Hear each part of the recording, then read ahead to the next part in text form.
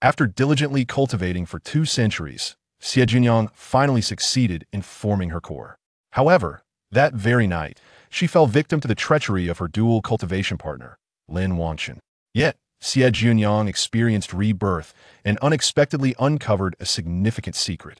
In her previous life, she was a favored child of the Dao, endowed with immense fortune. Unfortunately, she became the target of certain elite factions who stealthily usurped her opportunities time and again, nurturing a host of prodigies in the realm of cultivation, with the scoundrel Lin Wangchen being merely one among them. Feeling feeble, pitiful, and helpless, Xie Jiuniang resolved to adopt the guise of a cunning strategist, secretly seizing all the opportunities for herself. Consequently, the various prodigies were left bewildered. "Where have my fortunes gone?" the former scoundrel lamented. "She doesn't like me." Her cousin, endowed with a heavenly root, was astonished. Wasn't she supposed to be talentless? Why does she cultivate faster than I do? Behind the scenes, power players began to curse, as well. Where was the grand opportunity for the child of destiny to ascend? Something was amiss. Opportunities?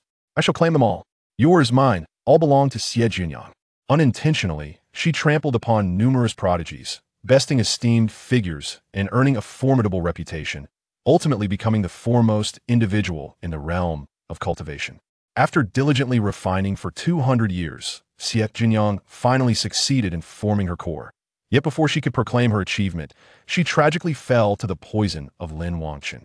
In her final moments, he used a forbidden technique to strip her of all her cultivation and vitality. Lin Wangchen proclaimed to the outside world that she had failed her breakthrough and succumbed to the tribulations of the heart, feigning excessive sorrow to decline visitors, while he actually entered seclusion. Previously, Lin Wangchen enjoyed a stellar reputation, adored by many, yet he remained steadfastly devoted to his partner, leaving no one to investigate the truth behind Xie Jiuniang's demise, including her family. However, Xie Jiuniang was reborn. Upon awakening, she found herself in a small cave, her robe tattered. Her half-closed eyes reflected a serene calm, devoid of the overwhelming hatred one might expect from betrayal, instead embodying a sense of resigned clarity. There are no free lunches in this world, nor are there benefits without cause. Lin Wangchen had saved her life on multiple occasions and had continuously provided her with abundant cultivation resources over the century. What once puzzled her now revealed its truth. In simpler terms, she had been akin to a pig raised by Lin Wangchen, fattened only to be slaughtered. The fate of a domestic pig was, after all, to be expected, was it not? Indeed, there was no need for animosity. Xie Jiuniang moved her fingers and slowly sat up. She retrieved a water pouch from her storage bag and took a generous sip of the spiritual spring water, soothing her parched throat. She surveyed the cave, finding it utterly empty. Nearly 2 centuries had passed, yet she vaguely recalled the events of that day. It was when she was 11 years old that she first ventured into Yunmu Mountain and stumbled upon a nearly extinct cleansing spirit herb. If refined into a pill, it could eliminate one of her spiritual roots. The so-called spiritual roots form the foundation of human cultivation, with 8 common types: gold, wood, water, fire, earth, wind, ice, and thunder. The fewer the roots, the better the aptitude. With 4 or more roots, one possesses inferior aptitude, 3 roots indicate average talent, 2 roots are considered above average, while a single root is deemed optimal.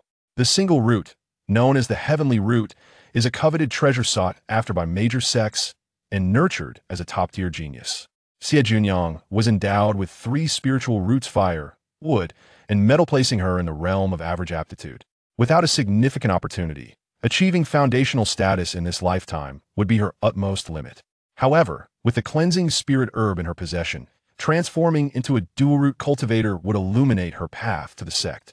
Little did she anticipate that the opportunity she desperately sought would ultimately elevate her cousin, Xiang, who transformed into a fire heavenly root, gaining immense fame and securing an apprenticeship with a formidable master, thus bringing her family fortune.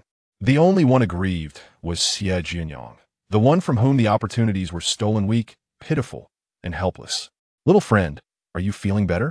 A figure entered the cave, clad in the pristine robes of a sect disciple, his tall stature accentuated by his handsome features and gentle demeanor, his smile as refreshing as a spring breeze. Lin Wangchen. Oh, it was the youthful version of him. Seeing the girl's stunned expression, Lin Wangchen assumed she was frightened and reassured her, "Fear not, the lion and tiger have been vanquished. Where do you reside? Allow me to escort you home." Xie Jiuniang lowered her gaze, remaining silent. What was the current situation? She had discovered the cleansing spirit herb and was pursued by a lion and tiger, with Lin Wangchen intervening to save her for the first time, placing her unconscious form in this cave. Today marked their first encounter. Xie Jiuniang shook her head, declining his offer, and stood to walk outside. Lin Wangchen watched her retreating figure, deep in thought. Xie Jiuniang was too preoccupied to consider whether Lin Wangchen might harbor suspicions. She merely wished to distance herself from him, fearing she might be unable to resist the urge to draw her sword against him. Lin Wangchen had already established his foundation. He was not a mere novice she could vanquish. If she displayed even a hint of murderous intent, she would find herself lifeless in the next moment. Lin Wangchen had never been a benevolent figure. As she stepped out of the outskirts of Yunmu Mountain, "Yumei, we found Miss Jiu." A round-faced girl rushed over, followed by several guards from the Xie family. The round-faced girl grasped Xie Jiuniang tightly, anxiously inspecting her injuries, and exclaimed, "Jiumei, you nearly frightened fourth sister to death. We thought you." "It was my fault, causing fourth sister to worry," Xie Jiuniang replied, harboring a certain fondness for her fourth sister. Like her, had poor judgment and had fallen for a scoundrel. Upon Xie Jiuniang's disappearance from Yunmu Mountain, the family immediately dispatched searchers. After half a day without success, hopes had dwindled, yet she emerged on her own. Surrounded by her family, they returned to the Xie residence. Xie Jiuniang instructed her fourth sister to take her to the clan's physician for examination. After the checkup, finding her injuries not severe, they finally returned to her quarters. Fourth sister silently activated the isolation array, preventing outsiders from probing with their divine senses before asking. "Jiumei, tell fourth sister the truth. Why did you go to Yunmu Mountain?" "Let me think for a moment." Xie Jiuniang carefully recalled what happened in her previous life at this time. Fourth sister poked her forehead with her finger, saying, "Trying to play coy, are we? Don't even think about it. Hurry up and confess.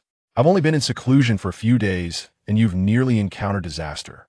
It seems it was because Xie Jiuniang rubbed her slightly aching forehead and finally stated, "The nourishing qi pills were withheld again, so I thought I might try my luck near Yunmu Mountain and see if I could gather some low-grade spiritual plants to sell." Fourth sister frowned and asked, "Why didn't you tell me they were withheld?" Xie Jiuniang replied, "You were in seclusion." "Ah, but how much can low-grade spiritual plants fetch?" 1,000 spirit pearls can only exchange for a single spirit stone. Even a basketful wouldn't suffice. As fourth sister grew increasingly agitated, she asserted, "The main house is just bullying the honest ones. This won't do. He'll accompany you to confront uncle and demand an explanation. He issued the family allowances. So who else can we approach?" "Forget it. It's futile. Are you really this naive? Being wronged and not speaking up? That can't be helped. My parents aren't home, and I'm just a child who can't stand up for myself." Xie Jiuniang had tried to advocate for herself before, but no one took her seriously. Auntie said they would temporarily allocate it to eldest sister, promising to return a foundational pill once she becomes successful. Fourth sister was taken aback. "You believe that?" "It doesn't matter." Xie Jiuniang narrowed her eyes. What had Auntie said back then?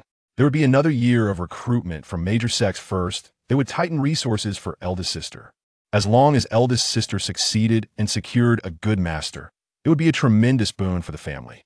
By then, forget about mere nourishing qi pills. Even foundational pills could be provided to her. That was merely a grand promise. Annie herself was still stuck at the peak of qi refinement. Xie Jiuniang, young yet not foolish, approached grandfather for a discussion, but uncle was shameless, telling her not to throw a childish tantrum. One must stand up for their dignity, even if it meant going hungry. In a moment of impulsiveness, she had ventured to Yunmu Mountain. Reflecting on her youthful, reckless self, Xie Jiuniang felt a complex mix of emotions. Naive, impulsive, and devoid of guile. Unable to compete with her astute uncle and aunt, nor with her elder sister who had inherited the skills of their parents, the reincarnated Xie Jiuniang felt that, rounding up, the main house owed her a foundational elixir. After much persuasion, Xie Jiuniang finally convinced her fourth sister to leave under the pretense of needing rest. Alone at last, she began to sort through her storage pouch. At the tender age of 11, she appeared to be a destitute young lady, devoid of familial wealth. The pouch contained 10 cubic units of space. Setting aside the treasures acquired from Yunmushin, she found merely 4 low-grade spirit stones, 83 spirit pearls, and a low-grade flying sword, with the remainder being mundane daily necessities. Opening the soul spirit jade box, she discovered an extraordinary high-grade spirit plant within. Its slender, sword-like leaves shimmered like emerald ice crystals, exuding an ethereal aura that made it evident it was the coveted spirit-cleansing herb, sought after by many in the cultivation world. Suddenly, the room's formation was triggered. Xie Jiuniang returned her belongings to the pouch and sealed the formation. Outside, the maid Xiang respectfully announced, "Miss Jiuniang, the young clan leader requests your presence." The young clan leader was none other than her uncle, Xian. "I am weary. I shall go tomorrow." Xie Jiuniang interjected before Xiang could speak further, decisively reopening the barrier. What would he possibly want?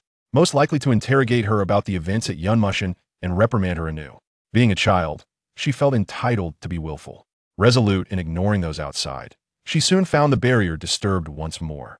The commotion, though slight, was bothersome. Xie Jiuniang was genuinely tired, and a surge of irritation welled within her the more they urged her. The more she resolved not to comply. What could they do? In her previous life, she had been obedient, and the outcome had been dismal. Deciding to retreat to her bed, she pulled the silk quilt over her head. Let the world collapse and nap was in order. She lost track of time, unaware of when the visitors departed, as she fell into a deep slumber, awakening not until noon the following day, refreshed yet famished. Closing the formation, she summoned the maid Xiang. Xiang had been trained by the family since she was 5, dutifully attending to Jiuniang's needs, and was known for her discretion and meticulous care of the courtyard. Xie Jiuniang instructed, "Quickly fetch me something to eat."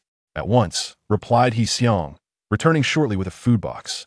The meal was modest: 2 steamed buns, 2 small dishes, 1 meat, and 1 vegetable still steaming, albeit mere mortal fare.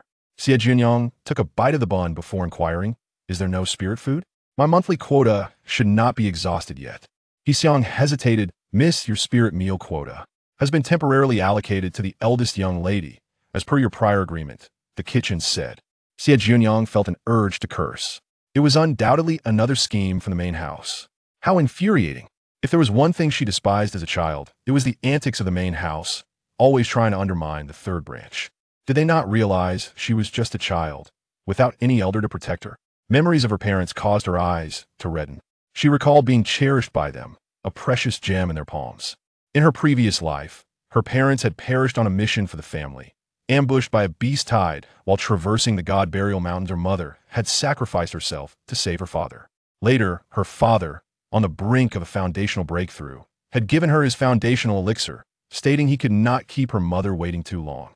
Fortunately, she had been reborn 9 months prior to her mother's tragedy, with time to devise a plan for rescue.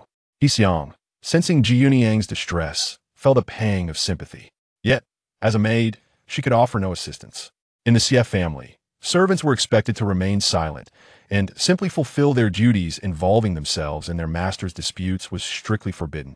Once Jiuniang finished her meal and Xiang had tidied up, she announced, "Miss, the young clan leader wishes to see you as soon as you awaken." "Understood," Jiuniang replied, rising to leave. Unexpectedly, she encountered a pair conversing in a corridor, seemingly engrossed in their discussion. The woman was Xiang, and the man Lin Wangchen.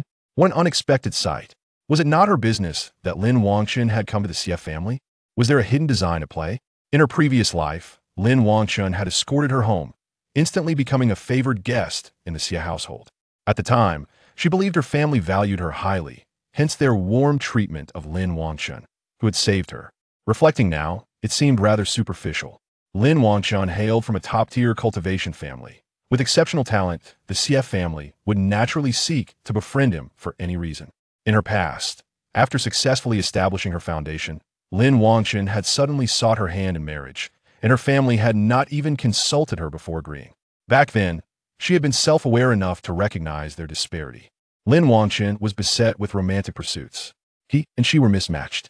Yet, the family's decision left her with no room for refusal. On the wedding night, they did not consummate their union, as Lin Wangchen claimed it best to maintain his purity until he reached the golden core stage, professing a desire for longevity together. Henceforth, he provided her with resources that others labored tirelessly to acquire, drawing envy from many in their sect. Slap! Xie Jiuniang smacked her forehead. Had she overlooked something critical in her past? "Jiuniang, I heard you were injured. Are you feeling better? I tried to visit you yesterday, but Xiang said you were resting." Xie Ying, a stunning beauty with a demeanor as serene as snow, was imposing in silence, yet her words flowed like a lotus blossom. Do not act so recklessly. In the future, your situation has caused quite a stir in the clan, delaying many matters. Xie Jiuniang blinked innocently. Elder sister, I had no choice. My allotted resources were taken by aunt, leaving me no option but to venture forth to earn more. A sudden realization jolted Xiang, who quickly cast a glance at Lin Wangchen. Lin Wangchen raised an eyebrow in surprise. At that moment, Xiang wished to strangle Xie Jiuniang.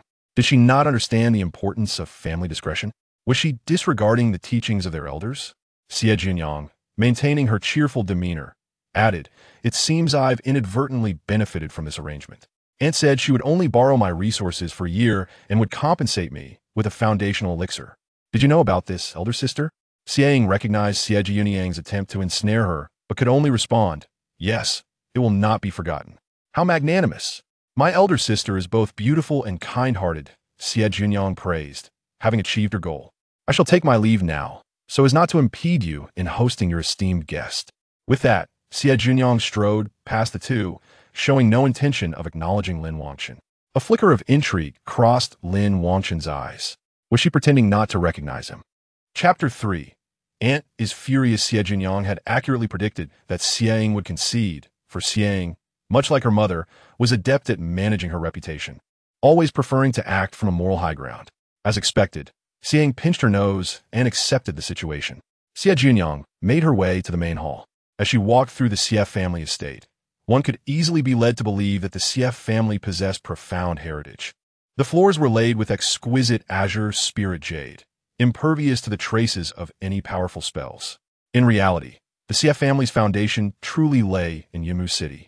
Boasting an ancestor at the late nascent soul stage, 2 elders at the early nascent soul stage, and a handful of golden core members, along with several foundation establishment practitioners. They were one of the prominent families in Yimu City, a monopoly of sorts, given that the city was founded by the Xie family's forebears. And only the Xie clan could activate the city as protective formation. The family's reputation was indeed imposing. However, the current state of Yunmu City had dwindled into a small town, with mediocre spiritual energy and little in the way of unique products. The only redeeming quality was its relatively stable security, making it one of the few cities in the cultivation world that rarely encountered demonic cultivators. This was largely due to the ancestors of the Xie family, who had zealously embedded holy light stones into all 4 city gates. These stones were the nemesis of demonic energy. Merely approaching the gates would cause weaker demons to lose control of their energy, while stronger ones could find themselves obliterated. Moreover, an ancient formation designed to exterminate demons ensured that, once activated, it could slaughter demons below the divine transformation level with ease, instilling fear even in demonic cultivators. In her previous life, Xie Jiuniang had always believed her family to be impoverished, reduced to a mere dilapidated city. As for any substantial heritage, she was unaware and had never felt it, for she had never been exposed to the core of her family. Her grandfather, Xie Tian, was the clan leader and the city lord, a late golden core cultivator whose first wife had passed away in her youth. Only 3 sons were recorded in the family tree. Among them, only the eldest, Xie En, was a legitimate son and had taken over the family affairs years ago. The second son, Xie Ping, was a 3rd-tier talisman master with many wives and only 1 child, Xie Xinyang. The youngest, Xie Shun, had a mortal mother who had passed away a few years prior. 3 years ago, Xie Shun and his wife, Immortal, were dispatched by the family to the mortal realm for jade mining. At that moment, in the room, aside from Uncle Xie, the elusive grandfather was also present. After greeting her grandfather and uncle, Xie Jiuniang inquired about their well-being. Clan leader Xie nodded, while Uncle Xie smiled and asked, "How is your injury, Jiuniang?" Xie Jiuniang replied obediently, "Thank you for your concern, uncle. After a good night's sleep, I feel much better than yesterday. The physician said that I only need a common rejuvenation pill to heal, but I know the family is struggling, so I refrained from asking, thinking it would save the family a few spirit stones." Uncle Xie's expression stiffened. Clan leader Xie, unable to tolerate such remarks, retorted, "Who told you the family is poor? Can we really not spare you a rejuvenation pill?" Xie Jiuniang sighed and said, "Grandfather, there are no outsiders here. You need not put on a brave front. If we are poor, we are poor. It is not shameful." Utter nonsense. Clan leader Xie was a man of great authority, clad in a richly patterned purple robe, exuding both dignity and understated luxury. Yet, Xie Jiuniang still did not perceive him as wealthy. As the city lord and clan leader, his attire served as a facade.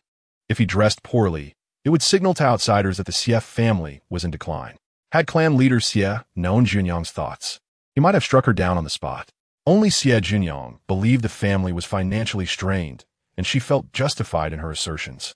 As the main household often appropriated her meager resources, if that was not poverty, then what was? Xie Jiuniang found a chair and took a bite of the spirit fruit on the table, exclaiming, "Delicious. It has been ages since I tasted spirit fruit. I have some more here. If you like, take them home with you, Jiuniang." Uncle Xie thought only to silence her. The little girl, who had previously been so quiet, had suddenly unleashed a bold move. Faced with her father's skeptical gaze, he felt a pang of guilt. To his surprise, Xie Jiuniang asked brightly, "Really? You're giving them to me?" After receiving a small bag of spirit fruits, she added cheerfully, "Uncle, could you perhaps give me Aunt's foundation establishment pill first?" "What do you need a foundation establishment pill for?" Uncle Xie's heart raced anxiously. Xie Jiuniang unabashedly replied, "Aunt said so. She agreed to exchange a foundation establishment pill for my share this year, and my elder sister also consented. By the way, Senior Lin Wangchen is still present." Her demeanor was candid and unpretentious. Uncle Xie's belief was uncertain, but clan leader Xie seemed convinced, promptly declaring, "Since your wife has agreed, then give Jiuniang the foundation establishment pill." Uncle Xie hesitated. "Father, this may not be appropriate. Jiuniang has only reached the third layer of Qi cultivation." Xie Jiuniang interrupted. "Uncle, this was Aunt's insistence. I must say, Aunt is truly a wonderful mother. She goes to great lengths for my elder sister. Just the day before I went to the foot of Yimu Mountain to find you." "All right, I will get it for you right away." Uncle Xie hastily interrupted, his heart nearly leaping out of his throat as he quickly retrieved a small vial containing a foundation establishment pill. Xie Jiuniang gleefully accepted it, saying, "Thank you, Uncle. Now it's beneficial for everyone involved." Uncle Xie, exasperated, muttered, "Just wonderful." The unfolding of events surpassed his expectations. Xie Jiuniang had not anticipated her grandfather's support. The foundation establishment pill was not difficult to concoct, but one of its main ingredients was notoriously hard to cultivate, leading to a perennial shortage. The Xie family received a limited number of foundation establishment pills each year, typically distributed based on family contributions. Aunt had been stuck at the peak of Qi cultivation for over a decade and had finally earned a quota for a foundation establishment pill this year. If it were to vanish suddenly, she would surely be furious enough to vomit blood. Feeling slightly exhilarated, Xie Jiuniang thought, what to do now? However, since Uncle Xie was so accommodating, she decided not to press further, content as long as she had her share. There were many days ahead. After Xie Jiuniang departed, clan leader Xie's expression darkened, and the pressure of his golden core cultivation radiated as he questioned, "Xian, what have you been doing behind my back?" "Father, please calm down." Uncle Xie, flustered, knelt down. "It's just that the family's finances have been tight lately. Raising children is difficult, especially those with high talent. They consume a great deal of spirit stones, and there is more than one." Clan leader Xie's face darkened. The main household had only one son and one daughter. His eldest grandson, Xie Haoren, had gone to Tianshu sect a decade ago, leaving only his granddaughter, Xiang, at home. Yet, Xian spoke of more than one. Were there others raised outside? How shameless. They certainly could not resemble him. Chapter 4. Spreading rumors. As Xie Jiuniang stepped through the threshold, she suddenly recalled a scandal involving the main household from her previous life. It was about Uncle's extramarital affair, which had resulted in an illegitimate son, and had nearly had a falling out with Uncle over this matter. Later, when Xie Ying developed a single spiritual root, Uncle, under pressure, had no choice but to send the child to the U-Sword sect. Upon exiting the hall, she unexpectedly encountered three figures approaching: the ever-persistent Xie Ying, Lin Wangchen, and her grandfather's younger sister, Xie Wenxiang. Xie Wenxiang, having consumed a beauty-enhancing pill, still appeared as a youthful maiden of 18, though her eyes bore the marks of time. A golden core cultivator and the only sixth-tier alchemist in the clan, she held a position of high esteem. However, Xie Jiuniang harbored no fondness for her. In her previous life, she had sought Wenxiang's assistance in refining a cleansing spirit pill, only for her to unilaterally give the finished product to Xiang. This time, Jiuniang would rather let the cleansing spirit grass spoil than seek her help. Yet, the grievances of her past life were known only to her. preventing her from expressing her discontent. Xie Jiuniang politely approached and greeted, "Good day, third aunt." Xie Wenxiang nodded coolly, preparing to speak when she suddenly leaned closer to Xie Jiuniang, sniffing intently. Startled, Xie Jiuniang took a few steps back. "Third aunt, what are you doing? Is that the scent of medicinal herbs? High grade?" Xie Wenxiang was not questioning, but rather affirming. Xie Jiuniang was taken aback. Could she really smell it? I thought the scent would have dissipated by now. She feigned ignorance, her expression perplexed. "What are you talking about? What scent?" "There's a faint aroma of high-grade spiritual plants on you," Xie Wenxiang stated with discontent. I'm not sure. I just had a spirit fruit at grandfather's." Xie Jiuniang could not possibly admit the truth. Xie Wenxiang was puzzled, but, with others present, refrained from probing further. The faint aroma was rare and elusive. She could not immediately recall its source, so she hurried off to find her elder brother. As the clan's sole sixth-tier alchemist, any valuable medicine in the family would ultimately end up in her hands. After separating from the three individuals, Xie Jiuniang intended to return to her own courtyard. "Little Taoist, please wait a moment." Lin Wangchen's voice suddenly echoed from behind. Xie Jiuniang was taken aback, but quickly composed herself and turned to ask in confusion, "Who are you?" Seeing her feigned ignorance, Lin Wangchen merely chuckled. "Ah, have you forgotten me so soon? We only met yesterday. I have come out to experience the world and, on the way, to deliver something for senior brother Howren to the Xie family's main house. I never expected that a little Taoist would be a member of the Xie family. What a coincidence." "Indeed, it is a coincidence, a fateful one," Xie Jiuniang thought to herself. Feeling a moment of disorientation, Lin Wangchen made no mention of the life-saving favor he had bestowed upon her and clarified his reason for being at the Xie household, attempting to distance himself from any implication of coercion. Had it been the naive Xie Jiuniang of the past, she might have genuinely believed in the notion of fate. However, her current thoughts were more discerning. Isn't he merely reminding me of the debt of gratitude he holds? What is his true intention? Xie Jiuniang did not believe that Lin Wangchen merely sought casual conversation. As expected, he probed, "Little Taoist, did you happen to obtain a spirit plant from the territory of the lion and tiger?" "Yes," Xie Jiuniang nodded. "Would you be willing to sell it to me? You can name your price." "That won't do," Xie Jiuniang replied dismissively. "I just gave it to my elder, and you've asked too late." Lin Wangchen felt a sense of regret. What a missed opportunity. The earth spirit flower, which he sought, was believed to be located near the lion and tiger's lair. The Lin family's ancestral records suggested that where the earth spirit flower grew, there was a high chance of the accompanying spirit cleansing herb being present. There is also a theory that the earth spirit flower coexisted with the spirit cleansing herb. Before departing from the Mushian Mountains, he could have seized the opportunity to acquire it. Now, despite his inability to obtain it, he did not press the matter further. Once Lin Wangchen departed, the lightness in Xie Jiuniang's expression vanished. In her previous life, Lin Wangchen had been unaware of the spirit cleansing herb. What had changed? Was it because she hadn't allowed him to escort her home, granting him time to search the lion and tiger's lair and discover the medicinal pit she had dug? Xie Jiuniang quickly unraveled the truth. Upon returning to her chamber, Xie Jiuniang activated the formation and, with a heavy heart, retrieved the spirit cleansing herb. This time, could she ensure its safety? Once a secret is known by others, it ceases to be a secret. I must devise a plan. Unfortunately, the spirit cleansing herb needed to be combined with other spirit plants to be effective. It could not be consumed directly. As evening approached, Xie Jiuniang's anxieties materialized. The clan leader summoned her. The 5 individuals present were all from the clan leader's line. Even her aunt was deemed unworthy to participate. The clan leader sat at the head, while her uncle Xian and cousin Xie Ying and Xie Wenxiang occupied the seats on either side. To Xie Jiuniang's surprise, her second uncle Xie Ping was also present, who usually immersed himself in talismans and child-rearing, rarely making an appearance. Upon seeing Xie Jiuniang, Xie Ying feigned calmness, but her eyes betrayed a hint of excitement. This scene stirred memories of her previous life in Xie Jiuniang's mind, leading her to anticipate what was about to unfold. Upon entering, Xie Jiuniang first paid her respects to her elders. Being the youngest present, failing to do so would reflect poorly on her upbringing. The clan leader spoke first. "Little Jiuniang, it has been said that you have obtained a spirit cleansing herb?" "No. Who is the scoundrel spreading such rumors? They deserve a thrashing." Xie Jiuniang vehemently denied the accusation. Before the clan leader could respond, Xie Wenxiang interjected sharply. "Liar, You clearly carry the scent of the spirit-cleansing herb.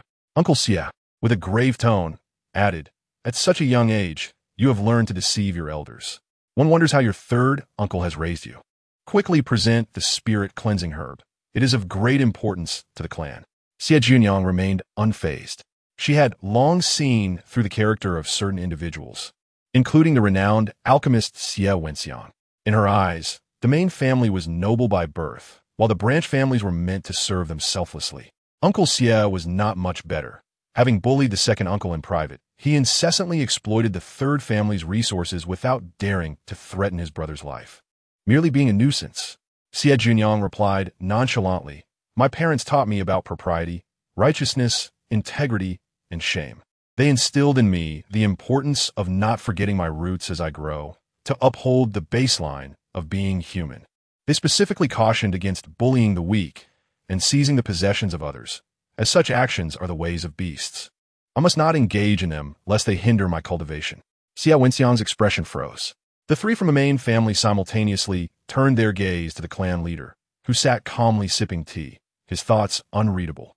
Meanwhile, the second uncle nearly burst into laughter, exclaiming, well said, you almost threw some faces to the ground. As an elder, he found it amusing that a younger generation member was more perceptive than himself. Your understanding is commendable. Your third uncle and his wife have taught you well. Seizing others' opportunities is not the path of righteousness, let alone that of kin. Father, this cannot set a precedent. The clan leader coldly nodded, remaining silent. Uncle Xie, filled with shame, said, Father, I was only considering the future of our clan and did not think thoroughly. I acted out of haste. He then turned to Xie Jiuniang, little Jiuniang. The spirit-cleansing herb is vital for the clan. We will not take it without proper compensation. Xie Jiuniang scoffed internally, though she feigned ignorance, asking, who will my uncle intend to use it for? It is for your elder sister. Her single spirit root possesses extraordinary potential and is of great significance for the clan's future development. Uncle Xie used this reasoning to persuade the clan leader, though the latter's stance remained ambiguous, neither agreeing nor opposing. Xiang stepped forward, apologizing, little sister, this time it was my fault. If you ever need assistance upon entering the sect, do not hesitate to ask. We are sisters, after all, and there is no need for distance between us. Uncle Xie expressed dissatisfaction. Inger, do not feel overly guilty. Jiuniang is always understanding. Today was merely a moment of confusion. She would not truly blame you. The daughter acknowledged, I know Jiuniang is very reasonable. Such theatrics between father and daughter. Xie Jiuniang rolled her eyes in her mind. The clan leader remained aloof, as if an outsider. The second uncle sighed inwardly at his father's attitude.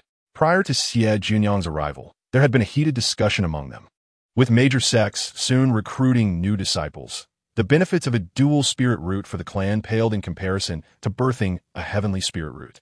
At this moment, Jiuniang was bound to be overpowered, like an arm trying to twist a thigh. The second uncle, aware of his daughter's fondness for Xie Jiuniang, wished to avoid a situation where she gained nothing. Thus, he discreetly conveyed to Xie Jiuniang, little Jiuniang, our ancestor's lifespan is less than 100 years. Xie Ing has promised to obtain the transformation pill within that time. Xie Jiuniang was taken aback. So that is why. Chapter 5. Trading Opportunities for Opportunities. Xie Jiuniang gazed at the clan leader seated in the highest position. In her previous life, she had harbored resentment towards this grandfather, believing him to be in league with the main family. Today, she realized he was somewhat different. Perhaps the perspective gained from living a lifetime had altered her insights.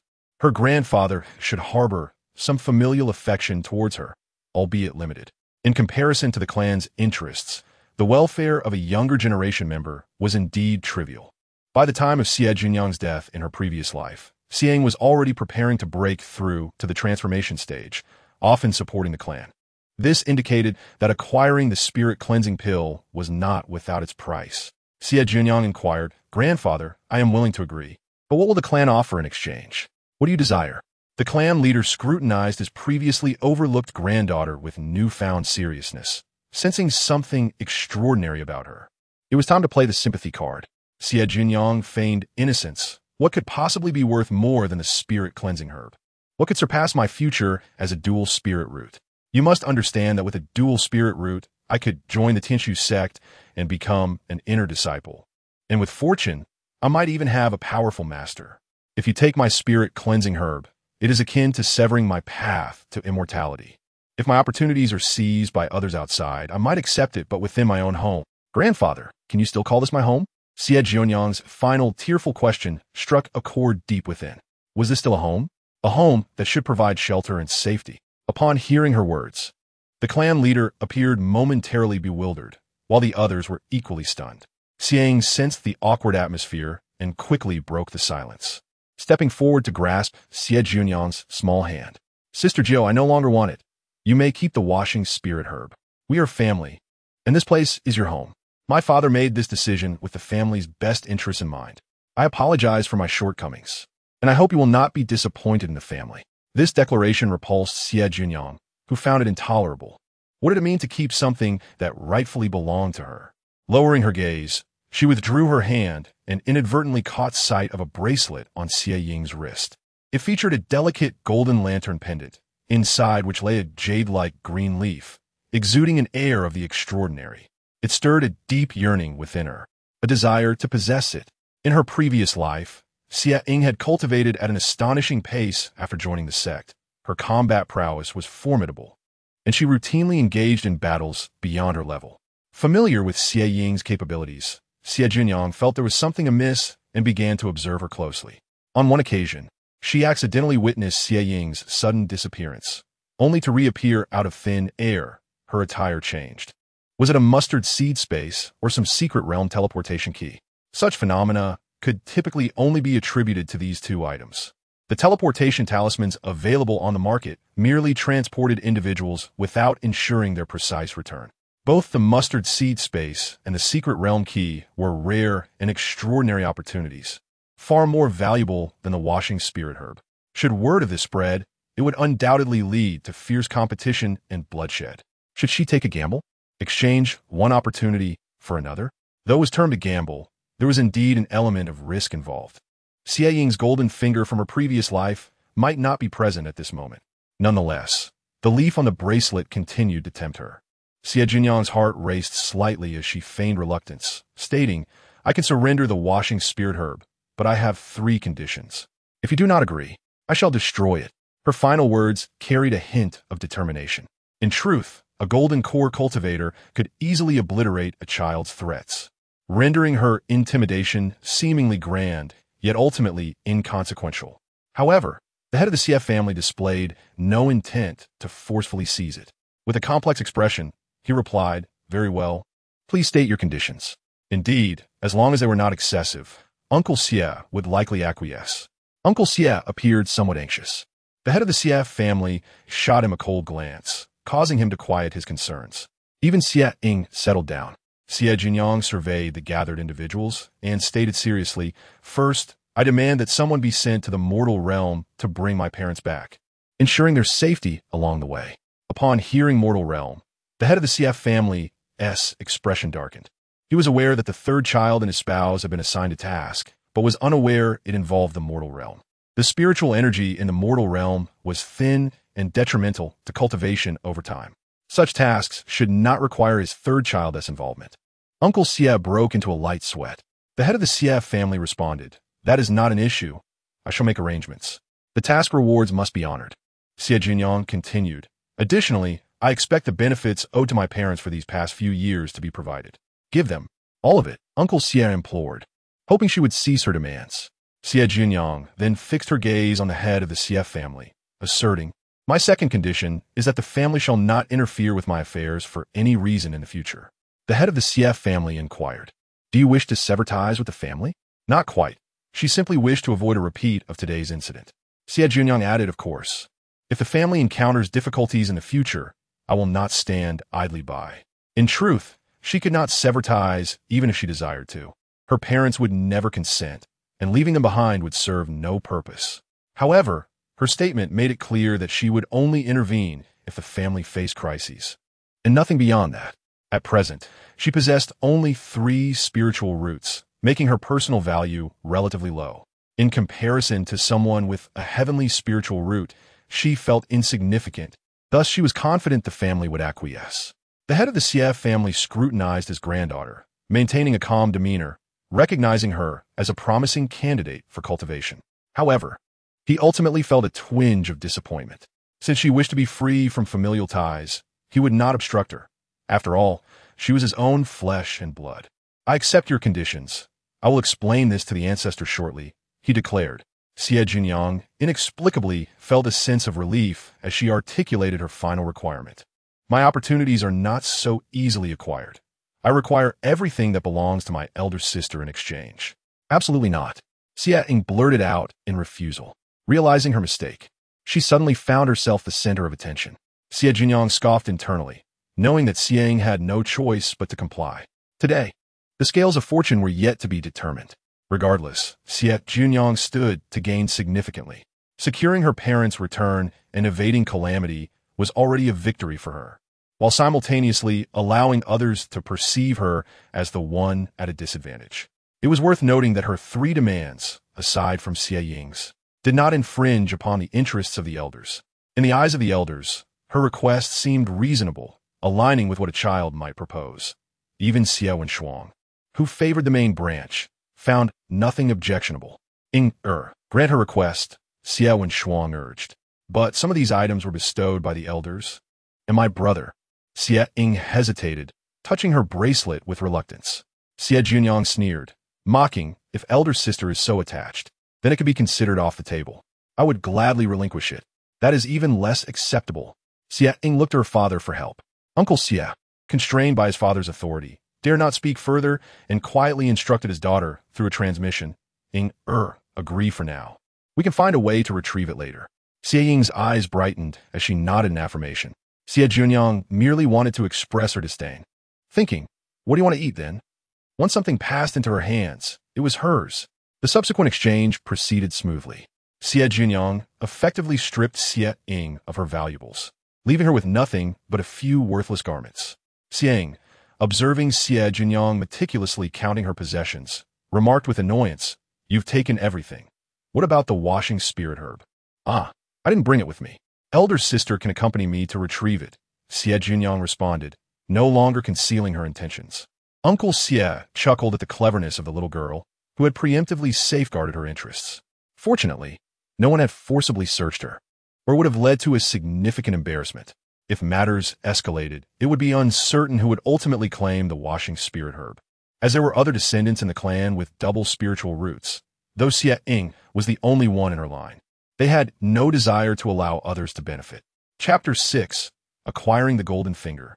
This transaction was not a loss. Xie Jiuniang returned home and presented the washing spirit herb to Xie Jiuniang, immediately activating the courtyard's formation to shield against external scrutiny.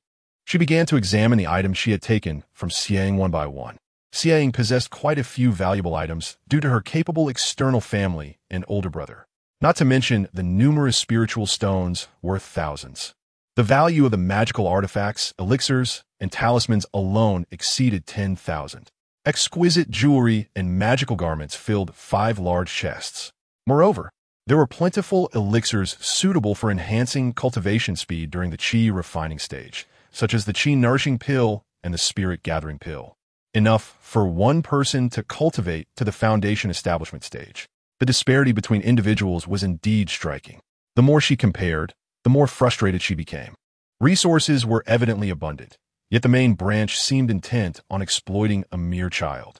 Unbeknownst to her, these resources had been sent back home by Xie Jiuniang, who was far away in Tianqi sect.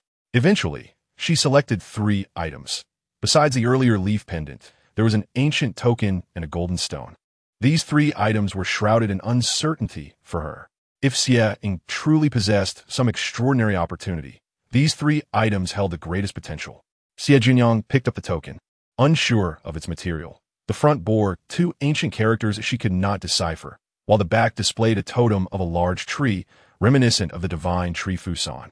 Rumors suggested that some ancient legacy sites required a key for entry. However, she could not ascertain the nature of this token. She attempted to infuse it with spiritual energy, but her efforts were met with resistance at the surface. A probe with her divine sense revealed no anomalies. After a drop of blood fell upon it, it failed to absorb. Had she overthought its significance? Surely, this token could not be something meant for mere mortals? She would inquire further upon arriving at the sect. Thus, she set the token aside. Turning her attention to the golden stone, which was the size of a baby's fist, she performed the customary ownership recognition process, only to fail. In frustration, she brandished her flying sword against it. It shattered? Oh, it was merely a worthless piece of scrap. She discarded it. With one of the 3 items rendered useless, only the leaf pendant remained. The craftsmanship of the jewelry is exquisite, particularly the small green leaf nestled within the golden cage. Vibrant and fresh, with its veins clearly defined, as if it were freshly plucked, signifying its extraordinary nature. While the leaf is exceptional, the beauty of the other materials remains rather ordinary.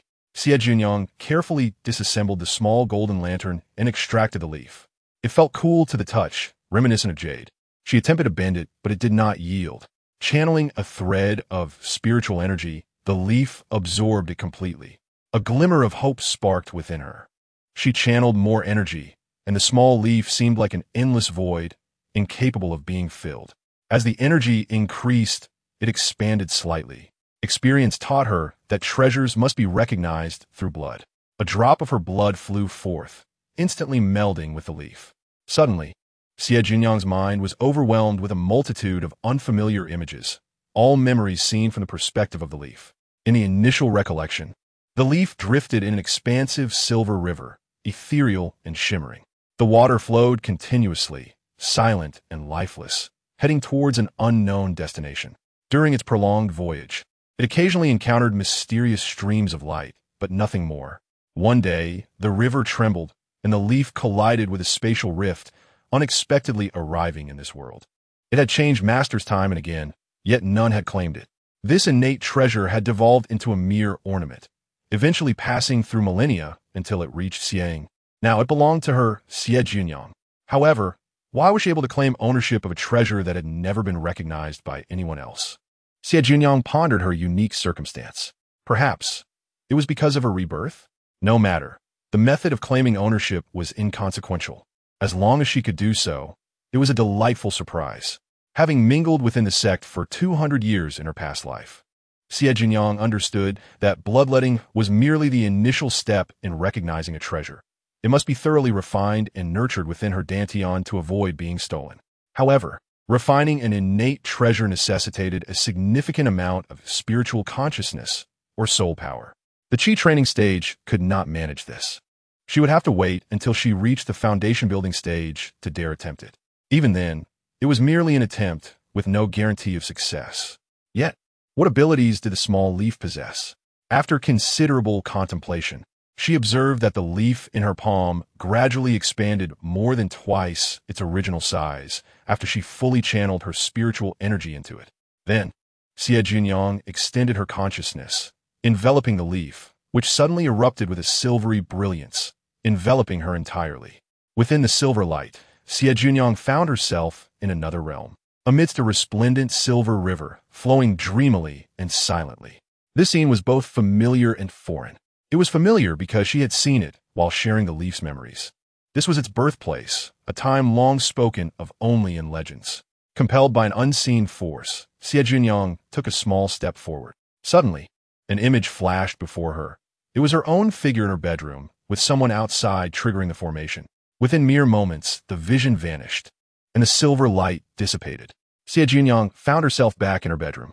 At that moment, she realized the formation had indeed been triggered. Was someone truly coming? With this thought, her eyes widened in shock. Could it be foresight? The future? Even a glimpse lasting only 2 moments was extraordinary. Moreover, the cost was merely the expenditure of some spiritual energy. Meanwhile, the small leaf resting in her palm had returned to its original size. Elated, Xie Jiuniang danced with joy. She had struck it rich, for this was the time leaf, a treasure connecting to the river of time. Indeed, this was a fortunate turn of events.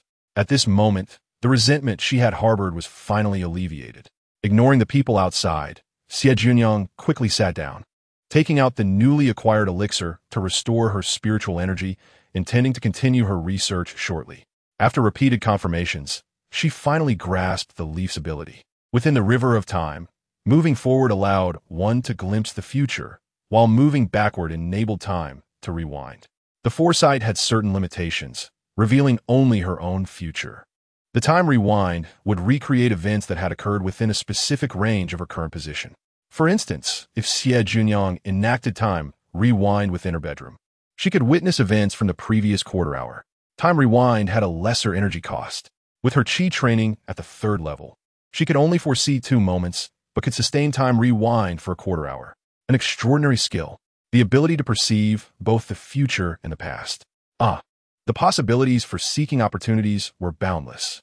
Xie Jiuniang carefully placed the small leaf into a pouch, hanging it around her neck. She needed to devise a method to refine it soon. As long as it remained unrefined, there was always a possibility it could be stolen. In truth, Xie Jiuniang was merely worrying needlessly. The time leaf had gone unclaimed for countless years, which spoke volumes. Her success in claiming it was due to her unique chance, as she possessed a trace of the essence of time and space laws. This meant that, apart from Xie Jiuniang, no one else in this world could claim it. However, the reasons behind this were beyond her current understanding. Xie Jiuniang chose not to venture outside, instead taking a vial of qi-nourishing elixir and opting for seclusion. When one is weak, they become prey to others. She needed to grow stronger, to rise to the pinnacle of this world. Only then could she safeguard her parents and loved ones. After what felt like an eternity, when Xie Jiuniang finally stepped out of her bedroom, over half a month had passed. Simultaneously, she had advanced to the 5th level of Qi training. The 5th level, a leap of 2 tiers. Chapter 7. How to counterattack. Xie Jiuniang emerged from her seclusion and encountered her maid, Hexiang. Hexiang respectfully inquired, "Miss Jiu, would you like to have a meal?" "No, I've already consumed a fasting elixir." This fasting elixir had come from Xie Ying's contribution. A thought crossed Xie Jiuniang's mind. "Hexiang, has anything transpired in the clan during my seclusion?" Hexiang hesitated before asking, "Is it related to you?" Upon hearing this, Xie Jiuniang's interest peaked. "Related to me? What is it?" "In the days following your seclusion, numerous clan members have come to visit." Hexiang thought for a moment before stating the facts. "I suspect it's due to a rumor circulating outside." "What rumor?" Xie Jiuniang exclaimed in surprise. "Some say you possess a foundational elixir that you cannot use." Hexiang sympathized with Miss Jiu.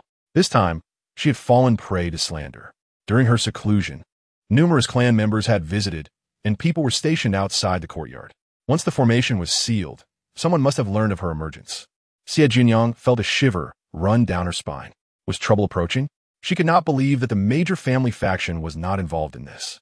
But how should she retaliate? Xie Jiuniang subtly probed further, and to her astonishment, the scandal of her uncle's extramarital affair had not been exposed. This was unexpected. In her previous life, such matters had already caused an uproar by this time. Was there some unforeseen change? "Little Jiu," Xie's daughter burst in like a whirlwind. "Sister 4, what brings you here?" Xie Jiuniang stood to greet her with a smile. "I had someone watching outside your door, and as soon as I heard you had emerged, I rushed over." "Oh," Xie's daughter exclaimed in delight. "Little Jiu, you've broken through. Wow, you've advanced 2 levels. It was just luck."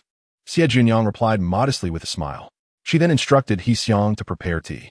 With a wave of her hand, she summoned several large boxes of clothing and jewelry from her storage ring. A total of 5 large boxes.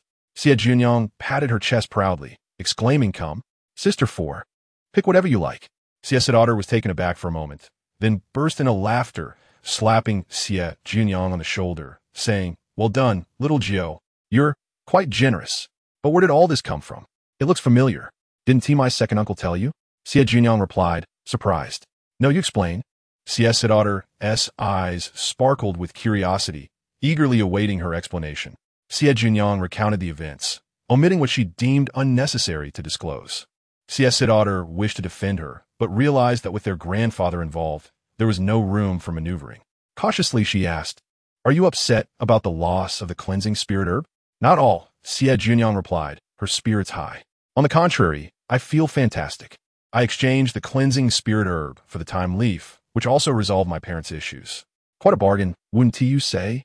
As for enhancing my aptitude, I recall several opportunities that I can seize once my cultivation reaches the requisite level. Retrieve. The opportunities in her past life belonged to others. In this life, they were yet unclaimed. Fortune favors those who seize the moment. At that moment, Xie Jiuniang was captivated by an array of exquisite items. Eagerly sifting through them, exclaiming, "Wow, such treasures!" Truly remarkable. Just look at this newly released, light purple ceremonial dress. Priced at 300 to 400 spirit stones in Xianling Pavilion. Not too shabby, Xie Jiuniang peered in, her discerning eye, honed from a lifetime of luxury. Deemed it merely acceptable.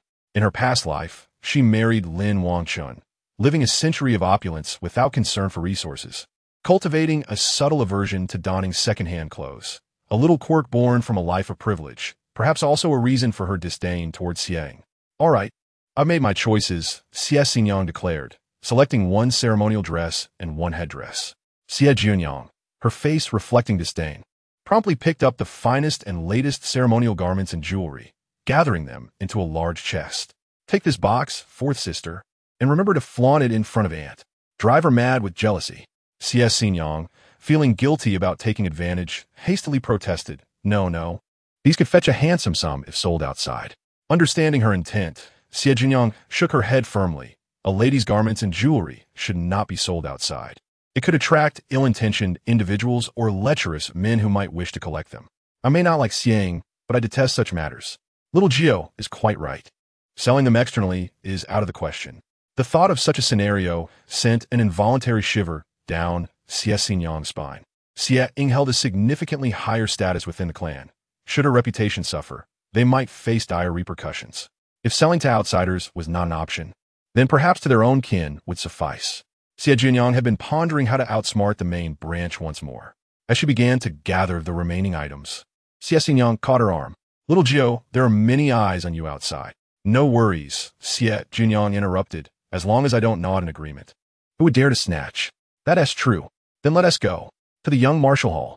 The two sisters joyfully clasped hands and ventured out together. The Xie clan, with a legacy spanning millennia and countless branches, saw only one direct lineage remaining. Yet, regardless of whether they were direct descendants or collateral branches, all Xie family members under the age of 15 were required to attend classes at the young martial hall. At this time, there was a palpable tension in the air outside the hall. Even the duels on the competition stage lost their allure. Foundation pills. Who would dare claim they have enough? Murmured a few youths in hushed tones. Third brother, aren't you going to find little Gio? One of them asked. Xie Haoji glanced at his fifth brother, retorting, Those who stick their necks out are bound to be shot. Do you wish to be that bird? But if we delay, little Gio may not be able to hold her ground. Xie Wu frowned. Xie Haoji remained unfazed. No worries, little Gio is sharp. A child suddenly possessing a foundation pill, without anyone to protect her, resembled a young one wandering through a bustling market clutching a gold ingot. Everyone's gaze was fixed upon her, each yearning for what she possessed. Meanwhile, beneath a fragrant osmanthus tree at the edge of the square, a proud young lady sat, the center of attention. A girl in pink rushed over, exclaiming, Second sister, why are you still seated here? I heard little Gio has exited her seclusion. So what if she has? Why the rush? The proud young lady made no move to rise. The girl in pink, puzzled, asked, Aren't you interested in the foundation pill? If I'm slow and others beat me to it, what then? I've already declared that anyone who dares to snatch it will be opposing me. The young lady huffed, clearly harboring a story, now waiting for little Gio to buckle under pressure and decide to sell. Only then would she make her bid. There was no way the foundation pill would escape her grasp. The other girls exchanged glances, bewildered. Just days prior, the second sister had not spoken in such a manner. What had changed? Similar conversations echoed in several locations.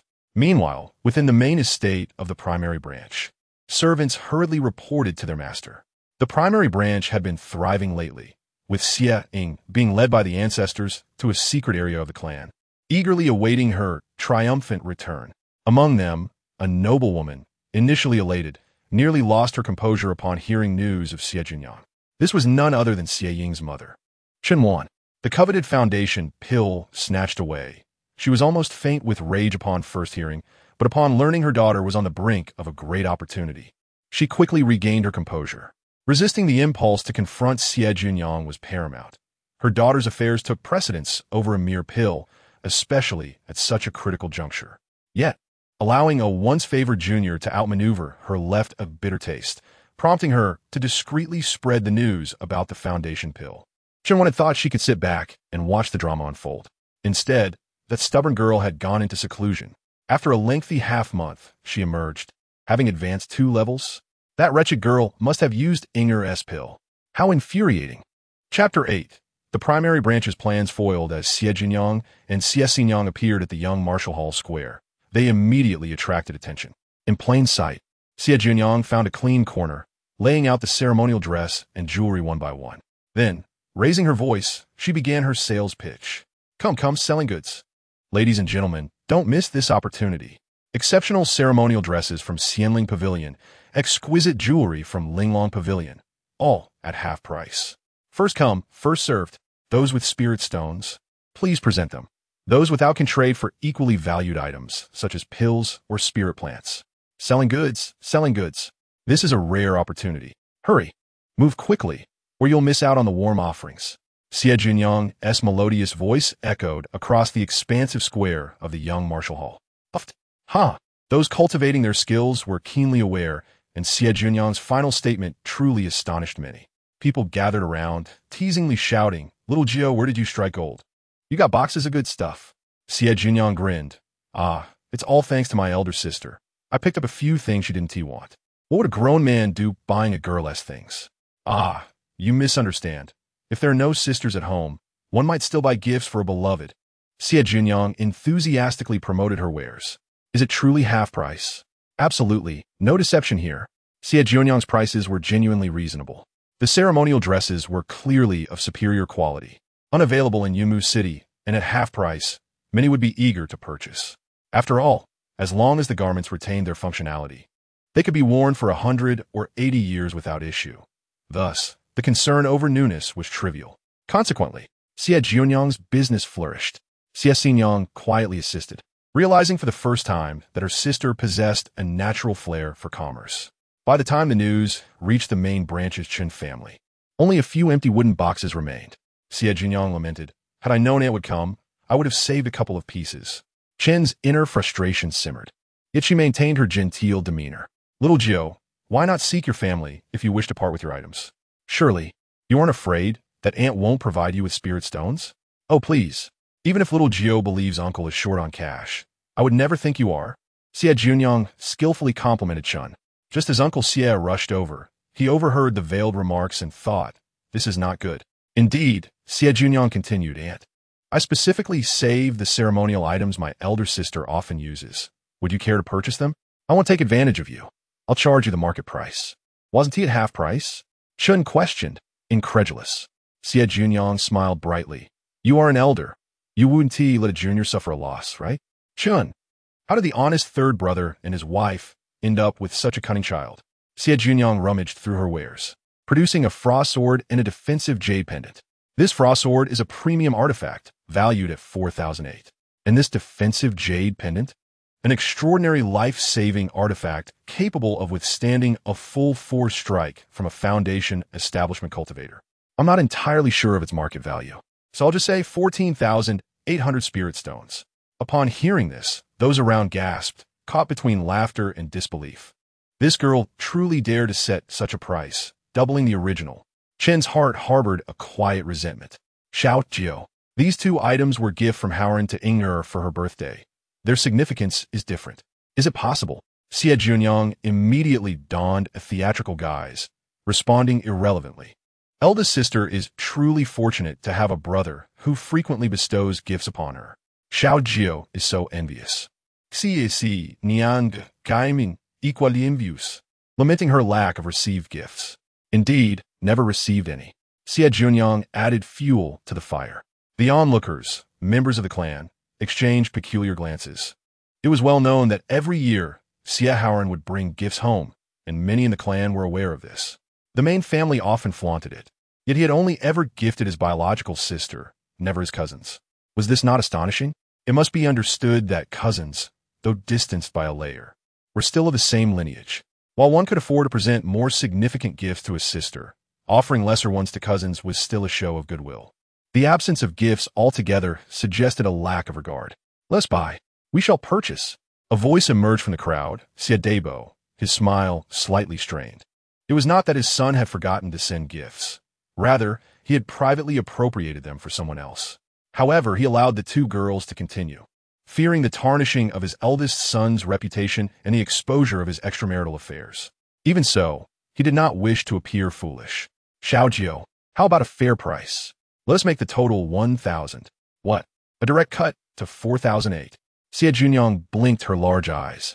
Resembling a cunning little fox, uncle, the total should be 15,000. Will you buy? Xie Debo's smile faltered. Was there an air of threat? Recently, this girl had become rather unpredictable, and her words were increasingly alarming. In the public eye, he did not wish to appear ridiculous. Agwan, make the payment.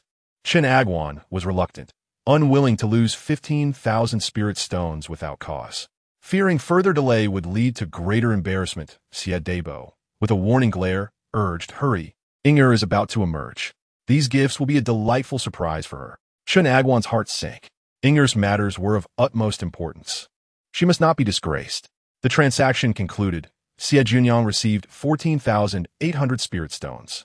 Indeed, they had agreed upon 15,000, but Qin Agwan had shorted her 200.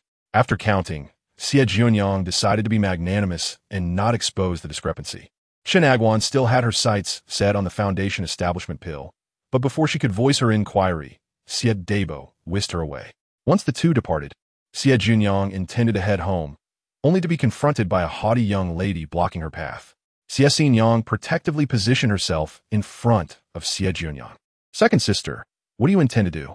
Xiaoxi stepped aside. I'm looking for Xiaojio. Xie Yu tilted her pretty chin upward. Xie Jiuniang, hands on her hips, retorted, what do you want with Jiumei? The items are sold out. There are none left. Just as Xie Yu was about to state her purpose, another voice interjected. Xie Yu, are you intending to bully Xiaojio? Xie Haoji stood a short distance away, arms crossed, a smirk playing on his lips. Xie Yu shot him a disdainful glance. Third brother, are you challenging me to the competition arena? Huh, I shall go if you do. Do you think I fear you? Xie Haoji exhibited an attitude of fearless defiance. The onlookers instinctively distanced themselves from the apparent madness, save for their respective followers. Their standing within the clan was only second to Xie Ying, their grandfather being the clan's patriarch's younger brother. As cousins, they relished in their verbal sparring, and bickering was commonplace. In her previous life, Xie Ying was renowned as an unparalleled prodigy, yet prior to mastering her singular spiritual root, her talent paled in comparison to these two. Xie was a natural water spirit body. When the family discovered this, they were both alarmed and surprised, immediately issuing a gag order, publicly declaring it as a dual water and with spiritual root. The truth was that the water spirit body harbored a significant risk of being targeted by malevolent cultivators due to its exceptional furnace body quality. In her past life, Xie remained within the family for training, well guarded, and her water spirit body had not been exposed. Xie Haoji possessed a dual golden, lightning spiritual root, marking him as a promising sword cultivator. Approximately 6 months later, he would catch the eye of a powerful sword cultivator from a certain sect and be taken to the southeastern sea region as a disciple. It was said that he wreaked havoc in that area, achieving great renown, yet the distance was so vast that Xie Jiuniang never saw him again before her demise. Seeing the two engaged in spirited debate, Xie Jiuniang seized the opportunity to grasp Xie Jiuniang's hand and attempt a stealthy escape. Just as they had taken a few steps, Xie Yu called out, "Stop. Xiaojio, I simply wish to ask if you are selling your Foundation establishment pills." "I wish to buy. I'm also interested in purchasing," Xie Haoji chimed in, unwilling to be outdone. Xie Jiuniang halted. "Do you truly lack Foundation establishment pills? The clan's key disciples are unlikely to be short of them. Who would ever complain about having too many Foundation establishment pills?" Xie Haoji laughed in response. Xie Yu shot a sideways glance at him. "My family is lacking, severely lacking." Suddenly, the atmosphere fell silent. Who among families was not in need? It was not only the Xie family. The entire realm of cultivation faced a similar shortage. Xie Jiuniang shrugged. "I'm not selling. My family also lacks. Indeed, my third uncle and aunt also need some." Xie Jiuniang expressed concern that Xie Jiuniang might offend others, noting that her third uncle would return soon. Those who did not believe could inquire with the clan leader. This remark rendered the situation awkward. Who among the younger generation would dare to question the clan leader? However, it also served as a reminder that Xiaojio was the granddaughter of the clan leader. Forcing a purchase was out of the question. Even the prominent figures among the younger generation, Xie Haoji and Xie Yu, dared not exert pressure. This realization left some who desperately needed Foundation establishment pills disheartened, and they retreated, Suddenly, Xie raised his hand and tousled Xie Jiuniang's hair, leaving it in disarray. Xie Jiuniang's face turned serious, indicating that her anger would have serious consequences. Xie smile widened. Since you say you're not selling, then keep them safe. If someone ever steals them, remember to inform me, so I can reclaim them. That day will never come.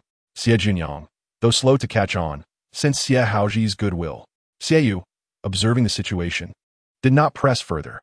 What a pity. Xiaojiu, if you change your mind about selling, do not forget me. Competition will drive the price higher. All right. Xie Jiuniang readily agreed. Selling was out of the question, but responding in kind would not cost her anything. Chapter 9. This matter is quite strange on the way home. Xie Jiuniang glanced around, ensuring no one was eavesdropping, and inquired with a peculiar expression, Xiaojiu, what does it mean that they staged this scene on purpose? Perhaps it signifies mutual protection, Xie Jiuniang mused, her feelings somewhat complicated. Xie and Xie intervened, one proclaiming that anyone who dared to steal could inform him, while the other promised to buy at a high price, ensuring fair competition. This effectively quelled any potential turmoil surrounding the Foundation establishment pills before it could even arise. Xie Jiuniang's soul was not that of a child. She naturally discerned the protective intention behind their actions. For her, in her current vulnerable state, this was a fortunate circumstance. Today, she had accrued a debt of gratitude. After parting ways with Xie Jiuniang returned home. Upon arrival, she promptly activated the formation and eagerly began counting her gains from the day. Today had been exceptionally lucrative. She amassed 20,000 spirit stones, elevating her from a mere 4 spirit stones to a budding wealth. The remainder consisted of various items, most of which were exchanged for spirit stones that were insufficient to cover the debts. Over 90% were first-tier spiritual plants, talismans, beast blood, beast bones, and mineral materials. The remaining 10% comprised blank arrays and a large stack of blank talismans, totaling no less than 1,000 sheets. After her inventory, Xie Jiuniang could only roll her eyes in exasperation. With the Xie family's youth all so shrewd, they all possessed items of modest value, which would not fetch a high price if sold again. They could only serve as practice materials. Having spent 200 years in a major sect, she had been exposed to the 4 arts of cultivation, alchemy, weaponry, arrays, and talismans. In her past life, she felt little pressure regarding resources and lacked ambition, resulting in mediocre proficiency in the 4 arts. She had excelled primarily in weapon crafting, having earnestly studied it due to the need for cultivators in the golden core stage to forge their own life treasures. Before her demise, she had barely reached the level of a 3rd-tier weaponsmith. The other 3 arts lingered around the 1st and 2nd tiers. Nevertheless, during the Qi refining stage, it was sufficient. Since she needed to make use of these assorted items, she required a considerable amount of supplies. For instance, to craft talismans, she needed talisman pins, talisman paper, cinnabar, and beast blood. Currently, she only possessed talisman paper and beast blood, necessitating the purchase of talisman pins and cinnabar. And as for alchemy, how could one possibly do without a Dan furnace? The same applied to weapon crafting and array engraving. All required specialized tools. As for the earth fire used for alchemy or artifact forging, there are designated rental facilities available. The family does possess free earth fire rooms, but Xie Jiuniang dares not utilize them. Otherwise, it would be suspicious for a child who has been quite ordinary for years to suddenly excel in alchemy and artifact forging. The family's powerful members would likely suspect her of being possessed, and her soul would inevitably undergo scrutiny repeatedly, making it difficult to conceal the secret of her rebirth. Until she becomes formidable in her own right, it is prudent for her to develop discreetly. Xie Jiuniang entered seclusion again, not emerging for 7 or 8 days except for a daily meal delivered by a maid.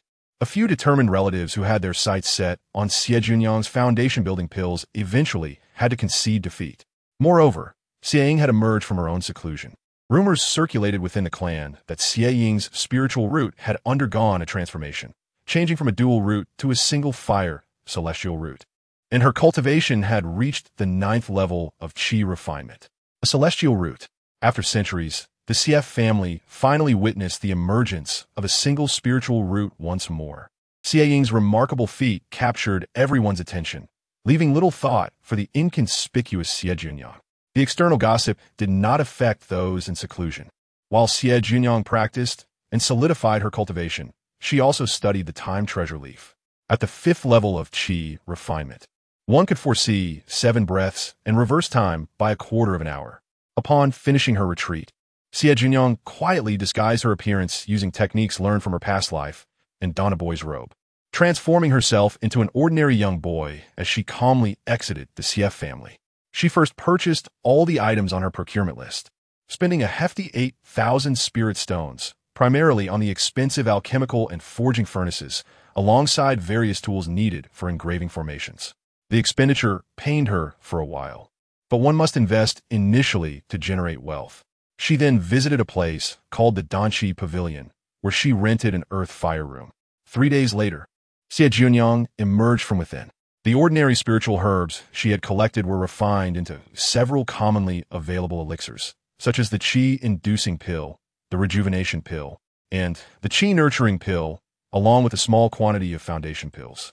The remaining lower-tier spiritual herbs were concocted into a hemostatic powder. Additionally, beast bones and ores were processed into bone blades and magical swords. Upon returning home, with the necessary talisman brushes and cinnabar, she could craft talismans. Furthermore, she possessed a dozen blank formation plates that could be inscribed with basic formations. As she approached the counter to return the rented earth fire room, she noticed a haughty youth entering. The young man was strikingly handsome, with a tall stature, sharp phoenix eyes, and adorned in a grand red robe embroidered with dazzling golden lotus patterns, exuding an air of flamboyance. An elder accompanied him, whose restrained aura clearly indicated he was a formidable protector. Xie Jiuniang discreetly turned away, concealing herself from view. Was that Wu Yu of the Minghua sect?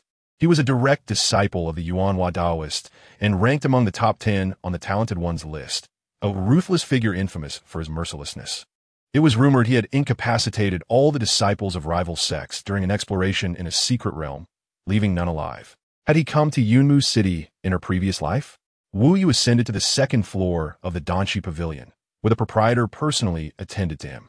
Xie Jiuniang refrained from recklessly inquiring about his whereabouts and nonchalantly exited the pavilion. Walking alone through the bustling streets, she noticed numerous vendors calling out their wares. The vibrancy of the scene exceeded her memories. Passing by a bun shop, she spent several spirit pearls to purchase 2 vegetarian buns, enjoying them as she strolled. Upon reaching the largest tavern in the city, Xianlai residence, Xie Jiuniang suddenly paused. A young man wearing a hood sat sideways at a window table on the 2nd floor, seemingly engaged in conversation with someone. Lin Wangchen. She immediately recognized him. It had been a month since Lin Wangchen visited the Xie family. A month had passed, yet he had not left Yunmu City. He had mentioned he was on an expedition, passing through Yunmu City to deliver something for Xie Haoran, and logically, he should have departed by now. However, he remained in the city, donning a hood, clearly wishing to remain inconspicuous. This was rather peculiar. Xie Jiuniang discreetly scrutinized the 2nd floor again. She saw Lin Wangchen rise and leave, his figure vanishing from the window. Shortly thereafter, an older man with graying hair followed him out of the room. Xie Jiuniang arched an elegant eyebrow and remarked, "Isn't there a room available now?" She ascended the stairs, brushing past Lin Wangchen as they crossed paths. Chapter 10. The truth hidden in the past life. Xie Jiuniang did not intentionally evade him. In this life, she was not well acquainted with Lin Wangchen, having met him only a handful of times. Moreover, she had already disguised herself. At this point, not even Lin Wangchen or Xie Jiuniang would likely recognize her. Besides, being evasive would only raise suspicion. As Lin Wangchen departed, Xie Jiuniang cast a discerning glance at the older man, who appeared quite youthful, exuding a soft aura akin to a moonlit reflection on water. She had not encountered this individual in her past life. However, the exquisite white robe made from ice silkworm silk, edged with blue star patterns, combined with his prematurely graying hair, led her to surmise his origins. He was from the Tianji Tower. Those in the cultivation world knew that the Tianji Tower was inhabited by individuals obsessed with astrological divination. Disclosing their insights could jeopardize one's life, even at the cost of their own lifespan. Normal individuals would not dare to pursue such knowledge. Xie Jiuniang successfully entered their previous room, the very goal she had in mind upon entering Xianlai residence. After dismissing the waiter and closing the door, she lowered the windows and retrieved the time treasure leaf. Time reversal. Approximately a quarter of an hour prior, Lin Wangchen and the long-haired white-robed man were seated in the room, having ordered a pot of spiritual tea. The white-robed man remarked, "The Wu family and the Gongsun family have also arrived in Yimu City. They will likely soon target the Xie family. This is of no concern. If we could find this place, they will inevitably come," Lin Wangchen replied. "Shouldn't you arrange for someone to obstruct them?" "Not necessary. Let everyone rely on their own abilities. We cannot disrupt the rules." Just as Lin Wangchen finished speaking, he suddenly received a message talisman. After shattering the talisman, a voice emerged, reporting, "Young master, we've discovered the recent anomalies surrounding the Xie family. It concerns Xie Haoran's younger sister, Xiang, who has unexpectedly transformed into a fire-type single spiritual root." "How could it be Xiang?" Lin Wangchen exclaimed in surprise. The white-robed man responded, "Could she be the person you seek? Transforming from a dual root to a single root requires immense fortune. It would not be an exaggeration to call her a child of destiny." After a moment of contemplation, Lin Wangchen replied, "It may not necessarily be her. I implore you, Senior Brother Gong, to take action once more." "Are you certain? If I take action again, I will have repaid my debt to you. I appreciate your assistance, Senior Brother Gong." The white-robed man then produced an ancient-looking, smooth tortoise shell, cleansed his hands, and lit incense to commence divination. Suddenly, a silver light flashed within the shell. Crack! The shell cracked open from the inside out. The white-robed man spat out a mouthful of blood, his complexion visibly pale. "Senior Brother Gong, are you all right?" Lin Wangchen inquired anxiously. "I inadvertently suffered a backlash. Fortunately, I interrupted in time. I will recover with some rest." The white-robed man waved his hand, indicating for Lin Wangchen to sit down. "I apologize, Lin Brother. I have gained nothing." Lin Wangchen, puzzled, asked, "How could this be?" According to records, in such situations, either the destined individual had awakened, or the other party had obtained an opportunity to defy fate. The two continued their conversation, and Lin Wangchen remarked, "To defy fate? Then Xiang indeed resembles the most likely candidate. Regardless of its authenticity, the emergence of a single spiritual root in Yunmu City must be reported to the sect promptly. Indeed, Brother Lin has considered this well. As long as she belongs to the same sect as the Child of Destiny, opportunities for contact will naturally arise." One spoke of contacting the sect, while the other bid farewell. As they exited the private room, no further meaningful words were exchanged. The silvery light within the room dissipated, revealing Xie Jiuniang in her entirety. At that moment, she was profoundly astonished. The Child of Destiny, the legendary favored one of the heavenly path in the cultivation realm, is said to possess immense fortune, deep opportunities, and always transforms calamities into blessings. The Heavenly Machine Tower predicted that the Child of Destiny would emerge from the Xie family of Yimu City. Certain individuals had long received this information and were already keeping a close watch.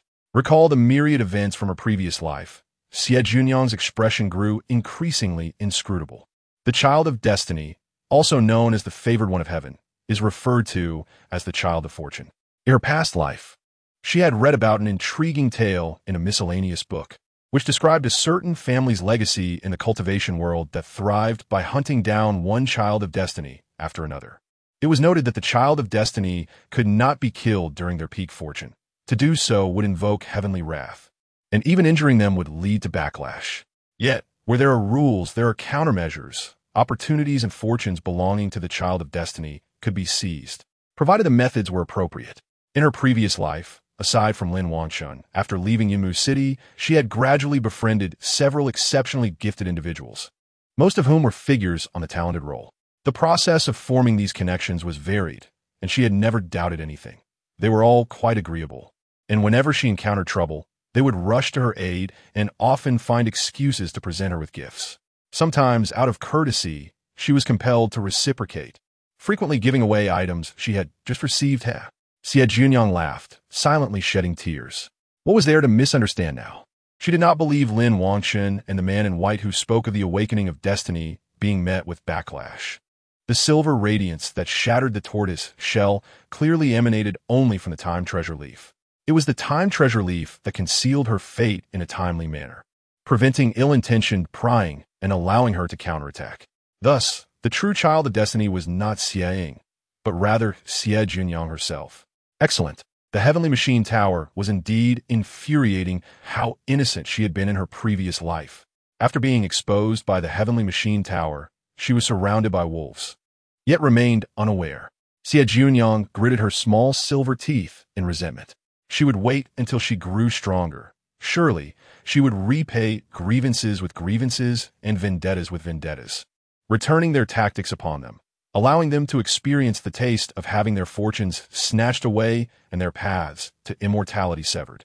Cutting off their paths to immortality would not suffice to quell her anger.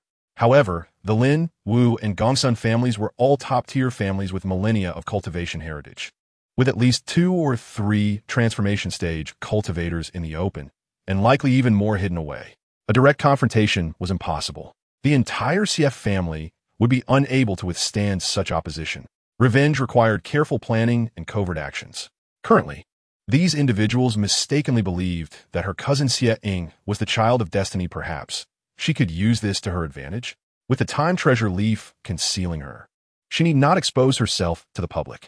Hidden in the shadows, she could seize every opportunity and act when the time was ripe. Knock, knock, knock. A gentle voice called from outside. Young master inside, I have brewed a pot of tea for you. Is it convenient to open the door now? Oh. Xie Jiuniang composed her emotions and adjusted her expression before walking over to open the door. Come in. Prepare 2 or 3 signature dishes from the kitchen. Certainly, I will relay your instructions right away. Be quick. Chapter 11. Diligent Cultivation and the Return of Parents. After a hearty meal, Xie Jiuniang returned home, instructed He Xiang briefly, and then went into seclusion to cultivate. Meanwhile, the news of Xie Jiuniang transforming into a spiritual root finally spread, causing a sensation throughout Yimu City. The city lord's manor was filled with joy, hosting grand banquets daily. The main house was particularly concerned that Xie Jiuniang might stir up trouble, so they dispatched someone to keep watch. However, day after day, everything remained calm. Privately, the 3 of them gathered together. Aunt Chun-Wan could not help but grumble. This stubborn girl has been in seclusion for so long. She hasn't even attended Inger's grand celebration. Silence. Uncle Xie was more than happy for Xie Jiuniang to stay hidden. What was the point of bringing up that girl? Recently, the second house's girl has been flaunting Inger's clothes in front of me, which infuriates me. I specifically sent someone to inquire. Last time she sold off most of her belongings, and she surely has some left. I want to reclaim a few more enough. Haven't you been duped by her enough last time? Uncle Xie interrupted Aunt Chun-Wan's words.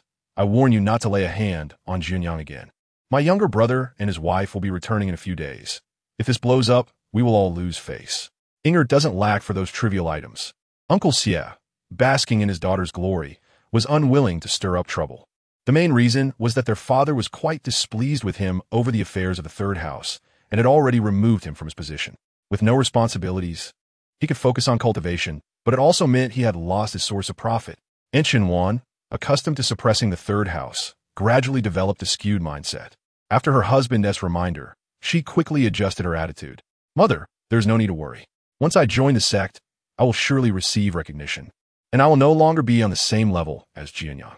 There is no need to lose one's dignity over trivial matters. Xie Jiuniang had heard about the events at the young Marshall Hall Plaza, but, thinking of the bright future of her spiritual root, a wave of superiority soon filled her heart. The gap between her and Xie Jiuniang would only widen from here on. Meanwhile, Xie Jiuniang, the subject of their discussion, was engrossed in her cultivation. In her room, a spirit gathering array was set up with a slight increase in spiritual energy. Xie Jiuniang was already at the mid-stage of qi refinement. The effects of using nourishing qi pills were no longer as effective as before, and continuing to use them would yield little benefit while accumulating significant pill toxins, which would take considerable time to expel. She had no choice but to painfully switch to the spirit-gathering pills, typically reserved for those in the late stage of qi refinement. As she consumed a spirit-gathering pill, an abundance of spiritual energy surged within her, 5 times that of the nourishing qi pill. Xie Jiuniang hurriedly focused her mind, channeling her techniques to refine the spiritual energy into spiritual power, purifying it, and storing it in her dantian. Cultivation is a rather monotonous endeavor, constantly inhaling spiritual energy, refining spiritual power, then purifying it, storing in the dantian, and repeating the cycle. Thus, cultivation also requires a strong temperament. One must endure solitude, maintain focus, and possess immense willpower to ascend to greater heights and become someone extraordinary. Xie Jiuniang had no choice. For the sake of survival, she must strive relentlessly to grow stronger. The encouraging news was that by the time she reached the golden core stage, she need not worry about her state of mind, saving her a significant amount of time spent on breakthroughs. As long as there was sufficient spiritual energy, she was confident she could form her core within 10 years while also solidifying her foundation. 2 hours passed. After temporarily halting her cultivation, Xie Jiuniang took out her talisman brush, blank talisman paper, and prepared beast blood mixed with vermilion to begin drawing talismans at her desk. She was drawing several common first-grade spirit talismans, such as attack talismans like fire talismans and explosive talismans, defensive talismans like diamond talismans and protective talismans, and auxiliary talismans like invisibility talismans, insect-repelling talismans, and lightness talismans. The variety was abundant, with ample resources. Once her Dantian spiritual power was thoroughly exhausted and her spirit fatigued, she would pause, then consume another spirit-gathering pill to restore her spiritual power. After absorbing the spiritual energy contained in the spirit pill, she would recover the previously consumed spiritual power and continue crafting talismans. Xie Jiuniang deliberately followed this method. In her previous life, disciples at the sect had discovered that by cultivating this way, one would notice significant benefits after persisting for a year and a half. First, the speed of cultivation would increase, slight growth in consciousness would occur, spiritual power would be purified, the foundation would be solidified, and meridians would unknowingly widen. Of course, the prerequisite for daring to cultivate this way is to be in a safe environment. Otherwise, if spiritual power runs dry amidst danger, one would meet their end. Days passed. Upon reaching the late stage of chi refinement at the 5th layer, just a step away from a breakthrough, Xie Jiuniang ceased her cultivation. She began organizing the items in her storage bag, sorting those to be sold and those to keep for personal use. Frequently used items and rarely used ones were categorized clearly for easy access. Earlier, Xie Jiuniang had also inscribed protective formations on empty array plates. Using the foundational formations modified by the sect, which operated more effectively than the array plates she currently used in her room, saving her a third of the spirit stones. Xie Jiuniang took one out and replaced it. As soon as the formation was activated, she immediately sensed an anomaly outside. After a moment of silence, a gentle female voice called softly, "Joer, have you emerged from seclusion?" Upon hearing that haunting voice from the depths of her memories, Xie Jiuniang was unwittingly brought to tears. As Immortal stepped in quietly, she was taken aback by the scene before her, instantly feeling a pang in her heart as she rushed forward to embrace her daughter. "Joer, it was wrong of me to leave you alone in the clan."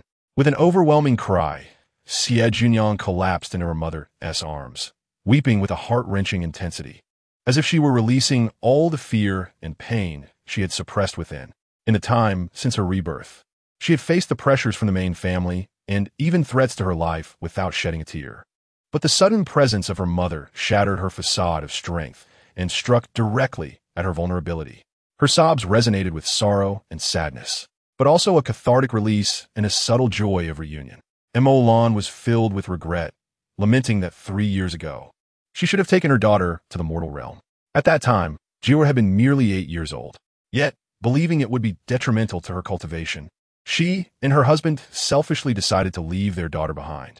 Now, a tall and stout man stood nearby. His eyes reddened as he enveloped both women in his embrace. Immortal, with tears in her eyes, lightly struck him, choking on her words, "It's all your fault. You should never have left our daughter alone when she was so young."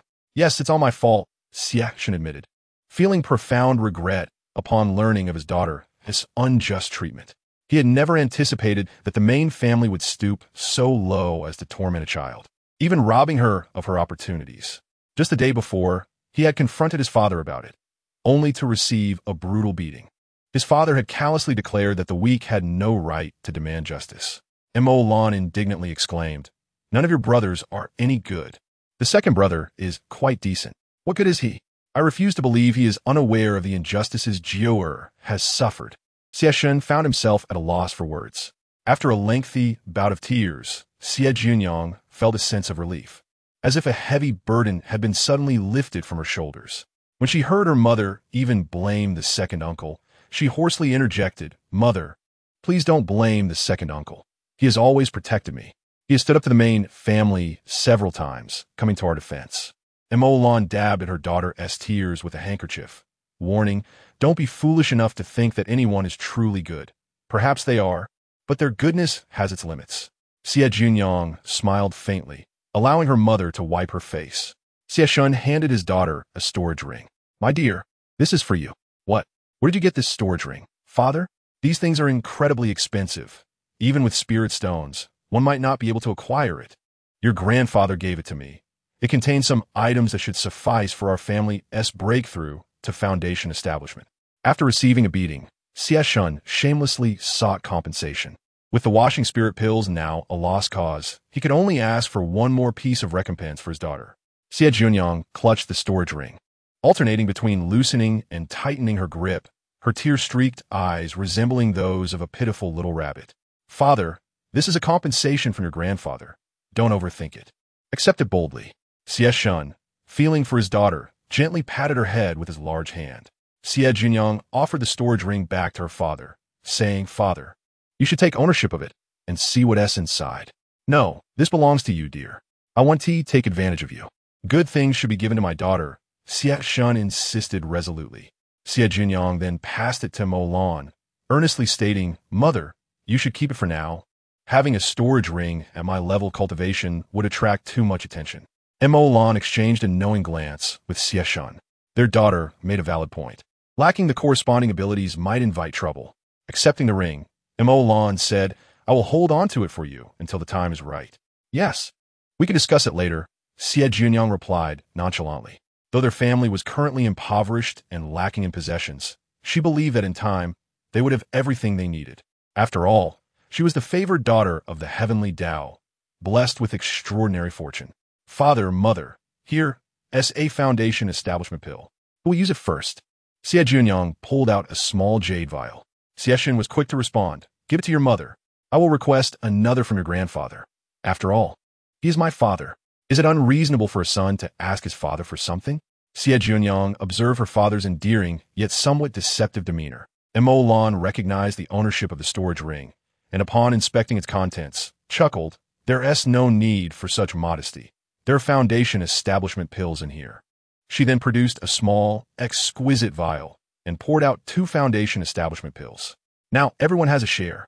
Immortal also retrieved a pill bottle containing 3 high-grade washing marrow pills, distributing 1 to each of them, perfectly sufficient for their needs. Additionally, there were 500,000 spirit stones. The couple, having labored their entire lives, had never seen such an abundance of spirit stones before. "How wealthy our grandfather is. It turns out he is not at all poor," Xie Jiuniang remarked. "It is only the 3rd house that is impoverished." Realizing that her previous perceptions were not entirely accurate, she felt enlightened. Furthermore, Xie Jiuniang recognized another overlooked fact. Her mother possessed roots in all 4 elemental essences, while her father had roots in all 5. Those of lesser aptitude could only grow stronger by accumulating resources. It was unusual for someone with her father's 5 elemental roots to reach the pinnacle of chi refinement in his 30s. In her previous life, she had not given it much thought, but today, seeing her father easily obtain resources from her grandfather, she understood that he must have received private assistance from him over the years, which also benefited her mother. Did the stingy uncle know about this? The reason her father had not fallen out with him was neither fear nor cowardice, but rather the excessive support provided by her grandfather. Xie Jiuniang felt a mix of bewilderment and enlightenment. Having returned 2 days prior, Xie Shun and Immortal did not disturb their daughter during her seclusion. Upon learning of her grievances, Xie Shun sought out the clan leader. Meanwhile, Immortal anxiously waited outside, concerned for her daughter. The family gathered together, sharing stories from the 3 years they had been apart. As evening approached, someone from the main family sent word that a family feast would be held that night, urging their attendance. Xie Jiuniang's face darkened as she replied, "I don't want to go. You both should attend." Immortal, fearing that her daughter was reminded of the injustices she faced, said with a heavy heart, "I want to go either. I can't bear to see Chan Wan flaunting her arrogance." "Then I want to go either," Xie Shun quickly affirmed. Seeing the concerned expressions on their faces, Xie Jiuniang couldn't help but smile, feeling a warmth in her heart. This was family, the kind that stood together through thick and thin. Xie Jiuniang did not mention that her refusal to attend the banquet was unrelated to any grievances with the main family. The washing spirit grass she had collected from Yimu Mountain, along with Lin Wangchen, who was aware of the situation, could potentially shed light on her circumstances. While at Xianlai residence, Lin Wangchen had once doubted that Xie Ying was the destined child. Thus, it was plausible that he initially harbored suspicions about her as well. The divination results from the Tianji Tower had temporarily diverted his attention, but she remained far from optimistic. After all, in her previous life, Xie Ying had also enjoyed great glory. Yet in the end, those adversaries had still managed to uncover her identity. Xie Jiuniang chose not to disclose this matter to her parents. The enemies were far too numerous and powerful, employing myriad tactics. The more people who knew her secrets, the greater the risks she would face. At this moment, it was paramount to minimize external attention towards her and remain inconspicuous. As a person whose fortunes had been usurped, it was perfectly reasonable to skip the main family-s banquet.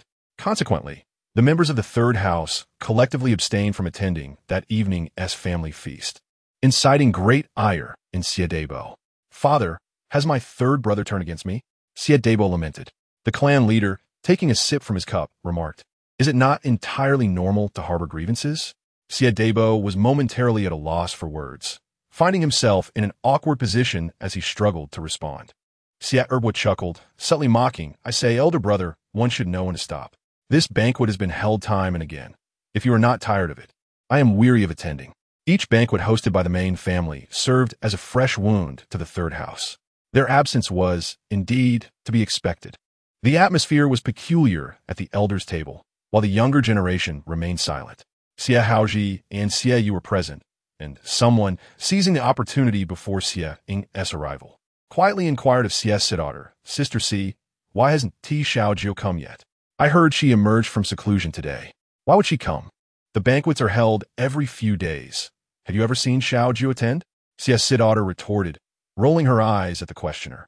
Before the inquirer could respond, Xie's daughter shot them a fierce glare, silencing them instantly. "It is indeed prudent for Xiaojiu not to come. What purpose would it serve, other than to create unnecessary frustration? The grandeur of the main house is built upon the sacrifices made by Xiaojiu." Chapter 13. Departing from Yimu City, regardless of the commotion outside, it bears no relevance to the third house. The third house remains tranquil. The couple has both entered seclusion. Before closing the door to their retreat, Xie quietly reminded Xie Jiuniang, "Daughter, your grandfather mentioned that some strangers have arrived in the city. Their actions appear suspicious, and there may be trouble brewing. As a child, you should refrain from leaving the estate, and any matters can wait until your mother and I conclude our seclusion. Do you understand?" "I understand. May you succeed in your foundation establishment soon," Xie Jiuniang replied dutifully, nodding and putting Xie's mind at ease. During her parents' retreat, Xie Jiuniang activated the formation daily, remaining within the confines of the estate. She had secretly met with Xie Jiuniang a few times, gifting her all the qi-nourishing pills she had no use for, urging her to diligently cultivate in hopes of joining a prestigious sect this year. Xie Jiuniang did not take much from her, handing over a large handful of talismans, some she had drawn herself and others drawn by her father. After a moment's thought, Xie Jiuniang accepted the talismans, knowing that by doing so, Xie Jiuniang would feel reassured. Xie Jiuniang's arrival also inadvertently brought news about Xie Ying.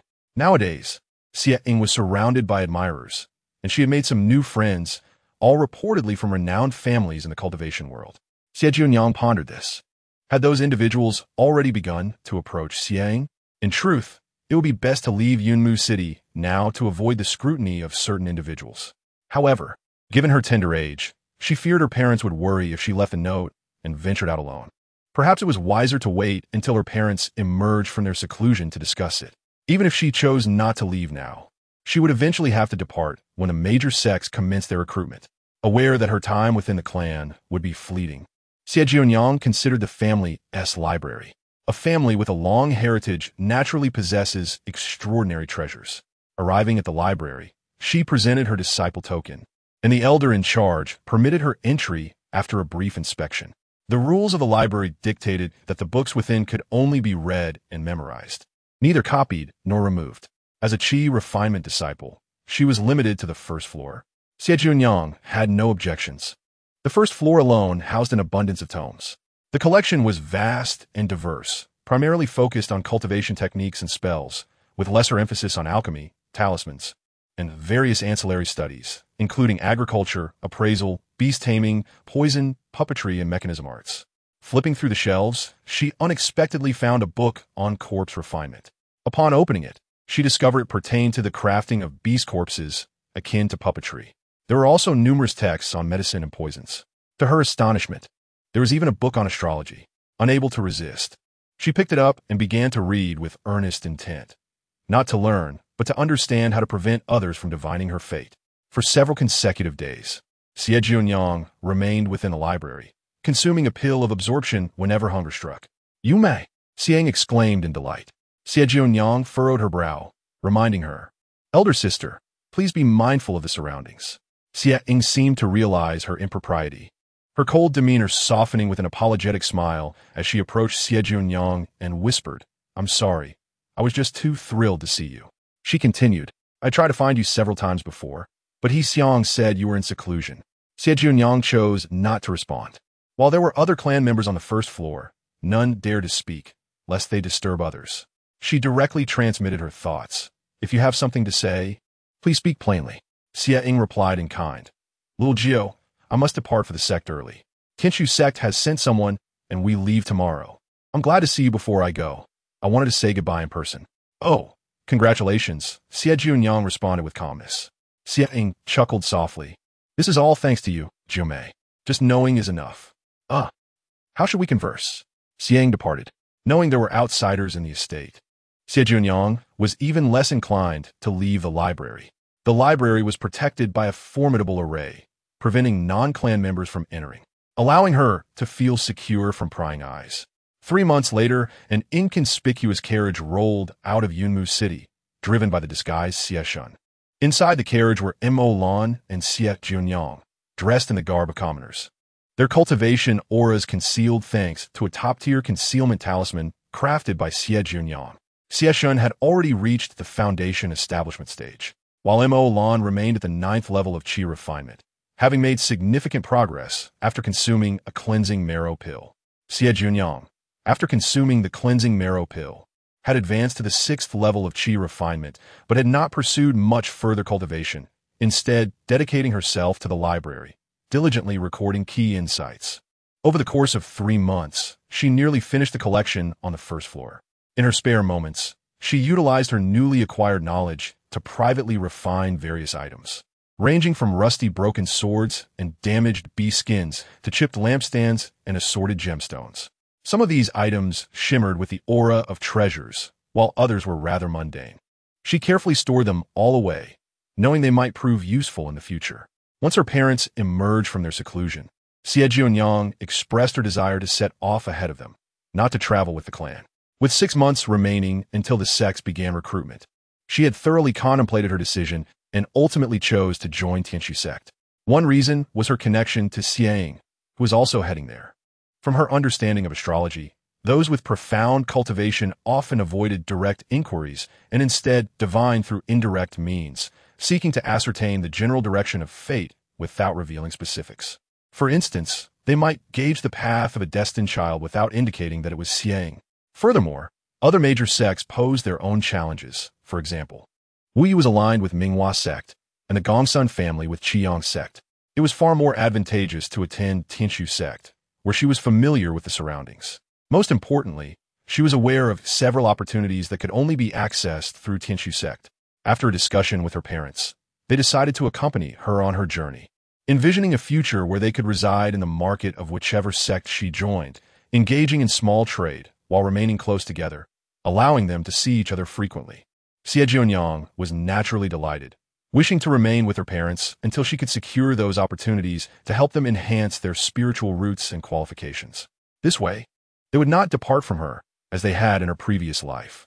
As the carriage gradually distanced itself from Yunmu City, the family of 3 remained oblivious to the watchful eyes lingering upon them from the city walls. Unbeknownst to them, there were still those keeping a close watch on the Xie family who believed themselves to be concealed, while the higher-ups of the Xie family were already aware of their presence. The enemy remains still, and so do we.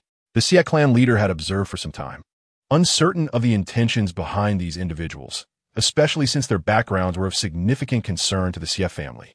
This had caused him considerable distress. Thus, when the third son's family expressed a desire to leave discreetly, the clan leader did not obstruct them, even going so far as to assist in their concealment.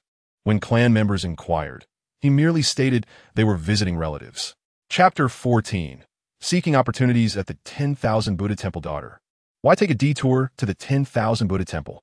Xie Shun inquired, somewhat perplexed. Immortal smiled gently. If I tell you to go, then go. Jior is venturing out for the first time. A bit of curiosity is quite natural, don't you think? Like I said, she simply wishes to broaden her horizons. Whether it is enjoyable is secondary. When conversing with others in the future, she can proudly say she has visited the 10,000 Buddha Temple. Xie Jiuniang blinked her innocent eyes, fabricating a reason. Immortal's affectionate gaze held a hint of indulgence. Once they were far from Yimu City and confirmed that they were not being followed, they exchanged the carriage for a flying vessel, an unpretentious small boat that comfortably accommodated all three of them. The 10,000 Buddha Temple was once the stronghold of the Buddhist sect.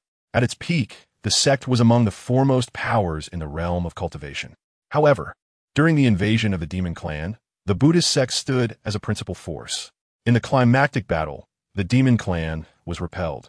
Yet the majority of the Buddhist sect's strong practitioners perished, nearly leading to the extinction of their teachings. As time passed, the sect faded into obscurity, transforming into the present-day 10,000 Buddha Temple. The main hall of the 10,000 Buddha Temple is the very hall where the Buddhist sect once passed down its teachings. Every practitioner of Buddhist cultivation is destined to visit this place at least once in their lifetime. It is said that there was once a young monk who, while offering incense at the 10,000 Buddha Temple, suddenly attained enlightenment. From that moment on, he underwent a complete transformation, soaring to great heights, eventually becoming the esteemed Lin Wangchen, a revered figure among Buddhist cultivators. There are often practitioners who wish to visit for leisure while hoping to encounter unexpected opportunities. At the foot of the Wanfo Temple lies a bustling little town, replete with tea houses, inns, and vibrant markets, boasting a plethora of shops, all under the watchful eye of a dedicated security force. The temple opens only on the 1st and 15th of each month, and with today being the 12th. They have 3 days to wait. Xie Jiuniang spoke up. Father, mother, let us first go to the inn. Your daughter is weary and needs to rest. Immortal surveyed the lively scene of bustling traffic and throngs of people, unable to suppress her admiration, exclaiming, this place is even more prosperous than I had heard. Xie Shun looked up toward the summit of Wanfo Temple, his eyes filled with longing. Of course, this is the site of a significant heritage. For us cultivators, opportunities are rare. Where else can we find such a safe and renowned place? What if I were to light a stick of incense at Wanfo Temple and, by chance, receive the teachings of some esteemed predecessor from the Buddhist sect? Is that truly what you think, Father? Xie Jiuniang replied, astonished. Do you wish to become a monk and forsake having a wife? Does mother know of this? Upon hearing this, Xie Shun became flustered, hastily clarifying, No, I merely made a comparison. Your mother is beautiful, intelligent, and gracious. It is a blessing from 8 lifetimes that I am able to marry her. Immortal regarded him with a knowing smile, while Xie Jiuniang's lips twitched in amusement at her father's desperate attempts to defend himself. Soon, the familiar scene of Xie Shun being playfully reprimanded by Immortal unfolded, a sight Xie Jiuniang had witnessed many times since leaving Yimu City. She had never realized how deeply her parents cared for one another, and in that moment, she began to comprehend her mother's tragic demise and her father's subsequent choices. They found an inn and rented a quaint, private courtyard. It comprised 2 guest rooms, a hall, a tea area, a washing room, and a storage room. The small garden within was adorned with delightful flowers and plants. The cost was steep, 88 spirit stones per day for a modest courtyard, one that required its own array of formations. In Yimu City, even a single spirit stone would have been deemed outrageously expensive.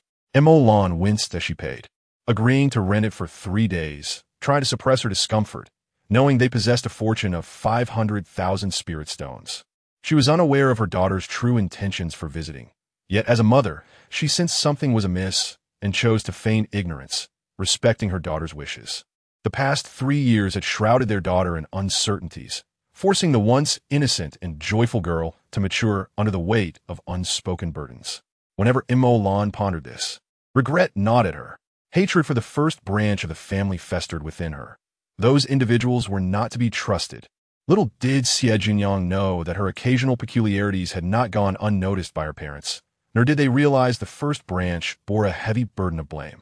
In the following days, the couple was astounded to witness their daughter, usually preoccupied with studies or cultivation, wandering about aimlessly and delighting in exploring the market stalls. She examined each one, and though vendors attempted to entice her with extravagant pitches, Xie Jiuniang remained resolute, refusing to purchase anything. Xie Shun was utterly perplexed. What was his daughter searching for? My opportunity, Xie Jiuniang sighed. Why have I not encountered anything that stirred my heart to desire purchase? Am I not favored by destiny?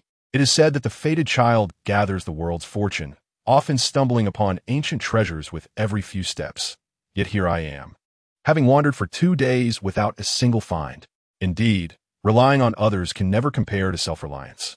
Xie Jiuniang had deliberately arrived at Wanfo Temple during this time, driven by an opportunity she had learned of in her previous life, where Lin Wangchen had discovered a fortune. On the morning of the 3rd day, Xie Jiuniang arose early, taking her parents to offer incense. As they ascended the steps, her heart brimmed with sincerity. The Buddhist sect existed to save the suffering, and the countless sacrifices of their predecessors warranted acknowledgement and respect. At last, they reached the summit, where a magnificent Buddhist temple stood majestically amidst verdant mountains. The spacious plaza in front of the grand hall featured a colossal golden bell at its center, surrounded by a throng of devotees. Is it not still early for so many people to be here? Xie Shun, towering like a sentinel, shielded his wife and daughter. Immortal expressed a desire to purchase incense candles. Suddenly, Xie Jiuniang interjected, Father, Mother, there are too many worshippers. Let's not join the throng. Instead, let us explore the surroundings of the temple first. Very well. Whether we offer the first stick of incense or any other time, it matters not, Immortal acquiesced, her devotion to her daughter evident. Xie Jiuniang feigned curiosity as they meandered around Wanfo Temple, secretly guiding her parents toward the back mountain until they stood before a small pond. The water was shallow and crystal clear, revealing tiny pebbles on the bottom, along with the occasional flash of silver fish. In her previous life, Lin Wangchen mentioned finding a palm-sized golden Buddha statue in a similar pond during a mission. He had narrowly escaped the pursuit of a nascent soul ghost cultivator, relying on that statue for protection. However, the specifics of the time and manner of acquisition remained vague. He had merely referred to the pond. Xie Jiuniang extended her spiritual sense to search, but found nothing. This cannot be. Could the golden Buddha statue be impervious to spiritual probing? Chapter 15. A Turn of Fortune. Success achieved. Xie Shun and Immortal exchanged glances. Immortal opened her mouth to speak, but Xie Shun silenced her with a gesture, shaking his head. Suddenly, Xie Jiuniang exclaimed, Father, Mother, if one knows of a treasure's presence, yet cannot locate it, what should be done? The couple was taken aback. Xie Shun blurted out, Where did you hear this? My daughter? Is it credible? Quite credible. Xie Jiuniang reassured them. Sensing their doubt, she communicated through her spiritual sense, Father, Mother, I have encountered a slight fortune and possess knowledge of certain opportunities, though I cannot elaborate. Jiuniang, Montaklan interjected sharply, cultivating. Some things are best kept to oneself. There is no need to disclose them to anyone. Xie Jiuniang was momentarily stunned. Do they not wish to know? We do not wish to know, Immortal replied indulgently, pinching her daughter's soft cheek. As long as you are safe, that is sufficient. Xie Shun echoed his wife's sentiment, affirming, Father does not wish to know either. Relieved to discover her parents' concerns stemmed from her newfound fortune, the three of them began searching earnestly, leaving no stone unturned around the pond. Yet the golden Buddha statue remained elusive. Xie Jiuniang pondered, had Lin Wangchen already obtained the statue? Had she come here in vain? Witnessing her daughter's visible despondency, Immortal comforted her, saying, If it is not meant for us, there is no harm in not acquiring it. We must maintain a tranquil heart. Many speak of the opportunities at Wanfo Temple, yet how many truly obtain them? Xie Jiuniang offered a rueful smile. Maintaining a tranquil heart was easier said than done. What else could she do if she did not find it? The family turned back toward the great hall of Wanfo Temple. Since they were here, they might as well offer incense. At this hour, The crowds had thinned considerably, and they purchased incense candles, stepping into the grand hall just as a thunderous noise erupted from the back mountain. A confrontation? Was there fighting on the temple's rear mountain? Those with keen senses detected a disciple from Tianshu sect embroiled in battle with a malevolent cultivator. Among them was Lin Wangchen. Father, mother, I must attend to something. I will return shortly, Xie Jiuniang declared, swiftly dashing away. As she raced toward the pond, she activated her lightness talismans, breath-holding talismans, and concealment talismans. All the useful talismans she possessed. Stealthily approaching the pond, she discovered traces of the battle, particularly near the mountainside, where a large section of earth had collapsed, revealing a glimmer of something golden. Xie Jiuniang's heart soared. Was it the golden Buddha statue?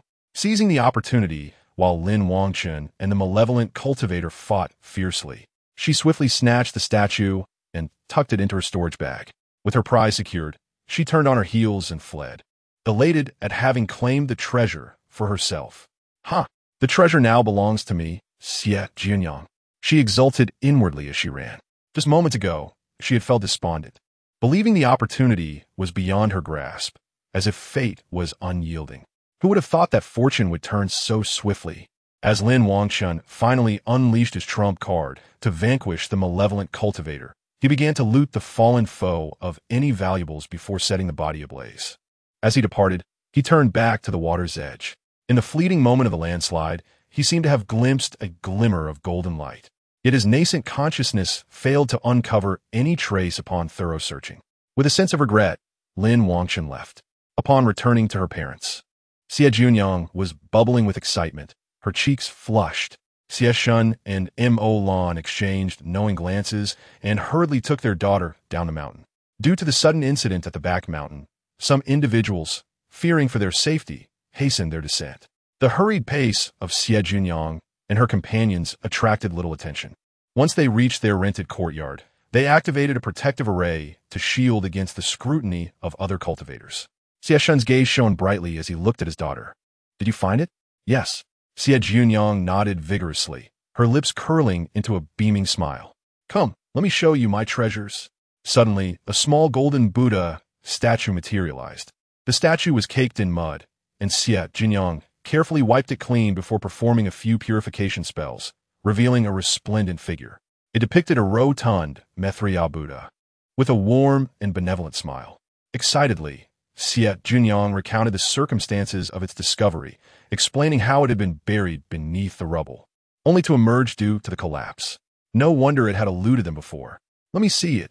Xie Shun took the small golden statue, examining it closely. Nothing appeared particularly special about it, except for the remarkably lifelike eyes. As he spoke, his finger brushed against the Buddha's right eye, and suddenly, a radiant beam of golden light enveloped him. Xie Jiuniang gasped in surprise. Father, Mo, equally astonished, soon realized that her husband's demeanor was calm, not indicative of an attack. She understood this might be an extraordinary opportunity and quickly reassured her anxious daughter. Don't be afraid, Jiuniang. Your father may be experiencing a stroke of good fortune. The mother and daughter maintained a respectful distance, silently observing, relieved that their protective formation would deter any external disturbances. Xie Jiuniang's heart raced with anticipation. Mother, could it be that father has received a legacy? We shall wait for him to awaken and inquire, Mo replied, equally exhilarated yet composed. However, she couldn't help but wonder if Jiuniang felt upset about her father's unexpected gain of fortune. Xie Jiuniang rolled her eyes at her mother. If it had been anyone else, she might have been furious, perhaps even violent. Yet, since it was her father, she felt nothing but joy. Then a thought struck her. Mother, can a Buddhist cultivator take a wife? Montag Lan smilet knowingly. Some can, those of the secular path. Relieved, Xie Jiuniang felt reassured. It was indeed a good thing for her father to have this opportunity, but she wished it wouldn't complicate her parents' relationship. As the two communicated telepathically, they continued to observe Xie Shun receiving his legacy. 3 days and nights passed in what felt like an instant for Xie Shun. Upon awakening, he found his daughter and wife sitting beneath the eaves. Xie Jiuniang was the first to notice his awakening and rushed to him, her face alight with curiosity. Father, you're awake. How do you feel? Daughter? Xie Shun regained his bearings, meeting his daughter's sparkling eyes filled with wonder. I received the legacy of a Zen master named Yuan Yi, along with his lifelong insights. Wow, Xie Jiuniang beamed, giving her father a thumbs up. With a master's insights, your cultivation will surely progress smoothly. You're incredible, father. From now on, our safety relies on you. She glanced at Immortal. Leaning closer to Xie Jiuniang, she whispered, Father, can a Zen practitioner have a wife? Suddenly, Immortal playfully tapped her daughter's head. You're still a child. Why worry about such things? She teased. Xie Jiuniang laughed heartily. Xie Jiuniang looked reproachfully at her father. Father, why are you laughing? Aren't you concerned about your precious daughter being teased? In the presence of his wife, even his precious daughter seemed irrelevant. Xie Jiuniang's words struck a chord. Xie Jiuniang shot him a sidelong glance. Montaklan, amuzit, couldn't contain her laughter. Xie Jiuniang felt it imperative to enlighten his daughter about the nuances of the cultivation world. Different paths, such as law cultivation, body cultivation, Buddhist cultivation, ghost cultivation, and demon cultivation all lead to the same ultimate goal, ascension. Buddhist cultivation is unique. It doesn't necessarily require one to renounce women. How Navi? Xie Jiuniang's expression turned serious. Perhaps it's not about avoiding women, but rather about knowing how to enjoy life. For instance, there could be a saintly maiden of the Buddhist sect, or one might traverse the mortal realm, guiding others while encountering beautiful women along the way. This last notion was quite prevalent in the cultivation world. It was said that any accomplished Buddhist had likely faced romantic trials. Xie Jiuniang's worldview was momentarily shaken. Immortal shot her husband a warning look. Our daughter is still young. What nonsense are you teaching her? I'm merely clarifying things for her. Xie Jiuniang replied with a charming smile. If she doesn't understand, she'll worry about us. As it happened, receiving the legacy was indeed a stroke of fortune. The Zen master Yuan Yi had perished during the final battle against the demon clan, and before his demise, he sealed his main cultivation technique, the ancient Void Heart Sutra, along with his insights within the Buddha statue's eyes, casting it back to the sect. The statue fell deep into the back mountain, buried and long overlooked. However, Zen cultivation is not synonymous with Buddhist cultivation. Zen is a branch of Buddhism with different methods and philosophies. Buddhism emphasizes compassion and altruism, focusing on accumulating merit to attain Buddhahood. In contrast, Zen embodies supreme wisdom and tranquility. It is only through profound understanding that one can transcend and ascend to immortality. To simplify, Buddhist practitioners often engage in charitable acts to earn merit, while Zen practitioners achieve the same through meditation and introspection, requiring only a quiet space for contemplation. Xie Jiuniang breathed a sigh of relief, appreciating the merits of Zen cultivation. Otherwise, she couldn't imagine her father incessantly chanting Amitabha, initially intending to stay for 3 days. The family unanimously decided to extend their visit due to Xie Jiuniang's need to meditate and assimilate his newfound legacy. He retreated into his room to enter seclusion. Having recently broken through to the foundation establishment stage, he found the transition remarkably smooth, much to his surprise.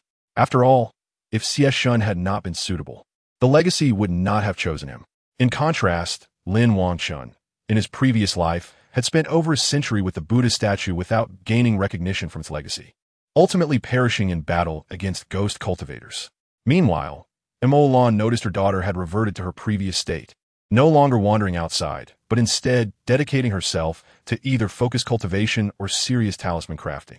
Although the talismans were all of the first grade, her success rate was an astonishing 100%. This unexpected discovery thrilled Immortal. My dear, after nurturing you for 11 years, I now realize you are a true genius. No, I'm not, Xie Jiuniang protested, feeling a bit bashful at the label. Immortal beamed with pride, relieved that her daughter would not go hungry in the future. However, Xie Jiuniang felt a pang of guilt. If only her mother knew that she not only mastered talisman crafting, but also alchemy, weapon forging, and array formations, would her mother be even more astonished? Perhaps terrified? Xie Jiuniang decided to keep her little secret for now, planning to reveal it after spending some time at the sect. After all, being the child of destiny, it was not unreasonable to be well-rounded. 7 days later, Xie Jiuniang emerged from his seclusion. They vacated their rental home and set off once more as a family. Xie Jiuniang did not request to take a detour this time. Whenever they passed through a town, she would first inquire about local specialties. If she encountered unique spiritual plants or minerals, she would purchase a considerable amount. The couple not only did not dissuade her, but were rather indulgent. They had sufficient spiritual stones for their daughter. Xie Jiuniang collected a pile of newly acquired black, or asking, "Daughter, are you planning to sell all of this at the sex market? Do you know the prices there?" "I'm not sure, but it will certainly be more expensive than at the origin," replied Xie Jiuniang. She could not elaborate, as she had never traveled far and knew little about the prices at Tianchu sect. However, she was aware that her batch of black or could double in price once sold at the Tianchu sect market. She reassured her parents, "Do not worry. We won't incur losses. If the does not fetch a good price, it can always be refined into black gold, which is far more profitable." Everyone understood that black ore was cheap while black gold was costly, but without knowledge of the refining process, they could only watch in vain. Fortunately, Xie understood. Regrettably, she could only buy 20 tons. Buying too much would attract attention, and this 20 tons was purchased in batches. She merely sought a small fortune, not trouble. Upon hearing this, her parents felt considerably relieved. Observing their daughter act with reason and method, they felt a swell of pride. This was their daughter, after all. Unbeknownst to them, Xie Jiuniang mistakenly believed that her modest purchases would not attract the attention of powerful individuals. However, she had forgotten that thieves come in all sizes. Not long after leaving the city, they encountered an ambush, evidently a group of seasoned criminals, their malice palpable, with blood on their hands. The leader was at the foundation establishment stage, while the rest were primarily at the Qi refinement stage, with many in the middle Qi refinement stage. From a numerical standpoint, more than 20 armed individuals blocked the path of the family of three, resembling a flock of lambs caught in a wolf's den. Xie Jiuniang handed a blasting talisman to Xie Shan, exclaiming boldly, "Father, take this and blow them to pieces for daring to rob me." Cough, cough, cough. Immortal was taken aback by her daughter's bravado. Xie Shan, somewhat baffled, accepted the talisman, saying, "Daughter, the term mother does not suit you. Refrain from using it next time. You might frighten your mother." Cough, cough, cough. Immortal coughed even harder. Xie Jiuniang's expression was one of indescribable emotion. "So, this is what kind of father you are." Of course, with both parents to guard her, life became more carefree, inevitably leading her to let loose a little. The robbers were left speechless. Did they not exist in this scenario? The moment she made a move with the spiritual talisman, it became clear that they had stumbled upon a great prize. Xie Jiuniang's lavishness did not scare off the robbers. Instead, it ignited their greedy eyes. This group of miscreants was destined for misfortune. Xie Jiuniang did not possess an ordinary blasting talisman, but rather a second-tier one. Tossing it forth, even if it did not annihilate the foundation establishment leader, it would easily dispatch a multitude of Qi refinement practitioners. Xie Shan's actions were also quite daring. Just as the robbers' leader was about to threaten them, he exchanged a knowing glance with his daughter and took the initiative to strike first. Channeling spiritual energy into 10 blasting talismans and launching them simultaneously. Boom! A mushroom cloud rose. The explosion instantly obliterated a significant portion, and those who managed to escape the first wave could not evade the second. Following closely behind, Xie Jiuniang also threw her talisman. With one thrown openly and the other covertly, the double explosion was too much for anyone to withstand. Immortal moved with her blade around the perimeter of the explosions, sending the few remaining Qi refinement robbers to their demise. The robber leader, covered in soot and debris, had initially braved through 2 rounds of explosions with his defenses. But before he could catch his breath, Xie Shan launched a surprise attack, severely injuring him. The leader's regret was palpable. He had believed this family of 3 to be easy prey, but who knew they would be 3 ferocious wolves? Alas, it was too late for remorse. In the end, he was slain by Xie Shan's sword. "Amitabha, may Buddha show mercy," came a youthful voice, ringing with innocence, as Xie Jiuniang feigned profundity, bringing laughter to her parents. Xie Shan chuckled heartily, saying, "Little monk, it's your father who cultivates Zen, not you." "Oh, infinite Tathagata." Xie Jiuniang swiftly went to assist in collecting the spoils, navigating through the bloody remnants without a change in her demeanor, amassing a windfall. They destroyed the evidence and quickly departed the scene, yet the family of 3 tacitly increased their pace. A month passed. The family journeyed tirelessly, determined to reach the nearest town, Xian City, before sunset. With Xie Shan, a foundation establishment practitioner, safeguarding them, they could have leisurely enjoyed their travels, provided they did not court disaster. However, their daughter's reckless antics were hard to contain. Xie Jiuniang stood confidently on their small flying vessel, with a string of storage bags at her waist, gazing into the distance with fierce determination. "Can't you sect, here I come." Once a mere impoverished girl, she had now attained a year's worth of financial freedom through her clever dealings. Clang! The sound of clashing blades echoed faintly. Was there a fight in the grove ahead? Xie Shun and Immortal instinctively glanced at their daughter and indeed saw excitement bubbling on her face, eager for action. They exchanged a resigned look. Was their once obedient and soft-hearted daughter lost to them forever? Xie Jiuniang was the first to investigate, proceeding with caution. In the forest, 3 Qi refinement male cultivators were besieging a young girl. The girl relied primarily on throwing talismans and striking with magical artifacts. Though inexperienced compared to the 3, she fought valiantly, matching her opponents through sheer will and determination. The girl appeared to be around 15 or 16, with a slightly plump figure, almond-shaped eyes, and a heart-shaped face. Adorned in extravagant jewels, she resembled the frivolous daughter of a wealthy landowner. In truth, this girl was Xie Jiuniang's acquaintance Song Bao, the second daughter of the Song family of the prosperous merchant association in the North region, formerly known as the most devoted admirer of Lin Wangchen. Since Xie Jiuniang married Lin Wangchen, she had been the target of hostility from the Song family. A particularly vexing incident from her past involved Song Bao prohibiting Xie Jiuniang from boarding the Song family's flying vessels, which were renowned for their high defenses and swift speeds, establishing a secure route between important cities. At present, the skirmish was drawing to a close.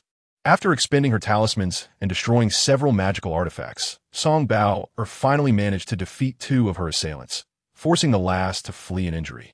Panting heavily and drenched in sweat, she sighed in relief, ready to collect the storage bags from her fallen foes.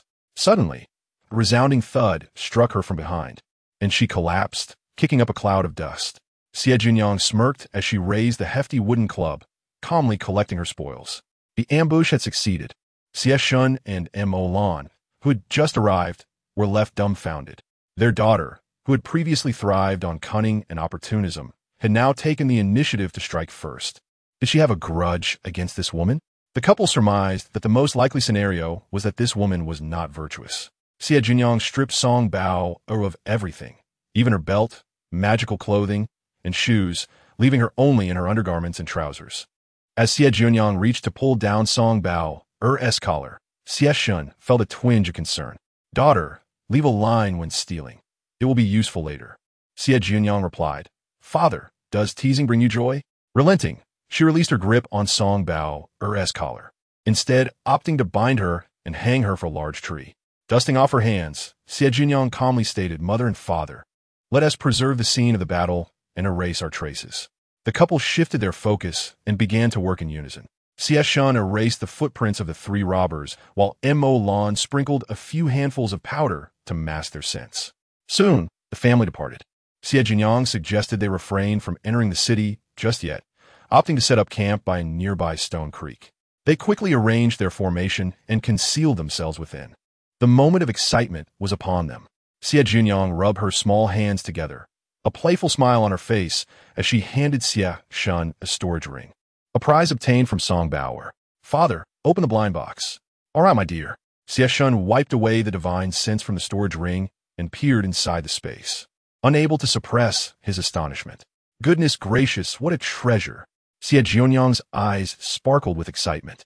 Song Bao was merely a foolish girl from a landlord's family, having run away from home not long ago. Indeed, the space was filled with a vast array of cultivation resources, all suitable for Qi training and foundation establishment. Setting aside the pills, artifacts, talismans, and formations, the enormous wooden rack towering 10 meters high was brimming with spiritual wine, spiritual liquid, spiritual rice, and fresh produce, a truly astonishing surprise. With these resources, Immortal's foundation establishment was assured. Moreover, in the corner, there were over 100 large wooden boxes, all filled with spirit stones. Each box contained 10,000 stones. Could it be over 1,000,000? Xie Jiuniang grinned widely, exclaiming, "We struck it rich. Far more than we could earn in a month of hard work." With such immense wealth, her origins could not be ordinary, and there were likely troubles ahead. Xie Shun and Immortal exchanged worried glances.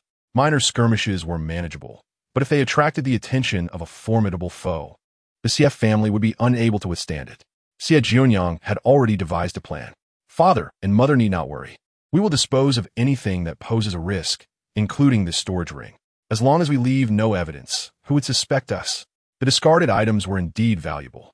Even this 100-cubic storage ring, if sold, could fetch millions of spirit stones. However, to live long, one must not be greedy. Everything that posed a risk was sorted out and thrown into the storage ring. In the end, Immortal reluctantly said, "Shun Ge, it seems such a waste to just throw it away." Xie Shun thought of his father. What if we sent it back to Yimu City? Let my father disguise them. Stop, Xie Jiuniang interrupted, not wanting to complicate matters. We must bury them today. If father had any ideas, he should keep them hidden until the storm passes. Immortal then inquired, "Does Jiuniang know the background of that woman?" Xie Jiuniang replied truthfully, "She is from the Song family in the North region, the one affiliated with the Rongxing Merchant Association. I've heard that their family has 2 transformation stage cultivators. I ensured that the items we discarded bore the Song family emblem." Xie Shun and Immortal fell silent. They had stirred up a significant trouble now. The Song family was in the North region. How could such a young girl have come here? Immortal asked, trembling at the thought. Could there be her guardians nearby? Xie Shun had been vigilant and had detected no danger. Xie Jiuniang dismissed her fears. Rest assured, they're ISNT. If there were, could we be sitting here so comfortably? The guardians of prominent families are at least golden core cultivators. The Song family wished for Song Bauer to join the sword sect, but she found the life of a sword cultivator too arduous. In her past life, she had secretly snuck onto her family's flying boat and fled from the North region to the East region. It was only after she joined the Tianshu sect that her family found her. The couple felt their daughter's reasoning was sound and no longer pressed the issue. Xie Shun ventured out alone and returned with the storage ring securely hidden, holding 2 wild rabbits and a mountain chicken. Immortal started a fire, and Xie Jiuniang eagerly assisted. Cultivators had their own methods of sustaining themselves, so not eating was no issue. It was merely Xie Jiuniang's craving. While eating, she urged her father to keep an eye on Song Bauer's situation. If there was no danger, they would ignore her. The divine sense range of a Foundation establishment cultivator extended 10 miles, and Shurshi was only a few miles from the grove, so Xie Shun could check at any time. Suddenly, Xie Shun paused while biting into rabbit meat. Xie Jiuniang and Immortal looked up at him, their eyes filled with inquiry. Xie Shun explained, "That woman has woken up, but it's also dangerous." "What?" Xie Jiuniang exclaimed in surprise. Immortal also expressed doubt. "There are no beasts in the forest, right? She is a cultivator after all, and the rope used to bind her was cheap, made of several spirit pearls, which would snap with a slight exertion of spiritual power." Xie Shun shook his head and chuckled. "She is just a bit unfortunate. Who would have expected that the male cultivator who previously escaped would return? This wasn't just a bit unfortunate. It was quite disastrous. Song Bauer was likely regretting coming to the East region at this very moment. Chapter 19. Pretending to save someone? Get away. Don't touch me with your filthy hands. Do you know who I am? I am the second young lady of the Song family. Dare to, get away. I will kill you." Xie Jiuniang knew that Song Bauer wouldn't die so easily. She and her parents had come prepared to feign a rescue, and from a distance, they witnessed a dramatic scene unfold. The male cultivator who had returned and the 2 deceased men were brothers. He had intended to wait until nightfall when Song Bauer left, to see if he could retrieve his brother's body. Instead, he unexpectedly found Song Bauer hanging from a tree. What an opportunity!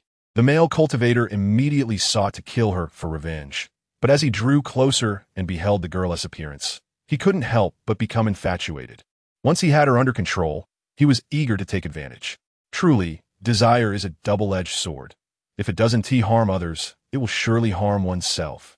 Xie Jiuniang reflected inwardly. While outwardly feigning innocence, she exclaimed, "Hey, father and mother, it seems someone is calling for help in the forest." "Is there?" Father responded. "Let me check." Xie Shun, in perfect sync with her, immediately released his Foundation establishment pressure. "You scoundrel, release that girl at once." The male cultivator, poised to commit murder, was startled awake, and before fleeing, he didn't want to let Song Bauer escape. He suddenly raised his dagger, aiming for her throat.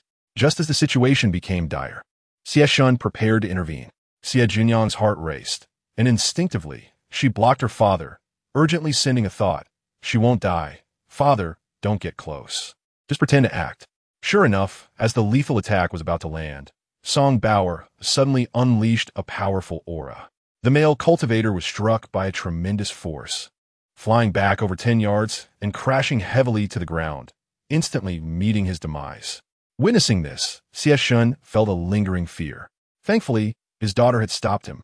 Otherwise, if he had rushed in to save her, he would have either died or been severely injured. Who dares to kill a descendant of the Song family?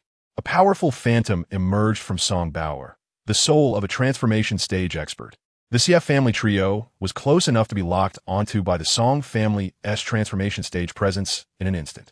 Xie Jiuniang hurriedly shielded his wife and daughter behind him and took out the identity token, respectfully bowing to the Song family's transformation stage expert. I am Xie Jiuniang, a direct descendant of the Xie family from Yunmu City. We were on our way to Xian City when we heard someone calling for help, and we had no ill intentions. These were all truths. He had genuinely intended to rush over to save her, but he was merely a step too late. Xie Jiuniang and Immortal nodded in agreement, their expressions completely at ease. Yunmu City? Xie family? Yunmu City. The Song family's transformation stage expert scrutinized the three of them, also taking the scene before him, and believed Xie Jiuniang 9 parts out of 10. While there was a hint of suspicion, the fact that Xie Jiuniang was accompanied by his wife and daughter diminished their culpability. Had they not belonged to a powerful family, the Song family's transformation stage expert might have easily obliterated them. At this moment, Song Bauer was still shaken, and upon seeing her ancestor, she rushed into his arms. Crying, "Second ancestor, boo-hoo, Bauer was wrong. I should have run away from home, boo-hoo." The Song family's second ancestor, now a phantom, raised a hand to gently catch her before she could reach him. Xie Jiuniang blinked and softly said, "Sister, do not be afraid. The bad man has already been killed." Immortal chimed in to reassure her, "Do not fear, Miss Song. You are safe now." After speaking, she carefully took out a peach-colored cloak, and seeing that the Song family's transformation stage expert had retracted his aura, she went over to tenderly drape it over Song Bauer, as if caring for her own kin. Song Bauer was wearing a form-fitting inner armor. The male cultivator had aimed for her heart, and it was uncertain whether he could trigger the seal. The Song family's second ancestor was merely a soul sealed within Song Bauer. Once the seal was activated, the soul would dissipate in no time. Now they were outside the city. Night had fallen, and the city gates were long closed. Only the Xie family could care for Song Bauer at this moment.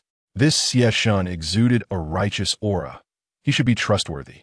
The Song family's second ancestor stated, "Xie family youth, I entrust my Bauer to your wife for a while.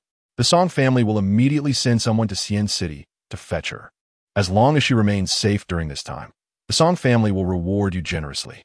Rest assured, Dao Jun, I will do my utmost," Xie Jiuniang solemnly promised.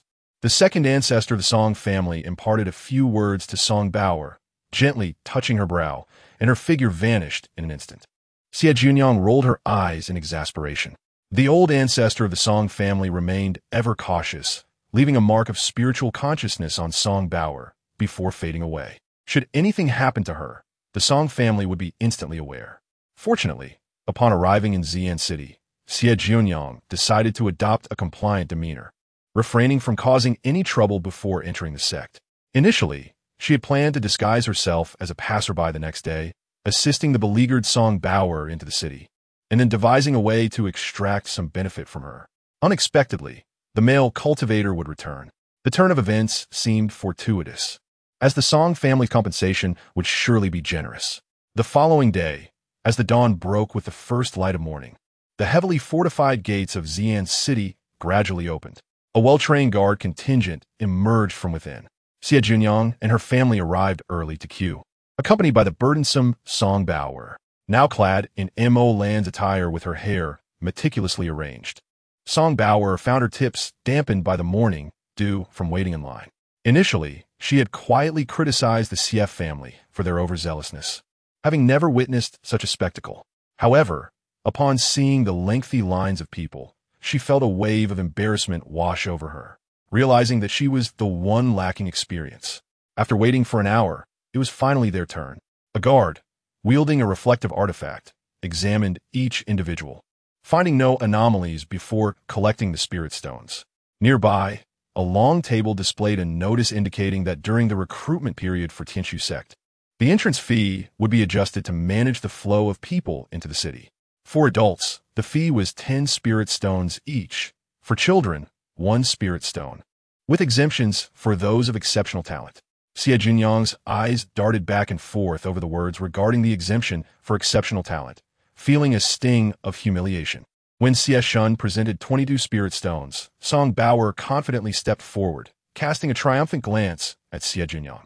Uncle Xie, I possess dual elemental roots and should not be required to pay the entrance fee. As she spoke, she glanced at Xie Jiuniang, who stood with a straight posture, defiantly stating, I have spirit stones, and you do not. Song Bao's smug expression faltered, her pride still intact, but her posture betraying a slight bend. Soon, she straightened up again, declaring, I have talent. I'm a member of the Song family. Ah, but I have spirit stones, Xie Jiuniang retorted with a cold smile, while Mo Lan stifled a laugh. It was essential for young ladies to interact more with their peers. Xie Shun inquired about the entrance fee, and the guard produced a spirit testing plate, confirming that Song Bao indeed possessed dual elemental roots, thus exempting her from the fee.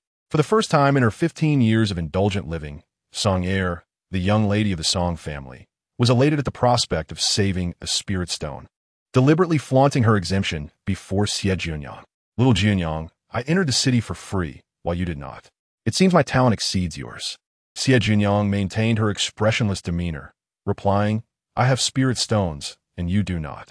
Song Bao, bewildered, pondered. Did this little girl not understand the importance of flattery at such a moment? Initially, she thought Xie Jiuniang had not noticed her, despite her attempts to show off.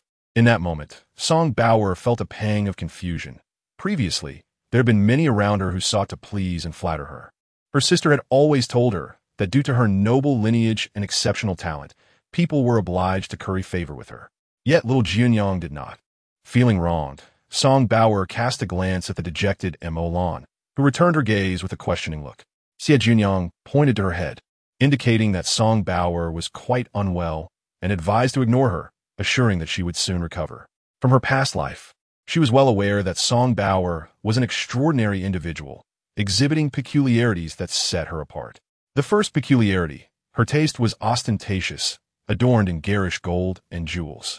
The second, she was a prodigal, as those who sought her favor prospered. The third, her unique perspective led her to believe that those who did not flatter her were mentally deficient, and she was steadfast in this belief. As for the fourth peculiarity, well, it was best not to dwell on it, as she regarded Song Bao as a trivial passerby. In this lifetime, she would not marry Lin Wangchen, and the ridiculous conflicts from her previous life with Song Bao should not resurface. Xie Shun secured the assistance of a local to guide them, swiftly locating a modest dwelling, where they signed a 6-month rental contract at a price of 800 spirit stones per month, paid in full upfront. After 3 months, the sex recruitment would conclude, at which point rental prices would likely decrease. Why then would they endure the burden of a 6-month lease? Xie Shun felt helpless, as the landlord insisted on a 6-month minimum. The inns in the city were nearly full, and rental prices had skyrocketed. Had he not spent spirit stones to enlist the locals' assistance, finding accommodation would have proven difficult. Song Bao Xie Jiuniang called out. Song Bao was currently examining the small courtyard with a look of disdain, lamenting that the rooms were smaller than her family servants' quarters, questioning why they could not secure a better place. Ah, do you possess spirit stones? Spirit stones are not an issue. You can keep a tab until my family arrives to settle the bill. Song Bao was indifferent to such trivial amounts. Mentioning her family, her previously slouched posture straightened once more. Xie Jiuniang quickly noted down the expenses in a ledger, calculating a total of 4,800 spirit stones for the rent, to be split evenly between the two families. You owe my family 2,400, correct? Indeed. Song Bao mentally verified the amount twice, realizing that she could easily account for the entirety of it. That is unacceptable. My family will not take advantage of others, Xie Jiuniang stated with resolute integrity. Song Bao was taken aback, her perception of the world shifting. It seemed that not everyone was inclined to exploit a good deal. Could she be foolish? As she regarded Xie Jiuniang, a tinge of sympathy surfaced. Her sister had often said that those who did not seek to gain from others were simpletons and advised her to avoid their company. Xie Jiuniang's lips twitched as she resisted the urge to lower her intellect with a question. Why? My sister says that if clever people spend too much time with fools, they too will become foolish. Song Bao was conflicted, her brow furrowing as she pondered what to do. She did not wish to appear foolish, yet for now, she had to remain with Jiuniang. Xie Jiuniang fell silent. Was this a subtle jab? Once the ink on the ledger dried, Xie Jiuniang forcefully closed it, stating, "Song heir, your sister speaks the truth. Do not forget it." In response, Song Bauer puffed her chest proudly, exclaiming, "Indeed, I was initially skeptical, so I asked several friends, and they all confirmed that my sister's words were wise." Xie Jiuniang nodded perfunctorily, thrusting the ledger into Song Bauer's hands before turning and walking away without a backward glance. The thoughts of Song heir regarding her sister were of no concern to her as an outsider. Yet she could not deny the truth in her statement. One should not linger with fools for too long. Suddenly, Song Bauer recalled something, her temper flaring as she shouted, "You little brat, what did you just call me? What? Do you have any inkling?" Xie Jiuniang quickened her pace, not pausing to respond. "Ah, you little brat. Stop right there. Stop. Who are you calling Song heir the fool?" Meanwhile, Immortal, who had been preparing to set up formations in her room, paused at the commotion. Regretting her decision to step out, she wondered if she could return to her room in time. On that day, Xie Jiuniang entered seclusion. Having scarcely practiced on the way, her cultivation remained at the 6th layer of Qi refinement, albeit slightly more solid than 3 months prior. During this round of cultivation, she had not employed any spirit-gathering pills, instead opting for a sip of the spiritual liquid she had pilfered from Song Bauer. The spiritual liquid is a concentrated form of spiritual energy, condensed into a liquid state. The precise method of its formation remains unclear. Yet utilizing it to enhance one's cultivation poses no adverse effects, unlike pills that may leave behind toxic residue. Such spiritual liquid is rarely available on the market. When it does appear, it is swiftly snatched up, with even a small vial fetching prices upwards of 10,000 spirit stones. Reflecting on her current wealth, Xie Jiuniang mused that it was not substantial. In the realm of cultivation, the disparity between rich and poor is stark. Those at the bottom meticulously calculate every spirit stone, while others can spend freely. The higher a cultivator's level, the more costly the resources required. For instance, the well-known foundation establishment pill can auction for between 200,000 to 500,000 spirit stones, while the starting bid for the golden core pill is 1,000,000. Not to mention the prices for the embryo formation and god transformation pills. She is but a poor soul, striving to earn spirit stones. Outside the room, Song Bauer is vociferously demanding an account from Xie Jiuniang. No sooner had she begun her tirade than she encountered Immortal. Wishing to prevent Song Bauer from disturbing her daughter's cultivation, suggested they venture out to procure some necessities. After all, one cannot wear her clothes indefinitely. Song Bauer found this reasoning sound. Before they departed, Immortal instructed her to remove her makeup, as the cosmetics from the Song family were quite remarkable. Even after yesterday's tumult, there was no trace of it fading. Song Bauer, with a woeful expression, lamented that her storage ring had been stolen, leaving her without any cleansing solution. Immortal suddenly realized that Song Bauer had been using disguise potions as cosmetics, which explained their remarkable staying power. Regular cosmetics could be washed off with water. Immortal rummaged through her storage bag and offered Song Bauer a vial of cleansing potion. Song Bauer, somewhat bewildered, accepted it, sensing that there was something in Immortal's words that eluded her understanding. Potions as cosmetics? Were not cosmetics made from herbs? All her cosmetics were gifts from her sister. No, she must not doubt her sister. Her sister had always treated her well, and it was her sister who had helped her secure a place on the flying vessel. Perhaps her sister was currently facing punishment from their parents. After preparing some clean water, she poured a small amount of the potion into it and stirred. Song Bauer began to wash her face with her palms, and soon her makeup was entirely removed. Her almond-shaped eyes sparkled even more beautifully. Her slightly plump face glowed with a rosy hue, far more appealing than the artificial blush she had previously applied. Immortal was pleased as she led Song Bauer out. During their stroll, Immortal discerned that while Song Bauer had spoken of her mental afflictions, she was not truly foolish. Rather, she had been misguided, led to believe that certain fallacies were truths. Truly, every family has its own struggles. The CF family was no exception, burdened with its own troubles. Upon arriving at the nearest ready-made clothing shop, Immortal inquired about Song Bauer's preferences. Just as Song Bauer was about to speak, she hesitated, realizing her pockets were emptier than her face, and she shyly requested Immortal to choose for her. Mo Lan recalled Song Baoer's distressing attire upon their first meeting and selected a pale pink fairy dress for her to try on, complemented by simple accessories that made her look charming and delightful. Mo Lan was satisfied. The young girl needed no makeup. However, Song Baoer felt a bit self-conscious, remembering her sister's words that a woman must learn to adorn herself to appear beautiful. Indeed, your sister speaks the truth, Mo Lan affirmed, applying a hint of lip balm to Song Baoer's lips and placing a floral ornament on her brow. With a flick of her wrist, she conjured a water mirror to reveal the transformation. What do you think? Huh? Who is that in the mirror? Song Baoer exclaimed in astonishment. Mo Lan was nearly taken aback, struggling to maintain the illusion. Following this, Song Baoer marveled. Is that truly me? How lovely. I look better than ever before. Aunt Lan, your skills are remarkable. Please teach me, I must learn. Mo Lan looked at the young girl with pity. She imagined the joyful scenes of her daughter and Song Baoer together. Although she was uncertain how Song Baoer had offended her daughter, Mo Lan resolved to help the girl correct her misconceptions. This decision came with both advantages and disadvantages. The drawback was that it might enhance her daughter's rival's beauty, while the benefit lay in the hope that one day, the Na'vi girl might awaken to the truth and engage in internal strife with her sister, leaving behind the past grievances. Simultaneously, this could foster goodwill between them, if ever her daughter's escapades in the woods were to come to light. Perhaps there would be some room for negotiation. Half a month later, when Xie Jiuniang emerged from her room, she was greeted by the sight of a charming young beauty circling around her mother, sweetly calling out Aunt Lan repeatedly. Xie Jiuniang inquired, "Mother, who is this sister?" Montak Lan smilet. Guess. Song Baoer proudly lifted her chin and cast a self-satisfied glance at Xie Jiuniang. In an instant, Xie Jiuniang's curiosity evaporated, and with indifference, she muttered, "Oh, Song Ursha."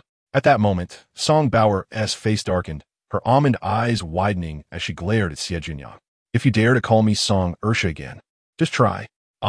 It truly is Song Ursha, Xie Jiuniang remarked in surprise, her expression revealing that she had never expected this appearance, which incensed Song Baoer further. I. Song Baoer sputtered, struggling to form a coherent response. Ignoring her, Xie Jiuniang turned to Mo Lan, asking, "Mother, where is father?" "He is meditating in a room." For cultivators, meditation is akin to practice. "Good work, Jiuniang. You've reached the late stage of the 6th layer." Mo Lan exclaimed with delight upon noticing her daughter's progress. "What would you like for dinner? Mother will prepare it for you." Xie Jiuniang was about to request meat when a large head pushed its way between Mo Lan and herself, leaving her with only the back of the head to view. Song Baoer whimsically said, "Aunt Lan, I want to eat meat." Xie Jiuniang, eyeing the familiar head, felt an itch to strike. "Where's my stick? What am I to do if I want to hit again?" Yet before she could act, Song Baoer turned and boasted, "Little Jiuniang, you must work hard at your cultivation. I have already reached the 8th layer." Xie Jiuniang thought to herself, "Not worth arguing with a fool. If I stoop to their level, I shall lose." Mo Lan observed her daughter's earnest expression and could not help but feel amused. Xie Jiuniang, maintaining her composure, declared firmly, "Mother, I want to eat vegetables tonight." With that, she turned coldly and walked away. Striking 1,000 while harming herself, she left no one to blame. Mo Lan ultimately could not suppress her laughter. Xie Jiuniang hurried back to her room, only to re-emerge clad in the simplest of robes, a meager storage bag dangling from her waist, leaving the courtyard with an air of dishevelment. Having spent half a month in Xianan City, today marked the first time Xie Jiuniang ventured out to stroll. In her past life, she had visited Xianan City several times, thus the surroundings were not entirely unfamiliar. Her destination was the Grand Square in the city center, capable of accommodating 100,000 people. This square had originally served as a recruitment area for the sect, but it was used for other purposes during the intervening years. The city lord's residents had divided the stalls by category, renting them out to small vendors, gradually transforming the square into the largest marketplace in Xianan City. In her previous life, the day before the sect's assessment, Xie Jiuniang had purchased a rusty, broken sword from a stall in the open-air market. At that time, her mother had recently passed, and her father was in a state of despair, leaving her to fend for herself with scarce spirit stones. Thus, she had spent only one spirit stone to acquire the broken sword. Whether it was fate or not, Xie Jiuniang could not say, for the sword had remained in her possession for but a brief time. The following day, during the entrance assessment, she found herself in peril. only to be saved by a fellow disciple. She expressed her gratitude, to which he replied that it was of no concern.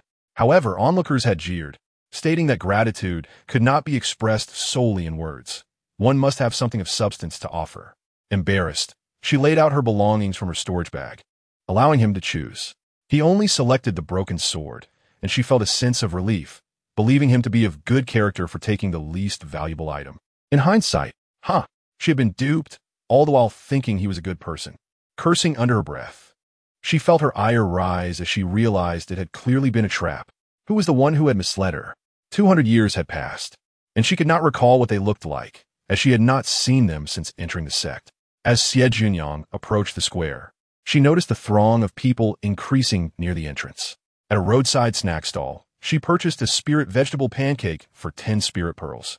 She had come early, uncertain if the stall would still have that broken sword, but she was compelled to look. When she had bought the sword, the vendor had mentioned that it had been there for 2 or 3 months, and she was the only one who recognized its worth. "Young friend, would you like some pancakes?" Was someone calling her? Xie Jiuniang turned towards the voice and saw an elderly man exuding an air of sleaziness, crouched by the wall with a rough cloth spread before him, displaying a haphazard assortment of trinkets. The old man beckoned her. "Young friend, come here, quickly. I have just calculated and discerned that a certain treasure here is destined to be yours." "Oh dear, young friend, don't walk away."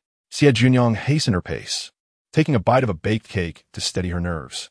The thought of ravenous wolves and the ghosts of the starving was terrifying. Was I somehow entwined with a heap of refuse? Another bite to calm her. She entered the bustling marketplace, alive with activity yet devoid of chaos. Every detail in perfect order. City guards maintained the peace, and formidable figures kept watch, ensuring that no one dared to create a disturbance. She strolled leisurely, instinctively arriving at the stall where she had once purchased a broken sword in her previous life. A glance revealed the absence of that sword. What a pity. Perhaps she would return in a few days. Just as she contemplated leaving, the vendor, noticing her intent to depart, called out with a beaming smile, "Little friend, fortune favors the prepared. I've just received new stock, yet to be displayed. They say these treasures were unearthed from an ancient cultivator's cave." The stall owner quickly cleared away the previous items and unveiled the so-called new arrivals, a mere 7 or 8 pieces, still bearing traces of fresh earth. Among them was a broken sword. Xie Jiuniang recognized it instantly by its dragon-headed hilt. In her past life, her first instinct had been to purchase it. In this lifetime, she hesitated. The mysterious allure was even stronger than before. With her rebirth and skills as a weaponsmith, she discerned that the hilt and blade were one, exuding a subtle yet profound aura, a natural beauty that was regrettably marred. The former owner of this sword must have faced a life-and-death battle, likely perishing in the process. Otherwise, who would forsake such a weapon? Xie Jiuniang crouched before the stall, inspecting each item with the curiosity of a novice. Her demeanor practically screamed, "Come, take advantage of me." She asked, "Uncle, how much for each piece?" "Not expensive," the vendor replied, raising a single finger. Confused, Xie Jiuniang inquired, "1 finger equals how much?" "1 spirit pearl? It's 1,000 spirit stones each," he replied, his expression darkening. "Phew, that's a relief, not 10,000. Xie Jiuniang feigned relief, causing the vendor, already somewhat displeased, to feel a pang of concern. Had he undervalued his wares? Yet, the girl as plain attire did not suggest she hailed from a wealthy family. The next moment, Xie Jiuniang, with a pained expression, asked, "Uncle, can we negotiate? Would you sell one for just 1 spirit stone? If you agree, I'll tighten my belt and buy one, but you must guarantee it's from the ancient cultivator's cave." The vendor was flabbergasted. Did she just say 1 spirit stone, and she would starve to buy one? His lips twitched. Truly, she was a small-time miser. Nearby vendors had anticipated a na-ve customer, only to be disappointed. Xie Jiuniang blinked her innocent eyes, appearing as if she was wagering her entire fortune on this deal. No matter how much the vendor haggled, she remained steadfast at 1 spirit stone.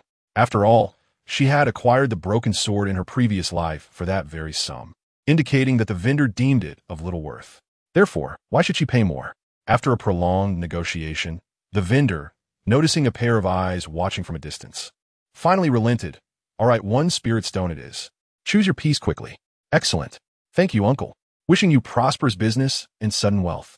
Xie Jiuniang tossed him a spirit stone, seized the broken sword, and dashed off. Unbeknownst to her, the vendor pocketed the stone and greeted the next customer with a smile. Friend, fortune favors the prepared. I've just received new stock. Chapter 23. Truth and Deception. Xie Jiuniang did not leave the marketplace immediately. Spotting a food stall, she stopped and purchased a few inexpensive items, spending a few hundred spirit pearls. An hour passed, and she showed no signs of departing, much to the growing impatience of those observing her. In a private room on the second floor of the Sanxiang tea house, overlooking the street, Lin Wangchen and a middle-aged man in purple robe sat. The man was Lin Wangchen's grandfather, Lin Yun, a mid-stage golden core cultivator. Their attention subtly circled around Xie Jiuniang. Lin Wangchen had attempted to approach Xie Jiuniang at the sect, only to be warned by her master, Lin Daojun. Grandfather, I suspect Lin Daojun has caught wind of our intentions. This posed a significant dilemma. The Lin family was not the only one troubled.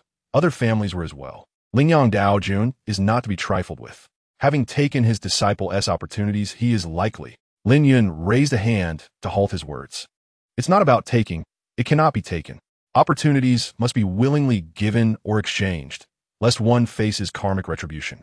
Yes, I understand, grandfather. The family records detail this. During the prosperous times of a destined child, those who offend them seldom have a good outcome. Lin Bin then inquired, what makes this girl in the marketplace so special? Lin Wangchen replied, she possesses the potential to become a heavenly spirit root. The spirit grass she acquired was through her own efforts. Initially, I believed she was the one with great fortune. Is that so? Lin Yun pondered. Lin Wangchen continued, I have encountered her a few times. She is quite an intriguing young lady. However, speak plainly. Grandfather, do you think it's possible that Xie is not who we believe? Another descendant of the Xie family was recently accepted as a disciple by the true Lord Chongzhen. The ancestor mentioned that within a century, Chongzhen would surely attain transformation. Should we send someone to the southeastern sea? No need. The family has already calculated. The destined child resides in the eastern region. Just as Lin Bin finished speaking, his brow furrowed. That girl has exited the marketplace. Lin Wen is about to make a move. Are you interested in her newly acquired item? Indeed. Is it not said that those with great fortunes can stumble upon treasures with the simplest purchases? I merely wish to confirm. In the early stages of a destined child's growth, their brilliance had yet to manifest. Under the protection of the heavens, the Heavenly Secrets Pavilion could only predict within a certain range. Since Xie Jiuniang became a single spirit root, the difficulty of prediction had increased. Initially, they could ascertain her location within Yunmu City, but now it had expanded to the eastern region. The eastern region is vast. Fortunately, he had promptly requested Brother Gong to accompany him to Yunmu City, directly locking onto the Xie family. The likelihood of Xie Jiuniang being the destined child was high. It was merely a matter of time until she encountered her opportunity. However, Lin Wangchen remained fixated on Xie Jiuniang, the unfortunate girl who had acquired fortune yet could not retain it. According to family records, destined children often began in vulnerable positions, facing numerous tribulations. Once they grasped their opportunity, they would soar to greatness. Xie Jiuniang had been pampered since childhood, yet in contrast, Xie Jiuniang bore more resemblance to the destined child. Even if Brother Gong's predictions leaned towards Xie Jiuniang, Lin Wangchen, a cautious hunter, saw no harm in verifying his assumptions multiple times. As Xie Jiuniang left the marketplace, she collided with someone head-on, knocking her to the ground. Ouch! What the hell? Can't you watch where you're going? She exclaimed, scrambling to her feet. The person who had knocked her down remained silent and fled. Xie Jiuniang stood up, checking her waist, only to find it empty. Damn, where's my storage bag? Just as she was about to shout for a thief, a young man passing by alerted her, friend, your storage bag has fallen on the ground. Startled, Xie Jiuniang looked down. Indeed, there lay a storage bag that closely resembled hers. Yet she recognized it was not her own. Pretending not to notice, she casually bent down to pick it up. A sweep of her spiritual sense revealed it had no owner's mark. Inside were 100,000 spirit stones. Good heavens! The one behind this was undoubtedly wealthy. Xie Jiuniang swiftly secured the storage bag to her waist, humming a cheerful tune.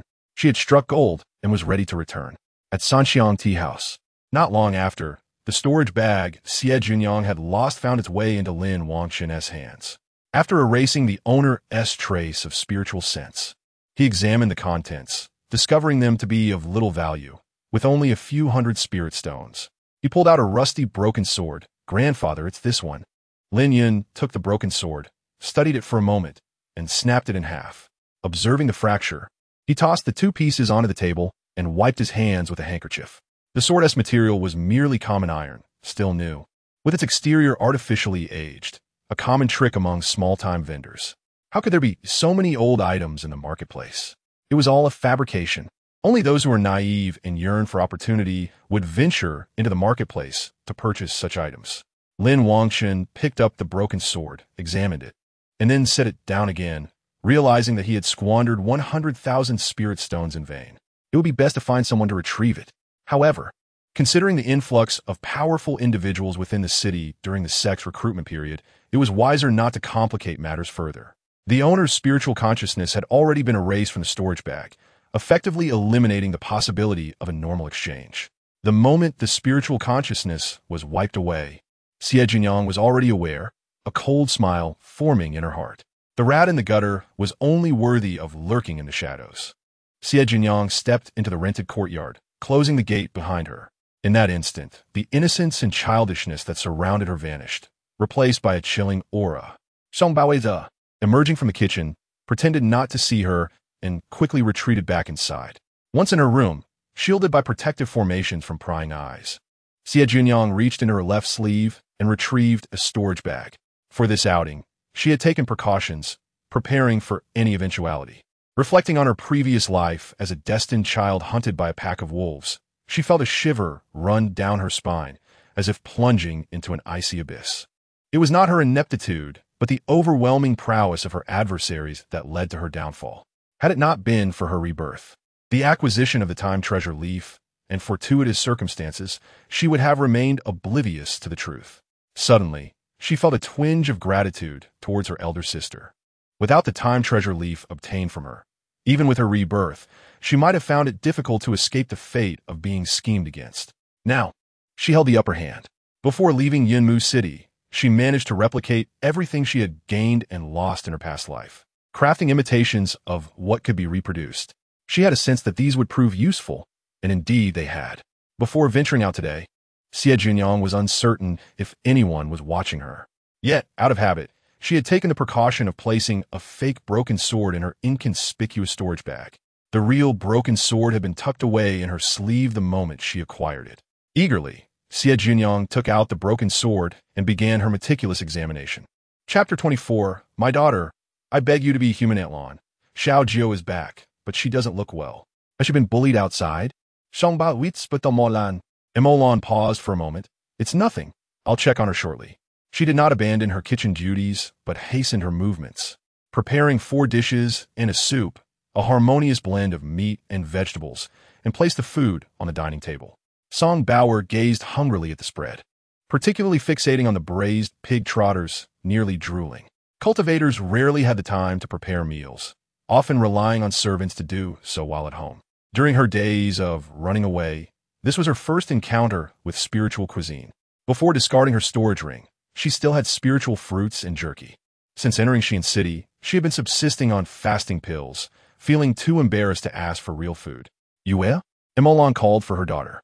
The entire rented courtyard was arranged with formations, and Xie Jiuniang's room was also protected by a small barrier. The moment there was a disturbance outside, she was instantly alerted. Deactivating the formation, "Mother, please come in." Why did you return with a dark expression? Imolan scrutinized her daughter as she stepped through the threshold. Relieved to see she was uninjured. Did something happen? Xie Jiuniang was at a loss for words. Have you ever seen me with a pleasant expression? Imolan chuckled lightly. Really, is everything all right? There are no misfortunes, but there are some good tidings, she said mischievously. Xie Jiuniang pulled the storage bag from her waist and tossed it to her mother. Please don't ask yet. I will tell you both when father comes out. Imolan glanced inside the storage bag, spotting the 100,000 spirit stones. Just as she was about to inquire about their origin, she halted herself. Her daughter had already stated to wait for her father to discuss it together. It was not that Imolan had no suspicions, but the family's belongings were mostly stored in her storage ring, with the remainder in Xie Shen's possession. Xie Jiuniang only kept what was necessary. She worried that possessing too many items might attract unwanted attention from those watching her. In Yunmu City, she had been a pitiful figure, overlooked by her family, and it had only been a short while since her departure. Initially, she had sought to avoid drawing attention and thus continued to live frugally. Now, however, with a windfall of 100,000 spirit stones, she felt no hesitation in spending some on whatever she desired, confident that no one would suspect her. The mother and daughter exited the room together. They did not call for Xie Jiuniang to join them for dinner, as it was usually the younger ones who craved food. In the world of adults, eating was hardly as enticing as cultivating. Song Bauer shot Xie Jiuniang a resentful look, thinking that her lack of enthusiasm for food indicated a problem with her mind. As soon as Xie Jiuniang sat down, she froze momentarily, quickly pretending not to hear, waiting for Immortal to take her first bite of food. Xie Jiuniang and Song Bauer reached for the plate of pig trotters almost simultaneously. This was no ordinary pig. It had been fed with spiritual herbs and vegetables, infusing the meat with spiritual energy and exceptional flavor. There were only 4 trotters. The 2 of them aimed for the largest piece, which held the most meat. Song Bauer glared, relinquishing her chopsticks. "Did you not say you wanted to eat vegetarian?" "Who said that? I want to eat meat now." Xie Jiuniang stood her ground. Song Bauer, flustered, retorted, "I reached for it first. I grabbed it first." Xie Jiuniang caught a glimpse of her mother watching the spectacle and then glanced at the dishes on the table. A spark of inspiration ignited within her. "Song Bauer, the best piece should be offered to our elders. I wish to give it to my mother." "What about you?" "I also intend to give it to Aunt Lon." Song Bauer the ziplit defianti. Xie Jiuniang relinquished her hold on the chopsticks and chose another large piece. "Very well. You go ahead." Having won the battle, Song Bauer triumphantly placed the largest pig trotter into Immortal's bowl, treating it like a trophy. Montaklan smilet in appreciation. Song Bauer then grabbed another piece for herself, eagerly taking a bite. "Delicious. Truly exquisite." Xie Jiuniang feigned ignorance, diving into her meal. By the time Song Bauer finished her piece, the plate of braised trotters was empty, save for the last piece, which she turned to Xie Jiuniang in disbelief. Xie Jiuniang was happily savoring her second piece. How unfair. Song Bauer felt utterly outwitted, yet could find no evidence to substantiate her claim. A knot of frustration lodged in her throat, leaving her in a quandary.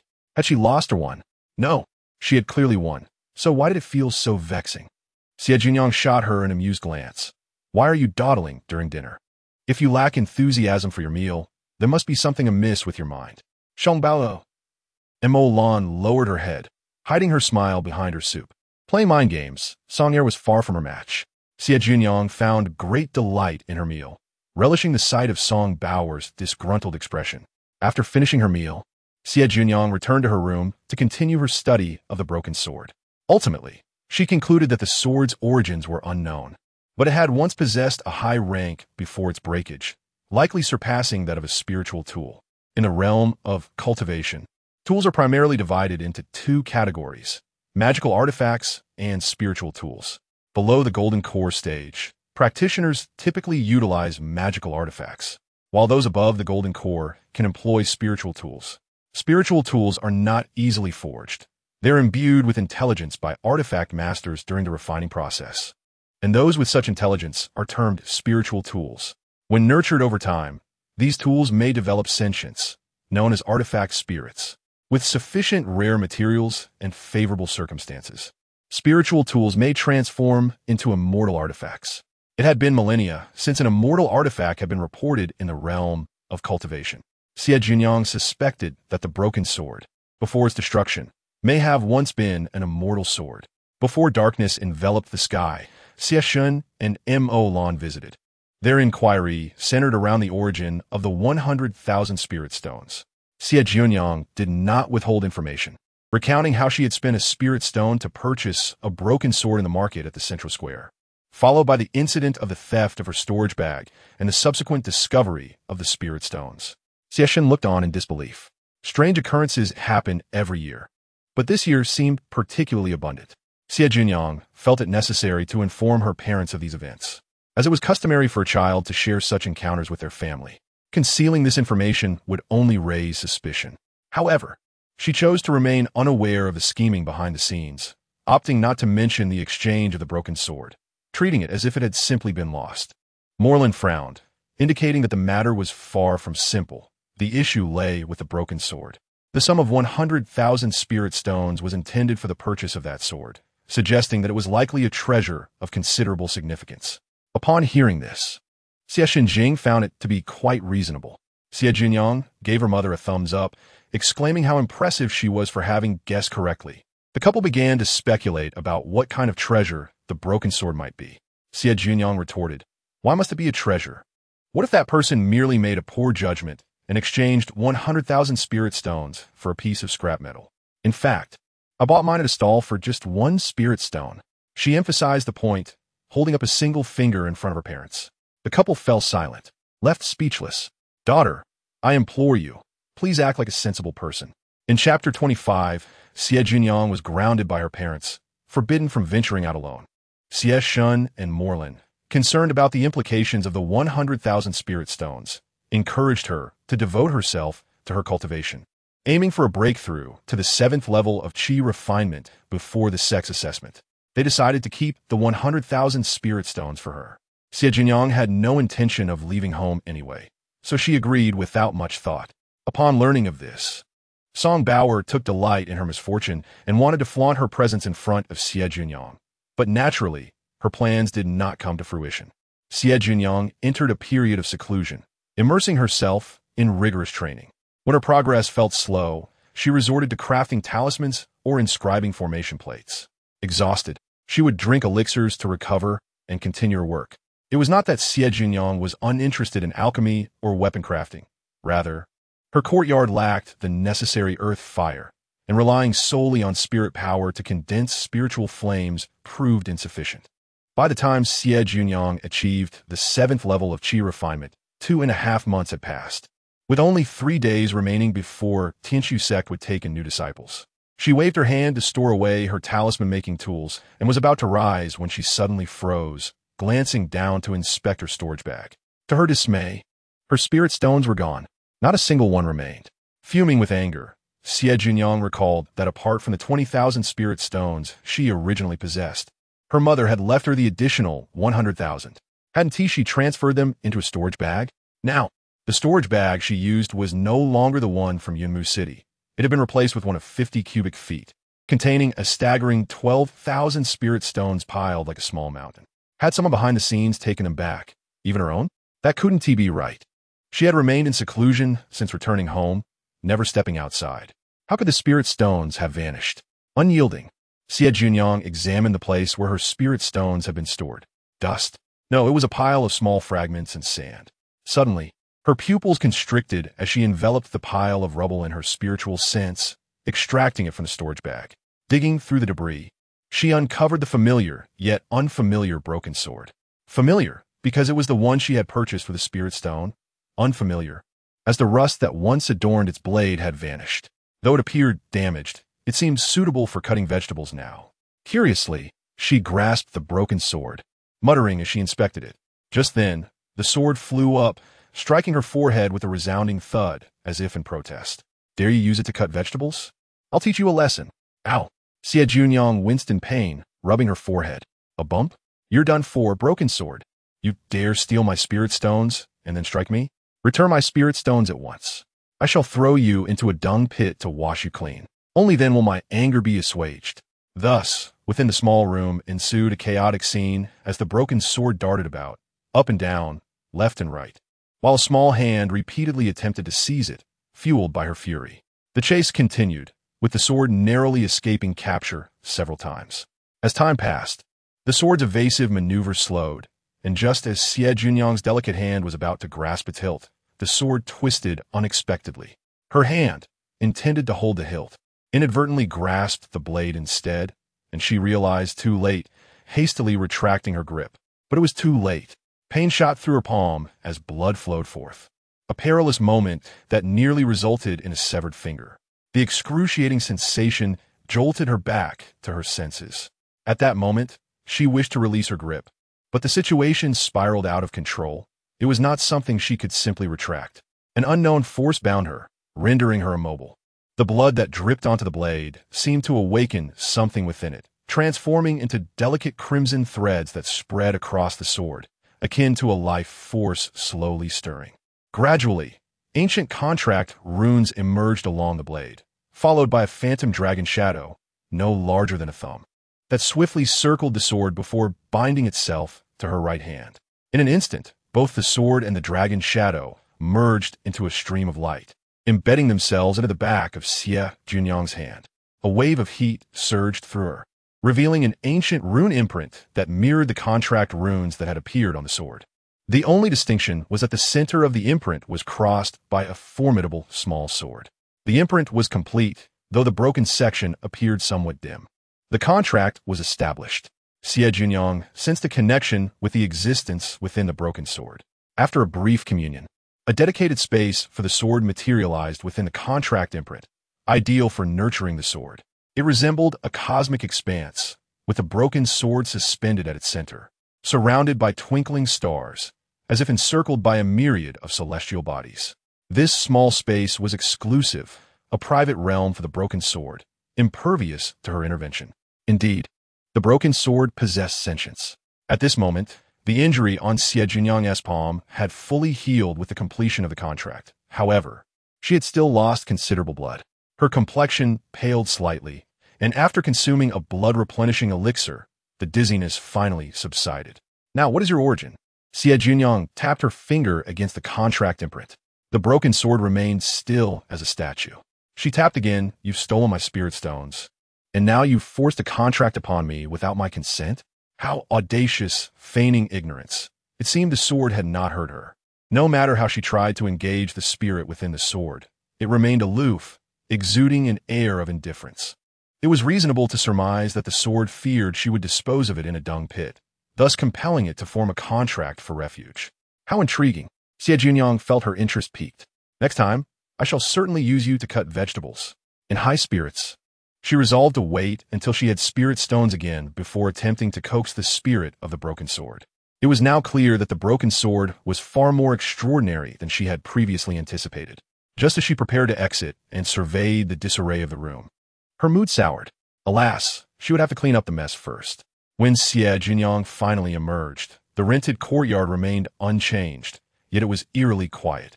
Father? Mother? She discovered that Song Baoer had departed. The formation in the room where she had stayed was dismantled, leaving no trace of habitation. Morlin emerged from her room. Had she finished her seclusion? How did the 7th level of Qi refinement go? Xie Jiuniang leapt beside her mother, glancing behind her. Where was her father? The family has sent some juniors over. Your father went to see if he could offer any assistance. Oh, Xie Jiuniang felt little interest. The Xie family owned a residence in Xian City, designated for the temporary accommodation of family members, where Xie Jiuniang had resided in her past life. In this life, she had no desire to return there. Regardless of how prosperous the family was, it was not her sanctuary. They had abandoned her in her previous life. Even if their actions were justified from a broader perspective, it remained a painful truth. What did that matter now? Ultimately, she had been forsaken. In Chapter 26, Mother, I have a tinge of regret. Xie Jiuniang spent considerable time conversing with her mother. She learned that after a few days of seclusion, the Song family had come to retrieve Song Baoer, leaving behind a storage bag containing 3 bottles of foundational elixirs and an additional 100,000 spirit stones. The Song family's compensation was indeed generous. After all, protecting Song Baoer for a period was not a difficult task for Xie Shen. The Song family held such a perspective. However, it was undermined by a prodigal daughter. Song Baoer had relentlessly insisted that her family leave behind a black token, emblazoned with the Song family crest on one side and an image of a flying vessel on the other, which allowed for half-price tickets when purchasing passage. With this token, one could acquire the most favorable prices at the Rongxing Chamber of Commerce. Xie Jiuniang looked at the token repeatedly. Mother, I have some regrets. Regrets about what? Immortal was taken aback. It's about how I treated Song Baoer when she was at home. Xie Jiuniang spoke with genuine emotion. Immortal felt a sense of comfort in her heart, marveling at her daughter's thoughtfulness. Yet, Xie Jiuniang lamented, if I had known she was naive and wealthy, why didn't I seize the opportunity? If I had been kinder, perhaps she would have gifted me something even better, maybe even a large flying vessel. Alas, it's all gone. My heart aches. Montaglan was dumbfounded. What are you talking about, my daughter? Is this even a matter for discussion? Upon seeing her mother's astonished expression, Xie Jiuniang's heart sank. Oh no, I cannot let my sweet image be tarnished. She handed the token back to Immortal, her small face turning serious. Mother, I was merely joking. Your daughter is not that kind of person. You should keep the token for now. I am off to the sect for training and will have no use for it. Immortal declined, insisting that Bauer had given it to her, so it should remain with her. Father and mother will not need it either. I will ask to borrow it when necessary. Xie Jiuniang nodded obediently, storing the token in her spatial pouch. Jiuniang, what about the... Immortal inadvertently caught sight of her contract mark on the back of her hand. Xie Jiuniang smiled lightly. It's merely a minor opportunity. Mother need not worry. She then wrapped a small piece of cloth around her right hand to conceal the mark. When I have the chance, I shall forge a set of protective gear for my wrist and hand. Otherwise, if someone knowledgeable sees the contract mark, it could lead to trouble.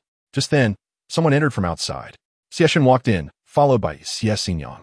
The sisters were overjoyed to reunite after half a year.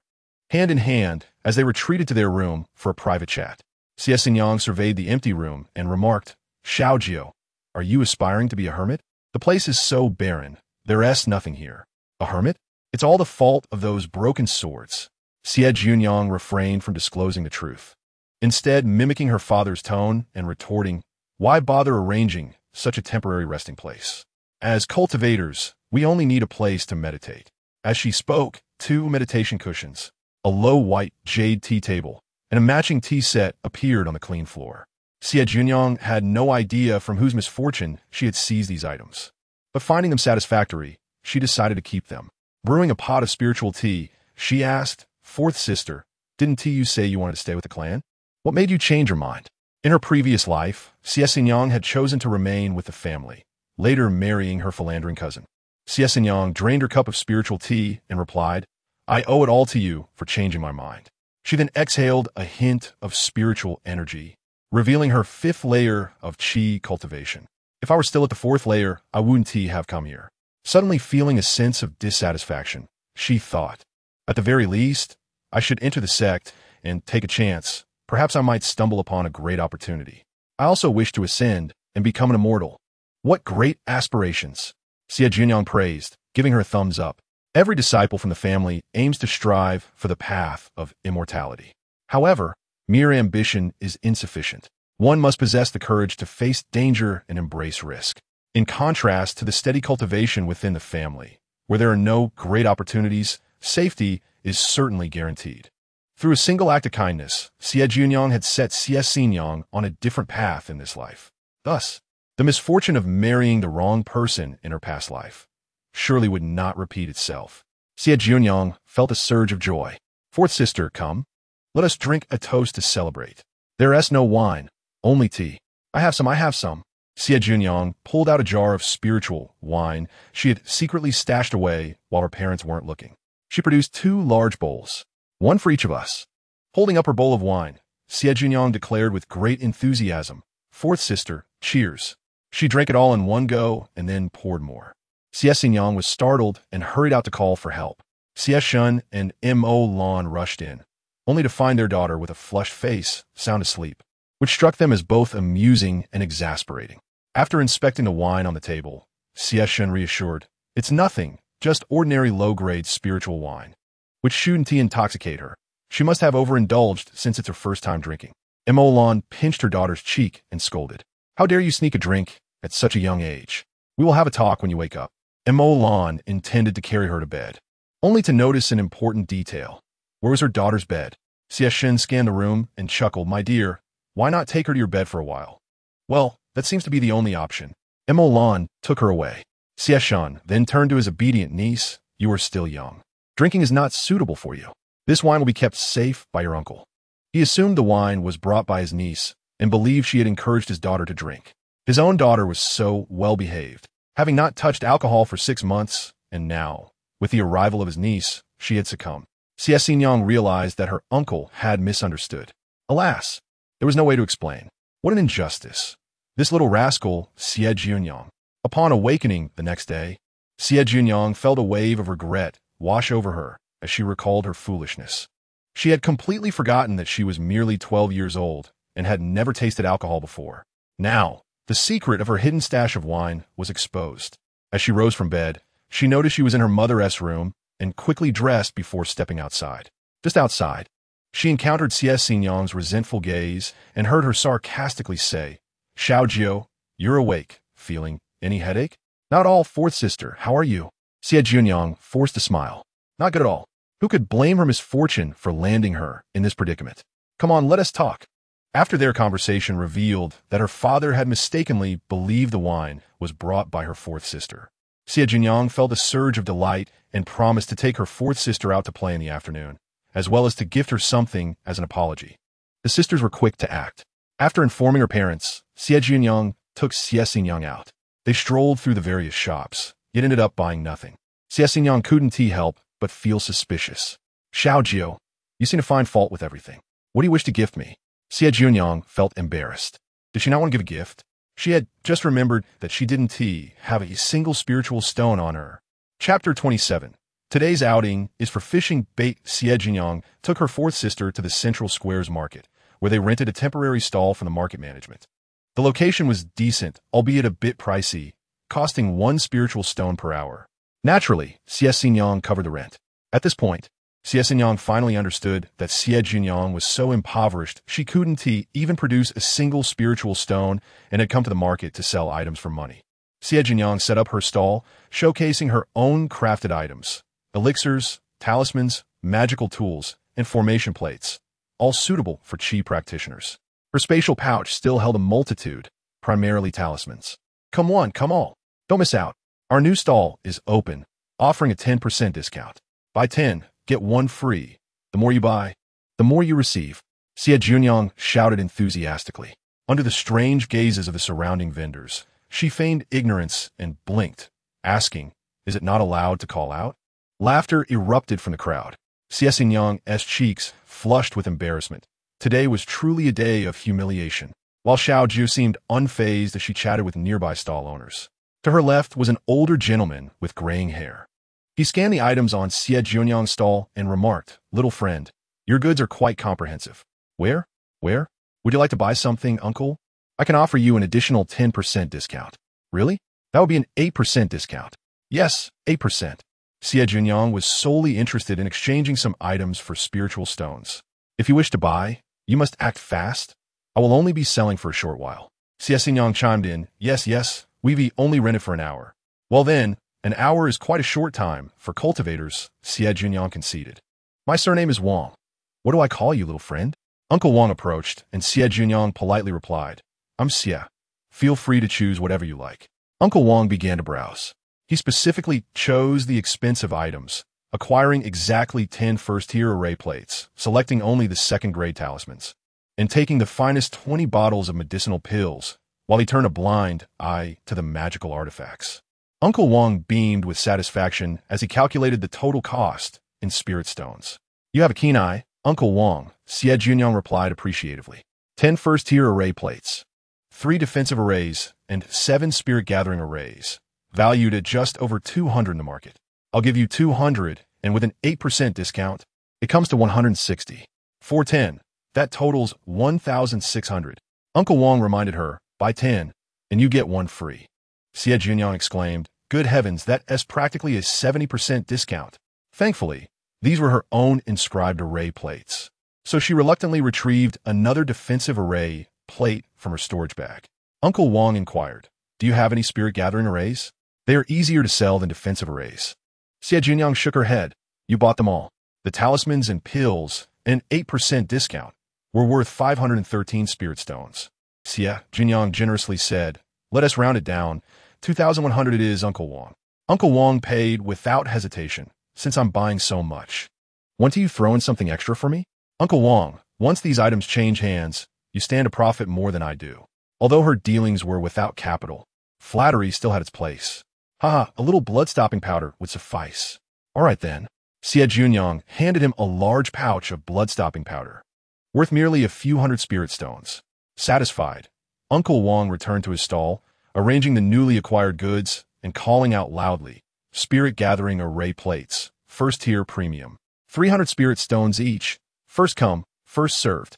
Spirit-gathering arrays? They're selling in the market. Hurry. I want one. In the blink of an eye, a crowd of over a dozen gathered at Uncle Wang's stall, selling 7 spirit-gathering array plates at 300 each, along with the talismans and pills. He made a fortune. The other vendors regretted their missed opportunity. They had once been presented with a chance to profit greatly, But alas, they had let it slip away. Xie Jiuniang couldn't help but marvel at the scene.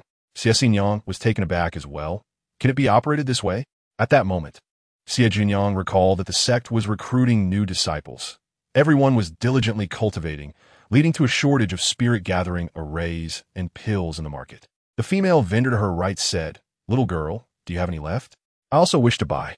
If I had more, I would sell them myself." Xie Jiuniang gave her a knowing glance. The vendor pondered and replied, "If you can offer a better deal on the remaining items, I'll take them all." "How about it?" Xie Jiuniang assessed her stock and offered a steep discount of 100 spirit stones. "How about 80? Is that acceptable?" "Senior, these items can easily sell for at least 160 at market value." Xie Jiuniang expressed her reluctance. The female vendor was insistent on bargaining. Eventually, they settled at 99 spirit stones. Xie Jiuniang noticed Xie Jiuniang's eager reaction. At home, she was carefree and boisterous like a foolish sister. But as she encountered the outside world, it was natural for her to feel somewhat shy. Over time, her confidence would undoubtedly grow. Xie Jiuniang had many items left in her storage bag, including spirit-gathering array plates, but she wouldn't sell anymore. Earning a little was fine, but too much could draw unwanted attention. As they wrapped up for the day, Xie Jiuniang pointed towards the Easter market and declared, "Sister C, let us go. Today's expenses are on me. There's someone selling grilled meat over there, and it smells divine. Let us hurry." The two sisters ran hand in hand. After they left, the female vendor remarked sarcastically, "Old Wang, you struck it rich today. Didn't I leave a bowl of soup for you?" Uncle Wang boasted. "Those two girls are clearly from well-off families, here for the Tinshu sect. They probably just came to play, not genuinely interested in the market trends. Missing this opportunity would be foolish." Cough, cough, cough. To miss this chance would be foolish. He realized that his words had offended several nearby vendors, who eyed him with ill intent. Uncle Wang quickly added, "Let us have a feast. I'll treat everyone tonight. You know how to play it safe." They had been setting up stalls together daily, and everyone was familiar with one another. Xie Jiuniang and her sister spent the afternoon exploring and encountered several family disciples. Xie Jiuniang was acquainted with them, while Xie Jiuniang couldn't recall a single name. Therefore, it was mostly Xie Jiuniang conversing with them as Xie Jiuniang played the role of a little follower.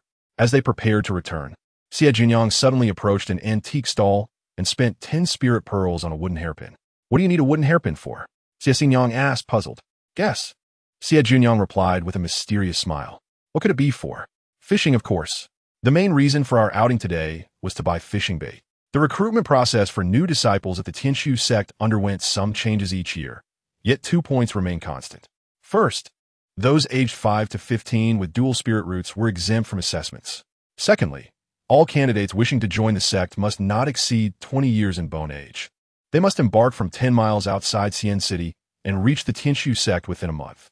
Arriving within the stipulated time meant success, while failure would result in being sent back to Xian City by the sect as disciples. The Tinshu sect occupies vast mountain ranges. How vast?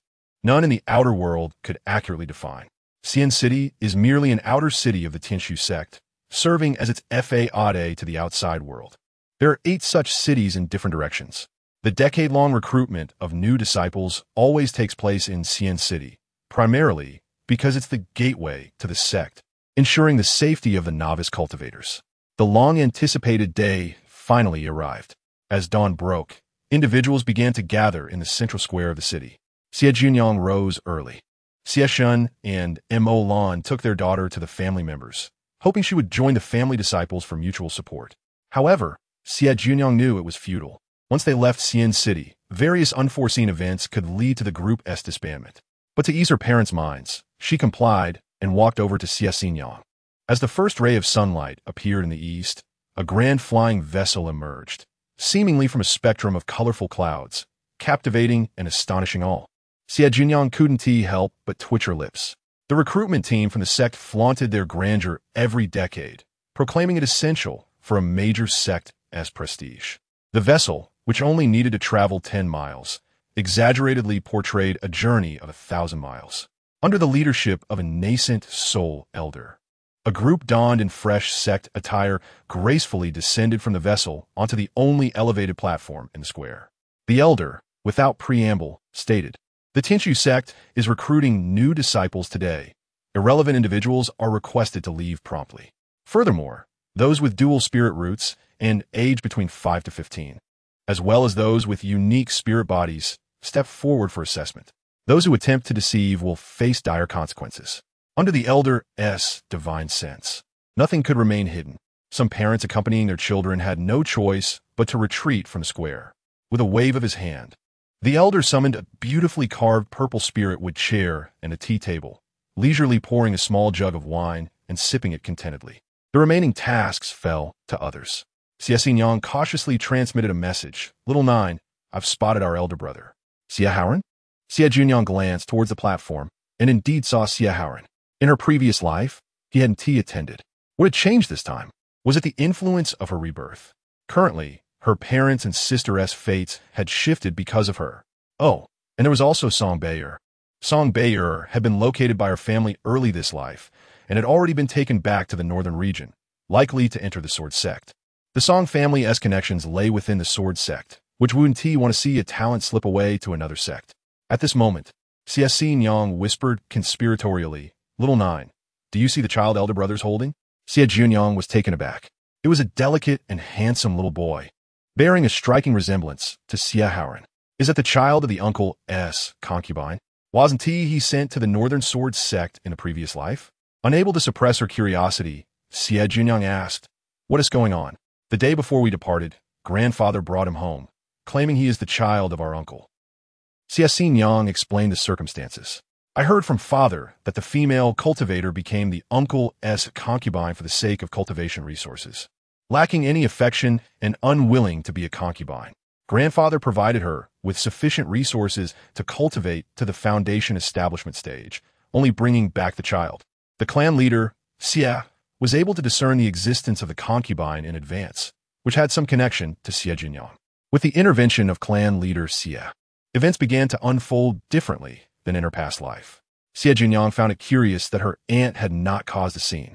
She had seemingly acquired a foundation establishment pill and had gone into seclusion, perfectly avoiding any commotion. Xie Jiuniang reasonably suspected her grandfather's involvement. The disciples tested the child's spiritual roots, discovering a dual affinity for water and wood with a bone age of 7. Congratulations, Xie Jiuniang, you have passed. Thank you. Xie Jiuniang lifted his younger brother and boarded a flying boat. Many witnesses nearby marveled. This year, the Xie family of Yunmu City is remarkable. What do you mean by that? An uninformed person inquired. The man stroked his beard.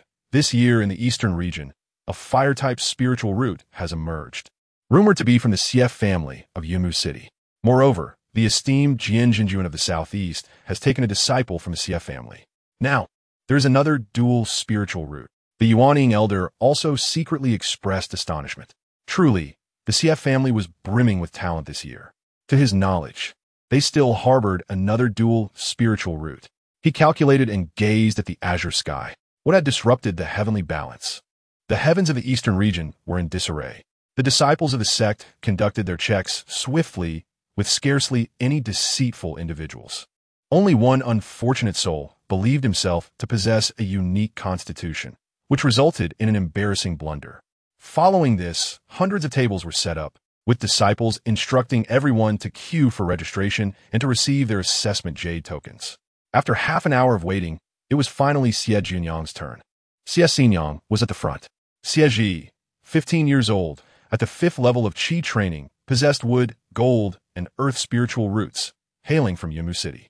Next, the registering disciple handed a jade token to Xie Jiuniang. When it was Xie Jiuniang's turn, she stated directly, Xie Jiuniang, 12 years old, at the 7th level of Qi training with gold, wood, and fire spiritual roots from Yunmu City. The registering disciple looked up in surprise. Little junior sister, your cultivation is impressive.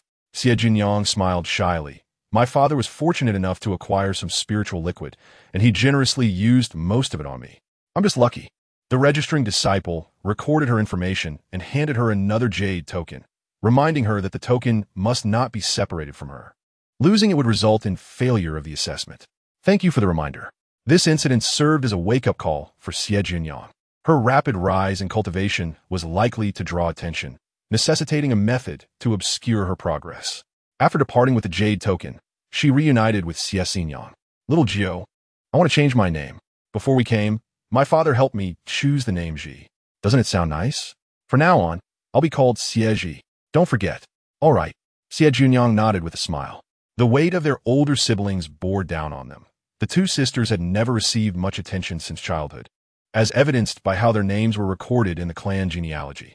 The clan elder had never inquired about their parents and had simply written down Xinyang and Jiuniang according to their birth order. The fourth sister had always been discontented with her name, so a change felt refreshing. After a dozen clan members registered, they gathered together. Someone approached Xie Jiuniang, little Gio. At the 7th level of Qi training, my father helped the Rongxing Chamber of Commerce a little, and in return, we received some spiritual liquid. He couldn't bear to use it all, so he diluted it with water for me. The affair with the Song family was no secret, conveniently providing her with a reasonable explanation for her unusual cultivation. Such a waste. Those secretly observing them felt a pang of envy. Spiritual liquid suitable for foundation establishment was scarce, with a small vial fetching prices between 70 to 80,000. Xieshan was indeed generous to dilute it for his daughter as cultivation. Once everyone had registered, they boarded the flying boat. The sect transported them to a vast expanse of grassland, 10 miles from Xian City. Everyone, listen well, aside from relying on your own strength, there are no shortcuts. This statement echoed from above as the flying boat departed, leaving thousands of candidates behind.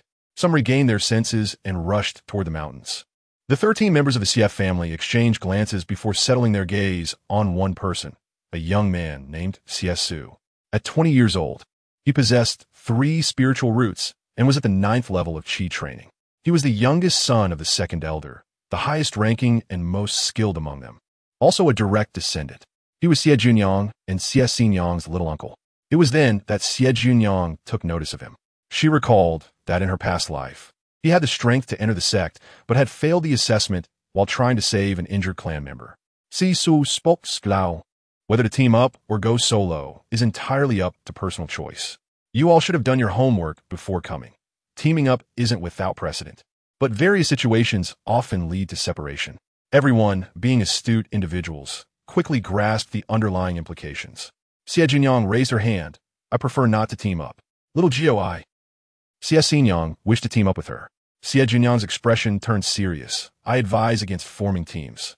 The Yuaning elder stated before leaving that one must rely on their own strength, with no shortcuts. Does teaming up count as a shortcut? When she met her fourth sister's concerned gaze, Xie Jiuniang could only convey through thought, according to my deduction, one won't be attacked by beasts when alone. Instantly, Xie Xinyang's eyes lit up. She then asked if Xie Jiuniang could share this insight with the other clan members. Xie Jiuniang nodded. Soon, they unanimously decided against forming teams. However, to ensure mutual support, those with similar strengths could maintain a pace within a mile of each other. In case of unexpected situations, they could assist one another promptly. As long as they coordinated well, failure was not a concern. Xie Jiuniang was uneasy about Xie Xinyang's safety, fearing that following her could be perilous. She decided to inform Xie Su of a secure route, on the condition that he would protect Xie Xinyang. Because Xie Xinyang would take this path, successfully traversing it in 10 days would complete the assessment. After most of the clan members had departed, Xie Xinyang pulled her aside, winking, Little Gio, will you walk ahead? Let us take the route we discussed last night. Oh, I'll go first. Xie Jiuniang placed a lightness talisman on each foot and swiftly vanished. Xie Su sighed, Little C, why are you dawdling? At the 5th level of Qi training, you can't catch up to Little Gio. Heartbreaking. Xie Xinyang stomped her feet in frustration. Once they entered the sect, she was determined to surpass Little Gio. Chapter 29. The eagle's grasp. Xie Jiuniang darted gracefully through the forest, her movements as light as a swallow in the clouds. Ahead, within the grass, she spotted a flash of white. She leaped over the underbrush, her right hand producing a gray-white rabbit, a common wild hare, not a spiritual beast. Xie Jiuniang pressed onward. After a while, she halted before a small waterfall nestled in the mountains, finding an inconspicuous nook where she swiftly excavated a small stone cave with her flying sword, just large enough to fit a rabbit. She carefully tied the assessment jade token to the rabbit's abdomen, securing all 4 limbs, and placed it within the stone cave. The token possessed positioning and sensing capabilities. By binding it to the rabbit, the sect would always indicate her location as the small waterfall. She then used vines to conceal the cave's entrance and set up a small isolation array outside. Utilizing an invisibility talisman, she resumed her forward flight. Within less than an hour, Xie Jiuniang stealthily approached a towering peak, halting a mile away. She applied a concealment talisman on herself. Cultivators possessed keen eyesight. On the sheer cliff of the high peak, someone was seemingly burying something. Facing the mountainside, Xie Jiuniang could only see the person's back and could not discern their identity. One thing was certain. The danger she faced in her previous life had indeed been premeditated. Without needing to probe with divine sense, she could already ascertain what was being buried. A century-old spirit-enhancing Ganoderma, a primary ingredient for crafting foundation establishment pills. In her past life, she had passed by and caught a whiff of medicinal fragrance, climbing the mountain only to find the spirit-enhancing Ganoderma at that very spot. During her harvest, a hawk had swooped down to ambush her, leading to her perilous fall from the cliff. Though she was rescued, it had been a close call. The broken sword had been deceitfully taken, and she had yet to discover who had set the trap. The intricacies of the scheme were indeed masterful. From the moment she entered the mountain, Xie Jiuniang intentionally followed the route from her past life, stealthily approaching the cliff where she had encountered danger, all to investigate the truth behind the scenes. Just as the person finished burying the item and turned to leave, Xie Jiuniang was taken aback. It was Mo Chuan. In her previous life, he had been a prominent figure in Tianshu sect, ranking among the top 10 on the Eastern region's talent list, renowned as the one with the greatest potential in alchemy. By the time Xie Jiuniang perished, Mo Chuan had already reached the early stage of Yuanying, still the youngest 7th-grade alchemist in the entire cultivation world. He was a peer of Lin Wangchen, both rising stars of their generation, both originating from distinguished backgrounds. Possessing remarkable beauty and surrounded by numerous admirers, the saying goes that two tigers cannot share one mountain. Although on the surface their relationship seemed tranquil, Xie Jiuniang, as Lin Wangchen's companion, was well aware of the discord between them. Due to the animosity between him and Lin Wangchen, Xie Jiuniang naturally had no interactions with him. However, she had witnessed on several occasions his efforts to rescue outer sect disciples, accepting only a modest fee in spirit stones. This left her with a favorable impression of him. It turned out that the Mo family was also one of the clandestine forces pursuing her. The Mo family had a legacy of healing arts and had long been esteemed in the eastern region, earning considerable respect. At this moment, had Mo Chuan achieved foundation establishment? If he was not a participant in the assessment, then he must be one of the evaluators? Xie Jiuniang made a concerted effort to restrain her aura, feeling fortunate that she had used a breath-concealing talisman beforehand. Otherwise, being so close could have led to her discovery. Once Mo Chuan departed, Xie Jiuniang remained motionless, her gaze fixed on the cliff, the anger within her eyes churning relentlessly. She could not overpower him for the time being, but it was not unreasonable to take a little interest first. Was it? After a quarter of an hour, Xie Jiuniang retrieved a time leaf. With her cultivation at the 7th layer of Qi refining, she could foresee the future for 12 breaths and reverse time for 6/4 of an hour. Though limited to 12 breaths, it was sufficient. Xie Jiuniang quietly activated her foresight, stepping forward in the river of time and immediately witnessing several scenes. She approached the cliff, climbed up, found the spirit bamboo, and was about to reach out to harvest it when a hawk suddenly appeared, attacking her with swift ferocity. During the ensuing struggle with the hawk, she was momentarily overpowered and sustained severe injuries. As the 12 breaths concluded, Xie Jiuniang wiped the cold sweat from her brow, consumed a mouthful of spirit liquid, and hastily sat down to allow her depleted dantian to recover swiftly. Once her spiritual power was replenished, she ceased her meditation and once again gazed at the cliff. Indeed, the hawk was still present. The spirit bamboo was planted by Mo Chuan, so the hawk must also be raised by him. During the assessment period, spirit beasts comparable in strength to foundation establishment would be eliminated from this area, and the hawk's strength was equivalent to the 9th layer of Qi refining. Xie Jiuniang contemplated stealing the spirit bamboo discreetly without causing a commotion, ideally killing the hawk to inflict a significant loss on Mo Chuan. However, with her current strength, such a feat was unattainable. A meticulous plan was necessary. Lifting her left index finger, she tapped her right hand's divine pattern, addressing the broken sword. "Little brat, let us discuss something. If you assist me with a small task, I shall reward you with a spirit stone. How does that sound? Am I not being generous?" Upon hearing this, the broken sword was incensed. How could the new master be so contemptuous? Who was referred to as little brat? Its name was Zhen. What a majestic name. The primary issue was that the new master was too stingy. With 2,000 spirit stones in a storage bag, offering just one was absurd. Xie Jiuniang vaguely sensed the broken sword's thoughts. Her eyes flickered slightly. Of course, if you perform splendidly, I can reward you with 1,000 spirit stones. 2,000. A childish voice suddenly echoed in Xie Jiuniang's mind, indignant. Without 2,000, I absolutely refuse to comply. Xie Jiuniang felt a surge of delight. So you finally speak? She casually replied, all right, it's a deal. Humph, I shall not go back on my word. The sword spirit Zhen huffed, then in a childish tone added, and you mustn't call me little brat, Zhen. I have a powerful name called Zhen. Very well, little brat. Xie Jiuniang dismissed the broken sword's flustered demeanor, organizing the items she might need shortly. The invisibility talisman was essential. The breath-concealing talisman was also indispensable. Oh, and she must prepare earth escape talismans, teleportation talismans, and flying talismans. The crafting methods for these rare talismans were derived from a tome in her family's library, Introduction to Talisman Characters. Xie Jiuniang had practiced 3 types of talismans during her closed-door training, and now she had stored over 100 in her storage bag.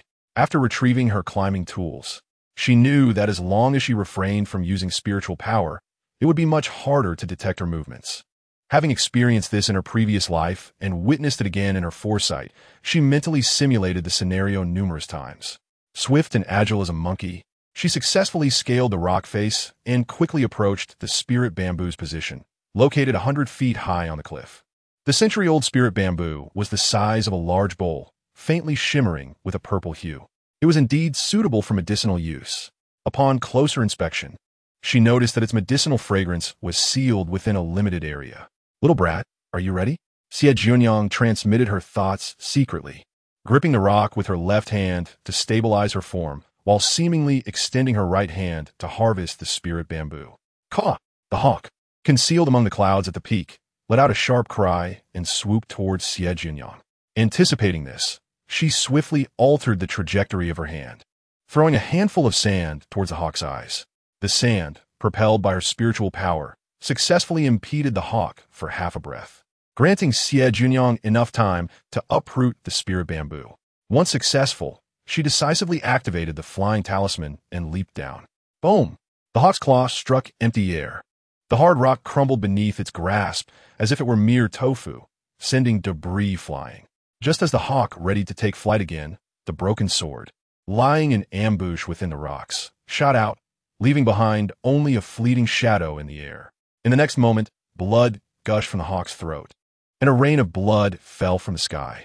Xie Jiuniang's back sprouted wings of spiritual energy, a state activated by the flying talisman, effectively slowing her descent. The flying talisman was merely of the lowest tier. Its duration was inherently short, and now, with her rapid fall, she strained to maintain control, hastening the talisman's energy consumption. Once she landed safely, the wings of spiritual energy dissipated. Boom! The hawk's corpse plummeted to the ground, raising a cloud of dust. Simultaneously, the broken sword returned to the contract space.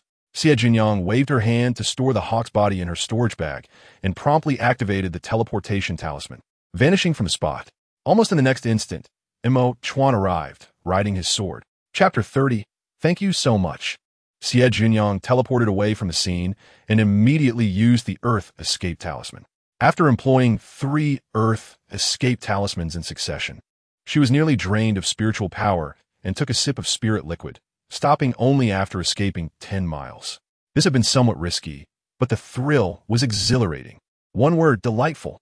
2 words, utterly delightful. 3 words, immensely satisfying. Xie Jiuniang quickly returned to the small waterfall, retrieved the rabbit from a small rock cave, took back the jade tablet, and then released the rabbit, allowing it to escape. She could not consume a rabbit that had contributed to her success. In truth, it was more due to her disdain for mundane beasts lacking spiritual energy. Suddenly, the broken sword rushed out of the space, anxiously circling around Xie Jiuniang and plaintively demanding, "Where are my spirit stones? Hurry, give me my spirit stones. That is my reward." What's the rush? Xie Jiuniang rummaged through her belongings, pulling out an account book where she noted, "On this day, little brat shall repay 2,000 spirit stones, still owes 118,000. The The sword spirit Jun was on the verge of exploding. You deceived me. I will fight you. Xie Jiuniang struck back, hands on her hips, indignantly scolding. What are you shouting about? Who was it that stole all my 12,000 spirit stones, leaving me with none? Little brat, do you intend to devour everything and then deny the debt? Upon hearing this, the sword spirit felt guilty. Cowed by her reprimand, the youthful voice timidly protested. But that's still 1 stone short. 2,000 was promised as a reward.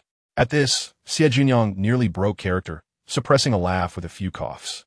All right, 1 stone is hard to account for. Consider a snack. With that, she tossed a spirit stone to him. As he caught it, he retreated into the contract space. The sword spirit Jun regretted it, realizing that he had acted hastily out of fear of being thrown into a dung pit. Now, was it too late to dissolve the contract? His master was too stingy. Woe is me. Yet he desperately needed spiritual energy to recover. Sensing Jun's urgency and despondency, Xie Jiuniang leisurely pulled out a red fruit and took a bite. Little brat, if you wish for spirit stones, it's not impossible. Just bring me good items in exchange. The sword spirit Jun held his breath, suspecting that his new master was not thinking clearly. He had fallen to the point of consuming spirit stones. What good items could possibly remain? Xie Jiuniang, ever persuasive, suggested, for instance, bring me 2 volumes of divine-level techniques, a few sets of immortal-level sword arts, or even breath-concealing techniques undetectable below the god transformation stage. I'm not greedy truly. 3 spirit stones for divine level, 2 for immortal level, and 1 for those beneath immortal level. The sword spirit Jun wanted to retort, are you trying to fool a fool? Do you take divine level and immortal level techniques for weeds by the roadside? Just pluck them as you please, and only offer 2 or 3 spirit stones. Oomph. I used to consume 12,000 spirit stones. Xie Jiuniang continued. Is the quantity not satisfactory? We can negotiate. The spirit blade is captivating, yet ultimately futile, as it suffers from severe memory loss. Its original essence has been diminished by 99%, slumbering for countless years. It is a stroke of fortune that it awakens just before the last vestiges of its spirit dissipate. Now, with the nurturing of the contract space, as long as the master remains alive, it will gradually recover. Thus, Xie Jiuniang managed to deceive a lonely soul. Oh, is there someone here? 4 figures emerged from the thicket, 3 men and 1 woman. At the forefront stood an unremarkable man, so ordinary that one could easily forget his appearance after a glance. Xie Jiuniang did not recognize them. The man approached the water's edge, retrieved a water pouch, and while filling it, addressed Xie Jiuniang. Greetings, young friend. I am Cheng Huaixin, a local from Xianan City. I am Xie Jiuniang, hailing from Yunmu City, she replied with an innocuous smile. The other 3 remained silent, each taking out their own water pouches and bowing their heads to fill them, an entirely normal demeanor, reflecting the caution one ought to exercise toward strangers. Cheng Huaixin inquired, Xie Dao friend, would you care to join us? It is safer to travel together. Well, that might not be appropriate. Xie Jiuniang hesitated, glancing at the other 3. The 2 male cultivators bore neutral expressions, while the lone female displayed an unmistakable aversion. Cheng Huaixin laughed heartily. What is inappropriate about it? We have encountered each other on this journey. It would be fortuitous to make a friend. Sheng Yi, the female cultivator, interjected before Xie Jiuniang could respond. Xie Dao friend is politely declining your offer. Please do not press her further. It is only natural for her to be cautious upon first meeting. Cheng Huaixin hesitated, looking back at Xie Jiuniang as if awaiting her response. A typical young girl might have offered some explanations, and after a few more invitations, would likely feel obliged to acquiesce.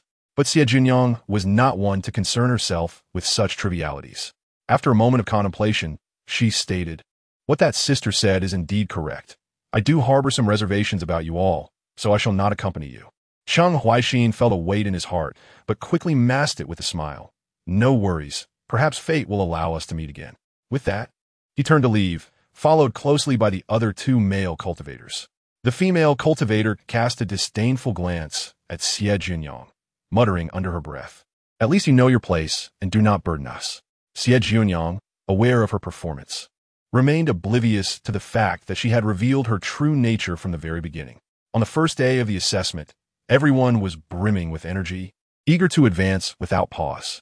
Although Xie Jiuniang appeared to linger for half a day, those without special circumstances must have surpassed her by now. It seemed rather peculiar to encounter 4 individuals who were slower than her, especially when they were in need of water.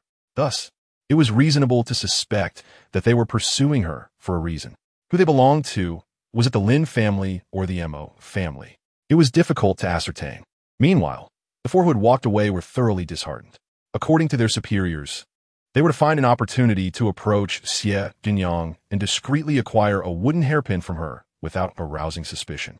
Cheng Huaixin questioned, Xing, did you not say that, following your plan, she would surely agree to team up with us? The female cultivator responded with frustration, Chengge, how was I to know that our target would not adhere to the expected behavior? If everyone welcomed her and showed her affection, it would be akin to a weasel wishing a chicken while the 3 male cultivators fell silent, left with no choice but to devise another strategy. Xie Jiuniang set off at a leisurely pace, while the group ahead grew increasingly impatient. After walking a few miles, she overheard sounds of skirmish up ahead. With a sweep of her spiritual consciousness, she spotted Cheng Huaixin and his companions engaged with 2 ferocious crocodiles. Upon seeing Xie Jiuniang, Cheng Huaixin urgently called out, Xie Dao friend, do not approach. It is dangerous here. Oh, understood, Xie Jiuniang responded, swiftly taking to a large tree branch, swinging her legs as she pulled out a spirit fruit. With a satisfying crunch, she took a bite. Sweet, delicious.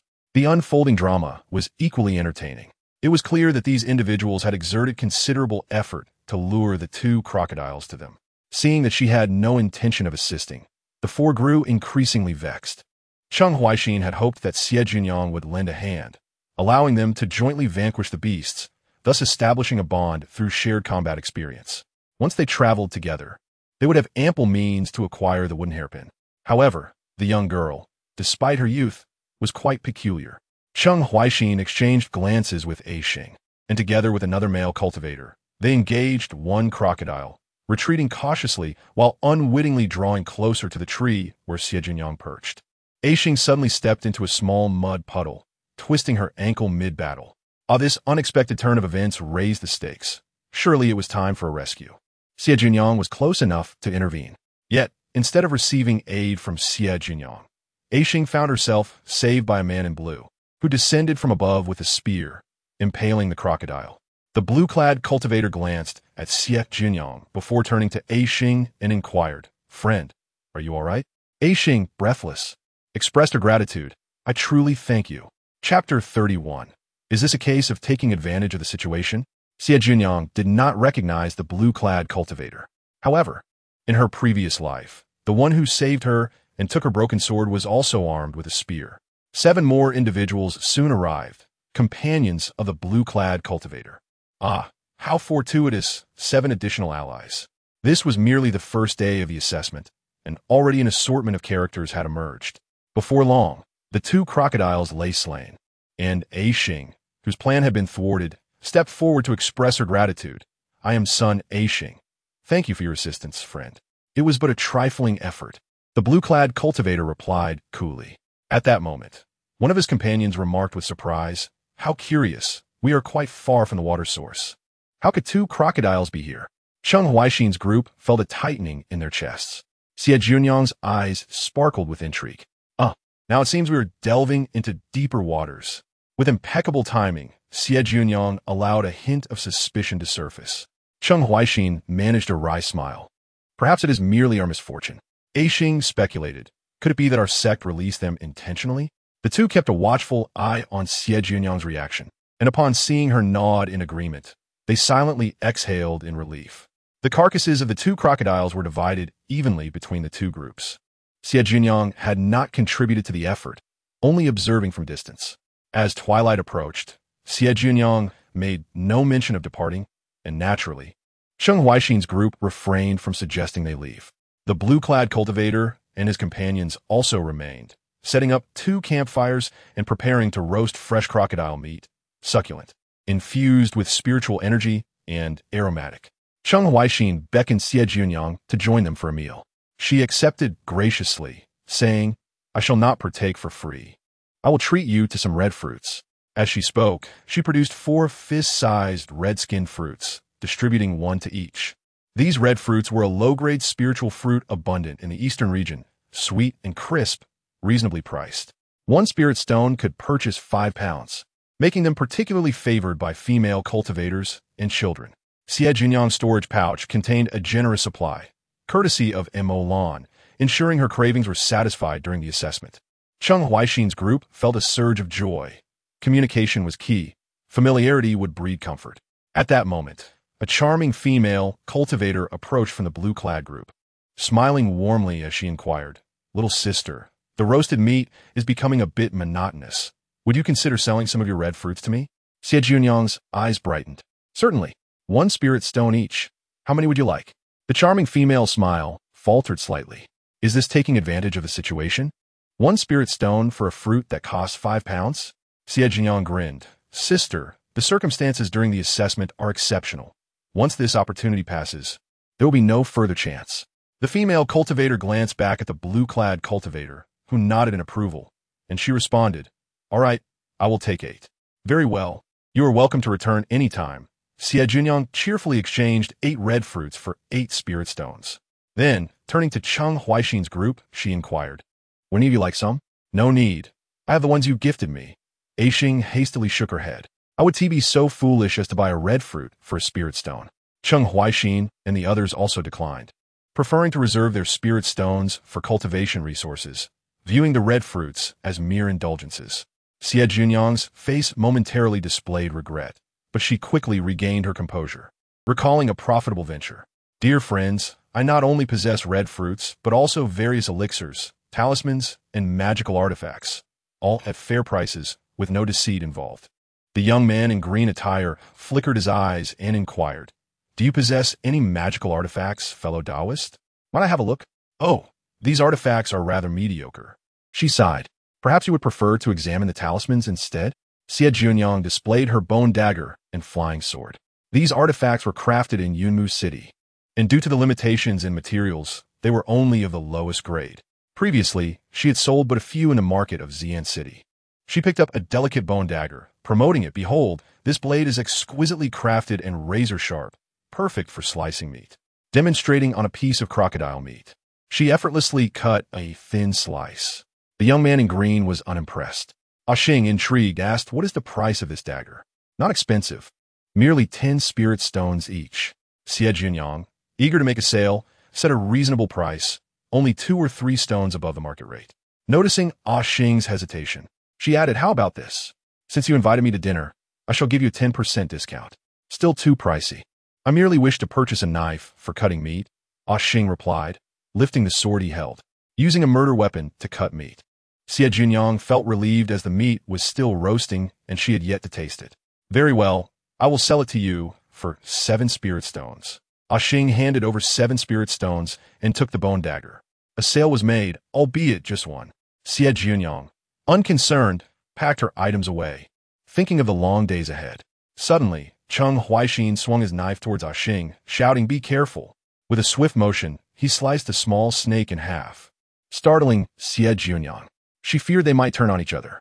Xing, unfazed, poked the snake's corpse aside with a branch, tossing it into the nearby thicket. Xie Jiuniang, feeling cautious, scanned the dark surroundings and remarked, "Fellow Taoists, do you not find it unusually quiet here?" The young man in green finally spoke. "It does seem as though something is approaching. Where there is abnormality, there are demons." Several individuals instantly became alert, drawing their weapons and positioning themselves away from the campfire. Xie Jiuniang quietly sliced off several pounds of the tenderest crocodile meat, placing it into a large wooden basin and storing it in her spatial pouch. Cheng Huaixin and the others looked at her in confusion. Defiantly, she stated, "Since you promised to treat me to roasted meat, and I have already contributed 4 red fruits, it is hardly excessive for me to take my share now that it appears the roast will go uneaten, with over 1,000 pounds of meat from crocodile." Taking a few dozen pounds was negligible. Yet, the little girl's audacious maneuver astonished them. At that moment, a strange black shadow appeared, darting towards the nearest Qi refining cultivator at lightning speed. It was a wild boar demon with fearsome tusks. Should it collide with the cultivator, the outcome would be dire. "Second brother, be careful." A female cultivator gasped, her eyes wide with alarm. Yet, it was too late to intervene. Suddenly, a flash of white light streaked through the air. The white light pierced the wild boar demon's neck. It was a bone dagger, with a binding talisman affixed to the hilt. Bind. The talisman activated just in time, enveloping the boar demon, which was still barreling forward and immobilizing it. A mature wild boar's full force charge was truly fearsome. The binding talisman could only hold it for a brief moment, but the dagger's thrust had already pierced its neck. The creature was doomed. It was merely a matter of time. As expected, blood gushed from the wild boar's neck. Its powerful limbs kicked a few times before it succumbed. Xie Jiuniang's reflexes were remarkably swift, outpacing the others. Isn't this bone dagger impressive?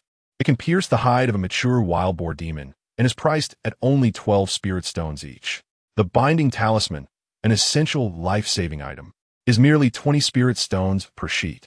Xie Jiuniang believed her pricing was fair. As she spoke, she began collecting the beast's blood for crafting talismans. While others were astonished by her quick actions in saving a life, they were equally bemused by her vigorous attempts to sell her wares. The dagger has even increased in price. Before they could ponder further, several more wild boar demons charged forth. Chapter 32. A life debt repaid. Instantly 5 wild boar demons appeared, 1 large and 4 small, reminiscent of a family unit. Xie Jiuniang, having finished collecting the beast's blood, stored the carcasses in her pouch and swiftly climbed a large tree, showing no intention of assisting. The young man in green took the lead, confronting the largest one. Cheng Huaixin and his companions handled 2 smaller ones, leaving the remaining 2 for the 7 others to tackle. As long as they did not act recklessly, defeating the wild boar demons should not be overly difficult. Aside from the experienced fighters, the rest of the group floundered in chaos, their talismans and spells flying about, resembling novices in battle. Xie Jiuniang watched with disdain. These individuals were not particularly detestable, merely loyal to their own causes. Once the skirmish concluded, Xie Jiuniang descended from the tree, gathering the beast's blood that had been wasted on the ground. It would be a pity for this to go to waste. Who among you would like to collect some before it is all gone? Low-grade beast blood could fetch only a few spirit stones. Having already gathered valuable crocodile blood, it seemed many regarded the wild boar blood as beneath them. Yet, 2 cultivators still collected some. The wild boar demon's meat had a strong, unpleasant odor, far inferior to that of farm-raised spirit pigs, making it less desirable for sale, and it would take up space in their storage pouches. Furthermore, having previously divided the crocodile meat, they were not interested in the wild boar. The young man in green collected the wild boar's tusks, while others followed suit, neglecting even the beast hide. Xie Jiuniang, unreserved, collected everything. Even the smallest morsel counted, as she had a family to support, including her little pet, which had devoured 120,000 spirit stones, clearly a voracious creature. The young man in green suggested leaving the area due to the blood scent, which might attract other beasts. Cheng Huaixin and the others agreed. Xie Jiuniang smiled and concurred. As they departed, the female cultivator who had previously purchased red fruits approached Xie Jiuniang, accompanied by a male cultivator. They were siblings. The female cultivator smiled and introduced herself. I am Gan Long, a Qi refining 5th layer. This is my second brother, Gan Meng, of the Qi refining 7th layer. Thank you for saving him earlier. Xie Jiuniang stroked her chin thoughtfully. What is the value of a life saved? Priceless, Gan Meng replied earnestly. Xie Jiuniang smiled in satisfaction. I appreciate your sincerity. You do not engage in empty pleasantries. I believe a life debt should be repaid immediately, yes? Gan Meng replied earnestly. Fellow Taoist Xie, please feel free to voice your desires. Gan Long, listening intently, felt a pang of anxiety at Xie Jiuniang's boldness. Xie Jiuniang instructed Gan Meng to open his storage pouch, allowing her to select any item as a token of gratitude. Without hesitation, Gan Meng complied, opening his pouch for her inspection. Gan Long's attempt to intervene was too late. As Xie Jiuniang browsed, she could sense her anxiety akin to an ant on a hot stove. She deliberately toyed with them. In her previous life, it was a female cultivator from the green-clad man's team who had insisted on immediate repayment for a life saved. Among them, only Gan Long was female, making it clear she was the one. Hence, there was nothing inappropriate about emulating her method of gratitude, expecting nothing of value. Xie Jiuniang was surprised when she discovered a token adorned with the pattern of a fuso tree. Instantly, she selected the token, shaking it before placing it into her storage pouch. Thank you, I will take this. No, Gan Long exclaimed, little sister, could you choose something else? This is a keepsake for my mother. I cannot comply, Xie Jiuniang replied with a smile as she walked away. Gan Long attempted to protest, but Gan Meng held him back. Sister, it is unnecessary. If our mother were no, she would not blame us, as I am still alive. In that moment, Gan Long fell silent. No matter how precious the keepsake, it could not compare to her brother's life. However, the thought of letting their mother's sole heirloom be taken was disheartening. Xie Jiuniang glanced at the cautious young man in green, who had remained reserved throughout the night, not even revealing his name. Summarizing her previous experiences, she realized she had not encountered him before. After walking a short distance, they found themselves in the territory of more demon beasts and had to detour. If they could not avoid it, they would have to fight. The night passed with tension and excitement, but Xie Jiuniang appeared the most relaxed of all. There were those who sought to lure the beast towards her, intending to come to her rescue. After all, the matter concerning her and the Gan siblings had not escaped the public eye. A life saved ought to be repaid on the spot. Anyone who rescued her could leverage the opportunity to obtain the wooden hairpin. The notion was splendid, yet the execution proved exceedingly challenging. She was akin to a slippery loach, evading capture with remarkable agility. At the slightest hint of danger, she would slip away faster than anyone, all the while peddling her lightweight talismans. One might wonder, was this infuriating or not? In the serene morning of the mountains, birds chirped and insects buzzed. Dewdrops clung to the tips of leaves, radiating a soft, luminescent glow in the dawn light. Before daylight, a group finally found a cave to rest and replenish their spiritual energy. Xie Jiuniang, full of vigor, was outside the cave, tending to the carcasses of the beasts, meticulously collecting useful materials. The larger pieces of fresh meat were preserved, while the smaller scraps were sliced into strips, simply salted for a while, and then dried over a fire on a stone slab. She was thoroughly engrossed in her labor. Simultaneously, within the grand hall of Tianshu sect, images flickered in the air, reflecting the scene at the testing grounds. One particular image displayed a small figure busily making jerky. The elder in the nascent soul stage could not help but glance twice. While others hurried along, this young girl was leisurely drying meat. Had she even covered 20 miles? Ah, there was someone else. At that moment, Cheng Huaixin scrutinized the jerky, pondering its edibility. Had the meat not been washed? No matter, he thought, I do not intend to eat it. Xie Jiuniang was acutely aware of her lackluster culinary skills. Why would she ever consume her own creations? This was all prepared for sale. Would you care to purchase? 1 spirit stone per pound. Not a chance. Cheng Huaixin resolutely shook his head. Such a shrewd little merchant, selling unwashed scraps as jerky for a spirit stone per pound? Cheng Huaixin added, I wish to buy a few talismans. Initially disinterested, Xie Jiuniang perked up. What talismans do you wish to purchase? 3 lightweight talismans and 1 immobilization talisman. Cheng Huaixin produced 35 spirit stones. Xie Jiuniang exchanged the talismans with him, smiling brightly. Would you not like to buy a few more? My stock is quite limited. Too expensive. I don't trust you. Cheng Huaixin retorted, receiving the talismans before returning to the cave. Xie Jiuniang felt her pricing was fair. It was Cheng Huaixin who was simply stingy. Inside the cave, a Xing exclaimed, Brother Cheng, you truly bought some? The immobilization talisman aside, the lightweight talisman costs 5 spirit stones. You could have bought 10 outside. Her talismans are superior to those outside, Cheng Huaixin replied. Having noted Xie Jiuniang using them the night before, I advise you all to buy some. The assessment is more challenging than anticipated, or else you'll exhaust what you brought. The other 3 were momentarily taken aback. Cheng Huaixin hinted, the 3 of you should go together. Buying in bulk might allow for negotiation. If she won't lower the price, perhaps ask for some freebies. At the same time, he exchanged a knowing glance with a Xing. She understood, tossing her hair as she turned. Suddenly, a delicate hairpin fell to the ground. Oh no, this is bad. A Xing awkwardly picked it up and walked outside the cave, followed by the other 2. Chapter 33. The young lady is indeed unique. How many would you like to purchase? Xie Jiuniang's eyes sparkled with anticipation. There are freebies. The more you buy, the better. Cheng Huaixin's words sparked a realization in the trio. Although they had come with a mission for the sex assessment, it was also a rare opportunity. They decided to seize the moment.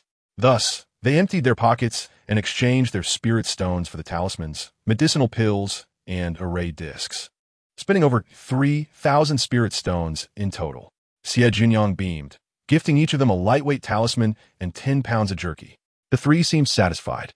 However, a male cultivator casually reminded, Dao is Xie. I can forego my freebie. but do you happen to have a hairpin? You could gift one to a Xing, as she accidentally broke hers. I actually have one. I bought it at the market a couple of days before the assessment. Xie Jiuniang replied readily. Let me find it. My things are a bit disorganized. A Xing's heart swelled with joy. The other two were equally excited. Just as Xie Jiuniang was about to retrieve it, several others emerged from the cave. Ganlong approached enthusiastically, taking a Xing's arm. Sister A Xing, why didn't you mention you needed a hairpin? I have several new styles that I've never used. Here, take one. Before Xing could respond, Ganlong smiled and placed a lotus flower hairpin in her hand. Xie Jiuniang chuckled. This is far prettier than my wooden hairpin. Mine was merely a few spirit pearls of the market. A Xing felt an urge to spit blood in frustration. Who on earth would want a jade hairpin? She desired a wooden hairpin. The other two felt equally stifled. At this critical moment, someone had come to stir the pot, leading them to suspect that Ganlong and her companions might share the same goal as theirs. Their gazes locked. Icy sparks flew. Even though they were unaware of why the higher-ups sought a young girl's wooden hairpin, it was undeniably of great significance. Xie Jiuniang handed over the freebies to a Xing and the others, then tidied up the semi-dry jerky.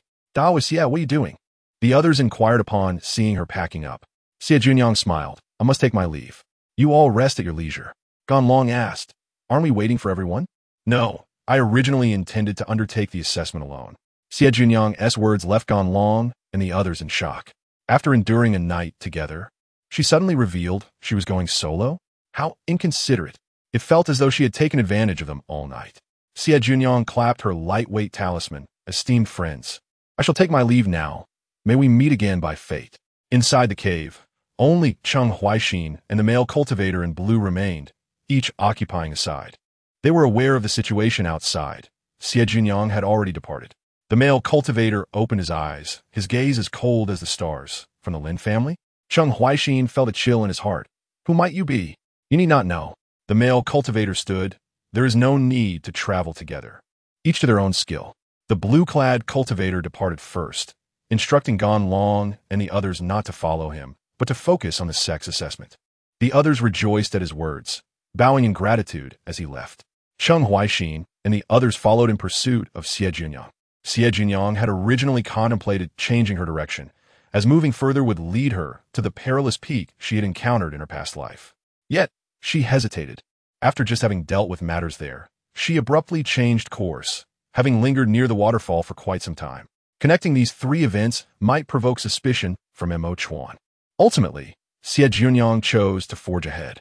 As she passed the peak, she initially thought the spirit bamboo had long been taken, and the eagle had been slain by Duanjian, thus thwarting Mo Chuan's plans. However, upon passing again, she caught a whiff of an elusive medicinal fragrance. Xie Jiuniang's expression turned frosty. What did this indicate? It suggested that Mo Chuan was intent on claiming her fortune.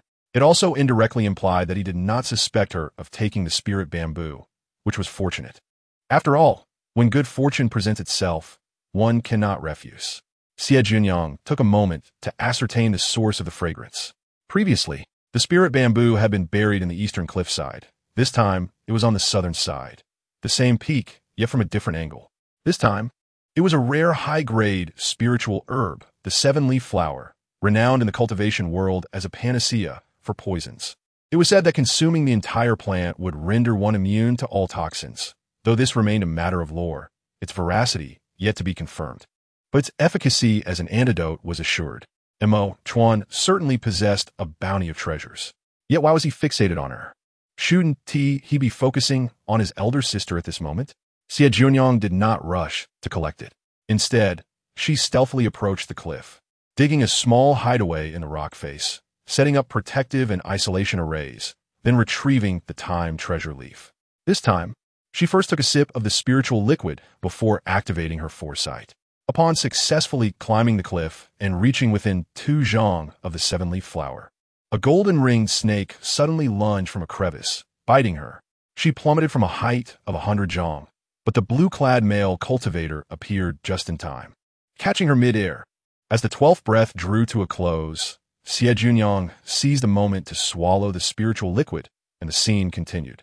Safely on the ground, he fed her an antidote pill, assisting her in purging the residual toxins, then stated that the debt of gratitude for saving her life must be repaid immediately, taking the wooden hairpin.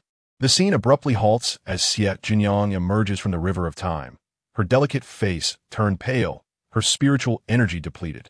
In haste, she consumes a yuan cultivation pill and swallows a mouthful of spiritual liquid, settling into meditation to restore herself.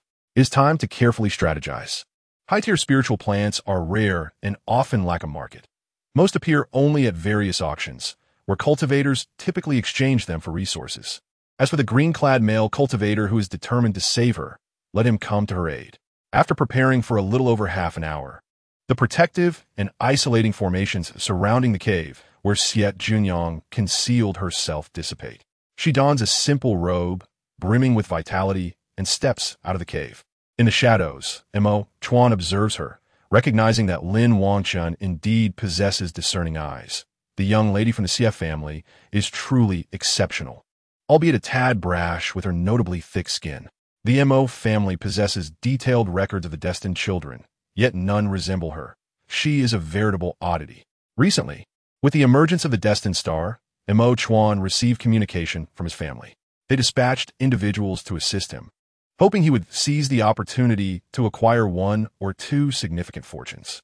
While everyone else fixated on Xiang, he remained an exception, directing his subordinates to focus on Lin Wangchen. As a rival since childhood, Chuan knows Lin Wangchen well. The latter appears to be a paragon of virtue, but in reality, he is cunning and ruthless. Chuan believes that if anyone can swiftly identify the destined child and seize their fortune, it must be Lin Wangchen. Moreover, keeping a close watch on Lin Wangchen is far less troublesome than seeking out the destined one.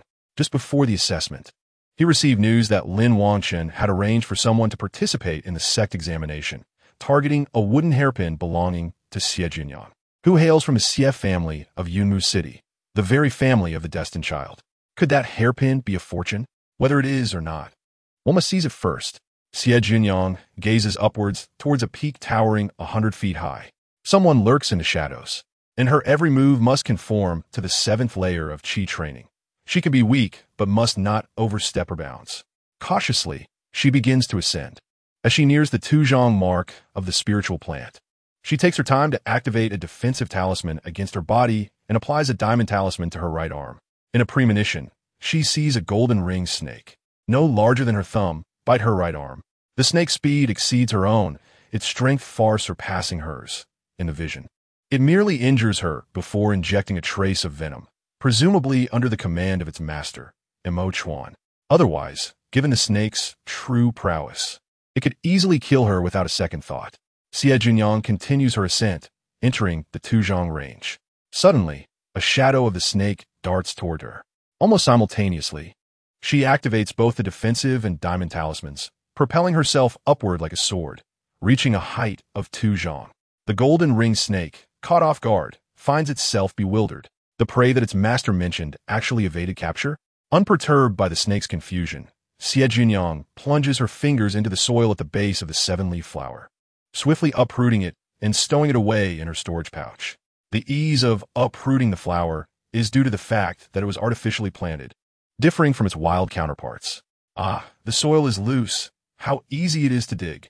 Upon witnessing the theft of the spiritual plant it was guarding, the golden ringed snake cannot allow this to stand and lunges at her again, its venomous fangs gleaming as they sink into her right arm. Crack! One of its fangs shatters. What in the world? Enraged, the snake's body expands, growing several zhang long, and with a powerful swing of its tail, it strikes at Xie Jiuniang. She finds herself against the rock wall, the environment already unfriendly. As the tail approaches, she hurls a binding talisman. The golden ring snake is momentarily immobilized, but quickly breaks free, launching another attack. Boom! Xie Jiuniang raises her arm to block, but the force of the impact sends her crashing into the stone wall. Simultaneously, the defensive and diamond talismans dissipate under this blow. Damn it! Xie Jiuniang nearly curses. This snake possesses strength comparable to a Foundation establishment beast. Without talismanic protection, another strike would surely spell her doom. In a moment of desperation, a bone knife materializes in her palm, enveloped in spiritual energy as she plunges it into the rock face. Without hesitation, she casts the 1000-gene drop technique, sliding downwards nearly 18 zhang. Gripping the knife's handle, she halts her descent just in time, successfully evading the snake's tail attack from above. However, the golden ring snake shrinks in size, swiftly descending toward her. "I'll blow you to smithereens." Xie Jiuniang retrieves a talisman, slapping the defensive and diamond talismans onto herself, while throwing the binding and explosive talismans at the golden ring snake. Currently, as a cultivator at the 7th layer of Qi training, she can only activate 4 talismans at once. Now she is truly incensed. Boom! As the explosion occurs, Xie Jiuniang plummets downward.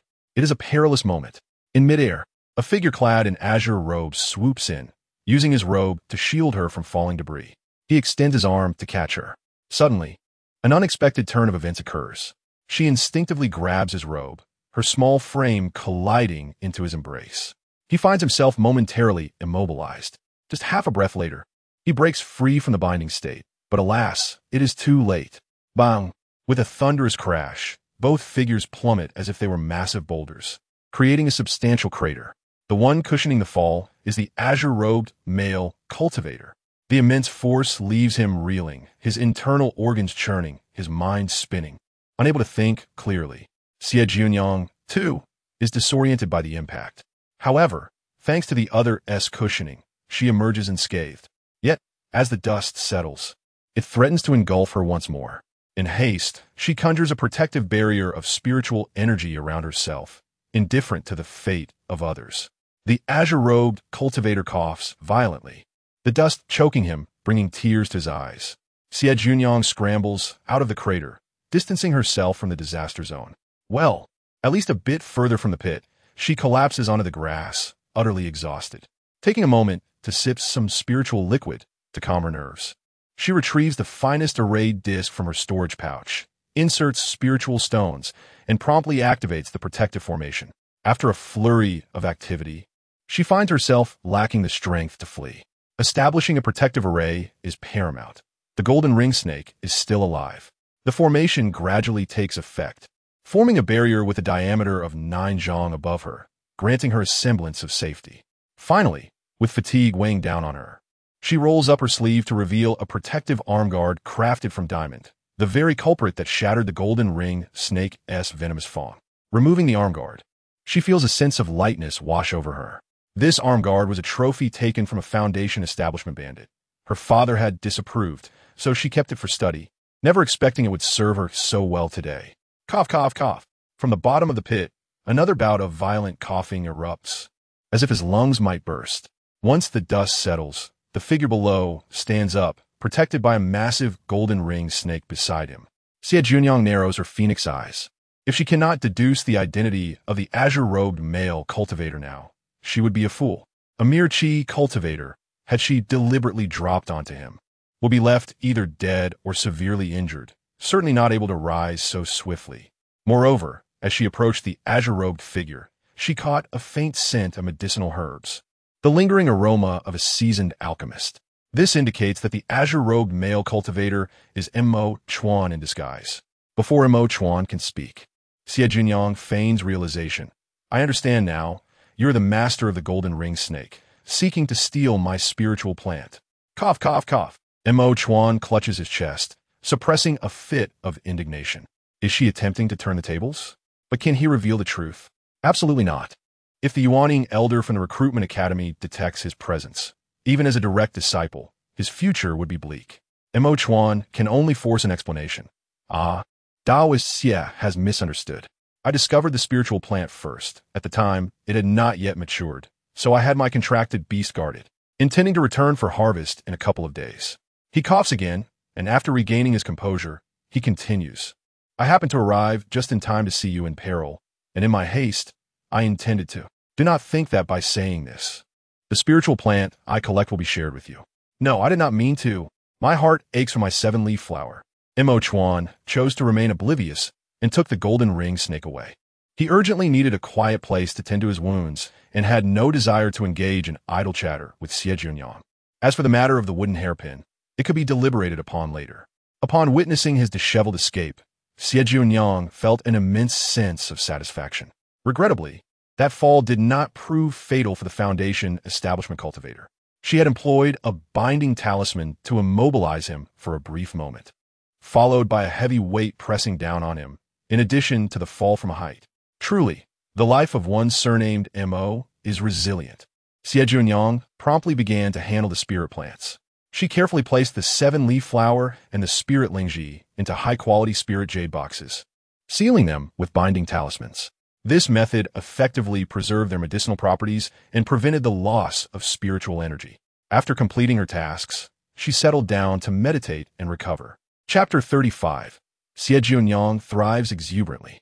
Over the course of 7 days, Xie Jiuniang delved deeper into the examination grounds. The number of individuals she encountered increased, with groups forming as many looked disheveled. Xie Jiuniang, however, appeared pristine and petite, maneuvering through the crowds as she energetically set up her stall, primarily selling talismans. The wares consisted of common talismans such as lightness talismans, insect-repelling talismans, diamond talismans, and defensive talismans. Only the rare binding talismans were available for sale. Talismans of strategic significance, such as explosive talismans, invisibility talismans, earth escape talismans, breath concealment talismans, and flight talismans, were not sold at all. Throughout her journey, there were those who wished to rob Xie Jiuniang, yet they could not catch up to her.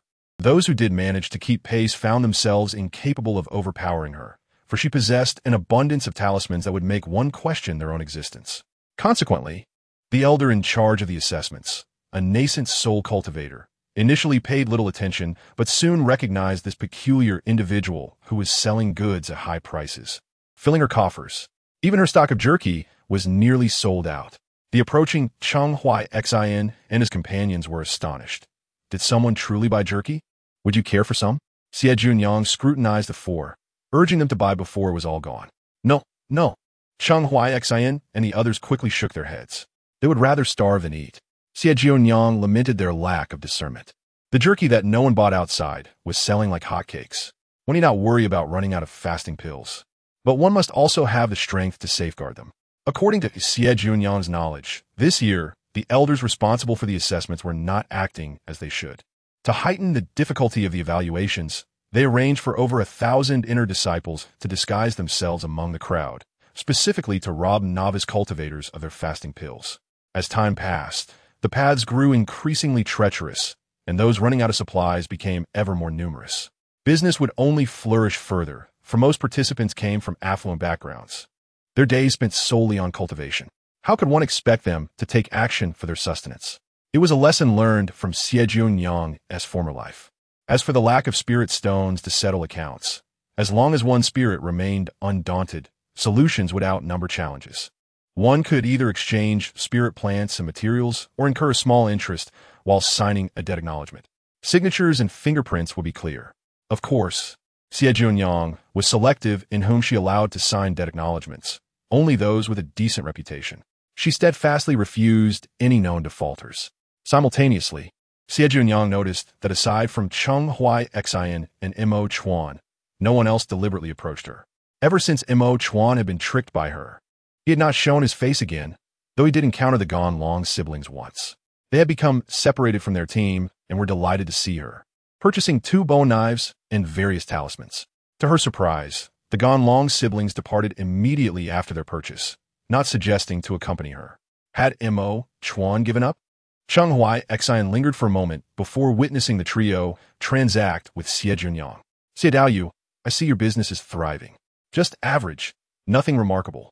Ah, Xie Jiuniang faina humility. What would you like to buy this time? Cheng Dao, do you have any insect-repelling talismans? I'll take 10. Fortunately, you arrived early. There are only about 10 left. Xie Jiuniang produced the talismans. Among her offerings, the insect-repelling talismans sold the best. Accepting the spirit stones, she felt a sense of delight. In just 7 days, her small stock had sold nearly 90%. Originally, she had planned to wait for her parents to open a small shop in the sex market to assist with sales. Now, it seemed unnecessary to trouble them. Her income from spirit stones amounted to 70 to 80,000, accompanied by a variety of items in exchange. Most importantly, the prices were significantly higher than those outside. The jerky was particularly lucrative. A single wild demon pig yielded 400 to 500 pounds of jerky, and selling just a few would be profitable. Moreover, during the assessment period, there was no shortage of meat to be found, as many had slain demon beasts, leaving the carcasses behind. It was practically free meat. Yet, no one had ever managed to participate in a major sex assessment with such ease as Xie Jiuniang. Master, if I consume more spirit stones, I may recover some memories, perhaps recalling some divine techniques or celestial swordsmanship. The sword spirit within the contract space had remained silent for several days, unable to resist the allure of the spirit stones. Xie Jiuniang smirked slightly. How many spirit stones do you need to ensure that you remember? I'm not sure. It's a matter of probability, the sword spirit hesitantly replied. Then let be. You seem to be a resource drain, and my resources are limited. With spirit stones in hand, it would be more prudent to enhance her own cultivation first.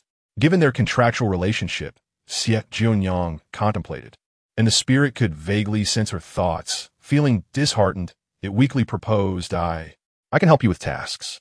What can you do? I could do many things. I can hunt demon beasts, locate spirit plants, slice meat, and roast jerky. The sword spirit sought to prove its worth. Xie Jiuniang, slightly disdainful, replied, I've never seen you work. How can I know if you are capable? I can give it a try. Very well, tonight you may attempt it. Xie Jiuniang did not wish to expose the existence of the broken sword. That night, within a cave, the broken sword flew about diligently, skillfully slicing the raw meat. Since the stingy master had mentioned that the spirit stones earned from the jerky would be split, the sword spirit worked diligently. After completing half the task, it asked anxiously, Stingy master, will the spirit stones truly be shared with me? Not just recorded as a debt? Yes, what you earn today will be settled today, no debts to record. Xie Jiuniang was quite generous. To let the horse run, one must first allow it to eat grass. An idea struck Xie Jiuniang. She devised a quick method for making jerky by boiling the sliced meat in a large pot with brine. Once cooked, she would place on a stone slab and use several cleansing spells to dry it adequately. Whether the jerky was delicious or not did not concern her. As long as it was safe to eat, it was acceptable. Thus, the pair began their venture of selling jerky. Xie Jiuniang's direction and route were unpredictable. Cheng Huai Xin and the others could not keep up and had to abandon their pursuit, focusing on the assessment instead. Since the sword spirit began receiving spirit stones daily, it worked tirelessly through the night, invigorated as if fueled by energy. Xie Jiuniang continued to flourish. Not only did the assessment disciples learn of the young girl selling jerky, but the news spread wildly throughout the sect.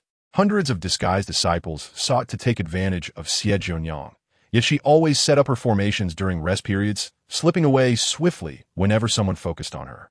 Not a single person managed to catch her. Such good fortune, however, faded after 20 days of assessments. Xie Jiuniang found herself besieged by a coalition of several sect disciples, expending over 30 explosive talismans to escape. These scoundrels, bullying a mere girl, how shameless! She scolded inwardly while fleeing. The inner disciples who surrounded her fared no better, each appearing disheveled. Where did this little tycoon come from? How could she have an endless supply of talismans? Chapter 36. When have you ever acted human? After encountering the ambush, Xie Jiuniang realized her profits had drawn unwanted attention. She shelved her plans to sell jerky again, utilizing lightness and flight talismans in succession to hasten her journey. Having traversed these paths countless times in her previous life, she could navigate them with her eyes closed. In just 3 days, Xie Jiuniang covered the distance that would take others over half a month, successfully reaching the gates of Tiansu sect. In front of the mountain gate lies a vast, level square, meticulously paved with rocks, capable of accommodating 1 million people. Surrounding it are majestic mountains, their peaks standing tall and steep. A great mountain rises abruptly to the north, its grandeur reaching the clouds. At its base sits a colossal archway, intricately carved with ancient mythical beasts. Passing through this archway leads to a seemingly endless staircase, like a celestial ladder descending from the heavens, which is one of the iconic structures of the Tianshu sect. Every disciple must ascend this staircase before entering the sect. Atop the mountain rests the opulent Dongshu Hall, serving as the sect's facade for welcoming guests.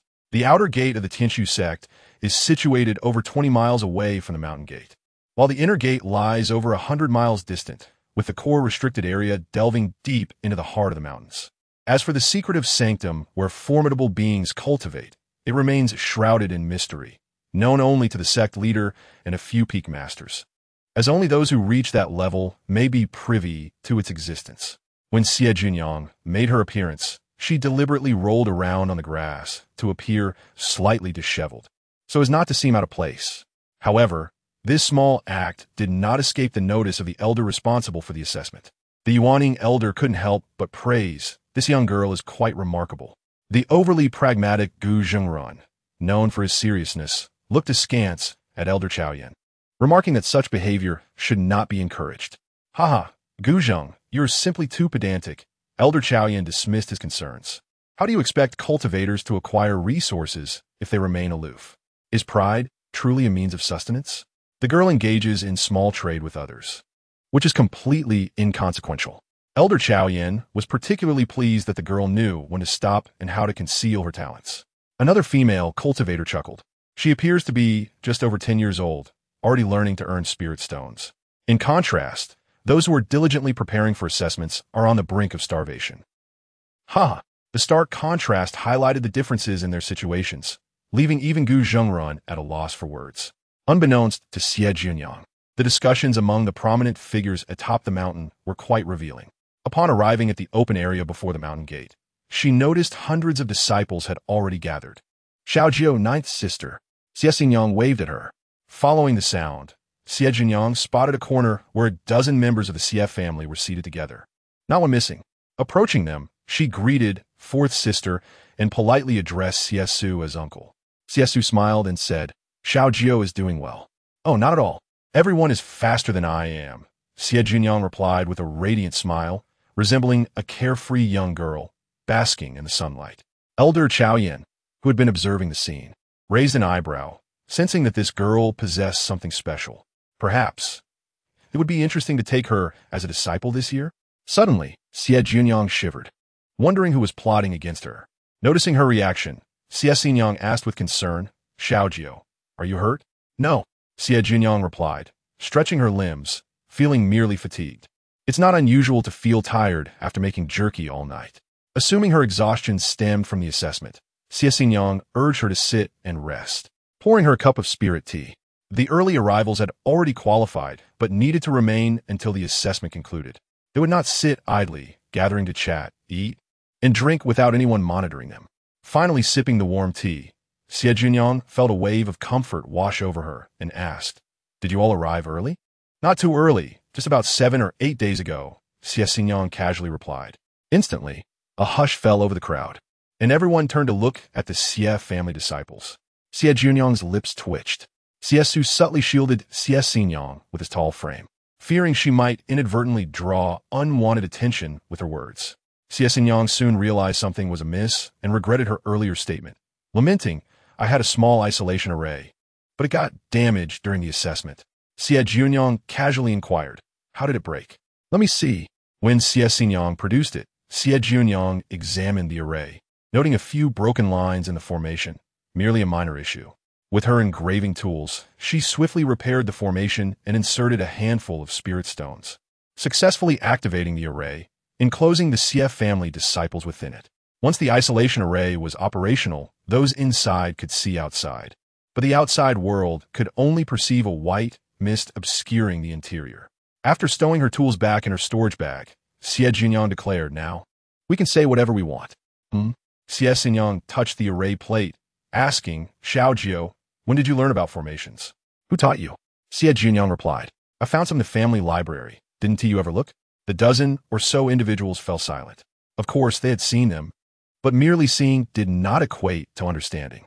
Unable to contain herself, Xie Jiuniang recalled the elder from the Wu Academy, advising them to focus on their cultivation first, postponing other studies until they reached foundation establishment.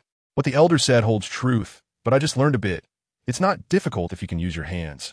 Xie Jiuniang's response only served to frustrate Xie Jiuniang further. Regretting her inquiry, Xie Jiuniang felt disheartened by the casualness with which Xie Jiuniang had mastered something that seemed so elusive to her.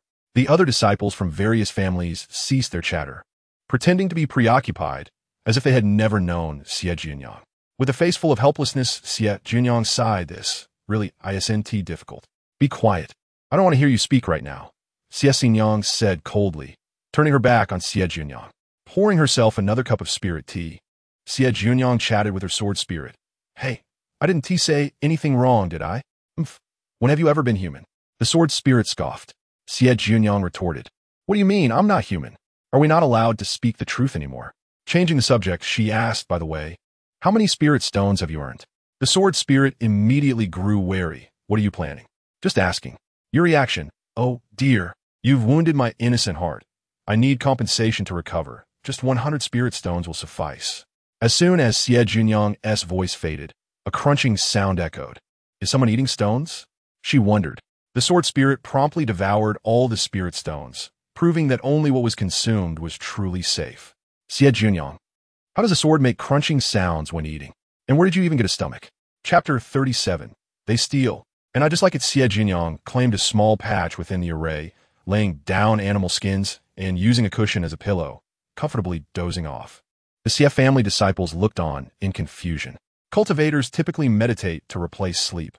Why did Xiao Jiu still need to sleep? When Xie Su noticed her awakening, he asked, Xiao Jiu, did you sleep well?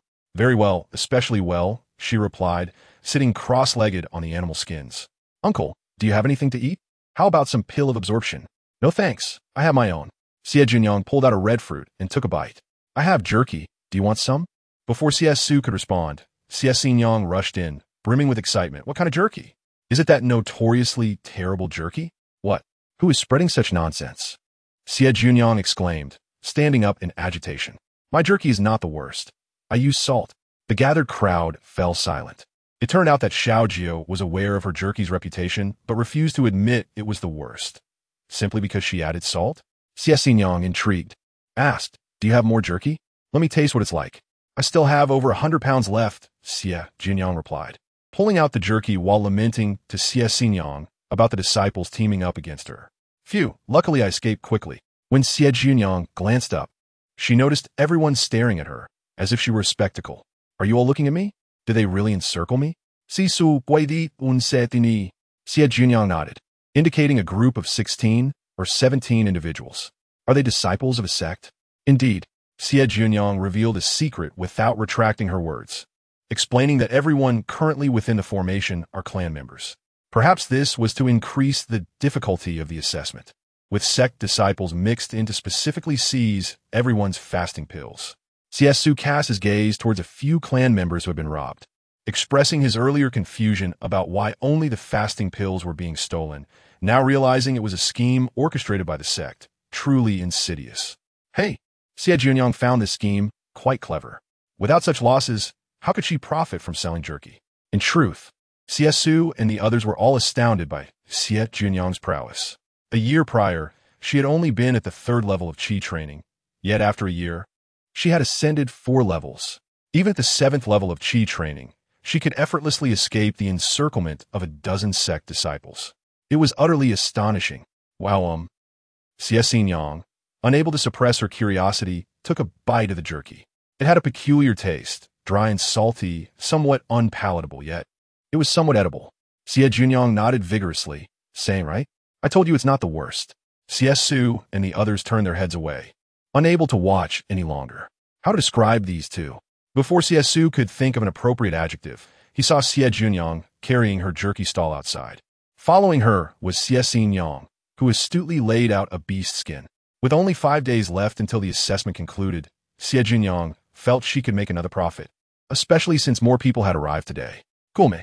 Jerky for sale. A perfect gift. This is the last wave. Once it's gone, it's gone. Jerky for sale. Handcrafted by Xiao Jiu, with a unique flavor that is unforgettable. Would any fellow cultivators like to purchase a pound? If you don't wish to eat it, you can gift it to friends and family, or even your contracted beasts, allowing them to experience the taste of what you've endured. Jerky for sale. The Xie clan members, upon hearing this, held their foreheads in distress, retreating back into the small protective formation, genuinely worried that Xiao Jiu's antics might bring trouble upon them. Xie Jiuniang noticed the ominous gazes directed at Xiao Jiu and quickly slipped back. Unaware of her clan's abandonment, Xie Jiuniang continued to beam at the crowd, waving her hand. Cheng Dao Yu. Gan Dao Yu, it's good to see you again. Gulme, Gulme. Have some jerky. No one made a purchase, but gifting it to acquaintances was still acceptable. The onlooker's first thought was that Xie Jiuniang must have enmity with the 3. Before any response could be given, a delicate little boy, around 7 or 8 years old, emerged from the crowd, clad in exquisite robes made of ice silkworm silk, adorned with a high-grade defensive jade pendant, and wearing the finest flowing cloud shoes. Moreover, he was adorned with top-tier magical tools, including a small jade crown atop his head. Xie Jiuniang thought the little boy was a walking treasure trove, extravagantly affluent. The boy crouched down at the stall, blinking his bright, pure black eyes, and said, "Sister, let me treat you to some jerky." Xie Jiuniang no longer found him adorable and firmly declined, "Sorry. My parents taught me from a young age that we cultivators must be independent and self-reliant, not to partake in unsolicited food." "Well said, sister." The little boy beamed, his eyes sparkling, "But I want to be friends with you." Xie Jiuniang silently displayed a basket of red fruits, exclaiming, "Red fruits! Delicious spiritual fruits, fragrant, sweet, and crisp. 1 spirit stone each. Are you inviting me to eat?" "Yes." The little boy produced a spirit stone. Xie Jiuniang accepted the stone and pushed the fruit basket towards him. "Choose one to gift me." The boy lowered his head, seriously comparing the fruits for a while, finally selecting the largest one and shyly handing it to Xie Jiuniang, saying, "Sister, let me treat you." "Thank you." Xie Jiuniang smiled as she accepted it, then playfully grabbed a handful of jerky and placed it back into his small hands as a return gift. "Eat up. It's made by your sister." The little boy blinked, looking as if he might cry in disappointment. The onlookers burst into laughter at their interaction. Children truly were naive. Xie Jiuniang felt no guilt in teasing the child, as she was still a child herself. Besides, she had offered him jerky. Subsequently, Xie Jiuniang displayed a variety of items, seemingly to complete her stall. Everything from hairpins to daily necessities, even a wooden hairpin. Xie Jiuniang quietly approached, asking, "Xiaojiu, why are you selling hairpins too?" "Sister, look at those people's disheveled hair." Xie Jiuniang whispered, "Only when there's a need can we fetch a good price." Xie Jiuniang appeared skeptical, but would have a few daily items in their storage bags. "Sister, how much for this wooden hairpin?" The little boy reached out for it, but another hand was quicker. Cheng Huaixin, suppressing his excitement, said, "Xie Daoyu, good to see you again. Upon seeing this hairpin, it feels familiar, as if my mother once wore it. Could you sell it to me?" Just as Xie Jiuniang was about to nod, another voice chimed in. "Xie Daoyu, I wish to buy it too." Gan Long suddenly arrived. The little boy protested, "I was the first to say I wanted to buy it." The three of them began to vie for the item, drawing everyone's attention. Was it truly a treasure? Xie Jiuniang retrieved the hairpin, inspecting it closely, and feigned confusion, asking, "It's merely an ordinary wooden hairpin. What is so special about it?" Cheng Huaixin replied, "I cherish it as it reminds me of my mother. Its worth is irrelevant. I simply like it." Gan Long refused to be outdone. Everyone turned their gazes towards the little boy, who blinked and said, "If they want it, then I want it too." Everyone was momentarily speechless. What a genuine reason. Chapter 38. The Foolish One. Imo Chuan. Xie Jiuniang grinned, revealing a set of small white teeth, and raised the hairpin, announcing, "Come, come." According to the market rules, for items with multiple bidders, the highest bidder wins.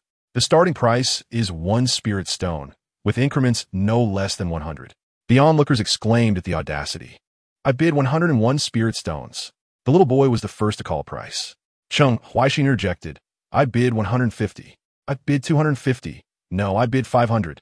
The little boy raised his fingers, casting a triumphant look at Cheng Huaixin. Cheng Huaixin countered. The two exchanged bids, and the price soared to 15,000. The crowd was left in shock. Were these two fools? For an ordinary wooden hairpin, they were prepared to pay such an exorbitant price. When Cheng Huaixin called out 18,000, the little boy displayed a conflicted expression.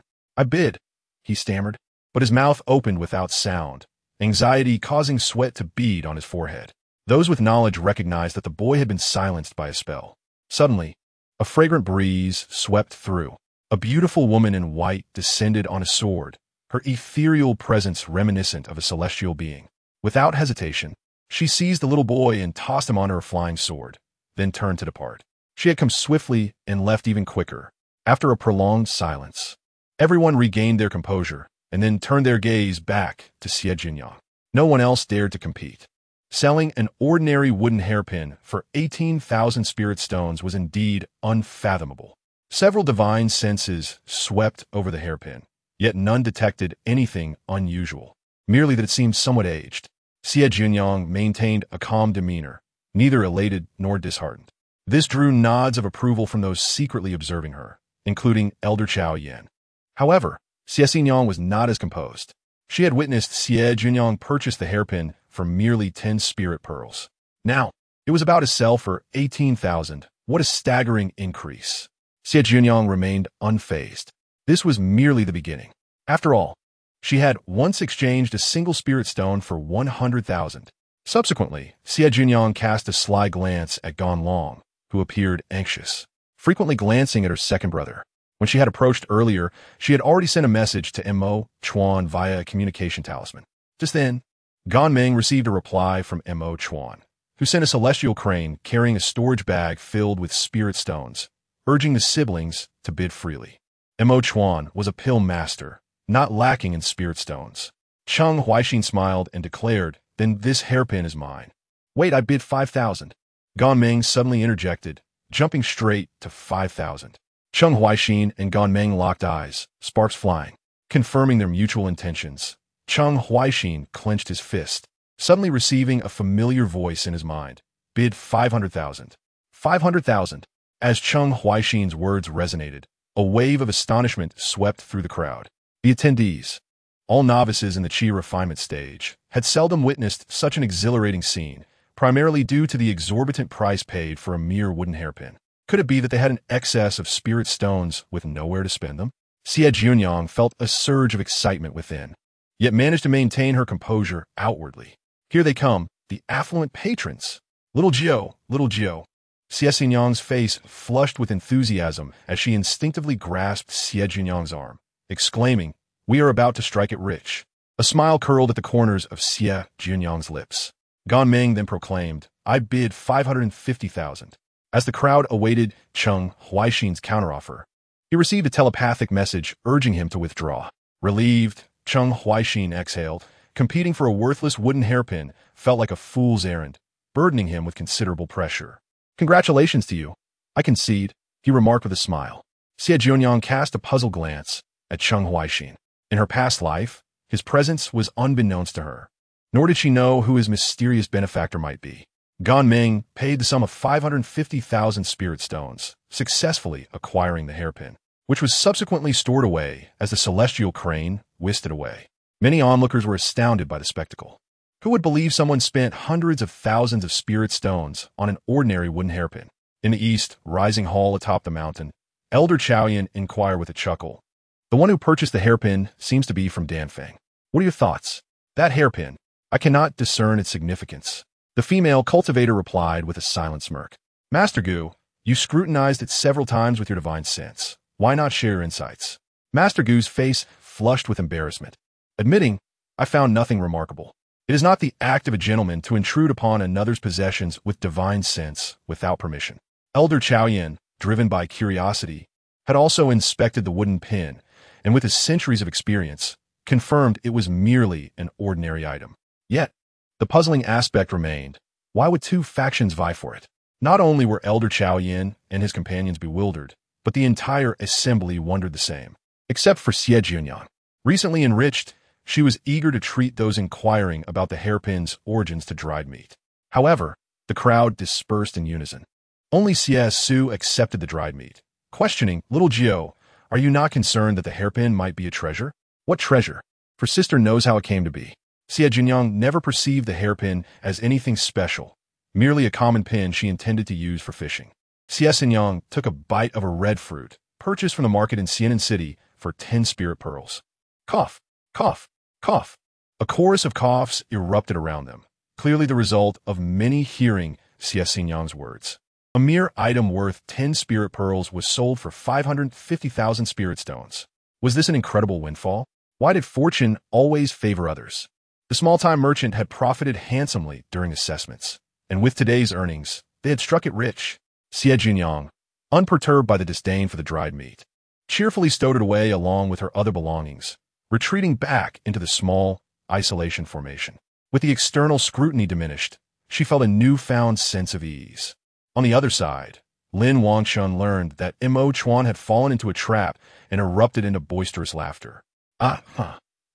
Montag Xuan. Today is your day of reckoning. The pent-up frustration he had harbored recently dissipated. Spending 550,000 spirit stones on a worthless wooden hairpin, He wondered how Mo Chuan would react upon receiving it. Regrettably, he could not witness the spectacle firsthand. Unbeknownst to Mo Chuan, Lin Wangchen had discovered that Xie Jiuniang had purchased another hairpin, and with a prior lesson from the broken sword incident, he discreetly sent someone to investigate its origins. They successfully uncovered that the hairpin was crafted by a mere artisan, devoid of any extraordinary significance.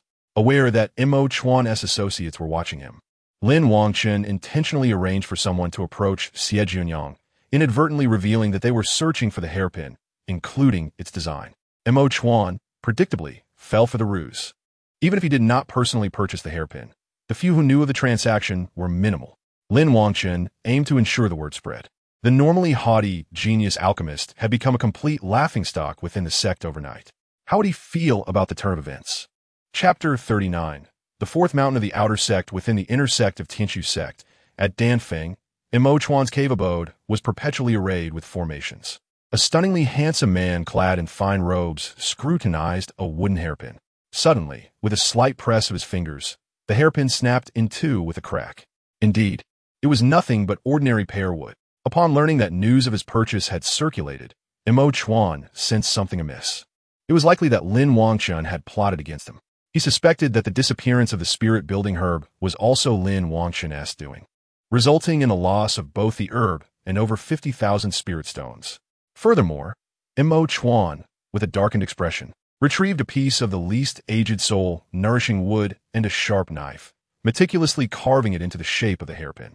Once again, he wasted a section of the precious wood. The design was complete.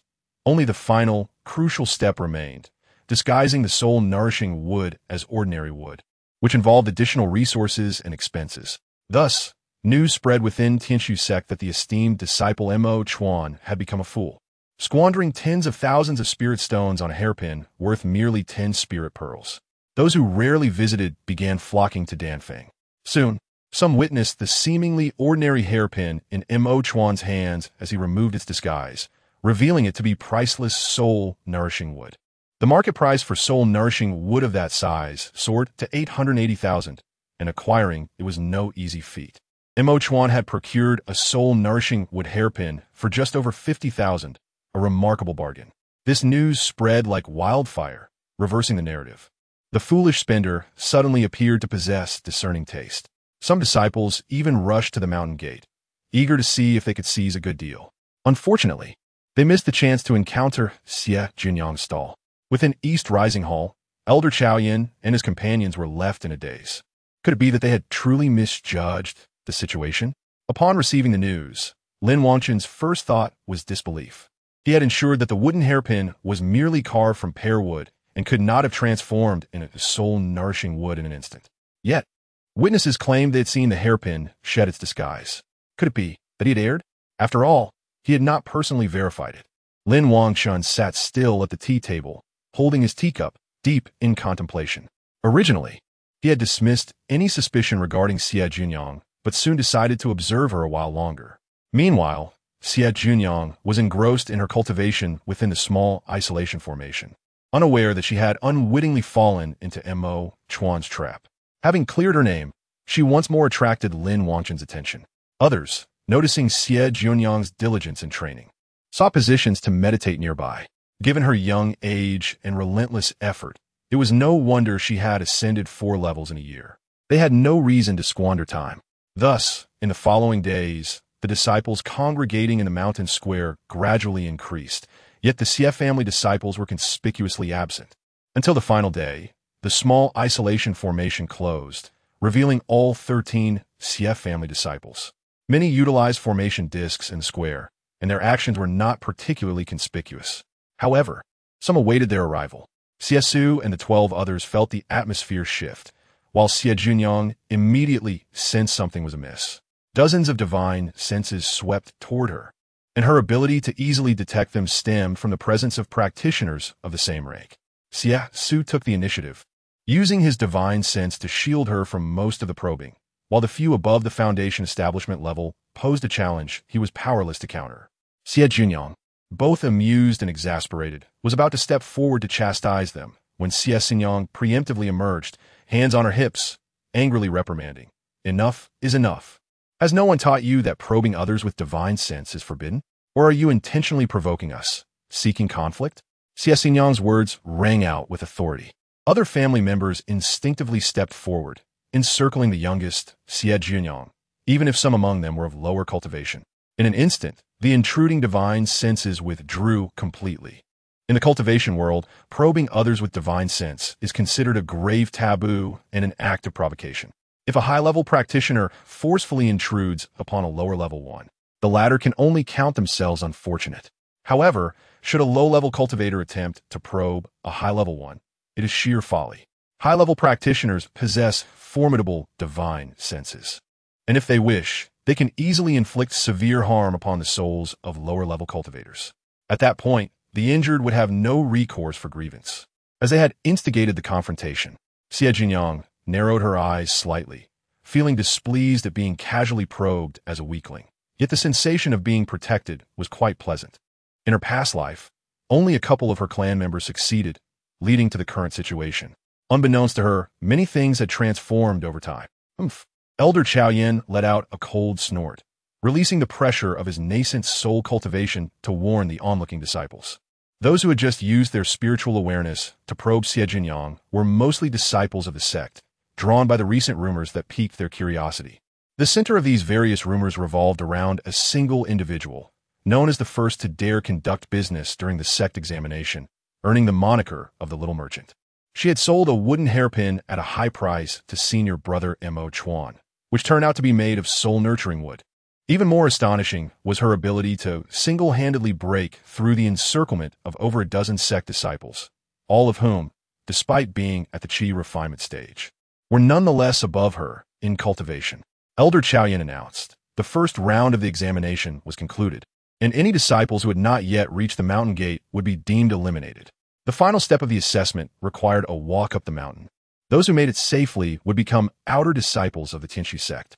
After one round, approximately 60 to 70% were eliminated, with only over 10,000 deemed qualified. Xie Jiuniang noted that this was an improvement compared to her past life, where 90% were eliminated. Passing the first round of selection meant one had 1 foot firmly planted in the sect. As for the elder's mention of the towering staircase, it was hardly a concern. The staircase was merely a scare tactic. Righteous cultivators, with their superior physical capabilities, could ascend easily, while those of demonic or malicious paths would find each step fraught with difficulties, quickly revealing their true forms. The primary assessment of the sect was the first round, which involved reaching the mountain gate from Xianan City. Within a month, those of poor character would likely be eliminated. No matter how capable one might be, the sect's examiners could employ underhanded tactics to ensure that an individual could not reach the mountain gate within a month. Of course, such insider information was rarely disclosed. In her previous life, Xie Jiuniang had only learned of it by chance. As she knew, members of the CF family ascended the staircase with ease, encountering no illusions. Upon reaching the summit, arrangements were made for new disciples to reevaluate their spiritual roots, register, and receive their identity tokens, sect manuals, and disciple robes. Just as Xie Jiuniang finished receiving her items, a gasp echoed behind her. She swiftly turned to find a figure engulfed in a burst of blood mist in the air. It was Elder Chaoyan using his spiritual power to lift someone high into the air, brutally crushing them into nothingness. Xie Jiuniang's heart raced. What was happening? A demonic cultivator attempting to infiltrate the sect. Such occurrences were not uncommon during recruitment. The sect disciples distributing items explained. Xie Jiuniang had not encountered such a situation in her previous life, likely because that demonic cultivator had failed to survive the first round. Sister 4, let's head to the Shina Garden and rent a crane to go to Outer Gate Mountain number 4. Xie Jiuniang pretended to peruse the sect manual, pulling Xie Seer along as they departed. She wished to secure a good place in the outer gate and needed a hurry. First come, first served. If they delayed, they would only find the less desirable accommodations left behind by others. Chapter 40. You scare me to death. Xie Su had also finished reviewing the manual and called the others to follow Xie Jiuniang. Ascending the mountain early had its benefits. They could reach the Shina Garden first and rent a crane for their journey to the outer gate. The Shina Garden was located behind the Dongshu Hall. The group employed light body techniques and arrived at their destination in just over 10 minutes. They were not the only clever individuals. Other new disciples were already renting cranes from the garden's keepers. These individuals likely had clan members within the sect, thus were aware of some of the entry procedures. When it was their turn, Xie Jiuniang took out 13 spirit stones, saying, "There are 13 of us." The keeper accepted the spirit stones and opened a corner of the gate, stating, "Enter yourselves. Which crane will take you depends on your abilities." "Thank you," Xie Jiuniang replied, quickly leading her group inside. They found several disciples already struggling with the cranes. A few had managed to mount their cranes and were soaring into the air. Xie Jiuniang quietly instructed, "Take out a chi-nurturing pill and say you want to go to mountain number 4. As long as they eat it, they will agree." Xie nodded and dashed towards the nearest crane, producing a chi-nurturing pill. The crane tilted its head to glance at her before bowing down to consume the pill and gesturing for her to climb onto its back, much to Xie's excitement. Seeing this, the others quickly followed suit. Xie Jiuniang smiled, spending 13 spirit stones as a token of gratitude for their protection at the mountain gate. She found a crane for herself, and the entire group of 13 took flight together. Those who had just witnessed the Xie family disciple feeding the crane quickly took out their own pills and followed suit. Riding the crane cost 1 spirit stone per trip. As it was a sect fee, the cranes also needed to earn some extra income. 5 spirit stones could buy a vial of chi-nurturing pills, each vial containing 10 pills, making the crane's fee quite reasonable. Of course, if one did not have chi-nurturing pills, they could also offer spirit-gathering pills, as long as they were willing to part with them. As they soared high above, the expansive view unfolded before them. Verdant mountains, clear waters, majestic peaks, and the gentle breeze that brushed against their faces, lifting their spirits. Xie exclaimed in excitement, "Ha! I finally entered a grand sect. Oh my! The scenery is so beautiful. Even the wind smells delightful." Xie and the others felt a tinge of envy. Successfully entering the sect filled them with exhilaration, though they, being self-proclaimed sturdy men, felt somewhat embarrassed to shout like girls. Compared to their excitement, Xie Jiuniang's demeanor shifted dramatically. She clutched the crane's neck tightly, seeing it flying leisurely, and began to entice, "Little crane, if you fly fast and surpass everyone ahead, I will give you a vial of spirit-gathering pills." "Caw!" The crane, with the intellect of a 5- or 6-year-old child, understood Xie Jiuniang's words, turning its head to glance at her. Xie Jiuniang produced a pill vial, opening it to let the crane catch a whiff of the fragrant pills inside. "I'm not deceiving you. These are spirit-gathering pills, far more valuable than chi-nurturing pills. If you take me to Outer Gate Mountain number 4 first, this vial will be all yours." The crane let out a joyful caw, flapping its wings energetically as it soared higher and higher, overtaking one disciple after another. Xie exclaimed in surprise, "Little Nine is flying so fast. Sisu Vima?" She must have done something again. The others nodded in agreement. Having left the family, the memory of the obedient and adorable Little Nine had begun to fade.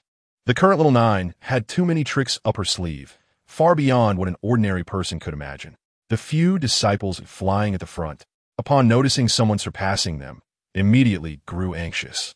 They had elders within the sect and were privy to some information beforehand. The outer gate of the Tianshu sect occupied over 100 mountain peaks, representing a mid-sized sect within the cultivation world. This was part of the foundation of a grand sect. New disciples entering the Tianshu sect were all considered outer disciples. Even those exempt from the examination would start as outer disciples, though they would be assigned to a different mountain peak, not competing for resources with those undergoing assessments. However, exceptions existed for unique circumstances, such as Xie, who possessed a singular spiritual root. Yet, such talents emerged only once in a century within the entire cultivation world. Once entering the sect, the primary resource to contend for was the territory within the mountains rich in spiritual energy, such as high-grade cultivation caves and spirit stones. The outer gate had 10 mountains designated for disciple habitation. One of these was reserved for exceptionally talented disciples exempt from examinations, known as Qianlong Peak, which boasted the richest spiritual energy. The other 9 mountains were simply numbered from 1 to 9, cycling every 90 years. For instance, if Xie Jiuniang and her companions resided on mountain number 4 this year, new disciples would be assigned to mountain number 5 10 years later, mountain no, 6 20 years later, and so forth, returning to mountain number 4 after 90 years. Why 90 years? The truth was gentle yet cruel. Cultivators who could not break through to the foundation establishment stage would live only a little over 100 years. 90 years was the maximum period given by the sect. Once the 90 years elapsed, the mountains would be vacated and the older disciples would have to relocate. The sect had established a rule that the first to arrive in the first year could occupy the best resources, with the extent of their claim depending on their abilities. They wished for their cranes to fly faster, yet no matter how much they urged, the cranes continued their leisurely pace, let alone catch up to Xie Jiuniang, causing them to nearly tumble off several times. Eventually, as they lost sight of Xie Jiuniang's figure, they had no choice but to resign themselves to their fate. Hoping that Miss Xie Jiuniang could show some mercy and refrain from monopolizing all the prime territory.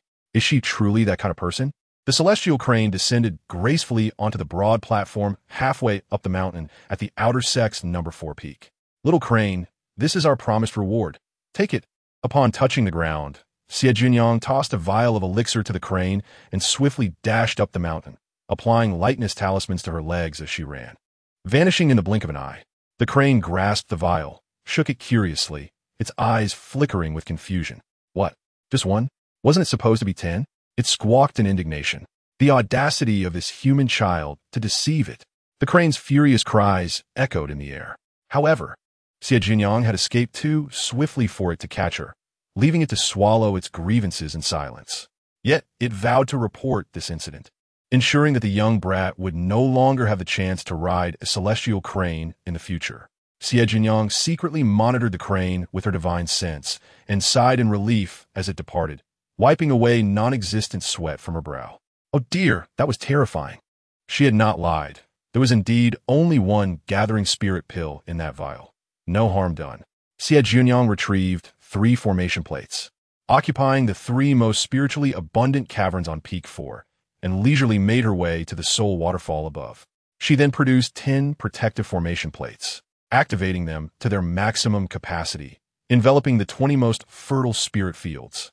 Additionally, she claimed the prime scenic spot beneath the waterfall for her future bamboo cottage. Just as Xie Jiuniang was wrapping up her endeavors, the second disciple finally arrived. Rushing to the finest 3 caverns, they discovered that all had been fortified with formations, leaving them cursing as they made their way to the next tier. Unbeknownst to them, that tier had also been claimed by others who came later. Chapter 41. Trouble approaches. Although Xie Jiuniang and her companions were not the earliest to arrive, they were not far behind, each securing decent caverns. However, their efforts paled in comparison to those of Xie Jiuniang, primarily due to their lack of formation plates. At this moment, the disparity between the affluent and the impoverished was painfully evident. The cake was limited, and without capital, one could not partake.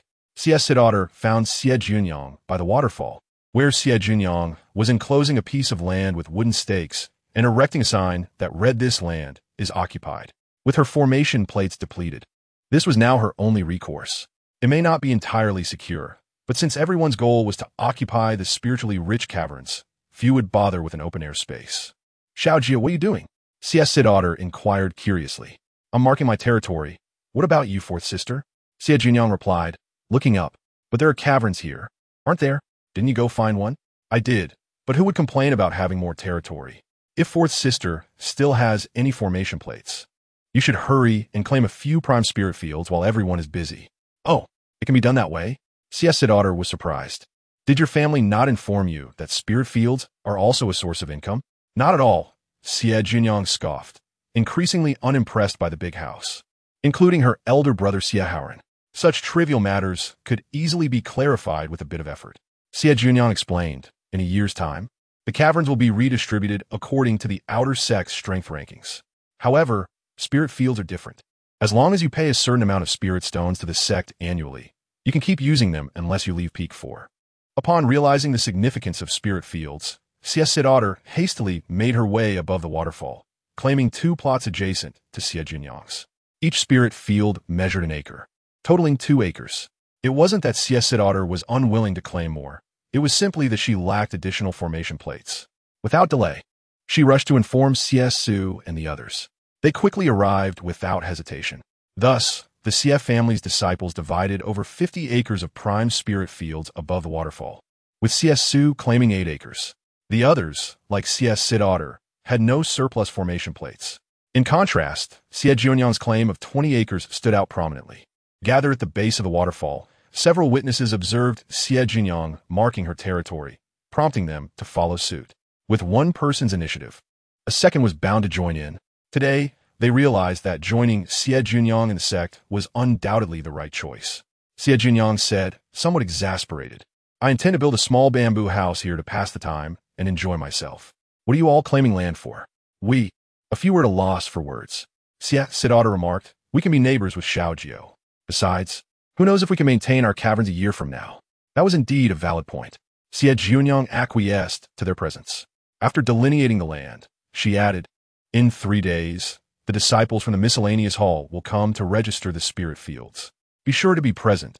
Otherwise, if they missed the initial registration, the miscellaneous hall would classify any unregistered spirit fields as unoccupied, allowing any disciple from Peak 4 to claim them for a small fee. Sisu Hestita wanted to inquire how Xie Jiuniang knew all this, but he refrained.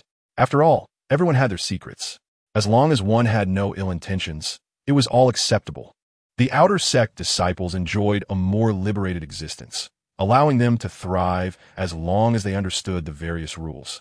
The resources available here were far superior to those within their family, with the most immediate benefit being the rich spiritual energy. No wonder everyone was so eager to squeeze into the large sect. Bang, bang, bang. Xie Jiuniang abruptly stood, gazing up at the waterfall. Is someone attacking my formation? Who dares? Xiesu immediately rose, his aura turning sharp. Xie Jiuniang employed her lightness technique, leaping several times upwards, with Xiesu and the others swiftly following. Above the waterfall, 7 or 8 new disciples were fervently assaulting one of the protective formations with their magical tools. The formation's protective barrier trembled under the relentless strikes, flickering ominously. Quickly, put in more effort.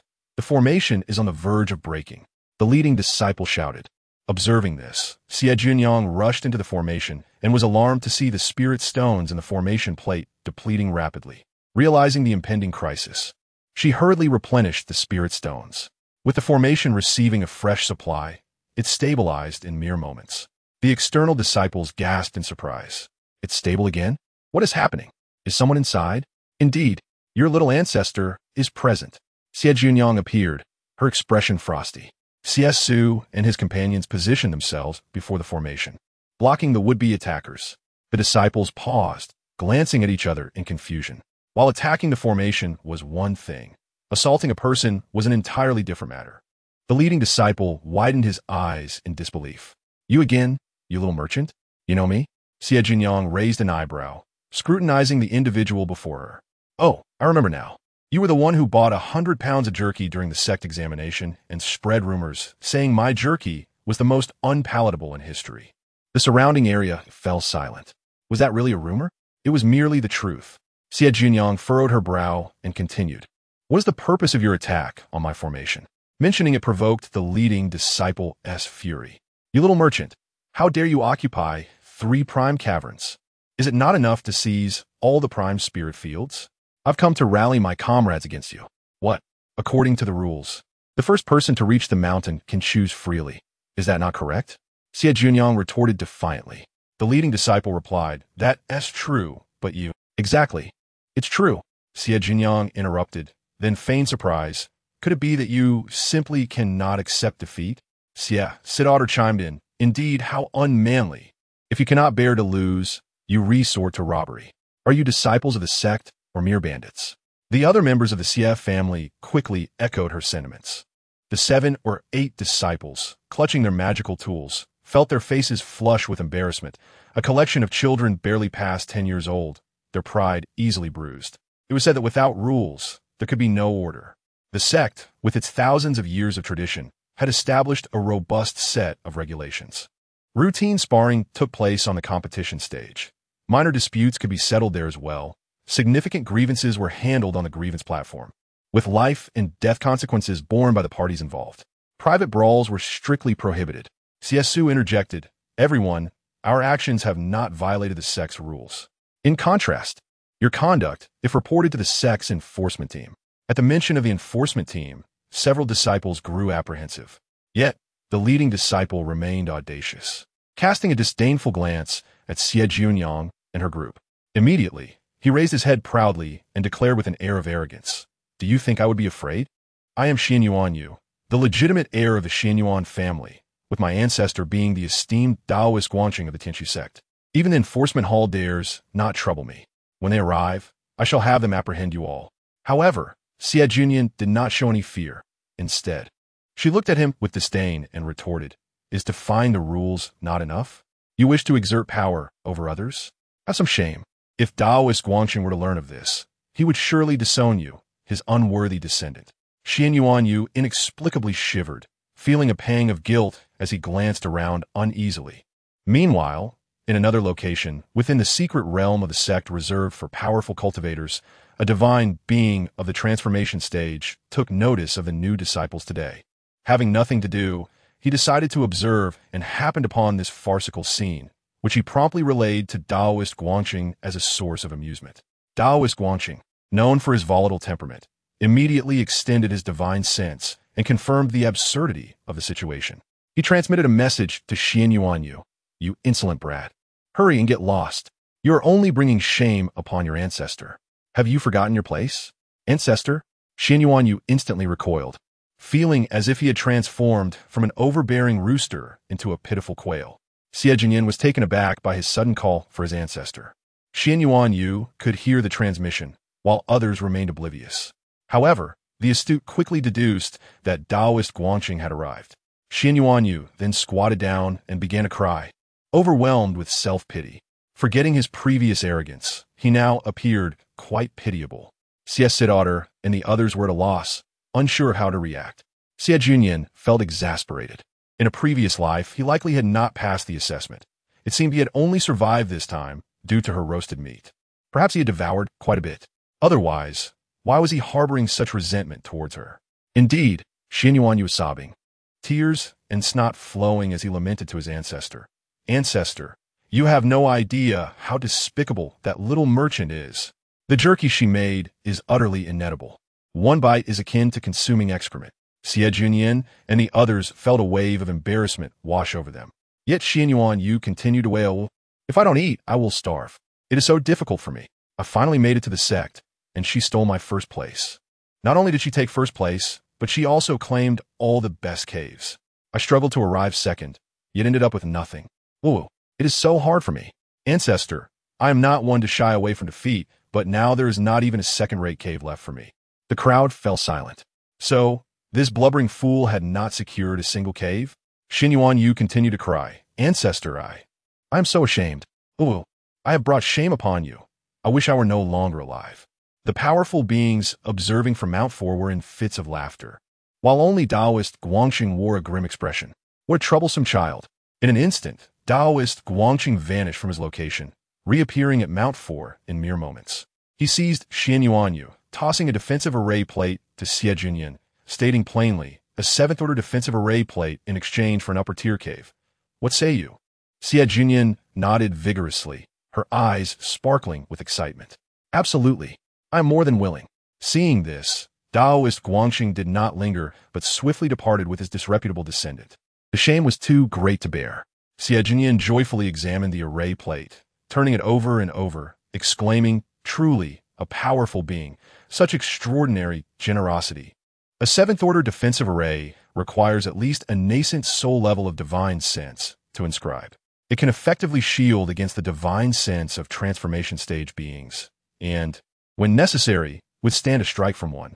However, activating it even once consumes a considerable amount of spirit stones, particularly superior-grade spirit stones.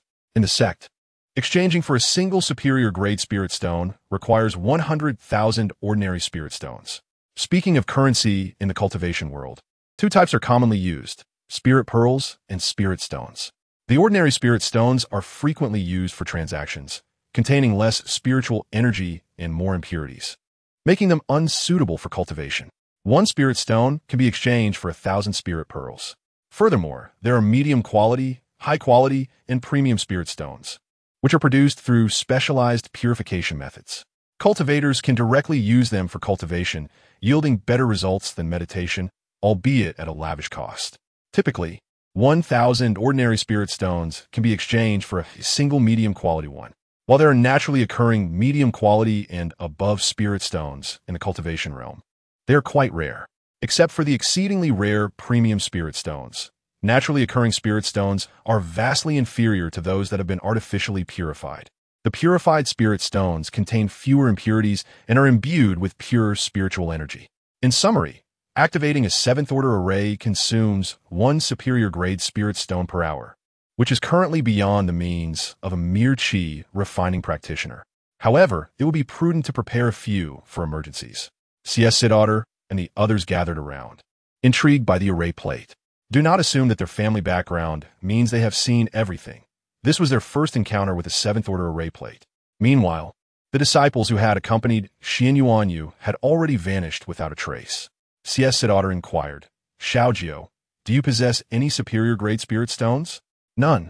I shall keep this safe. When someone dares to bully me, I will flaunt it and proclaim that it was a gift from Taoist Guangchen," Xie Jiuniang declared. Holding the seventh-order array plate with an air of authority, her expression triumphant. Taoist Guangchen, who had yet to retract his divine sense, felt a jolt of alarm. Could this be yet another troublesome matter? Once Taoist Guangchen withdrew his divine sense, Xie Jiuniang's heart finally settled. Do not doubt how a mere Qi refining practitioner could perceive the divine sense of a transformation stage being. While she could not detect it herself, there was a little trickster nearby. Had she shown even a hint of discontent towards the Xinyuan family, it could have drawn the attention of a transformation stage cultivator. Some might believe that transformation stage beings are not so petty as to concern themselves with a mere junior. However, those of great power often struggle to tolerate even the smallest of offenses.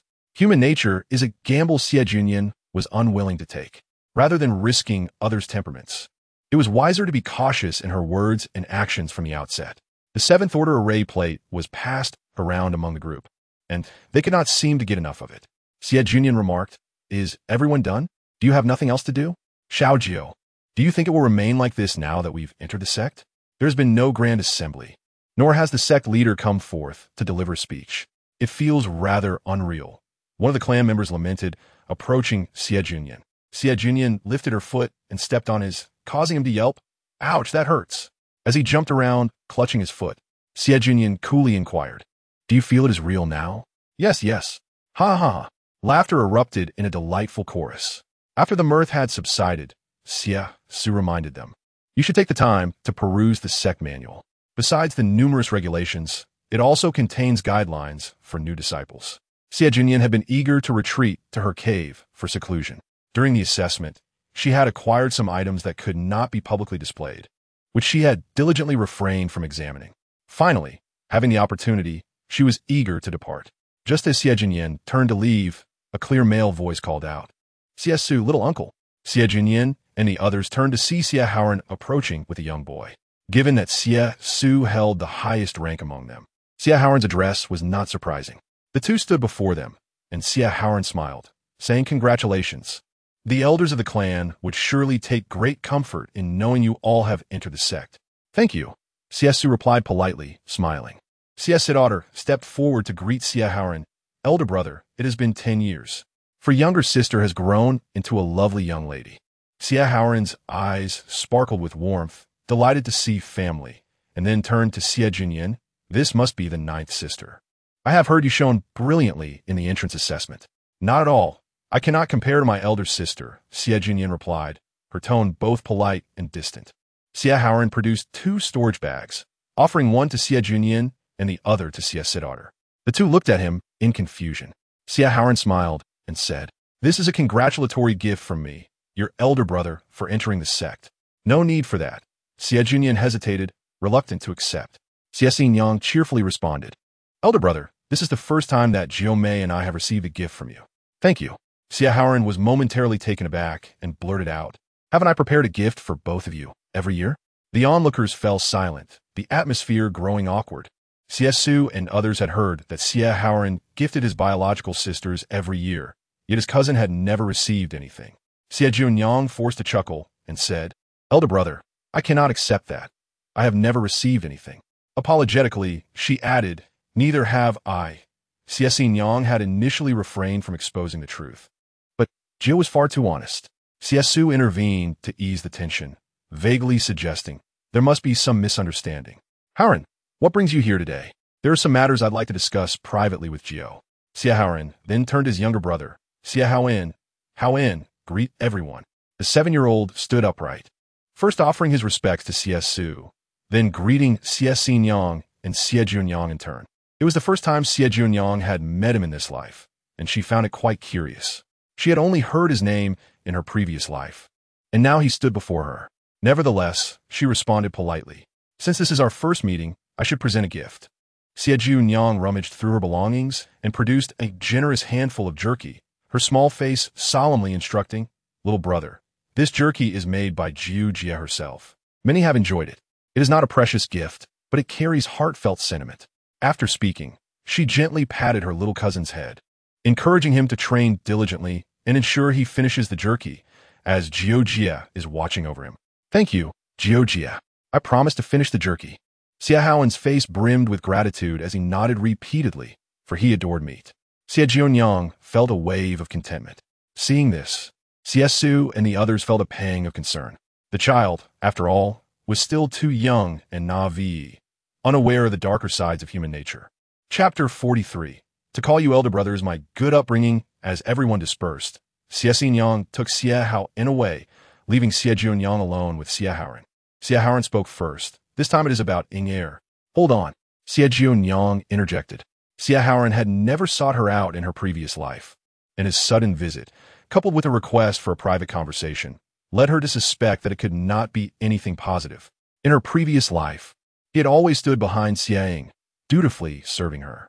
Faced with the main family, Xie Jiuniang felt no need to disguise her disdain. She handed back the storage bag he had given her and stated plainly, "It is not that I dislike you, but rather the entire main family." "You may. What do you mean by this?" Xie Haoen frowned, confused. "If you are unclear, you may inquire with Xiang." Xie Jiuniang pressed the storage bag into his hands, asserting, "It is just the two of us here. I am not afraid to speak plainly. From now on, let us treat each other as strangers." Upon witnessing the coldness in Xie Jiuniang's eyes, Xie Haoen did not doubt her resolve, though he asked in bewilderment, "Why? We are kin, bound by blood." "Kin?" Xie Jiuniang's voice dripped with sarcasm. Her disdain for the main family had surpassed even her feelings towards Lin Wangchen. Lin Wangchen was straightforward.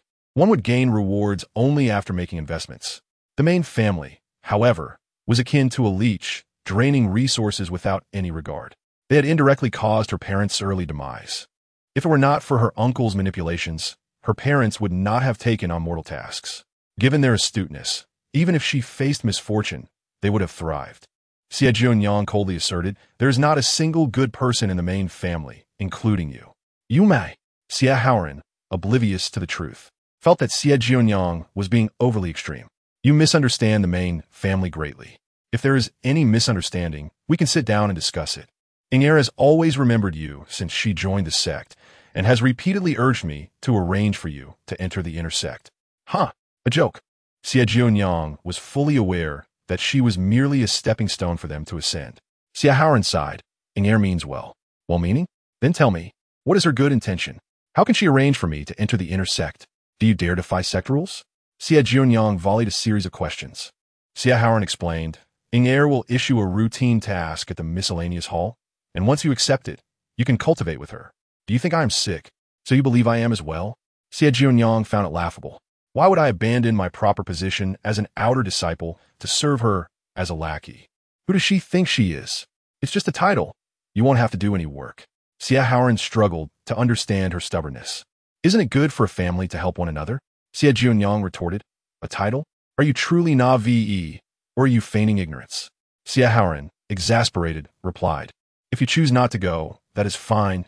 Things are not as complicated as you think." Xie Haoen, calling you elder brother is not a given. It is a reflection of my upbringing. Tell me, would you not feel alarmed if someone who has repeatedly taken your belongings suddenly claims to consider your interests? If it were me, I would only wonder what they sought to gain from me. Xie Jiuniang tilted her head, a smile that was not quite a smile gracing her lips. Xie Haoen paused, bewildered. "What do you mean?" Xie Jiuniang raised an eyebrow and asked, "Could it be that upon hearing of my unexpected fortune, you have begun to covet?" "Jiumei, Inger's master is Xiang Daojun. They lack for resources." Xie Haoen found her increasingly absurd. Xie Jiuniang did not bother to argue further. The main family, even in times of abundance, had not hesitated to take from her. They had even deprived her of a few buns during spiritual meals. Not wishing to delve deeper, Xie Jiuniang cut to the chase. If Xie Ying is of high moral standing, why did she forget to arrange for Xie Jia? Do not claim there is only one position for a lackey. Even a fool would not fabricate such a tale. This left Xie Haoran at a loss for words. Xie Jiuniang locked eyes with him. Her gaze as frigid as ice, stating, "Let Xie Ying remain within her bounds. The family can no longer impose restrictions on me." With that, she turned and departed indifferently. Xie Haoran felt a chill run down his spine. Xie Jiuniang's attitude towards the main family was not merely the dissatisfaction of a younger generation. Xie Haoran found his younger brother, who was conversing with Xie Jiuniang, and summoned a disciple from the miscellaneous hall to assist in escorting Xie Haoran back to Qianlong Peak. Xie Jiuniang, curious, inquired, "Elder brother, what do you wish to ask?" Jiomei seems to harbor deep resentment towards the main family. Xie Haoran observed Xie Jiuniang's reaction closely. "Isn't this something everyone knows?" Xie Jiuniang replied matter-of-factly. The main family took advantage of the absence of the third uncle and aunt for years, continuously exploiting little Jio, almost leading to her peril at Yunmu Mountain. The eldest sister was the most formidable, seizing the opportunity that rightfully belonged to Jio. Without her, she could not have become a celestial root. Xie Haoran's eyes widened in shock. "No, how could this be?" Xie Jiuniang, noticing his reaction, guessed he had been kept in the dark all along, and slowly added, "The family letters you received were likely all penned by our uncle. I only recently learned that he has taken a concubine, and he is quite generous with her. Oh dear, elder brother, I hope our gifts were not meant to support his mistress and her offspring." Xie Haoran left in embarrassment, feeling no different from a cornered animal. Xie Jiuniang was delighted and resolved to speak with Xie Jiuniang. Once Xie Jiuniang had rearranged her formation, she welcomed Xie Jiuniang into her humble dwelling. The cave was simple, devoid of adornments. Xie Jiuniang set out some chairs and brewed a pot of spiritual tea, inquiring with a smile, "Fourth sister, have you encountered something joyous?" "Wait until I sit down to tell you." Xie Jiuniang quickly recounted her conversation with Xie Haoran, vividly describing his changing expressions. "You should have seen the look on elder brother's face. It was priceless. The gifts meant for him were taken to support a mistress. Ha ha." Xie Jiuniang chuckled softly. After a moment's contemplation, she relayed Xie Ying's intentions to Xie Jiuniang. "What does she intend to do?" Xie Jiuniang asked, suspicion evident in her tone. Xie Jiuniang speculated, "Perhaps she has learned of my entrance examination and sees an opportunity?" At that moment, she was unaware of the covert confrontations between Lin Wangchen and Mo Chuan, which had garnered her some notoriety within the inner sect. Xie Jiuniang, intrigued, asked, "If you were to go, do you think she would dare to make you work?" "Not at all. However, she would undoubtedly complete the tasks that rightfully belong to me under everyone's scrutiny." "And then?" Xie Jiuniang pressed for more information. Noticing her curiosity, Xie Jiuniang continued, "When the time comes, someone will ask her how she accomplished these tasks. She will say, 'My ninth sister is in seclusion, leaving these chores unattended, so I took it upon myself to complete them.' Consequently, she will garner a wave of praise." Xie Jiuniang listened intently. "And then, do you take me for a storyteller?" Xie Jiuniang retorted, "What else could happen? She will continue to do my work and speak well of me. After some time, her good reputation will spread, while mine will be tarnished. What a venomous heart. My elder sister intends to trample on little Jio to rise above." Xie Jiuniang quickly grasped the crux of the matter. Xie Jiuniang was not rambling. She was recounting experiences from her past life. At that time, when she had just entered the sect, she was ignorant and unable to secure a cave dwelling or spiritual field, living in somewhat difficult circumstances. 2 months later, Xie Ying approached her, echoing the words of Xie Haoran. Xie Jiuniang went, but returned in disgrace, humiliated, to Outer Door Mountain No. 4. One could only blame her youthful naivete and ignorance. Chapter 44. Concealing the jade talismans, the 3 superior cave dwellings were in close proximity. Xie Jiuniang chose the one nearest to the waterfall. Initially, she intended to occupy 2 cave dwellings for rental or sale. But the generous offerings from Daoist Guangxing made her extravagantly decide to gift the remaining one to Xie Jiuniang. Sister 4. That spare cave dwelling can be rented out or sold outright. It's an additional source of income. Wow, little Jio is quite the quick thinker. Once I sell the spirit stones, we can split the profits. Xie Jiuniang left with a heart full of joy after a fruitful visit. Xie Jiuniang prepared for seclusion. However, just as she was settling in, someone approached the cave dwelling. Xie Jiuniang, with a grim countenance, called out, "Hey, little schemer, which is my cave dwelling? Take me there quickly." Xie Jiuniang shot him a sidelong glance and led him to the cave dwelling half a mile to the left, retrieving the formation plate within. Upon seeing her leave without a word, Xie Jiuniang did not call her back. It was better this way. He had been humiliated today and was too dejected to see anyone. Xie Jiuniang took out his own formation plate to set up the array. Meanwhile, Xie Jiuniang made her way to the foot of the waterfall with a now vacant formation plate. Now, she was finally without worry. Do not presume she was carelessly claiming land. This area, close to a water source, was ideal for cultivation. Even without farming, it was suitable for planting spirit fruit trees. Xie Jiuniang intended to reside on Outer Door Mountain No. 4 for 90 years. Thus, acquiring more land was essential. She returned to her cave dwelling to enter seclusion once more. At last, undisturbed, Xie Jiuniang retrieved the 3 storage bags she had concealed on her person, along with one from her waist. For storage bags brimmed with bounty. The harvest from this assessment included not only the visible spirit stones, but also the beast materials and spiritual plants she had exchanged. Although their grades were not particularly high, the quantity was substantial. One storage bag contained beast meat, enough to fill 50 cubic units. She turned the scraps into jerky for sale. This meat was specifically set aside for her mother. Compared to her mother's culinary skills, her own creations were mere refuse. 2 storage bags held various materials and spiritual plants, along with a complete falcon corpse, which she intended to hand over to her parents for processing upon their reunion. The remaining storage bag contained nearly 600,000 spirit stones, as well as items Xie Jiuniang frequently used. What had been weighing on Xie Jiuniang's mind were 2 identical tokens. One was obtained from Xiang, while the other came from Gan Meng's storage bag. The front of the token bore ancient script, while the back displayed a pattern of the Fusang tree, depicted as 2 trees supporting one another. In legend, the Fusang was known as the divine tree, often inhabited by the 3-legged golden crow. Now, both the Fusang and the divine beast had long since faded into the annals of time. As Xie Jiuniang studied the 2 tokens, she inadvertently stacked them together. In the next moment, the tokens, which had lain dormant for millennia, suddenly awakened and began to merge. After a brief moment, they formed a single token. The design remained unchanged, yet the surface became smooth, shedding its previous antiquity for a fresh appearance. Xie Jiuniang's heart raced with excitement. Could this be Xie Ying's fortuitous encounter from her past life? Xie Jiuniang recalled how Xie Ying had mysteriously vanished in her previous life, only to reappear after some time with a change of clothing. With a heart full of anticipation, she pricked her finger to drip blood upon the token. Her blood gradually melded into the token. After a long wait, there was no response, nor did she establish a connection with the token in her mind. After another drop, the blood fused once more, yet still, silence prevailed. Xie Jiuniang attempted to probe with her spiritual sense, but remained blocked. Forget it. I'll put away for now. She stored the token and inspected the 2 newly acquired spiritual plants.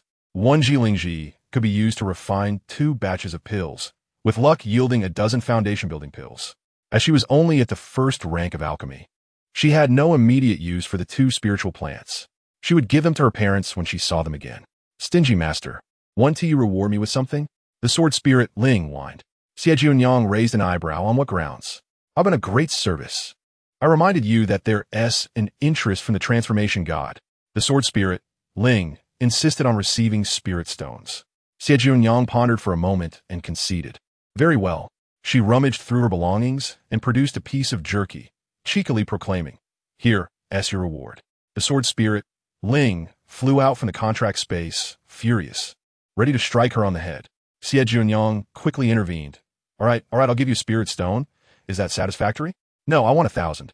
I don't have that much. You might as well kill me. Typical, wanting riches without regard for life. How about 800? No, just 100 will do. The sword spirit, Ling, looked woeful, adopting a posture that suggested refusal of future reminders. Xie Jiuniang deliberately delayed, finally extracting 100 spirit stones. The sword spirit, Ling, swiftly snatched them away, circling around her, and with the same cheeky tone, said, "Stingy master. Half of that jerky belongs to me. You're giving it away without compensating my spirit stones. I don't need much, just a couple of pieces will suffice." Xie Jiuniang remained indifferent. Give me the spirit stones now. Otherwise, I'll strike you. The sword spirit, Ling, attempted to employ the same tactic again. Suddenly, a long wooden stick appeared out of thin air, striking the broken sword and sending it flying, crashing against the cave wall. The broken sword swiftly returned, and in a pitiful voice, it accused insidious and treacherous master. What sort of sneak attack is this? If you have the courage, let us settle it one-on-one. However, it fell silent. One-on-one was futile. Wah, half of that jerky is mine. This one do, you must compensate me with spirit stones. It became evident that playing tricks before Xie Jiuniang was futile. She had a heart of iron. Without a word, she took out all the jerky from her storage bag, dividing it in half. Then she took another handful of jerky and placed it in front of the broken sword S pile. Calmly, Xie Jiuniang stated, "All right, I've returned what S owed. That is correct, isn't it?" The sword spirit, Ling, was momentarily stunned by her actions, asking in a childish voice, "Aren't you supposed to give me spirit stones? I don't need jerky, but I didn't sell you spirit stones before." Xie Jiuniang tucked away half the jerky. The sword spirit, Ling, angrily darted back into the contract space. With a smile, Xie Jiuniang called out, "Little brat, quickly bring back the jerky. It'll spoil if left outside." "That pile of rubbish? I don't want it. Storing it away would dirty its territory." Xie Jiuniang inquired, "You don't want it? Then I'll be taking it. If you want to take it, then take it." The sword spirit, Ling, was busy counting the spirit stones it had just acquired. Xie Jiuniang stored the jerky away and casually asked, "Little brat, do you know of any methods to conceal one's cultivation? Isn't their concealment talisman?" The sword spirit, Ling, casually replied. Upon saying it, it paused, realizing that Xie Jiuniang, at 12 years old, was at the 7th level of Qi refining and possessed 3 spirit roots, which was rather conspicuous. Last time, she had managed to deceive others with spirit liquid, but as her rank increased, it was bound to raise suspicions. She had casually asked, not expecting a response from the sword spirit. Subsequently, it added, "It's best to have a high-grade concealment jade talisman." Xie Jiuniang's face was filled with confusion. What concealment talisman? A jade talisman? This was the first time she had heard of such a thing in either her past or present life. Chapter 45. Mismatched goods, Xie Jiuniang excitedly asked, "Did you just recall something wonderful? Quickly, tell me about the concealment talisman, and then explain what a jade talisman is. Perhaps it might be." The sword spirit remained aloof, unwilling to respond to her. Xie Jiuniang, with her dark, glimmering eyes, produced a spirit stone and cheerfully inquired, "Answering questions comes with spirit stones. As long as I am satisfied, you shall receive one." "Oof, I shall not be deceived," the sword spirit scoffed. "Even if you are content in your heart, your lips will surely utter discontent. Moreover, one stone is far too meager, akin to tossing coins to a beggar." Xie Jiuniang's lips twitched. Had she been swindled so often that she had grown shrewder? "Then how much do you require to speak?" she asked. "Actually, I find myself a little unclear and urgently need spirit stones to recover," the sword spirit proposed. "How many do you need?" Xie Jiuniang queried. "It is hard to say. I feel I'm only a fraction short." "Let us start with 100,000 spirit stones," the sword spirit replied, evoking the impression of someone demanding a lavish feast. "Are you truly aiming to extort me?" Xie Jiuniang thought, realizing that the method to conceal her cultivation was precisely what she desperately needed. The sword spirit had grasped her vital weakness and began to scheme.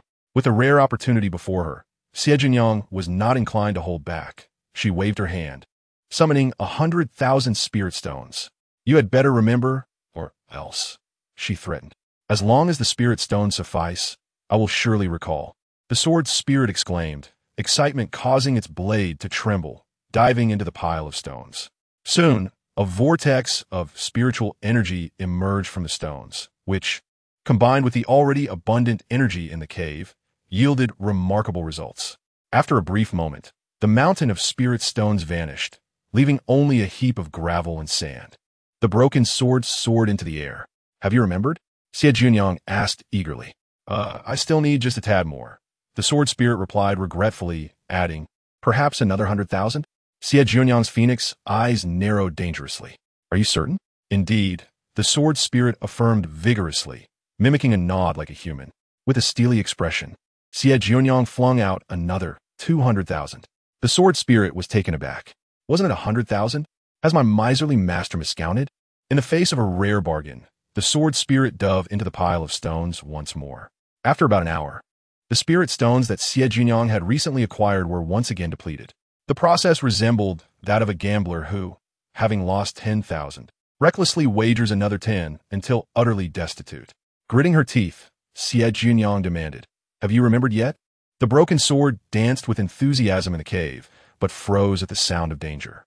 Suddenly, Xie Jiuniang calmed herself, retrieving a ledger from her storage bag, and inquired once more, "Little rascal, have you recalled anything?" 648,305 spirit stones. If you do not provide the method, I will keep a record, she warned coldly. Unless you repay your debt, do not expect to receive another spirit stone from me. After a lengthy pause, the sword spirit's weak voice finally piped up. I can only remember this much, Sob, that's all. It had recalled the memory long ago, initially intending to swindle some spirit stones. However, its master had offered too much, causing it to momentarily lose control. The outcome was that the sword spirit found itself in deep debt, signing a century-long unequal contract binding it to serve Xie Jiuniang without pay, at her beck and call. Tirelessly, the weight of those 8 words became a burden too heavy for it to bear at that moment. Xie Jiuniang tucked away the ledger and offered a piece of motivational wisdom. Little rascal, as long as you work diligently, the future will hold everything for you. We're spirit stones. You will have treasures beyond imagination. She chose to ignore the sword spirit henceforth. Sitting cross-legged on a mat, Xie Jiuniang closed her eyes, appearing to meditate. In truth, she was replaying the process of the male cultivator, drawing symbols in her mind, hoping to glean insights. To create a jade talisman, one must first possess a profound spiritual awareness, followed by the innate talent to manipulate that awareness, and finally, high-quality spiritual jade. Concealing the jade talisman seemed a distant dream, but perhaps she could attempt to draw a concealment symbol. She refrained from sharing with the sword spirit that she had noticed how similar the symbols drawn by the male cultivator were to the concealment symbol, with only slight modifications. Having practiced the concealment symbol before, she was well versed in its characters. Given a little time, she could surely manage to draw the concealment symbol. Fortunately, before leaving her family, she had visited the library, where the comprehensive guide to symbol characters contained detailed annotations on this particular symbol. After pondering for a while, Xie Jiuniang positioned herself at a table, retrieving her symbol brush and paper. She also took out beast blood and mixed it with vermilion. Thus, she began to draw the symbol. On her first attempt, she succeeded in drawing 2/10 of the character before failing. At this juncture, a slight modification was necessary. After adjusting, she held her breath and concentrated, lifting the brush once more. This time, the modification succeeded, yet she faltered again at a critical point near the halfway mark. Failures ensued, one after another, until her Dantian's spiritual energy had dwindled by 90%, leaving her with insufficient energy to draw again. Resigned, she decided to meditate and recover. 2 days passed. Xie Jiuniang remained focused on her symbolic drawing. Alas, she could not achieve success on the final modification. It was not that her method was incorrect. Rather, attempting to draw the concealment symbol at the 7th level of Qi refinement was somewhat ambitious. Indeed, the concealment symbol was the most challenging symbol Xie Jiuniang had encountered thus far. Today, she had to venture outside, as disciples from the miscellaneous hall were coming to register. Upon reaching the waterfall, she found CSC and the others already present. They had all arrived quite early. With a radiant smile, Xie Jiuniang greeted each of them. Xie Su chuckled. I was worried about missing the registration. We were apprehensive too. Without spirit fields, it would be troublesome, and we would have to clear land ourselves. Thanks to Xiao Jiu's reminder, we managed to avoid that, one of Xie's family members said, shuddering at the thought. Xiao Jiu, if you need help in your spirit field, just let us know. Yes, indeed, I'm also available. Chapter 46. I truly did not swindle it. CSC handed Xie Jiuniang a storage bag containing 3,000 spirit stones. What is this? Xie Jiuniang inquired, puzzled. The spirit stones from selling the cave. A total of 3,500. I'm taking 500 as a labor fee, CSC replied with a smile. Sister C, you need not give me this. Xie Jiuniang insisted. That is out of the question. I have already benefited greatly. CSC firmly refused to return it. Xie Jiuniang did not press further. She truly needed it. Without spirit stones, she could not use the formation plate, let alone purchase seeds. The thought of returning to poverty made her teeth grind in frustration. Fortunately, she had reaped some rewards. Otherwise, she would have gone mad. No, she would definitely have thrown the broken sword into the cesspit. The sword spirit sensed Xie Jiuniang's thoughts and trembled in fear. Just as they were discussing what to plant, the disciples from the miscellaneous hall arrived for registration. The process went smoothly, without any hindrances.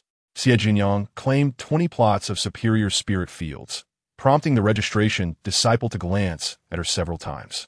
Sister Xie, were you the first to reach mountain number 4? The disciple asked with a smile. Indeed, my little crane is quite impressive. It runs exceptionally fast. Xie Jiuniang attributed all the credit to the crane. Upon hearing this, the miscellaneous hall disciple's expression turned peculiar. Xie sensed something amiss and discreetly handed the disciple a bottle of gathering spirit pills, asking, "Could you offer some insights?" Xie Jiuniang felt that something was indeed off. The sect ranked individuals by strength, and among those of equal cultivation, the time of joining the sect was the determining factor. For instance, although the disciple from a miscellaneous hall and Xie both possess a cultivation level of the 9th layer of Qi training, the former entered the sect before Xie, which compels Xie to address him as senior brother. Conversely, he refers to Xie as junior brother. Should Xie be the first to break through to the foundation establishment stage, the miscellaneous hall disciple would then have to call him Uncle Master. The miscellaneous hall disciple returned the spirit-gathering pill to Xie, a smile dancing in his eyes as he remarked, "Junior brother, there's no need for formality. However, you might be unaware that your deception of the celestial crane has become quite the tale within the miscellaneous hall." Xie Jiuniang, feeling guilty, retorted, "How did I deceive it? I didn't did I? I promised it a whole bottle of spirit-gathering pills, and I gave it one. But you only gave it one." The miscellaneous hall disciple pointed out, causing an immediate hush to fall around them. Xie Jiuniang and the others regarded Xie Jiuniang with curiosity, as if she were a rare specimen. With a long face, Xie Jiuniang spread her hands in exasperation. "I truly did not deceive it. It misunderstood. All were astute individuals. The truth was not difficult to infer. Perhaps there was no outright deception, but certainly some misdirection." With a feigned innocence, Xie Jiuniang changed the subject. "Senior brother, do you have any seeds for sale?" "Yes, what would you like?" The miscellaneous hall disciple inquired. "I would like 20 acres of spirit rice seeds," Xie Jiuniang stated. 3 spirit stones per acre, totaling 60. The miscellaneous hall disciple beamed, handing over the seeds to Xie Jiuniang, along with a stack of communication talismans. "By the way, junior sister, my name is Li Jiaxing. This is my communication talisman. If you need seeds in the future, remember to look for me. I will offer you a preferential price." Xie Jiuniang accepted the talisman. Sure. Like Xie Jiuniang, Xie and the others also purchased spirit rice seeds and exchanged communication talismans with Li Jiaxing. However, Xie Jiuniang did not give her talisman to Li Jiaxing, as she had none to spare. When Li Jiaxing departed, the group, holding their seeds, exchanged glances. It appeared they were not particularly skilled in farming. Xie Jiuniang stored away 10 formation plates and, noticing their inactivity, asked, "Have you all registered? Aren't you going to put away the formation plates? Don't you need them to protect the spirit fields?" Xie Jiuniang looked puzzled. Xie Jiuniang sighed in response. "There's nothing to steal, so what are we protecting? It would be a waste of spirit stones to activate them."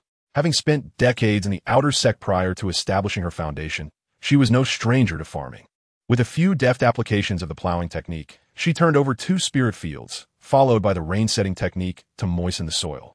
Then, she took out the spirit rice seeds, manipulating them with her consciousness at a speed unfathomable to others. The 2 spirit fields were swiftly planted. Xie and the others watched in wide-eyed astonishment. "Incredible. Little Gio is so capable. Indeed, in comparison, I feel utterly useless. We all have brains. So why is hers so different? What brains are needed? Just follow little Gio's lead." They each approached their respective spirit fields, emulating her method, utilizing techniques to plow the land. It didn't matter if they didn't understand. Willingness to learn was enough. Xie Jiuniang, however, paid them no mind and continued sowing. In truth, she had many tasks at hand and was not particularly keen on farming. Yet, she had to. The Lin and Mo families would be watching her movements. By the time she finished planting the 20 spirit fields, evening was approaching. Xie Jiuniang arranged a spirit-gathering array. With ample spiritual energy, the seeds would sprout ahead of schedule. The Xie family disciples, feeling numbed by the display, marveled at the audacity of little Gio. Those knowledgeable in formation techniques were indeed remarkable. Should they consider learning it themselves? The sect offered a school for the 4 arts of cultivators, where new disciples could study for free during their first 3 years, making it quite popular among disciples. For outer sect disciples to enter the inner sect, there were only 4 pathways. First, establish their foundation. Second, take on an instructor. Third, excel in one of the 4 arts of cultivators and apply early for entry. The last option was to rank in the top 10 of the outer sect's combat leaderboard for a year, after which they could transition to the inner sect. It would not be difficult for Xie Jiuniang to enter the inner sect. She simply had no desire to do so. Residing on the 4th mountain was the safest option. The geniuses were all in the inner sect, where competition was fierce. It was best to keep her distance to avoid excessive attention and potential collateral damage. After establishing her foundation in her previous life, she found it utterly tiresome. She was often inexplicably targeted by a group of female cultivators, as if they were fixated on her without reason. At times, she would wonder, had she ever disturbed their ancestors' graves? The following morning, the Tinshu sect did not impose restrictions on new disciples venturing outside, as long as they reported their whereabouts. Xie Jiuniang made her rounds in the spirit fields before hastily making her way to the platform halfway up the mountain. This platform often hosted several celestial cranes for the Qi training disciples to ride, available for a fee. Yet, when Xie Jiuniang arrived, not a single crane was in sight. Before joining the sect, Xie Jiuniang had arranged with her parents that as long as she wasn't eliminated, they would wait for her at the mountain gate on the 4th day. She hoped to have them settle in the sect's marketplace. A large valley lay several miles north of the mountain gate, housing the sect's marketplace within. This expansive valley accommodated a population of over 1 million. Originally meant for the sect as higher-ups to house their families, it was now a thriving hub, safeguarded by formidable protective arrays. However, to settle in the marketplace, one had to be a relative of a sect disciple. Exiting the 4th mountain, Xie Jiuniang hastened toward the peak of the miscellaneous hall, which featured a celestial crane garden. Above, cranes soared gracefully, most carrying riders, though none of the small Qi training disciples seemed to take notice. Xie Jiuniang headed directly to the crane garden, where a delightful surprise awaited her. She was rejected by a crane, which refused to allow her to ride, even for medicinal pills. Xie Jiuniang felt a wave of sorrow wash over her. "Junior sister, where do you wish to go? I can take you," offered a remarkably handsome young man. His brow like ink, eyes resembling stars, and his face reminiscent of a peach blossom. He wore a simple, unadorned green robe, common boots, and an ordinary belt. Yet he exuded an air of elegance and otherworldliness. Xie Jiuniang was not awestruck. Rather, she was taken aback. Who was this person? She had never encountered him in either her past life or this one. Such a striking figure would undoubtedly attract the admiration of female cultivators. In her previous life, Xie Jiuniang had spent decades in the outer sect without ever hearing mention of him. Those she had never seen were typically hidden masters of the sect. Xie Jiuniang had considered the possibility, but it was evident he referred to her as junior sister. Strong individuals often carried an innate pride, unlikely to demean themselves by addressing a mere Qi training disciple in such a manner. The doubt in Xie Jiuniang's eyes was unmasked. Regardless of who he was, any stranger approaching her instinctively raised her guard. She averted her gaze, her bright eyes fixated on a group of cranes in the distance, and declared loudly, "Thank you, senior brother, but I do not require your assistance. My father said, as cultivators, we should face challenges head-on. Moreover, I did pay 1 spirit stone to enter, so I cannot afford to lose out." Without waiting for his response, Xie Jiuniang set her sights on one of the cranes and dashed forward. Her speed was remarkable, allowing her to swiftly mount the back of a crane and wrap her arms around its neck. "Ha, little crane, we meet again," she exclaimed, recognizing the very crane she had previously deceived. "I didn't deceive you. I gave you what I promised." The crane, indignant, squawked in protest, attempting to throw her off. Xie Jiuniang tightened her grip and continued teasing. "Don't even think about shaking me off.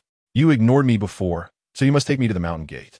Of course, if you agree, I will pay you with a bottle of spirit-gathering pills as a reward. This time, I promise it's the kind with 10 pills in a bottle." The crane paused, momentarily taken aback. "A bottle? With 10 pills?" Xie Jiuniang produced a vial of spirit-gathering pills and waved it in front of the crane. For a demon beast, there was nothing that couldn't be resolved with spirit pills. If 1 bottle wasn't enough, 2 would suffice. Naturally, Spirit pills held an intrinsic allure for demon beasts. Indeed, the crane's attempts to shake her off diminished, and it squawked a few times in response to Xie Jiuniang.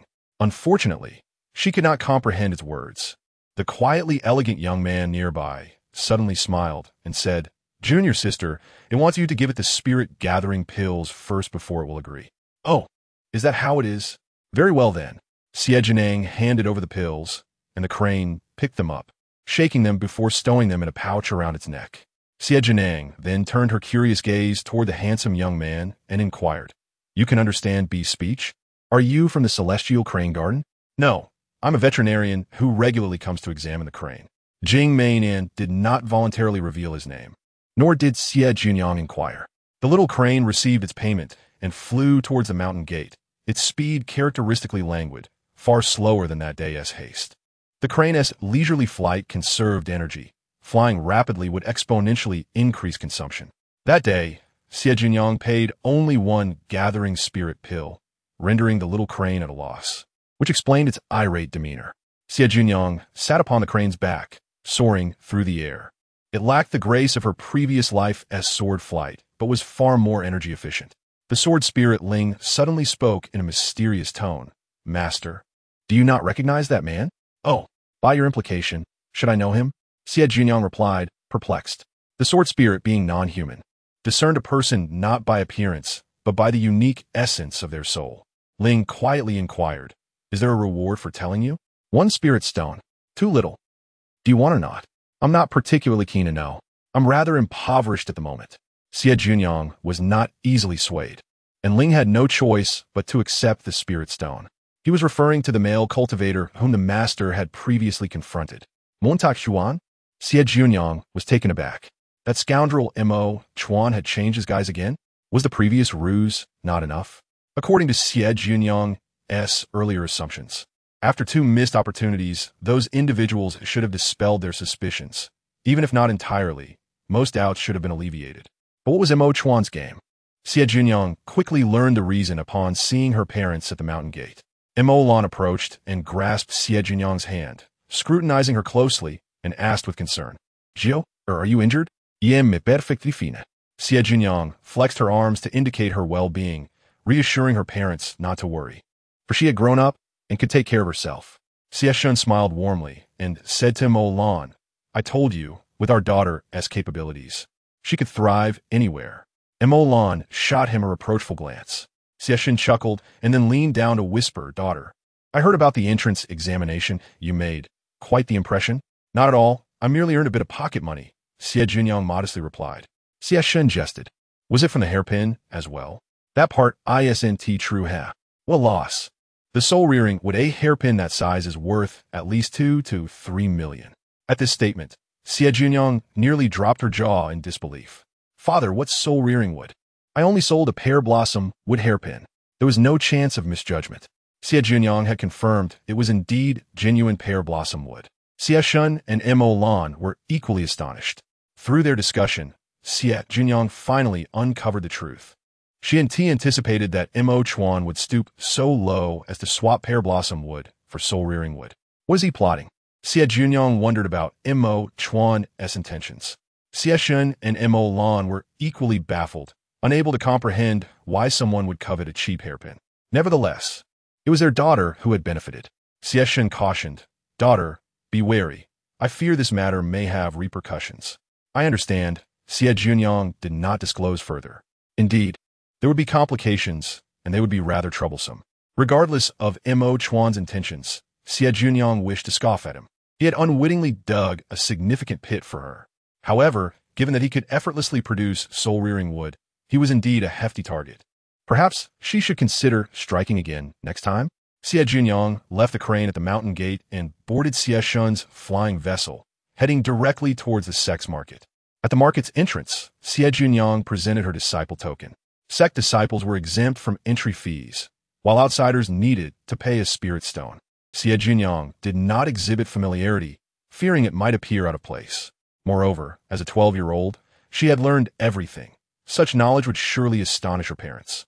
Thus, once inside the market, Xie Jiuniang relaxed. Xie Shun inquired about the location of the dental shop, and the family swiftly proceeded there, purchasing a shop at a high price. The shop was somewhat secluded and small, but the cost was high due to its access to the geothermal chamber. The geothermal energy was drawn from deep underground, incurring significant expenses. Additionally, the shop included a backyard with 2 side rooms, a gazebo, and a small garden. It was more than sufficient for 3 people. The only drawback was its remote location, resulting in fewer visitors.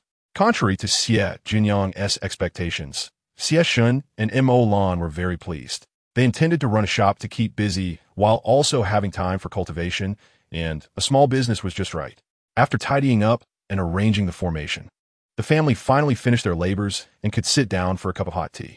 Xie Jiuniang recounted the amusing incidents from the entrance examination to her parents, her excitement evident. Finally, she presented her parents with 3 storage bags filled to the brim. Additionally, she reminded them to handle the hawk and the spirit-raising mushroom discreetly, ensuring no one else learned of it. Xie Shan returned a branch of 7-leaf flower to Xie Jiuniang, advising her to keep it for now, as it was a crucial spirit plant for emergencies. Chapter 48. You really know how to play in the afternoon. Xie Jiuniang assisted her parents in completing their residency paperwork, acquiring 2 tokens for entering and exiting the market. As dusk approached, Xie Jiuniang decided not to return to the sect and instead opted to stay at their new home for the night, helping her parents sort through some belongings. Throughout their journey, they had purchased local specialties, along with items acquired through dubious means, culminating in the 3 storage bags bounty. The family had not felt anything out of the ordinary until they began to sort through their findings. They had struck it rich.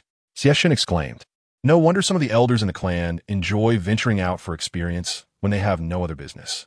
Do not mislead our daughter. The elders genuinely seek experience." Immortal shot back at him. Xie Shan chuckled and said nothing more. Everything was understood without words. Those who comprehended the situation knew that without venturing out, relying solely on the resources provided by the clan would make it impossible to break through. Xie Jiuniang hesitated to mention spirit stones. Explaining the loss of several 100,000 would be difficult, but fortunately, her parents did not inquire. Materials that were useful would be kept, while those that were not would be sold in the shop, and the spirit-raising mushrooms would be returned to the clan. This suggestion came from Xie Shan, ensuring they would not give it away for free. It would essentially be sold to the clan. The value would be comparable to market prices, and selling it for a higher price was not feasible. Coincidentally, the clan elder who had sent the younger generation to Xie's family had not yet departed. So Xie Shan planned to visit Xian's city the following morning. The spirit-raising mushroom was vital to the clan. Xie Jiuniang had no objections to this. The clan held a different significance for her father, and she understood that her personal grievances should not burden him. Although her grandfather was not particularly fond of her, he treated her father well. Besides, it was merely a trivial matter.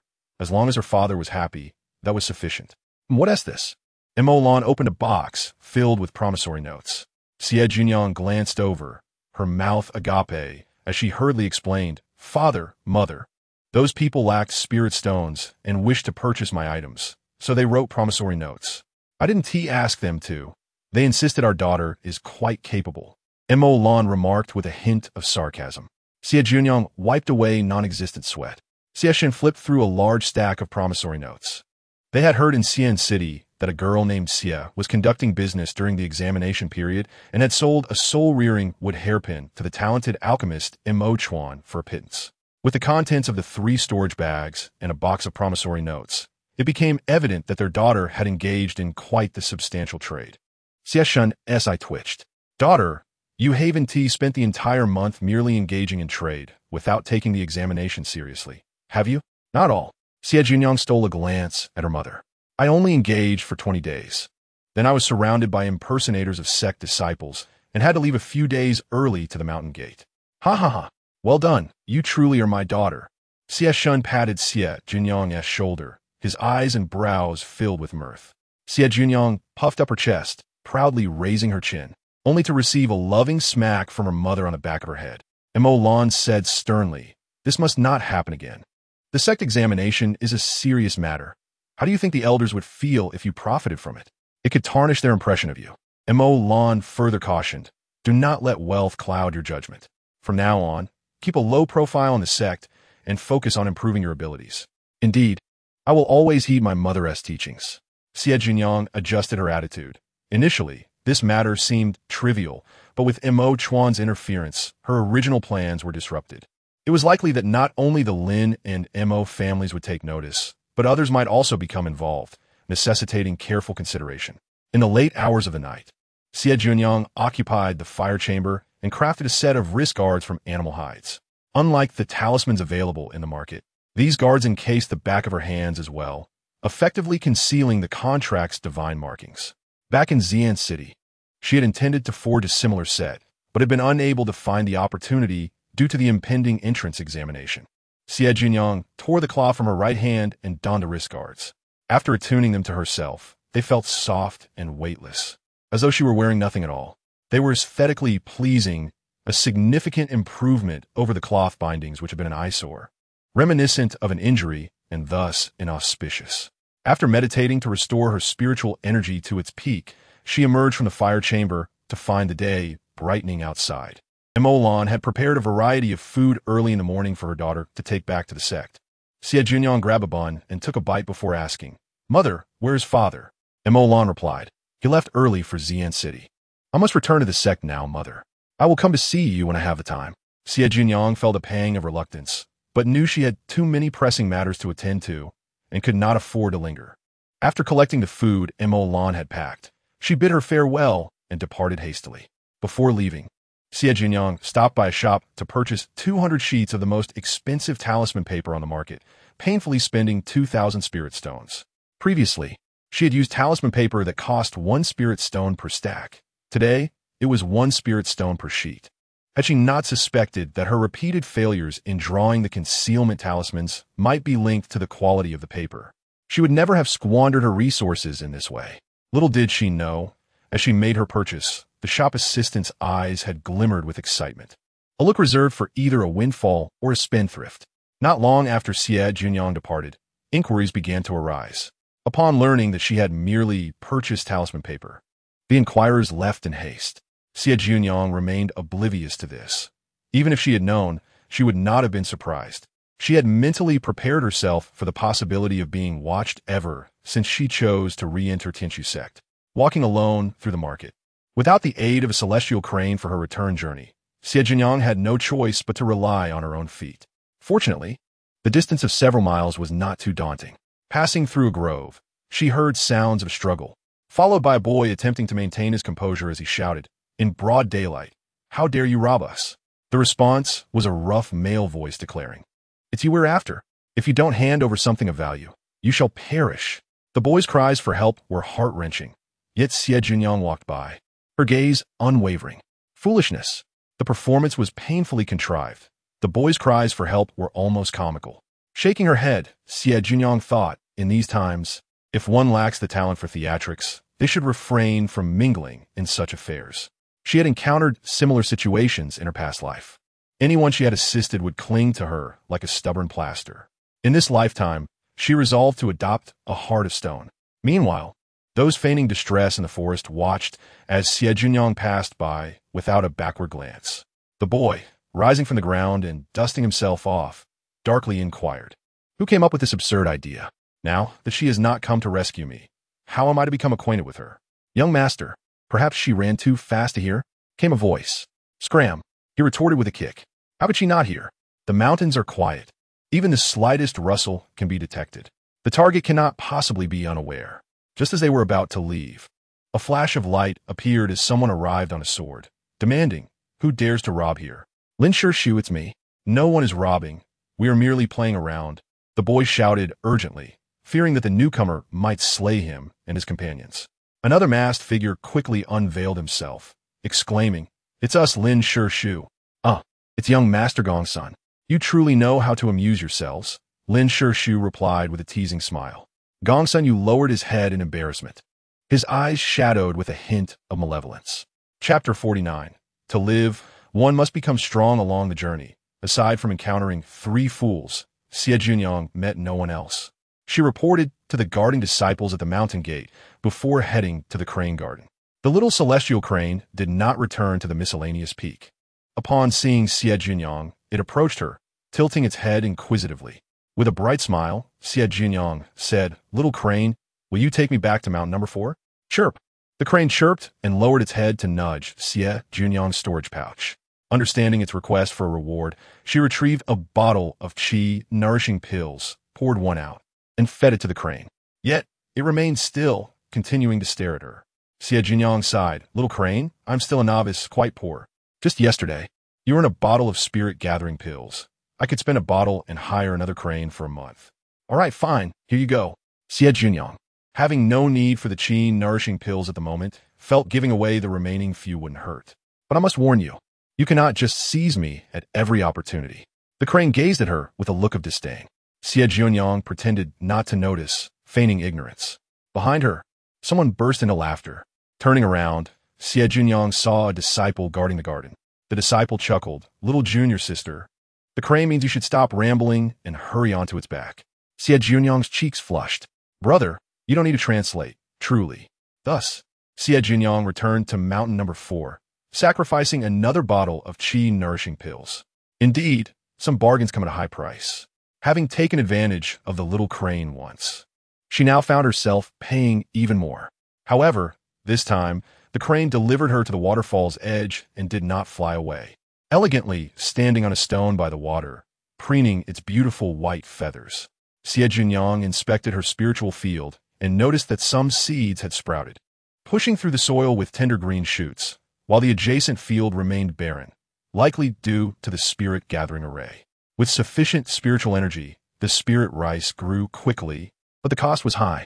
After several days, once the spirit rice had fully matured into seedlings, the array would be dismantled. Xie Jiuniang returned to her cave dwelling to enter seclusion. She was determined to master the concealment talisman, vowing not to leave until she succeeded. Occasionally, her sword spirit would emerge from the contract space for a breath of fresh air. One time, while observing her repeatedly failing to draw the talisman, it grew increasingly agitated as she continued to waste expensive spirit stones on the 10-piece sheets of talisman paper. Yet, the more it watched, the more it sensed something amiss. The talisman she was drawing resembled the concealment talisman far too closely.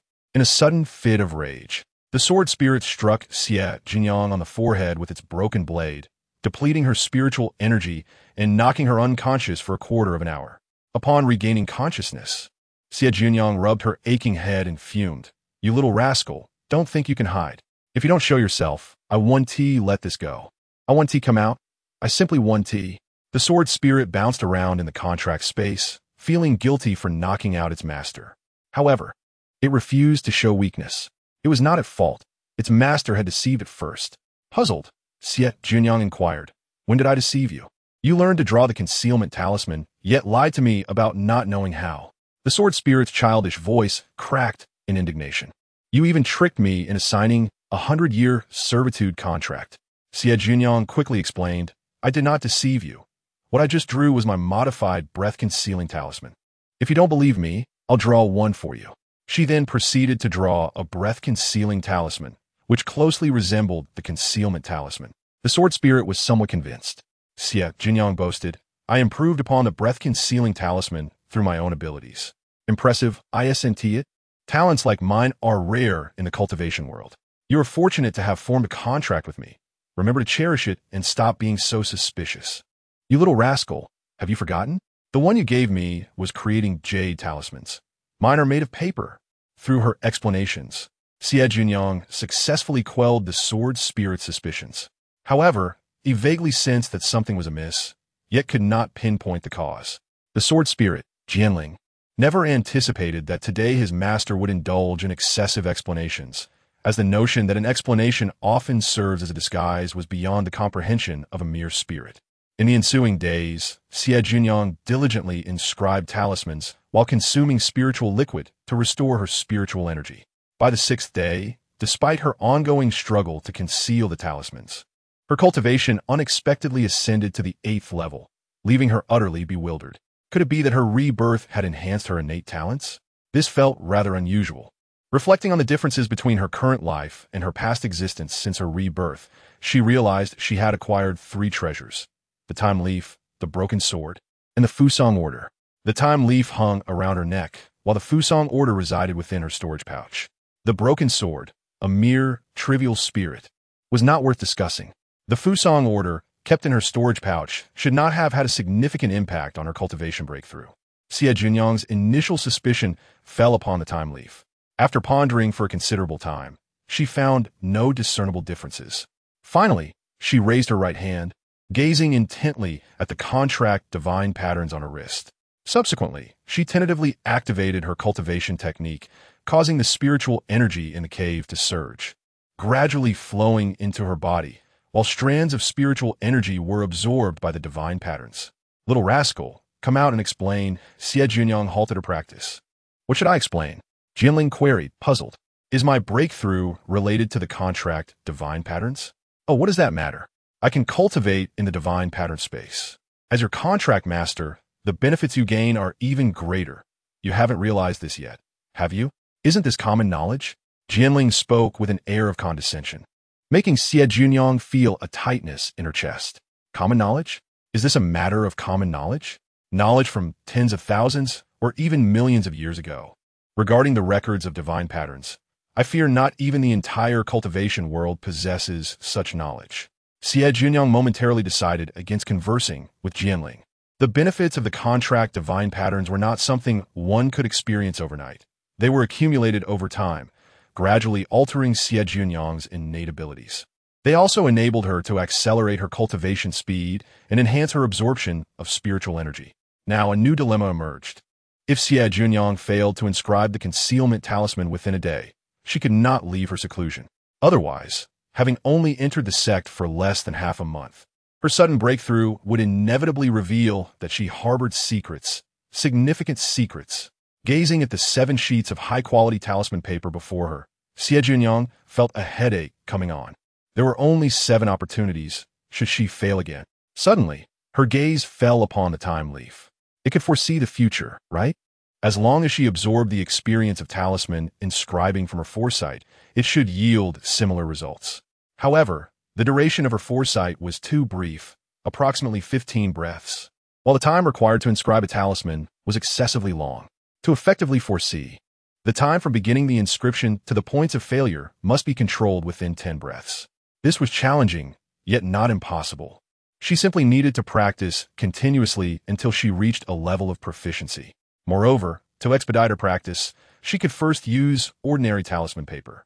Although her storage pouch lacked other items, it was not short on a piece of spiritual stone and a stack of talisman paper. With this possibility in mind, Xie Jiuniang wasted no time and, after half a month of effort, successfully controlled the time before the checkpoint within 10 breaths. She presented a sheet of high-quality talisman paper, prepared her talisman brush and the adjusted beast blood, then infused her spiritual energy into the time leaf until it expanded and activated her foresight. In the river of time. Inscribing talisman, failure. Emerging from the river, she restored her spiritual energy, contemplated, and predicted once more. Again, inscribing talisman, failure. Once more, inscribing talisman, failure. From depleting spiritual energy to restoration, the repetitive cycle of inscribing talismans, coupled with her relentless cultivation, fortified her newly attained 8th level while providing slight enhancement. Simultaneously, she foresaw again, yet failed once more. Jianling observed Xie Jiuniang's efforts, and for the first time, had a slight change of heart towards her frugal master. If it were any other human, they would have long since grown weary of repeating the same task. Yet, she persisted through failures, displaying remarkable tenacity. Inscribing talisman, success. Xie Jiuniang leaped in excitement. I did it. Ha ha, I finally succeeded. In the cave, she danced with joy. Jianling, equally elated, flew around Xie Jiuniang in circles. Xie Jiuniang hastily restored her spiritual energy and began inscribing the concealment talisman in reality, mirroring her foresight. She successfully inscribed a first-grade talisman for the first time.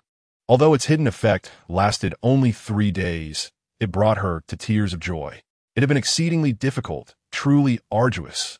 Several times she nearly broke down and considered giving up, but recalling the trials of her past life and the dangers that lay ahead, she did not wish to perish. To avoid death, she had to succeed. Gritting her teeth, she continued to persevere. Her diligence bore fruit, ultimately leading her to take a pivotal step toward her aspirations. Chapter 50. I'll join the commotion during the time Xie Jiuniang spent in seclusion.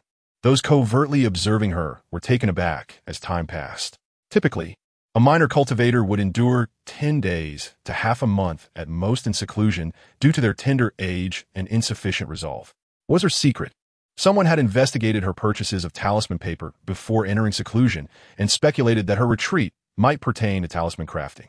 It was no secret that Xie Jiuniang had sold first-grade talismans during the entrance assessment, leading many to conjecture that she was indeed a first-grade talisman master. Numerous cultivators studied alchemy, talismans, and formations, often producing a few eccentrics who secluded themselves for research. However, how old was this young girl? Only 12. Not only could she endure the solitude of seclusion, but she had also been closed off for 1 month and 8 days. Above the waterfall, Xie Jiuniang and Xie Su helped Xie Jiuniang tend to her 20 acres of land, watering and weeding. The young seedlings were lush and vibrant, in stark contrast to their rice fields, which appeared sparse and lifeless. The spirit-gathering formation Xie Jiuniang had set up had automatically ceased functioning once the spiritual stones embedded in the formation plate were exhausted, roughly 10 days ago. Xie Jiuniang had taken the initiative to store the formation plate away. Without comparison, one could not appreciate the difference. The disparity between a land with a spirit-gathering formation and one without was astonishing. Xiao Tangshu, do you know if there are any other developments? Asked Xie Jiuniang. There are some, studying the 4 arts. Xie Su had recently begun researching formations. Xie Jiuniang shook her head, saying, there won't be any results anytime soon. Then let us go to the miscellaneous hall to accept the task, Xie Su suggested. Observing her cultivation level, he added, your cave abode is quite good this year. I recommend you focus on your training and aim for an early breakthrough. Look at Xiao Jiu, always in seclusion. In 42 days since entering the sect, she had spent 39 days in seclusion. Is this something a person should do? Xie Jiuniang gazed skyward, exclaiming, every time I think I'm working hard, comparing myself to Xiao Jiu makes me feel insufficient. Upon hearing this, Xie Su straightened his posture, also gazing into the distance, and solemnly stated, Xiao Si, even a child like Xiao Jiu works so diligently.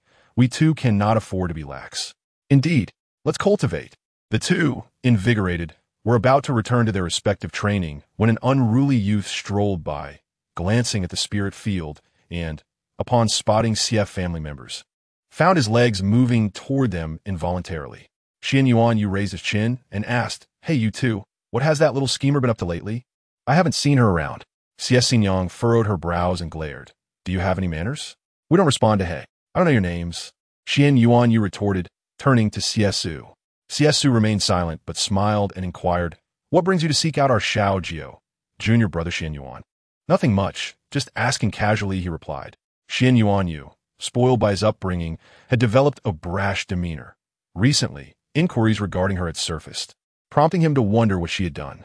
Xie Su and Xie Jiuniang exchanged glances and shook their heads in unison. Xie Jiuniang cautiously remarked, Xiao Jiu hasn't done anything. She's been in seclusion. Indeed, she entered seclusion on the 5th day after joining the sect, Xie Su confirmed. Xian Yuan wore a dubious expression, murmuring, that shouldn't be the case. Something must be afoot. I'll investigate further. Wait a moment, junior brother Xian Yuan. Xie Su stepped forward enthusiastically, wrapping an arm around Xian Yuan's shoulder. Let us go together. It's more convenient to have company. By the way, what does this person want to inquire about? Oh, it seems I haven't inquired much. Xian Yuan's status is rather elevated, far surpassing the circles of Xie Su. Hence, when he detected the anomaly, Xie Su and his companions remained blissfully unaware. The two strolled away, their shoulders linked, engaged in light-hearted conversation. Xie Jiuniang was left in a state of bewilderment. After pondering briefly, she resolved to return to her cultivation. This year presented a rare opportunity with a superior cave dwelling, and it would be a pity not to seize the moment. Just as she was about to head back, she noticed Xie Jiuniang emerging from her seclusion. After a moment of surprise, she exclaimed, Little Jiu, you've finally come out. Yes, I am out, Xie Jiuniang replied with a broad smile. Xie Jiuniang approached to scrutinize her, and upon seeing her normal complexion, she felt reassured. They began to chat about her experiences after seclusion and also discuss the couple, Xie Shun and his wife, who had settled in the market. Xie Jiuniang handed Xie Jiuniang a spirit-gathering array disc and suddenly slapped her forehead, saying, Little Jiu, I almost forgot. Earlier, I ran into our little cousin, Xian Yuan, and he mentioned that someone is inquiring about you. Inquiring about me? Xie Jiuniang feigned surprise and asked, "Who is asking about me?" Xie Jiuniang, feeling perplexed, shook her head. "Xie Yuan, you said that before. We had no inkling at all. Our little cousin will gather more information. We'll ask him when he returns." Although Xie Yuan was brash, he was straightforward and lacked guile, making it easy to extract information from him. Intrigued, Xie Jiuniang wanted to know which factions were currently in play. So she said, "Let's wait for our little cousin to come back. I'm going to the market to see my parents. Do you need me to bring anything?" "Nothing. You go ahead and be busy. I shall return to seclusion." Xie Jiuniang waved her hand and departed. As Xie Jiuniang reached a large platform halfway up the mountain, she spotted a familiar little celestial crane. Upon seeing her, the little crane spread its wings and flew towards her, its demeanor completely different from their last encounter. Several other cranes nearby looked on in apparent confusion, as if to say, "Weren't we supposed to ignore this little brat? Why is it flying over so eagerly?" Xie Jiuniang affectionately hugged the little crane's neck and smiled widely. "Little crane, did you miss me? I need to go to the sex market. Will you take me?" The little crane's eyes sparkled as it fixated on her storage pouch. Xie Jiuniang chuckled, "One spirit gathering pill." The little crane hesitated, waiting for her to raise the price. Xie Jiuniang first took out a vial of spirit-gathering pills and poured one into her hand, the fragrance of the medicine wafting through the air. The surrounding cranes suddenly stood up, their eyes gleaming as they fixated on the pill. "Caw!" A crane nearby called out, spreading its wings and attempting to approach. The little crane quickly swallowed the spirit-gathering pill, urging Xie Jiuniang to climb onto its back, eager to take flight. "Ha ha!" Xie Jiuniang laughed aloud, finding the little crane far more endearing than some people. Just as she departed, several sound transmission talismans flew out from mountain number 4. Within a cave on Qianlong Peak, Gong Sunyu received news of Xie Jiuniang's outing. "Young master, shall we follow her to the market?" An attendant cautiously inquired. A shadow crossed Gong Sunyu's countenance. "Of course, we must go." As various factions kept a close watch on Xiang, the Lin and Mo families turned their attention to another individual. If there were no ulterior motives, Gong Sunyu would be the first to doubt it, especially since Mo Chuan had already reaped the rewards. In the intersect at Dan Peak, Mo Chuan also received the news. However, his focus was always distinct. He retrieved a sound transmission talisman and directly inquired, "Assure, has the Lin family shown any movements?" A swift reply returned from outside, a male voice reporting, "Master, the Lin young master just departed on his sword. Additionally, my subordinate has spotted Gong Sun young master leading a group towards the mountain gate." "Huh, then I shall join in the fun as well." Mo Chuan elegantly rose, adjusting his attire and flicking his sleeves, his demeanor as calm and nonchalant as if attending a banquet. Chapter 51.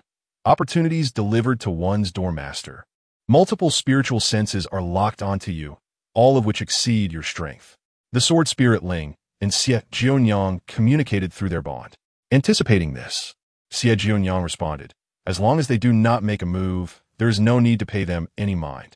Aware that she was being followed, Xie Jiuniang feigned ignorance and leisurely rode the celestial crane towards the market.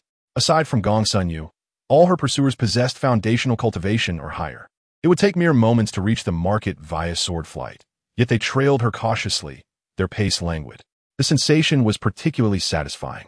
Upon arriving outside the market, the celestial crane could not enter. Xie Jiuniang instructed the crane to wait outside, paying the reward in advance.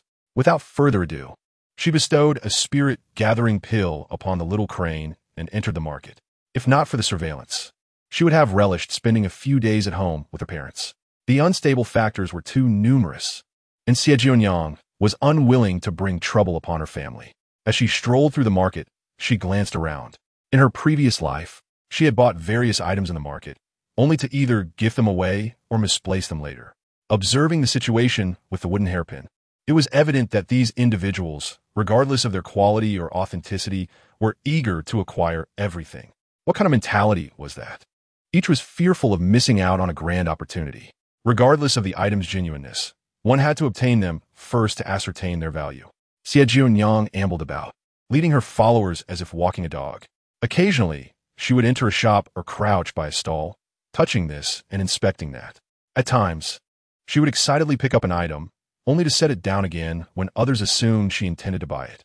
After wandering through half the market, she left without spending a single spirit pearl. Her behavior was indistinguishable from that of any ordinary child. Yet for those monitoring her, it was a psychological torment. Each time she picked up an item, it inevitably drew considerable attention, and just as their hearts raced with anticipation, she would let it go. Upon nearing her new home, she passed a noodle stall bustling with business. Xie Jiuniang sat down and ordered a bowl of noodles, slurping it down eagerly. After finishing one bowl, she ordered another. This left her group of followers utterly speechless. Gongsun Yu could not help but feel skeptical, muttering under his breath, after wandering for half a day. She only eats 2 bowls of noodles and buys nothing. It doesn't quite seem like her. Young master, do you wish to have some noodles? An attendant approached him quietly. Gongsun Yu disdainfully pushed him away, scolding, "Get out of the way. Why did I ever choose you as my attendant?" My eyes must have been clouded back then. The attendant felt wronged, having been inexplicably berated. Another attendant stood like a wooden statue, vacant and unresponsive. Almost simultaneously, those drawn in by Mo Chuan's antics, much like Gongsun Yu, began to harbor doubts.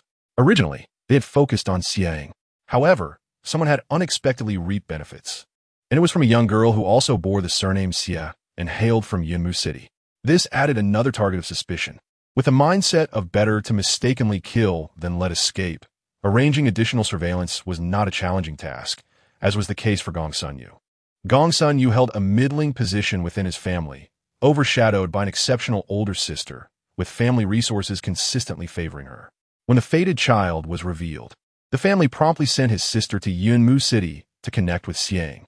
Had it not been for Xie Ying's arrival at Tian Su's sect, while his sister was already within Minghua sect, he would not have been dispatched to Tian Su's sect. Lin Wangchen and Mo Chuan found themselves seated together. Montak Xuan, with a glimmer of mirth in his starry eyes, remarked, "I never had the chance to thank you last time for allowing me to seize an opportunity." Lin Wangchen maintained his stoic demeanor, appearing contemplative as he mused. Mo Chuan, your luck is truly remarkable, to the point of inciting envy. If it weren't for the calculations of the Tianji Tower, I would almost suspect that you are the true fated child. Mo Chuan's smile abruptly turned perilous. You actually calculated me? There is no need for anger. I am not the only one who has calculated you, but none are as forthright as I. Lin Wangchen spoke the truth. Mo Chuan had indeed enjoyed extraordinary fortune throughout his life. Whether he had encountered significant opportunities remained unknown, but his smaller fortunes were ceaseless, such as the soul-nurturing wood from before, which was genuinely enviable. The clans in the cultivation world that specifically targeted fated children would not let him slip by unnoticed. Long ago, there were speculations about the heavenly mechanics, and the answers were naturally negative. Otherwise, Mo Chuan would not have lived so carefreely. Just as Mo Chuan was about to say something, a sound transmission talisman flew in through the window. Almost simultaneously, Lin Wangchen received one as well. The content from both parties is essentially similar. It depicts Xie Jiuniang initially seated at a stall, savoring a bowl of noodles when an impoverished old man appears. Xie Jiuniang extends her generosity by offering him a bowl of noodles. As the old man departs, he presents her with a chipped lamp. This scenario closely mirrors the legendary accounts of fated individuals, where one is bestowed treasures upon their departure. Observers hidden in the shadows watch Xie Jiuniang, their hearts racing with excitement, eager to seize the lamp for themselves. Though it appears worn and of little value, if she indeed is the fated child they suspect, the lamp must be a treasure. Seated upon a wooden stool, Xie Jiuniang lowers her gaze, her hands trembling discreetly within her sleeves. It is only by finishing the broth that she masks her unease. In her past life, she had purchased an identical chipped lamp. The reasons for acquiring such a broken item are unclear even to her. Ultimately, someone bought it at a high price. However, in this instance, it was given to her rather than being sought after. Struggling to regain her composure, Xie Jiuniang stows the lamp into her storage bag. The stall owner, a middle-aged woman, notices and smirks, "Little girl, don't take that old man seriously. He often comes to mooch noodles and has given away countless lamps, and yours is the most decrepit." In an instant, Xie Jiuniang's excitement is doused with cold water. Moments ago, she had felt grateful to the old man for his kindness in presenting her with a treasure, only to realize that in the old man's eyes, she was merely a fool. Understanding that an opportunity has arisen, she rolls up her sleeves, furrowing her brow in indignation. How audacious! That old man deceived me. claiming the lamp was once used by the Buddha and possessed a spirit of its own. He said it was a bargain for just a bowl of noodles. Fuming, Xie Jiuniang pulls out the chipped lamp again, much to the amusement of other patrons at the stall. A lamp with a spirit, worthy of being called a magical artifact, cannot possibly be traded for a mere bowl of noodles. One of them chortles. Little friend, sell me that lamp, and I shall give you a spirit stone. Another interjects. My young master has taken a liking to its antiquity. It would serve well as a trinket to impress the elders. At this moment, Gongsun Yu approaches, the one who had spoken earlier being a servant from the Gongsun family. Xie Jiuniang regards Gongsun Yu's attendant, her large, black eyes glinting with scorn, perplexed by the attendant's desire to acquire the lamp or the absurd notion of trading it for a spirit stone. Gongsun Yu, believing himself to be charming, steps forward, producing an exquisite brocade box from his storage bag, boasting, I have here an exquisite water-repelling pearl from the East Sea. Let us exchange it for the lamp. Feigning shyness, Xie Jiuniang replies, perhaps not. My lamp is not worth a spirit stone, and trading it for your pearl seems inappropriate. To trade already. No need for all this prattling. Gongsun Yu, growing impatient, realizes that time is of the essence. The servant, sensing his master's urgency, steps in to insist on the exchange. Xie Jiuniang, with a reluctant expression as if she is loath to deceive him, half-heartedly agrees. Gongsun Yu then swiftly vanishes into the crowd, flanked by two followers, as if pursued by unseen forces, leaving other patrons bewildered. Is it truly a rarity for someone to trade a water-repelling pearl for a chipped lamp? One onlooker remarks, 4 such pearls are fetching astronomical prices in the East Domain, with the last one estimated to have sold for over 170,000 spirit stones at an auction. Xie Jiuniang suspects that she might have just traded for that very pearl.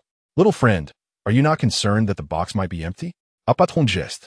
Without opening it, Xie Jiuniang places the box in her storage bag, her face alight with joy. An empty box matters not. It is far more beautiful than that lamp. By the time Lin Wangchen arrives, the deal is already sealed, with Gongsun Yu having successfully exchanged the lamp for the water-repelling pearl. Mo Chuan, observing the situation, turns to leave as there is no opportunity for him to interject, while others can only lament their lost chance against Gongsun Yu. Yet, they refrain from attempting to seize it from him, for the question of whether Xie Jiuniang is indeed the fated child remains under scrutiny. It is not worth jeopardizing an age-old agreement for something that remains uncertain. The ambiguity, coupled with her elusive nature, has led them to be less meticulous in their actions compared to her past life, failing to achieve the subtlety that once characterized their dealings. In her previous life, such a blatant exchange for a lamp would have been unthinkable. Xie Jiuniang had never questioned her circumstances before, often thinking herself fortunate. For instance, today, trading a chipped lamp for a water-repelling pearl seemed like a considerable gain. In her past life, she had been subtly cheated. Today, she has struck a bonanza. The lamp that Gongsun Yu has taken is not the one given to her by the old man, but rather a replica of her own making. Xie Jiuniang instructs her sword spirit, Ling, to remain vigilant and learns that the number of those watching her has significantly decreased. Subsequently, she returns home. The shop has yet to open, and upon activating her access token, she finds her father meditating in the small garden pavilion. After exchanging a few words, she learns that her mother is currently in seclusion. After conversing for a while, Xie Jiuniang tells her father, Father, I will not be visiting the market for some time as I return to the sect. More seclusion? Her father, Xie Shun, who once worried that his child might be too playful and neglect her training, now finds himself concerned that she might become overly diligent. Daughter, focusing solely on cultivation may dull your senses. Take time to explore, see the world, and make friends with those who share your aspirations. Understood, Xie Jiuniang responds amiably. Regardless of her thoughts, Xie Shun hands her a storage bag, and upon inspecting its contents, she gasps, high-grade spirit stones. 10 of them? Father, did you exchange all the spirit stones? Not at all. There are still plenty left. He reassures her, knowing that she possesses a 7th-tier array, which he had traded for within the family for a mere 500,000. Half price? Xie Jiuniang raises an eyebrow. Xie Shun whispers, for a spirit-enhancing herb. Understanding dawns upon her. She carefully secures the spirit stones, knowing they could serve as a vital safeguard in critical moments. After bidding her father farewell, she heads back to the shop where she previously purchased talisman paper, acquiring 50 of the finest sheets for 500 spirit stones. With her remaining spirit stones dwindling, She resolves to save them for activating her cave array. Leaving the market, Xie Jiuniang boards a celestial crane back to the outer gate. Her journey smooth and unencumbered by any unusual encounters. The sword spirit Ling inquires, "Master, are those individuals unwell? Why focus on a mere child? They are not ill. It is merely the allure of opportunity that draws them." Xie Jiuniang reflects, harboring disdain for them, yet acknowledging that she might not have been able to resist the temptation of opportunity herself. Ling remains perplexed, asking, "But how do they know you possess such opportunities?" Recalling her recent contract with a broken sword, she replies, "Due to the Heavenly Secrets Tower, which specializes in astrological divination. Additionally, certain families in the cultivation world have a penchant for tracking the fortunes of the fated children." Ling grows more confused. That should not be. Revealing heavenly secrets puts them at risk. Seizing the treasures of the favored by heaven invites retribution. How can they take without consequence? Xie Jiuniang too wonders how they manage such feats, as past signs indicated their limitations. They either aided her significantly to receive what she willingly offered, or found excuses to present her with lavish gifts before receiving her reciprocation, or they exchanged without her knowledge. Akin to trading a lamp for a water-repelling pearl. Yet, a common thread remains, her voluntary consent. Xie Jiuniang discusses her hypotheses with Ling, who suddenly comprehends. So that is it.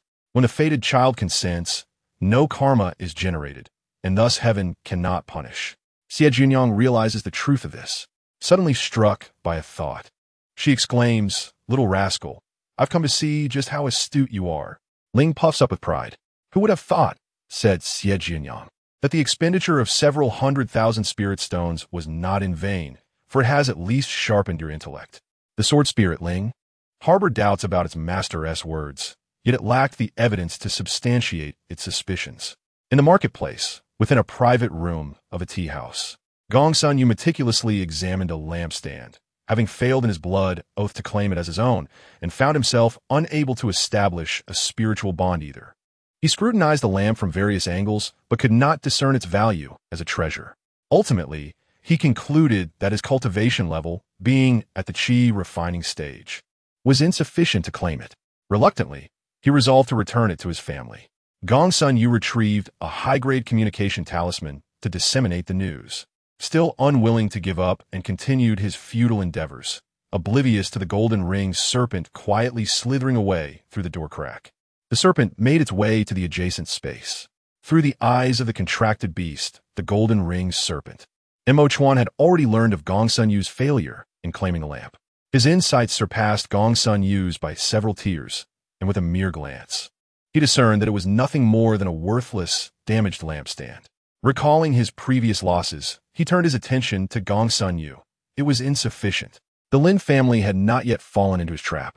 Immortal realized that this action would be detrimental to himself while benefiting a minor spirit.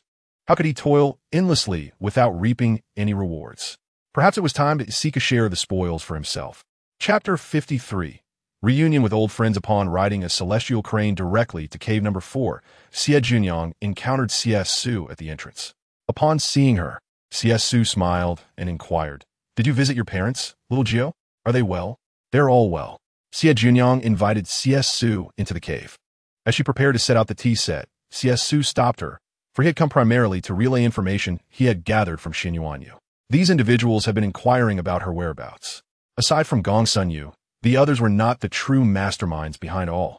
Xie Jiuniang expressed her gratitude and shared a portion of her mother's culinary delights with Xie Su.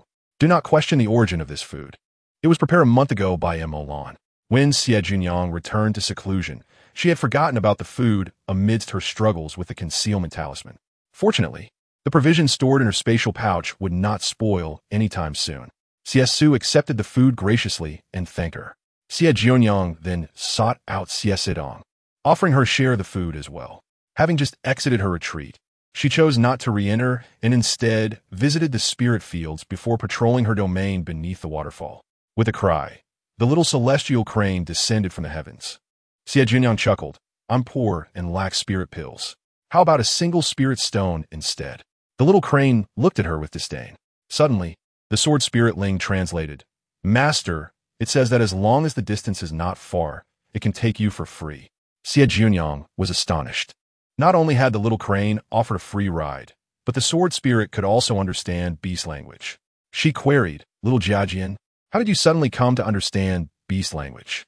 "I have always been able to," replied the sword spirit Ling, causing Xie Jiuniang to feel a pang of disappointment. "I didn't explain before because I saw you were enjoying yourself." "Well, thank you," she retorted, believing he was eager to see her embarrass herself. "No need for gratitude." The sword spirit Ling further extinguished the conversation, adding, "If you require any translations in the future, you may ask me. And it won't cost much, just 1 spirit stone per request." "Very well, let us deduct that from your debts," Xie Jiuniang readily agreed, thwarting the sword spirit's aspirations for extra earnings, and thus she allowed the celestial crane to take her to Mingjing Lake. To the north of Cave No was a freshwater lake named Mingjing Lake. As they soared through the skies, the lake below appeared as clear as a mirror. Surrounding it were numerous houses, home to hundreds of disciples, forming a small community. Most who chose to reside here were those who could not secure a cave dwelling or spirit fields, lacking the strength to hunt demonic beasts. Their daily income stemmed from clearing land and farming. During their free time, they would accept tasks from the miscellaneous hall, performing various trivial jobs with meager rewards. Her father had urged her to make friends, reminding her of those who had shown her kindness in her previous life. In this life, however, her circumstances were perilously precarious. While she would not involve them in her affairs, she could extend a helping hand. "Little junior sister, is this your first time at Mingjing Lake?" A girl of 17 or 18 called up to her from below. Xie Jiuniang smiled. "I'm hoping to find someone to help me build a house and plant fruit trees. Can I help?" The girl eagerly introduced herself. "I'm Zhou Ning." Just then, a boy waved at Xie Jiuniang, teasingly asking, "Wow, a distinguished guest has arrived today. Is Xie, the little merchant, here to conduct business at Mingjing Lake?" "You may call me a distinguished guest, but please refrain from labeling me a little merchant. My transactions are based on mutual consent and integrity," Xie Jiuniang retorted, refusing to be branded as a merchant. The boy laughed heartily. Zhou Ning looked surprised. Among the new generation of disciples, the title of little merchant was quite notorious. However, since entering the outer sect, it had nearly faded into obscurity. Today, she has actually come to Mingjing Lake, with many disciples present at the Tian Shan Gate. Zhou Ning stood off to the side and had never seen Xie Jiuniang in person. Now, upon seeing her, the reality was far removed from the cunning merchant image depicted in rumors. The little girl sat quietly on the back of the celestial crane, her eyes crescent-shaped, her face slightly chubby, and a gentle smile that suggested shyness. She was both serene and beautiful. Zhou Ning's first thought was to question the veracity of the rumors. How could such an adorable little junior sister possibly be a merchant? The three exchanged names. The boy was called Shi, hailing from a minor family. His entry into the sect was thanks to Xie Jiuniang's assistance. When he was near his breaking point, it was Xie Jiuniang who sold him a rejuvenation pill, albeit at an exorbitant price. Thus, anyone who had traded with Xie Jiuniang felt both affection and resentment toward her. Xie Jiuniang had come today intending to recruit 4 or 5 individuals to assist her by the waterfall, building small bamboo houses and planting fruit trees, offering 50 spirit stones each. The work was light and straightforward. Shi, upon learning of Xie Jiuniang's intentions, volunteered to gather people. Zhou Ning wished to bring her friends along. As Xie Jiuniang alighted the celestial crane at the lakeside, the familiar scenery evoked a sense of nostalgia. Junior sister Xie. The newcomer was Cheng Huaixin, 11e Jiuniang Feignet de Surprise, asking, "Dao is Cheng, or should I now say Brother Cheng?" "Brother, what a coincidence." Cheng Huaixin replied, "It is not a coincidence. I heard that junior sister Xie is seeking help and came by to recommend myself." "Why would you need to?" "Brother possesses a fortune of 500,000 spirit stones. Do you really need to work for others?" Xie Jiuniang exclaimed, astonished, while curious about how Cheng Huaixin would justify his statement. Cheng Huaixin smiled sheepishly and confessed, "To be honest, I was just being impulsive at the moment. My spatial pouch does not contain that many spirit stones." Upon hearing this, Xie Jiuniang gave him a thumbs up. This reasoning was plausible. Unfortunately, she did not wish to invite a wolf into her home and politely declined, "I'm sorry. Brother Cheng, I've already promised Shi and Zhou Ning that they would gather people for me. Additionally, I do not require many helpers this time." "What a pity. If you seek help again in the future, do remember to inform me," Cheng Huaixin said, leaving his communication talisman behind before departing. Shi returned with 2 male cultivators, while Jiuniang was followed by a strikingly beautiful female cultivator. This girl, also around 17 or 18, possessed an aura of purity and fragility that exuded a delicate charm, eliciting a protective instinct in the young men around her. Xie Jiuniang regarded her closely, her emotions complex as she encountered an old acquaintance. One should not assume that a gentle exterior signified weakness. In her previous life, a dandy disciple had sought to take advantage of her, and she had dealt with him directly, escaping the sect. That dandy was the son of a certain elder. She wondered whether he had ever ceased pursuing her. After that incident, she had heard nothing of him again. Jiuniang quickly chimed in, "Little junior sister, Bai Jie is quite capable. The house I reside in was built by her. She is kind-hearted and has looked after me well." In her eagerness to persuade Xie Jiuniang, she pointed to a nearby exquisite wooden house, which consisted of 2 stories and resembled a small pavilion, surrounded by a small courtyard with half an acre of tilled land where tender green sprouts had only just begun to emerge. Xie Jiuniang remained silent. In her previous life, when she was weaker, she too had received care from senior sister Bai, yet fate had dealt her a harsh hand. Should she first eliminate that dandy? The gentle female cultivator introduced herself. "Junior sister Xie, I am Bai Mutant. It is a pleasure to meet you. Your name resonates throughout cave number 4. "Not at all," Xie Jiuniang replied, feeling a rare sense of bashfulness. "I do like to have a small house like that as well." A group of individuals engaged in conversation for a while, exchanging messages and agreeing on a time for the following day. It was not that Xie Jiuniang was unwilling to commence work today. Rather, she lacked sufficient spirit stones and needed to collect debts first. Without recovering her debts, she would not have enough spirit stones to purchase fruit tree saplings. However, before Xie Jiuniang could collect her dues, she heard a piece of shocking news that nearly caused her jaw to drop. Chapter 54. Nothing could be more absurd. Xian Yuan Yu had arrived. He gazed intently at Xie Jiuniang, as if she were a delectable morsel. Xie Jiuniang was so taken aback by what Xian Yuan Yu was saying that it took her a moment to regain her composure, finally daring to ask, "Is that lantern truly a treasure? Who has seen it?" The word had spread far and wide. It was a sacred treasure of the Buddhist sect, the blue lamp before the Buddha, a relic that could aid others in enhancing their cultivation. Even if it were damaged and the wick extinguished, it would still possess some lingering power. Xian Yuan's eyes sparkled with longing as he spoke. For a cultivator, the chance to reach the pinnacle of their abilities was exceedingly rare. Xie Jiuniang, however, remained utterly bewildered. Who was she? Was this a figment of her imagination? How could something she had fabricated become the blue lamp before the Buddha? Nothing could be more absurd than this. According to ancient texts, the blue lamp before the Buddha, also known as the sun and moon divine lamp, was the life treasure of the founder of the Buddhist sect. In the war between immortals and demons, the Buddha and the demon lord perished together, causing the wick to vanish and the lampstand to suffer severe damage, disappearing without a trace. Xie Jiuniang recalled the broken lampstand in her storage pouch. Could it be the damaged blue lamp before the Buddha? Upon returning to the sect from the market, she wisely chose not to enter seclusion. Entering seclusion as soon as she returned to Mount 4 would appear suspicious, especially given her circumstances. Fortunately, she did not enter seclusion. Otherwise, she would have fallen into yet another trap. Xie Jiuniang was determined to clear her name. Yet there were those covertly stirring trouble, constantly fanning the flames. Were it not for Xian Yuan Yu's presence, she would have been furious enough to stomp her feet. With outsiders around, she had to maintain her composure and a sense of normalcy. Xian Yuan Yu continued to chatter excitedly, forgetting entirely that they were not well acquainted.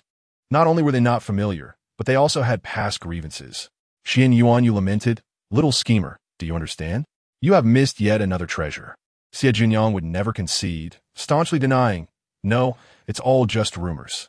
The hairpin from last time was not soul-nurturing wood, and this lampstand is not the blue lamp before the Buddha."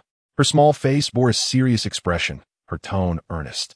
Xian Yuan Yu was momentarily taken aback, then questioned, "Is it not?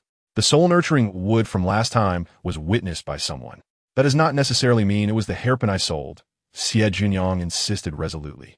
"A counterfeit is a counterfeit. No matter how grandiose the claims, it will not become reality. The person who exchanged the wooden hairpin knows full well it was a fake. Thus, as a kind and upright individual, I cannot publicly acknowledge selling treasures, nor can I speak ambiguously to avoid providing others with leverage. There are those with ulterior motives stirring trouble, but one day, the truth will be revealed. Xie Jiuniang, seeing her seriousness, began to believe her words. He suggested, "How about this, you sell me something? If it is not a treasure, I shall trust your claims." "How did you come up with that?" Xie Jiuniang exclaimed in disbelief. Then added, "Does Guangqing Daojun know how clever and capable you are?" Xie Jiuniang instinctively puffed out his chest, but quickly realized her tone was off. What did she mean? Xie Jiuniang, currently quite powerless, could not afford to provoke the Xian Yuan family, nor the Xie family of Yunmu City. She produced a green rice cake made by her mother, dismissively stating, "Fine, I'll sell you one for a spirit stone." "What is this?" Xian Yuanyu's rising irritation was swiftly redirected as he curiously examined the green rice cake in her palm, wondering what sort of treasure it was. He had never seen anything like it before. "Green rice cake, want to buy it? One spirit stone, so cheap? All right, that's enough talk. It seems you don't want to sell." Xie Jiuniang casually took a bite of the green rice cake, her eyes squinting in delight. Xian Yuanyu was taken aback. He was unfamiliar with this delicacy called green rice cake, and initially did not realize it was food. Xie Jiuniang offered him another green rice cake, asking, "Want to buy?" "I'll take 10. Xian Yuanyu paid 10 spirit stones and received 10 green rice cakes, stuffing one into his mouth. The red bean paste filling was neither too sweet nor too cloying, with a refreshing fragrance, delicious. "Isn't it good? My mother made it. It's a famous snack in the mortal realm. Give me another 10. "No, 100? "Not possible. I can sell you 10 more at most." "Wait until I restock." "No, wait until my mother makes more before I sell you more." Xie Jiuniang felt this business was quite promising. Mo Lan used glutinous rice and mugwort infused with spiritual energy from the cultivation realm. Consuming it would impart a hint of spiritual energy. Just as Mo Chuan arrived, he fortuitously encountered the scene of the two enjoying green rice cakes. The tableau was harmonious. Mo Chuan was quite surprised. Xian Yuanyu was notoriously difficult to please. Though his talents were mediocre, no one dared to provoke him, for he had a formidable backing. When the sect recruited new disciples, he could have been taken on as a personal disciple by Guangqing Daojun, yet for reasons unknown, he insisted on participating in the entrance examination, claiming he wanted to enter the sect on his own merit. Many believed he would fail. Surprisingly, he successfully completed the examination. With Xian Yuanyu present, Mo Chuan did not make an appearance. Meanwhile, Xie Jiuniang's actions with the green rice cake paused for a moment before she continued eating nonchalantly. Xie Jiuniang secretly asked, "Little brat, are you sure you're not mistaken?" "Not at all. I'm hiding not far away in that big tree," the sword spirit affirmed. Xie Jiuniang wondered why Mo Chuan would appear on Mount 4. Had he come to investigate the rumors, personally? He had become quite active in this lifetime. In her past life, she and he had been like parallel lines, never intersecting, hence she had never doubted the Mo family or Mo Chuan before the entrance examination. Having failed to purchase anything, Xian Yuanyu was thoroughly satisfied with his meal. Once he departed, Xie Jiuniang took to the skies on a celestial crane, beginning to collect debts across Mount 4. Mo Chuan, observing her, felt quite vexed. This scene bore a striking resemblance to the marketplace. However, this little girl was quite adept at business. Previously, he had only heard that she had profited immensely during the entrance examination. At the time, he had thought that with a group of fledgling cultivators, their spirit stones would not amount to much for her. Now, it seemed he had underestimated her. She not only acquired spirit stones from others, but also had them sign promissory notes. The debts Xie Jiuniang collected were less than expected, around 10%, totaling less than 4,000. This was mainly due to her inability to locate individuals and the fact that the examination had only recently concluded, limiting the debtor's finances. Nevertheless, this sum was sufficient for her expenses. Xie Jiuniang had initially considered slipping away from the mountain, but with Mo Chuan not following her, she exceeded the sensing range of the sword spirit and was unsure if he was still watching her. She did not dare to use her spiritual sense to probe. Mo Chuan was a level above her. Even if she attempted to probe, it would likely yield no results. Xie Jiuniang flew to the miscellaneous peak on her celestial crane, purchasing a large batch of fruit trees, all nearly ready to bloom. As long as they were planted, they could bear fruit. The price was steep, draining her recently acquired spirit stones. Xie Jiuniang felt a pang of regret as she instructed the celestial crane to return to Mount 4. Midway through their flight, a faint medicinal aroma wafted up from below. Suddenly, the celestial crane seemed to become intoxicated, swaying in midair before plummeting straight down. Xie Jiuniang was taken aback. Just as she was about to retrieve a flight talisman, a tall figure approached on a sword. Chapter 55. The unseemly acts of cunning. As Xie Jiuniang fell from midair, someone caught her by the collar of her garment. Indeed, by the collar. She dangled in the air, swaying precariously. This was the first time in her life, in both this and her past existence, that someone had held her like this. And she was so mortified and furious that she nearly threw an explosive talisman at Immortal. It was the sword spirit that timely reminded her that a nascent soul cultivator was observing the vicinity, specifically Elder Chaoyan from the examination day. Xie Jiuniang immediately refrained from moving. With an elder present, the other party would not dare to harm her. Immortal smiled and remarked, "Are you not afraid so soon? You made the celestial crane dizzy. You nearly caused me to fall to my death. I shall report you to the law enforcement hall." Xie Jiuniang preemptively accused. Immortal laughed heartily. "Are you not seeking to repay kindness with malice? However, I do not wish to bear the blame for others." A tremor coursed through Xie Jiuniang's heart. Oh, how careless of me. Normally, one should not question another upon first meeting. She quickly feigned a quiet murmur, saying, "I just caught a whiff of medicinal fragrance, and your arrival is rather fortuitous. I find it curious, given that the other party employed the intoxicating scent of thousand-mile drunkenness, which can render even celestial cranes unconscious in an instant. How is it that you remain unscathed?" Immortal was intrigued by this. Could Xie Jiuniang reveal that she had immediately enveloped herself in a protective aura, thus isolating herself from the fragrance? Thousand-mile drunkenness is an enchanting aroma, highly effective against Qi refinement stage practitioners, leaving those affected in a drunken stupor plagued by vivid hallucinations. She had encountered this scent in her past life. Xie Jiuniang composed herself, stating, "I hail from a family of repute. My elders have imparted wisdom upon me, and I possess means of self-defense." "You are quite astute," Immortal complimented. "Indeed, some families do teach their younger generations various skills and knowledge, not for practical application, but to ensure they know how to guard against potential threats." Immortal swiftly placed her atop his flying sword as they returned. During their flight, they had traversed several miles. Thus, he needed to return to uncover the truth. Xie Jiuniang suspected Immortal was behind this, as he had been watching her today and had ample motive. However, he denied her suspicion. Upon returning to the scene of the incident, they found the Enforcer Hall had apprehended 2 disciples, reportedly at the behest of Elder Chaoyan. As the Enforcer Hall conducted their interrogation, the 2 disciples quickly confessed, claiming they had heard rumors and believed Xie Jiuniang to be an easy target, expressing their greed but insisting they had no intent to harm her. Regardless, their fate was sealed. According to sect rules, they would be expelled from Tianshu sect, and the more serious offenders would have their cultivation crippled. With many members in the sect, it was inevitable that some would harbor ulterior motives. The trouble was that the cunning ones had evaded capture. However, once caught, they would face punishment without a hint of leniency, unless a transformation stage expert intervened on their behalf. Immortal stood tall and composed, patiently observing Xie Jiuniang as she checked on the fainted celestial crane. He reassured her, "This crane is not gravely harmed. It will awaken once the effects of the medicine wear off." "That is splendid news." Xie Jiuniang expressed her relief, thankful that the little crane had not flown too high. Had it done so, the fall alone could have been fatal, regardless of the potion. Indeed, its low altitude made it susceptible to the drug.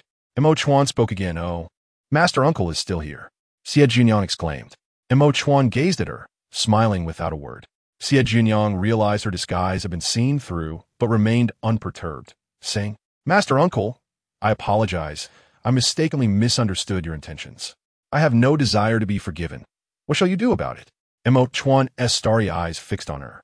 Xie Jiuniang rubbed her forehead, puzzled by Immortal's motives, her expression reflecting her confusion as she queried, "So what must I do?" "As long as you agree to assist me with a small task," Immortal communicated telepathically. "Please state the nature of the task." "It is trivial, as simple as eating," he replied, summoning a disciple from the miscellaneous hall to return the little crane. He then escorted Xie Jiuniang on his sword toward Mount 4. Noticing her reluctance to agree, Immortal realized his persuasion had failed. She was quite perceptive, difficult to deceive. Immortal then communicated, "I will place an item in a designated location for you to retrieve. At that time, certain individuals will appear, akin to those selling hairpins at the mountain gate, the highest bidder wins. I shall grant you a portion of the spirit stones earned. So, he wishes for me to sell something. Xie Jiuniang's eyes widened in surprise, yet she questioned, could you not handle such a trivial matter yourself? Mo Chuan wished he could, but he possessed only worthless items that no one would buy. Xie Jiuniang finally grasped Mo Chuan's intentions. He did not believe she was the child of destiny, but that did not hinder his desire to profit from her. What a cunning man. Just a mere 1/10 share, greedy and unscrupulous. But could she agree? No. Why should she share profits from something that could be hers alone? Ultimately, Xie Jiuniang did not trust Mo Chuan. The people he sought to ensnare were all from esteemed cultivation families, none of whom were benevolent. Mo Chuan might be fearless, but Xie Jiuniang felt trepidation. Should matters go awry, Mo Chuan could retreat unscathed, while she, the weaker one, would become the scapegoat, exposed to the ire of many. If she failed to exonerate herself from the suspicion of being the child of destiny, it would be manageable. However, should she clear her name, her adversaries would no longer hold back and could easily extinguish her life. Moreover, killing the child of destiny invites backlash. One must first attempt the act to ascertain its truth. Could she rely on Mo Chuan for protection? That was a fanciful thought. Thus, no matter how tempting the offer, she could not ally with Mo Chuan. Collaboration might bring momentary satisfaction, but would also sow the seeds of potential peril, outweighing the benefits. Nevertheless, Xie Jiuniang could not betray any signs of discontent. She should remain unaware of certain family schemes and should not recognize Mo Chuan. With a serious expression, she furrowed her brow and asked, does it not seem like you are attempting to deceive me? Without waiting for Mo Chuan's response, she firmly declared, Master Uncle, my elders have taught me since childhood to uphold integrity, conduct oneself with propriety, befriend the kind, and treat others with sincerity. I cannot engage in deceitful acts, and I hope you will refrain from doing so as well. Her intent was clear, absolutely not. Montag Chuan was astonishit. Since the initiation of the entrance examination, she had been rather audacious, with a remarkably thick skin, showing no mercy in her schemes against him and others. He had never suspected that she harbored such principled values. Had he misjudged her character? Xie Jiuniang's refusal to cooperate left Mo Chuan no choice but to abandon his plans for deceit. After returning Xie Jiuniang to Mount 4, as he departed, he handed her a communication talisman, unwilling to concede defeat. Contact me when you have reconsidered. Xie Jiuniang accepted the talisman as Mo Chuan swiftly took flight. As he soared away from Mount 4, he paused, perplexed. Wait, did she not owe him a favor? How had their conversation strayed so far off course? Simultaneously, at Qianlong Peak, Gongsun Yu's dwelling, he was filled with both shock and fury upon hearing that his subordinates had been captured by the enforcer team. What transpired?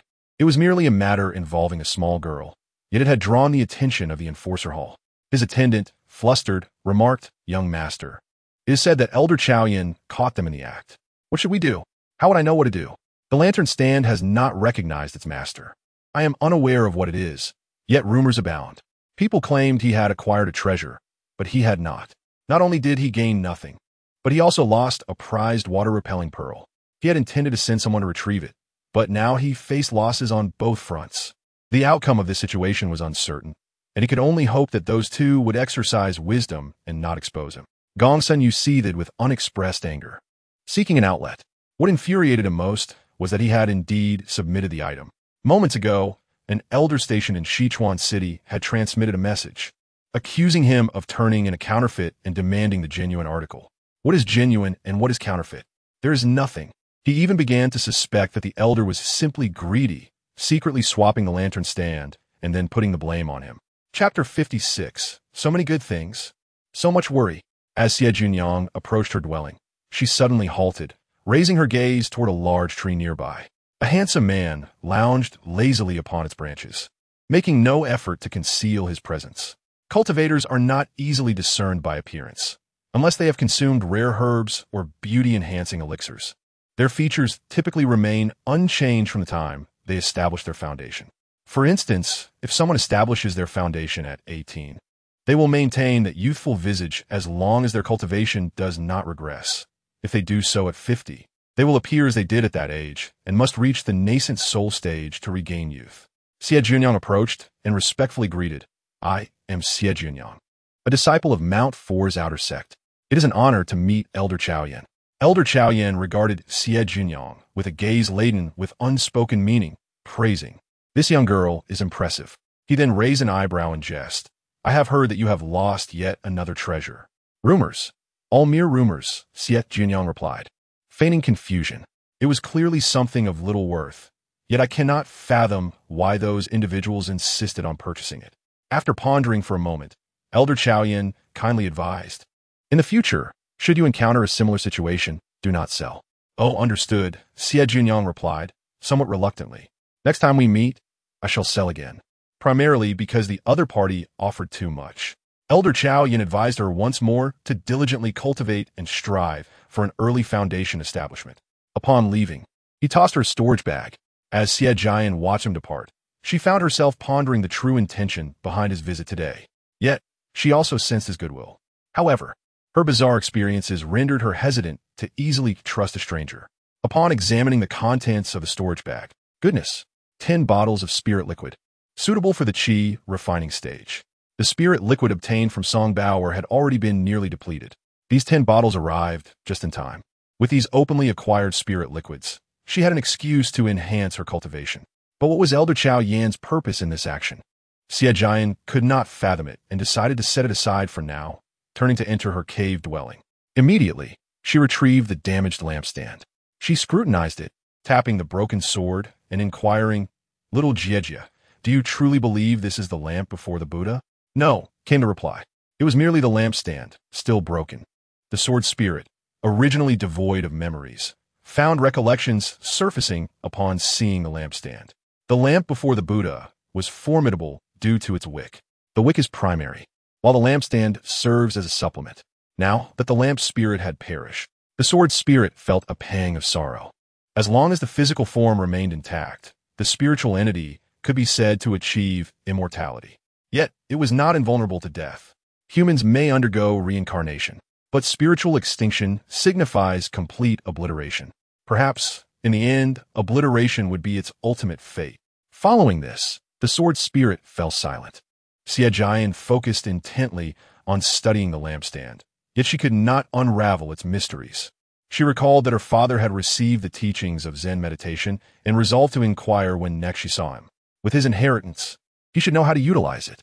Xie Jiuniang placed the lampstand on her desk, typically used for talisman crafting. As dusk approached, she poured a bit of lamp oil, which she had previously discarded in a corner, and found an old wick. The green lamp flickered to life. Upon close inspection, it appeared quite ordinary. Xie Jiuniang then retrieved the water-evading pearl she had just acquired. The exquisite water-evading pearl was the size of a baby's fist, resembling solidified water, crystalline and translucent. Upon removing the water-evading pearl, the cave dwelling was illuminated with a soft, white glow, like a dream. In her past life, she had possessed an ordinary water-evading pearl, which was not as large or beautiful as this one. When adorned with the water-evading pearl, one could enter water and it would automatically part, allowing effortless movement underwater without wetting one's garments. The higher the grade of the water-evading pearl, the larger the space it could create.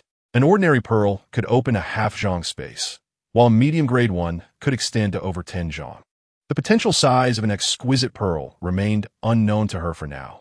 Xie Jiuniang was quite curious to test it immediately. However, she refrained, recognizing the need for discretion after having been robbed within the sect earlier that day. Even though she was currently impoverished, outsiders might perceive her as possessing vast wealth. She resolved to be cautious in the future. Xie Jiuniang took out her talisman crafting tools and began to draw a concealment talisman. Once her spiritual energy was fully expended, she resumed her cultivation. After just one session, she noticed a marked difference. She swiftly entered a meditative state, and her technique flowed more smoothly than before. When her dantian filled with spiritual energy, it was nearly half as fast as previously. Then, another pleasant surprise occurred. Xie Jiuniang's gaze fell upon the flickering flame of the green lamp. It had been different this time. The presence of an additional lamp had enhanced her experience. Once her spiritual energy was depleted again, she extinguished the green lamp and resumed her cultivation, discovering that her speed returned to normal. Xie Jiuniang relit the lamp, repeating the experiment multiple times.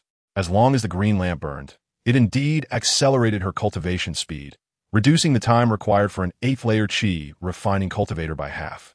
Such a revelation must remain confidential.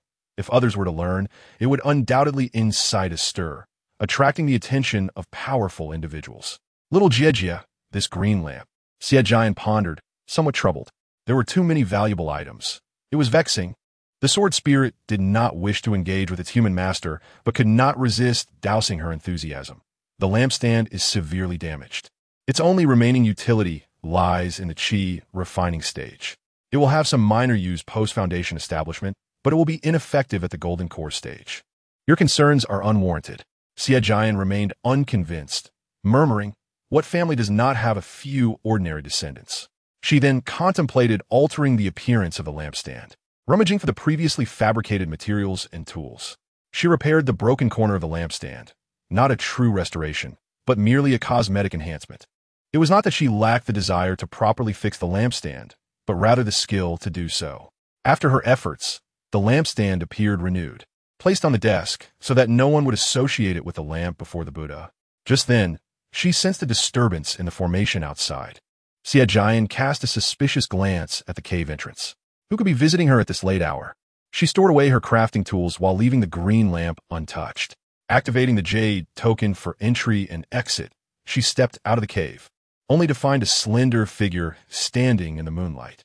It was Xie, who had not shown herself until now, clad in the disciple robes of the sect. Her moon-white attire appeared even more ethereal under the moonlight. For a fleeting moment, Xie Jiuniang was entranced, as if she had suddenly glimpsed Xie a century hence, only to realize upon closer inspection that it was not so. The current Xie appeared much more youthful, lacking the cold, aloof demeanor that would come with maturity and brilliance. Xie Jiuniang's expression hardened. Xie spoke first. Ninth sister, I heard from elder brother last time that you may have misunderstood me. I found an opportunity to leave Xiang Peak tonight and came specifically to talk with you. May I come in? Xie Jiuniang was reluctant to allow Xie entry. However, she surveyed her surroundings and felt a sense of being watched. It might not be a person. It could also be a contracted beast. There was no need to air family disputes under the scrutiny of outsiders. So Xie Jiuniang reluctantly opened the protective barrier, gesturing for Xie to enter the cave. Chapter 57. A dead pig fears not boiling water. Xie surveyed the cave dwelling, noting its simplicity, devoid of unnecessary decorations. A mat, a low table, and a single lamp adorned the space. Few girls' rooms were so stark. Having arrived at the sect early, Xie had swiftly grown under the teachings of Xiang Daojun, surpassing her previous capabilities and perspectives from her family. Xie Jiuniang seated herself on the solitary mat, her tone frosty. My abode is modest. I apologize for any inadequacies in my hospitality. If you have something to say, elder sister, please do so promptly. Ninth sister, have you come to resent me? Xie began. The decision regarding the cleansing spirit grass was made by the family and I. Enough. There are no outsiders here, so why put on a fade? Xie Jiuniang was quite annoyed with Xiang. Currently, she faced formidable enemies and did not wish to expend energy on Xiang. Moreover, Xie Jiuniang understood her well. Her hurried visit at midnight was likely to either inquire about the rumors from earlier or to covet the exquisite water-evading pearl. Xie was taken aback by Xie Jiuniang's demeanor. She was accustomed to handling conversation smoothly, but Xie Jiuniang's attitude disrupted her prepared remarks. Xie settled onto the mat, producing a plate of spirit fruits to place on the table. Xie Jiuniang glanced at it, but remained silent. Ninth sister, upon entering the sect, I discovered that the cultivation world is vast, more so than our family could ever rank. When you grow older, you will realize that what once seemed like monumental grievances are mere trifles. Xie spoke as an elder sister, expressing her sentiments about the vastness of the world, the multitude of strong cultivators, and the insignificance of the Xie family in Yunmuching. Finally, she concluded, revitalizing the family requires our joint efforts and unity. Xie Jiuniang replied coldly, whether the family thrives or not has nothing to do with me. You. Xie abruptly stood, staring at Xie Jiuniang in shock. As a scion of the Xie family, how can you utter such words? I merely speak the truth. Xie Jiuniang had no desire to engage in a debate with her. Furthermore, I understand your intentions. Xie expression soured. Was she truly unbound by family constraints now? Xie Jiuniang continued, elder brother mentioned that you lack resources. Did you come to deliver resources to me this time? I am not greedy. I shall accept just 100 or 80 bottles of spirit liquid.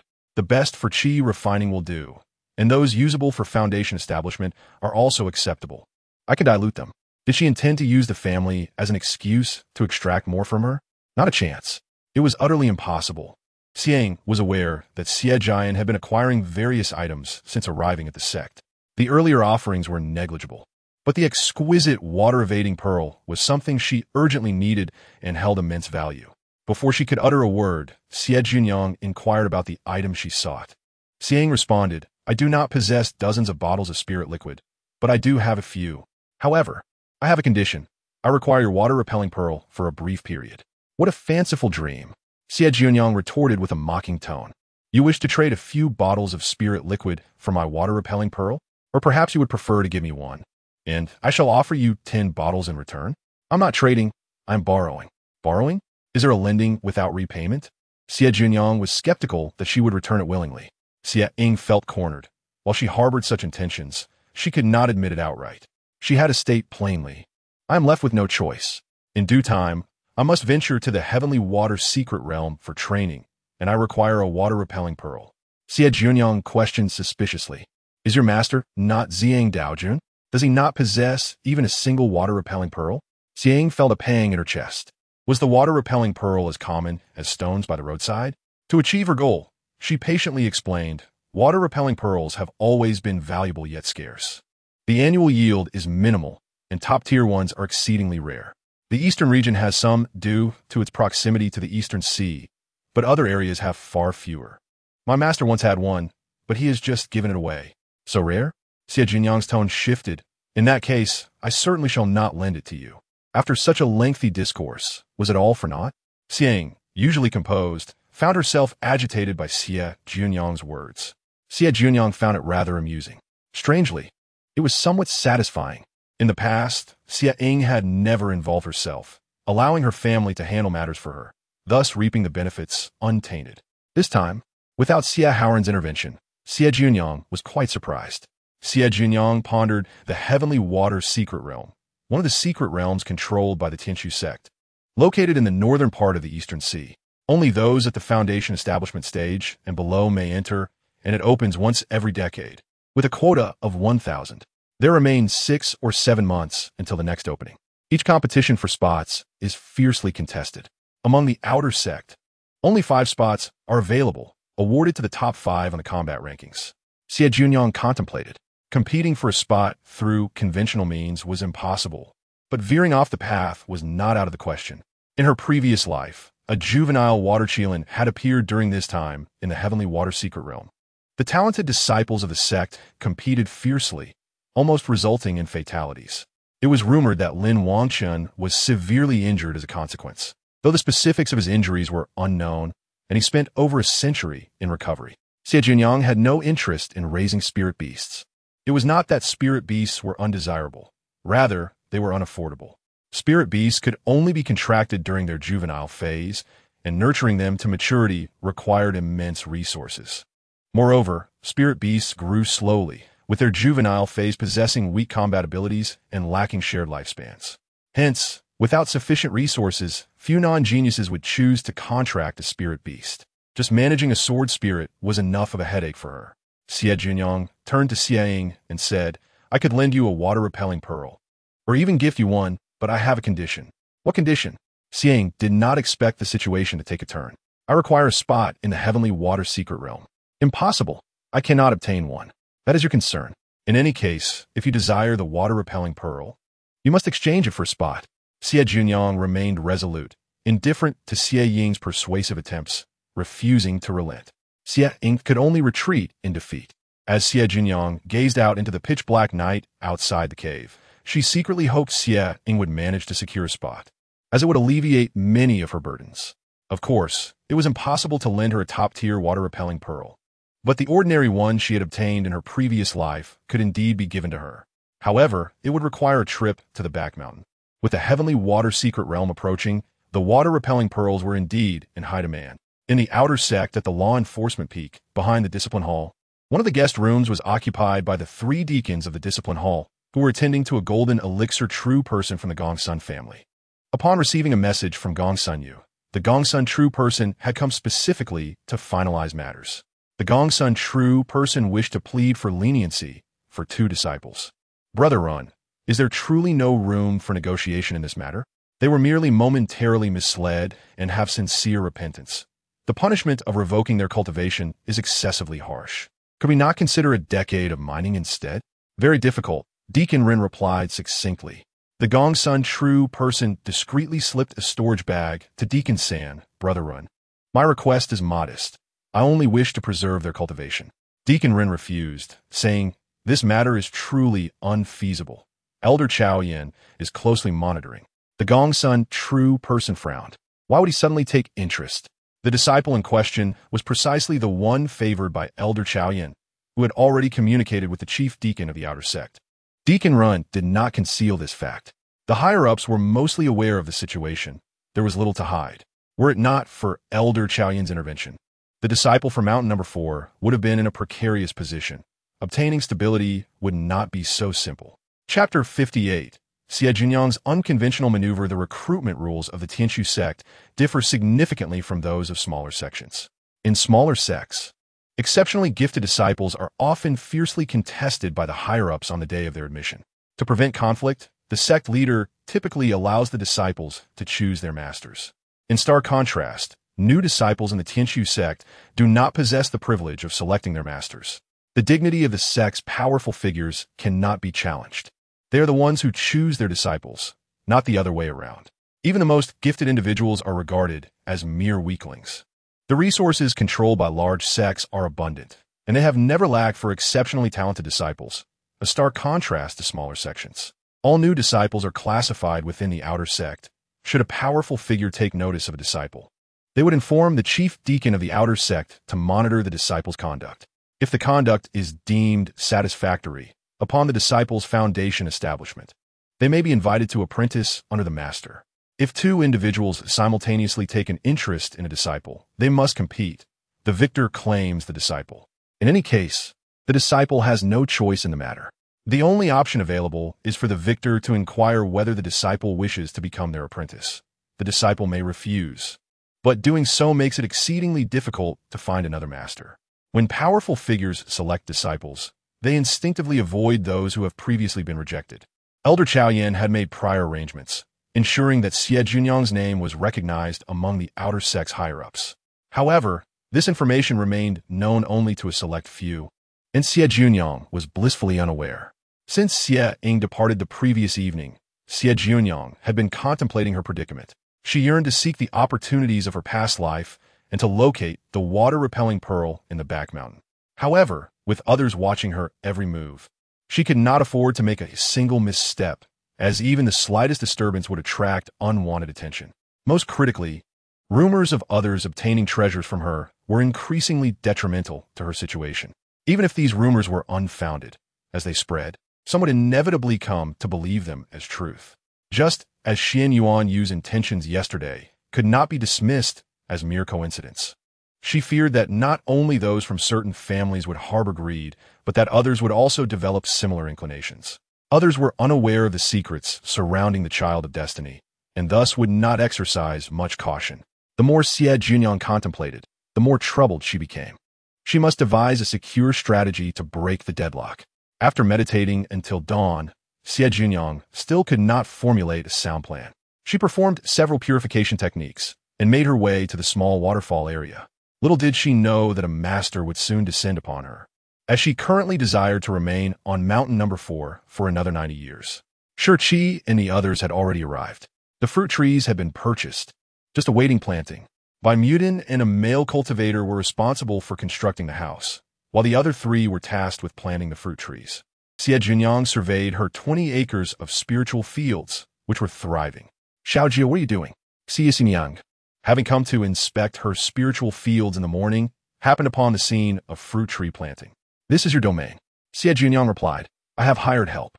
The spiritual fruits can be sold or used for brewing wine. It is yet another source of income. Wow, how did I not think of that? Xie Jiuniang lamented.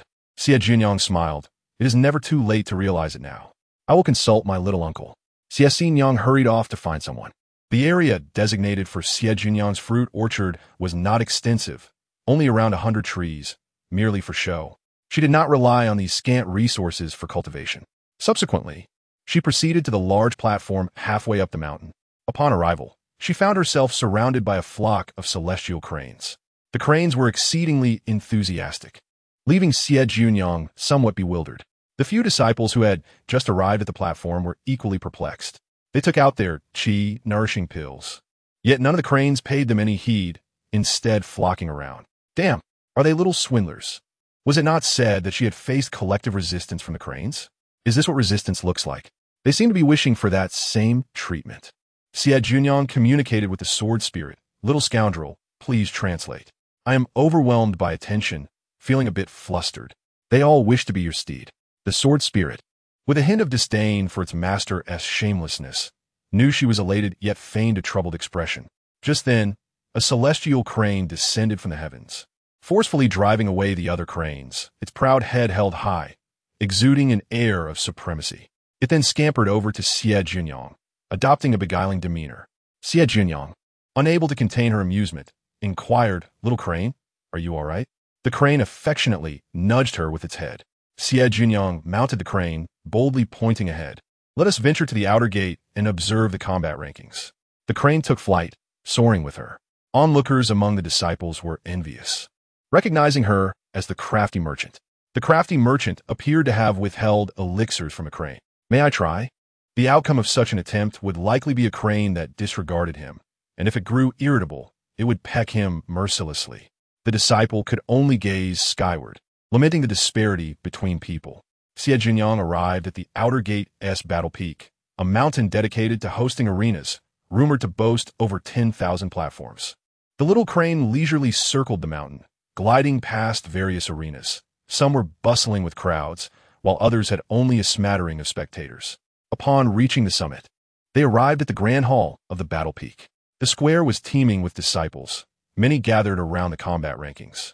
Currently, it was the period of contention for places in the Tianshui secret realm, with numerous disciples vying for attention, causing the rankings to fluctuate frequently.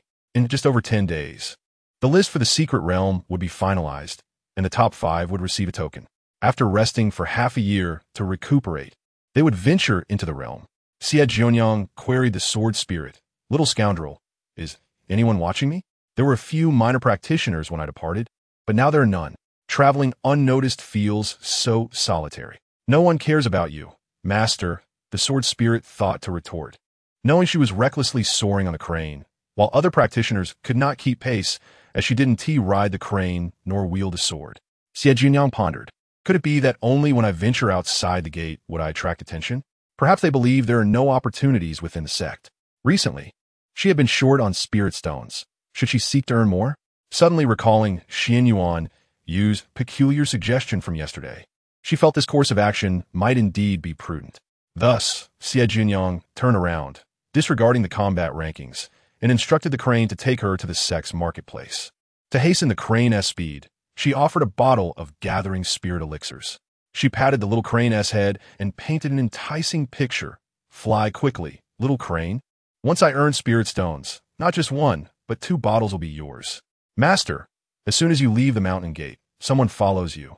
The sword spirit reminded her. Xie Jiuniang raised an eyebrow. Let them follow. I fear no one will accompany me today. The crane's speed was astonishing, leaving the pursuers in disbelief. Isn't the crane usually slow? They wondered, transmitting messages to their respective masters, all conveying the same. Xie Jiuniang has gone to the sect's marketplace. The responses from the masters were all similar. Keep a close watch and acquire whatever she purchases. Once at the marketplace, Xie Jiuniang executed her crafty maneuvers. The marketplace was lined with stalls, boasting various opportunities for chance encounters. At each stall, she lingered for a moment, purchasing 10 or 8 items when they were cheap, but refraining from anything over 1 spirit stone, incensing the stall owners, who were baffled by this troublesome girl. However, the low prices prompted her to buy in bulk, stirring their greed. Xie Jiuniang depleted all her remaining spirit stones, leaving not a single one behind. Even exhausting her spirit pearls, she acquired hundreds of items, leveraging her silver tongue to procure a plethora of small gifts. Those covertly monitoring her were left bewildered. The masters had commanded that all her purchases be acquired, yet she had turned it into wholesale. What to do now? After completing her purchases, Xie Jiuniang excitedly exited the marketplace and climbed onto the crane, exclaiming, "Little crane, swiftly, we must return to the outer gate-s battle peak. There will be many people there." With a long cry, the crane took off at great speed.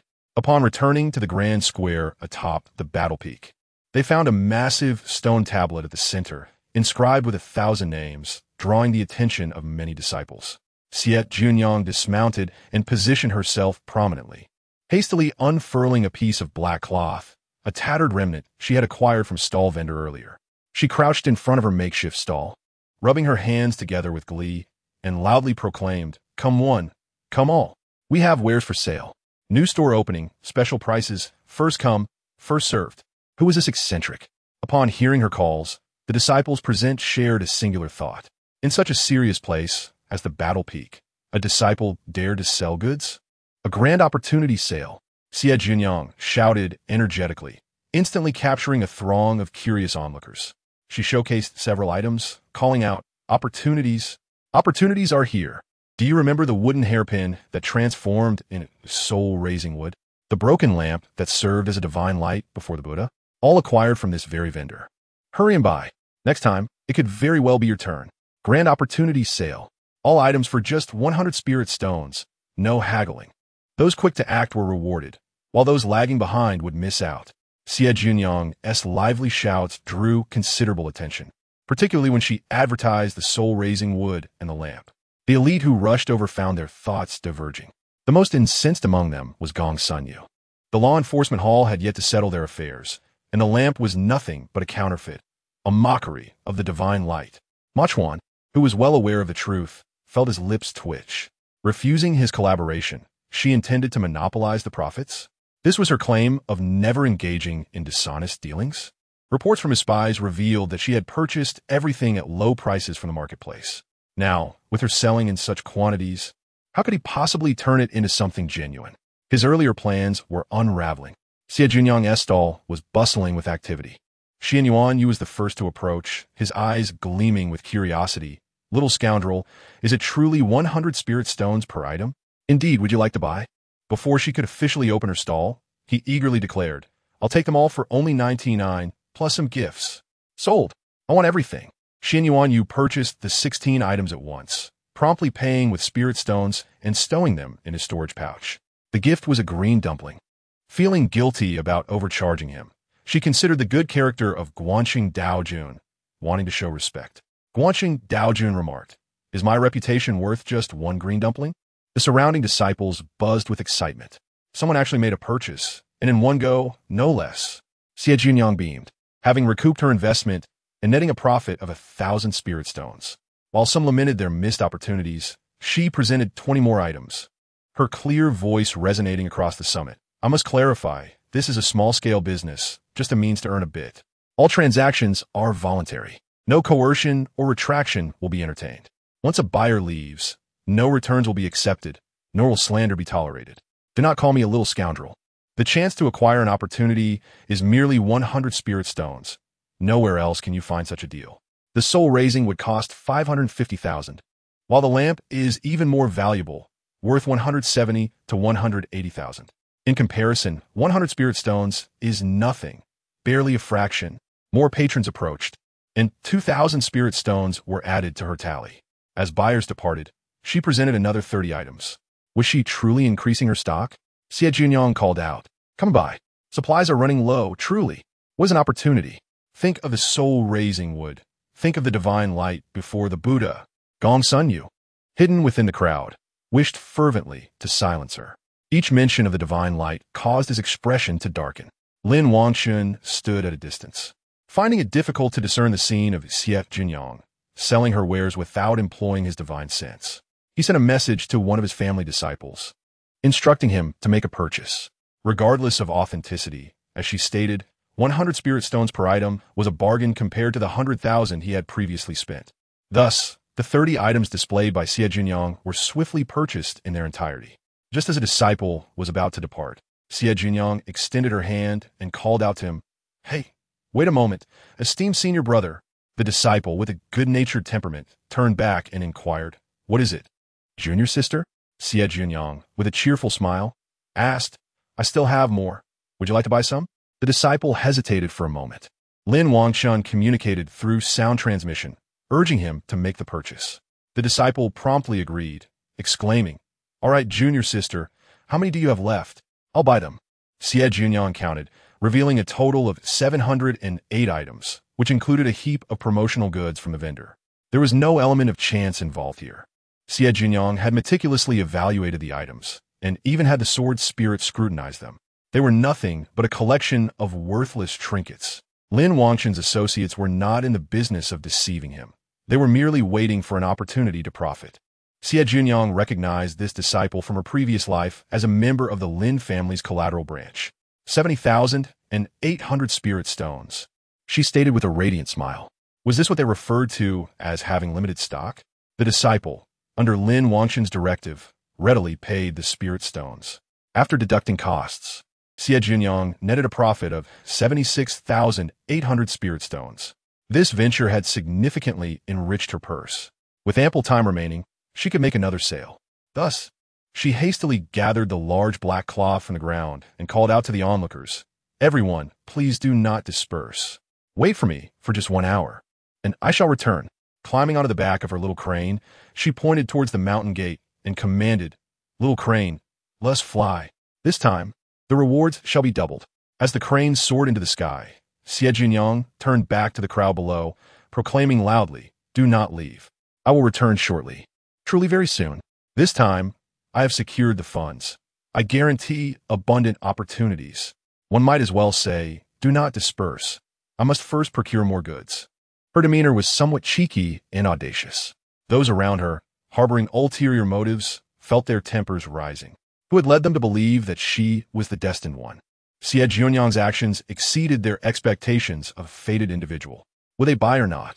It was evident that she was attempting to exploit their naivety, yet they felt foolish for eagerly stepping into her trap. The nature of humanity is often suspicious, with rumors of the soul, nourishing wood, and the Buddha's lantern preceding her. They felt compelled to purchase personally to quell their doubts. Consequently, those trailing Xie Jiuniang observed her scour the marketplace, purchasing various items that had previously gone unnoticed. Some merchants, believing they had struck gold, attempted to inflate their prices. Xie Jiuniang, however, bypassed them, refusing to buy their wares. As a fellow purveyor of counterfeit goods, she was not blind to the fact that these were mere fakes. Though she could act as a shrewd merchant, it did not preclude her disdain for unscrupulous sellers. This time, she spent nearly 10,000 spirit stones on assorted items, accumulating nearly 20,000 pieces. Before leaving the marketplace, she purchased 10 bottles of spirit-gathering elixirs and offered 2 to her little crane, which became ecstatic and flew back even faster. As she had promised, the round trip took less than an hour. The peculiar gazes of the disciples atop the mountain were directed towards the crane. Was this truly a celestial crane? Having seen cranes daily, they were astonished to discover its incredible speed. Many disciples' perceptions of the crane were forever altered that day. Chapter 60. I accept returns, but refuse refunds. Xie Jiuniang commenced her stall once more, this time presenting 100 items: broken umbrellas, pen holders, broken swords, water bottles, and animal skin scrolls, all of various kinds. Not a single item was identical to another. Xie Jiuniang had put considerable thought into her inventory. She would not accept items that were obviously counterfeit. Each piece had been meticulously selected, exuding an extraordinary aura. Opportunities lay before them. Those who did not purchase simply lacked faith. Reflect on the soul-nourishing wood. Consider the Buddha's lantern. Xie Jiuniang began to boast, her eloquence flowing effortlessly. However, some found her voice oddly familiar. One disciple stepped forward, spending 100 spirit stones to select an item. Xie Jiuniang, ever diligent, reminded him, "Are you certain you wish to buy? Opportunities are not for everyone. Once sold, there are no refunds." "I buy," the disciple affirmed. Soon after, another disciple attempted to purchase 2 items. People often possess a herd mentality. One purchase leads to another, a truth not to be dismissed. Xie Jiuniang's sales flourished, drawing in buyers primarily lured by rumors, akin to Xie Jiuniang's intentions. In truth, during her shopping spree, she had stumbled upon a few valuable items, which should fetch several thousand spirit stones upon sale. Noticing that most purchasers were scattered disciples, Xie Jiuniang cleverly mixed in the valuable items among the less notable ones. She had already feasted on the meat. It was only fair to let others have a taste of the soup. This was the brilliance of Xie Jiuniang. As long as no one suffered a loss, she feared neither the wrath of ordinary disciples. At least some had obtained quality goods. Those who did not could only blame their own misfortune. Soon, a group began to purchase everything in sight. Xie Jiuniang recognized that these were the offspring of prominent families. They would not personally come to buy, but would send others in their stead. Such foolishness was beneath the dignity of noble heirs. The only one who refrained from purchasing was Mo Chuan, for no one understood better than he that the previous rumors were his handiwork. Mo Chuan lacked for nothing, seeking only amusement. Yet, the others were unwilling to include him in their games. Initially, he held a mild impression of Xie Jiuniang, but now she had firmly etched herself into his memory. In the outer sect, the chief steward received news from Zhan Feng and promptly summoned him. Upon witnessing the commotion at Zhan Feng, Elder Chaoyan could not suppress a chuckle. The chief steward inquired, "Are you not going to intervene?" "Intervene in what?" Chaoyan retorted with a smile. "Are you not concerned that she might be overwhelmed? Has she not already warned them? Luck determines the opportunities. Those who miss out can only blame their lack of fortune." Elder Chaoyan chuckled to himself. After the incident with the soul-nourishing wood, another rumor concerning the Buddha's lantern emerged. Just yesterday, he had worried about her being targeted, yet today she had skillfully extricated herself from the situation. The young lady was far more astute than he had anticipated. With today's events, she would inevitably become the center of attention in the future. However, Lin Wangchen and his associates, hidden in the shadows, managed to evade the ordinary disciple scrutiny, yet they could not escape the probing eyes of the nascent soul elders. Elder Chaoyan remarked, "Today has been quite peculiar. Some intersect disciples have arrived at Zhan Feng, including 2 direct disciples. They did not make any purchases." The chief steward reported honestly, likely drawn in by the rumors of the soul-nourishing wood and the Buddha's lantern. "Do you truly believe they are merely spectators?" Chaoyan mused. The rumors surrounding my disciple appeared rather baffling. She claimed those 2 items were merely ordinary. The chief steward glanced sideways, pondering. "You have yet to take her as a disciple." "What do you mean, my disciple?" Nonetheless, Chaoyan's well-known audacity was not lost on him, and he quickly returned his gaze, stating, "It is not unusual for a young girl to possess insufficient discernment, missing out on valuable treasures. Are you suggesting that the items are fakes?" That incident at the Dan Peak, where a hairpin was transformed into soul-nourishing wood, was witnessed by many. Even if the Buddha's lantern is a counterfeit, the soul-nourishing wood is likely genuine, the chief steward pointed out. Elder Chaoyan found himself unable to refute this. Neither had they anticipated that Mo Chuan would resort to deception, as it seemed unnecessary. Mo Chuan's reputation within the inner sect was impeccable. Anyone who would spend lavishly to create fakes must surely be of unsound mind. Little did they know, some truly were of unsound mind. At this moment, Xie Jiuniang found herself inundated with spirit stones, her coffers overflowing. Her most significant patrons remained the elite scions of prominent families, who continuously purchased everything in sight. Regrettably, these patrons only made one round of purchases and were unwilling to be taken for fools by emptying her storage. Thus, she had to devise new strategies, bringing forth more items each time.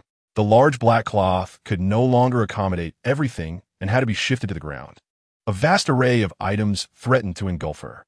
Amidst the curious gazes of the crowd, Xie Jiuniang remained remarkably composed. After waiting for a while, without anyone approaching, she clapped her hands and called out loudly, "This is the final wave, truly the last one." Opportunities are often missed in moments of hesitation. Do not hesitate or dither. Take action, for action brings fortune. Hasten to make your purchases. Who among the esteemed seniors will sponsor the event? This is truly the final session. Yet, despite her fervent calls to sell, no one shows interest. Earlier, the little merchant's cries of "last few left" had always resulted in increasing quantities, but now, those who had previously acquired counterfeit goods hesitated, inquiring, "Junior sister, can we return the items?" "Regrettably not, senior brother," replied Xie Jiuniang. Her smile sweet and her voice even sweeter. "Sales are voluntary, and returns are not accepted." "Truly no returns?" She continued, "I accept returns but refuse refunds." The first part of her statement elicited surprise, while the latter prompted thoughts of throwing her a disdainful glance. Returning the goods without reclaiming their spirit stones would mean she had profited unreasonably. How brazen and shameless. Are the new disciples as bold this year? The square was bustling with disciples, many observing with amusement. While some followed the trend to purchase, most remained rational, merely spectating. A few, seeking entertainment, pooled their resources to buy an item and discern its authenticity on the spot. "What is this?" exclaimed one disciple. Eyes turned towards him, envy evident on the faces of those nearby. He laughed heartily, declaring, "I've struck gold. Black gold." Following his gaze, indeed, a small piece of black gold had been unearthed from a counterfeit item. Though diminutive, it was valued at 3,000 to 4,000 spirit stones.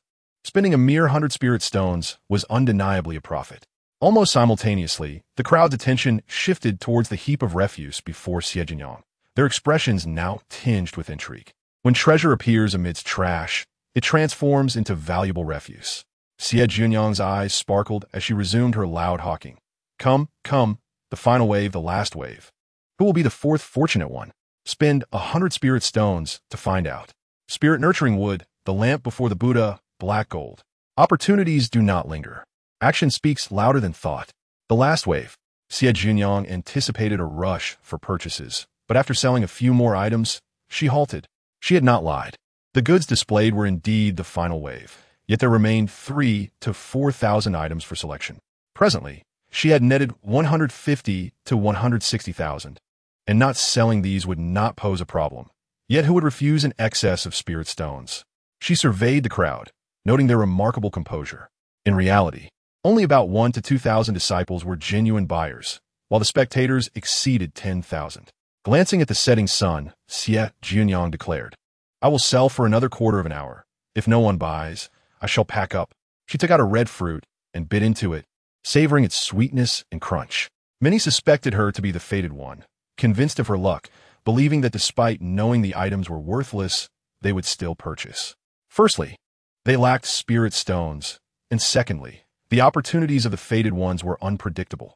The spirit-nurturing wood and lamp were rumored to be found among refuse.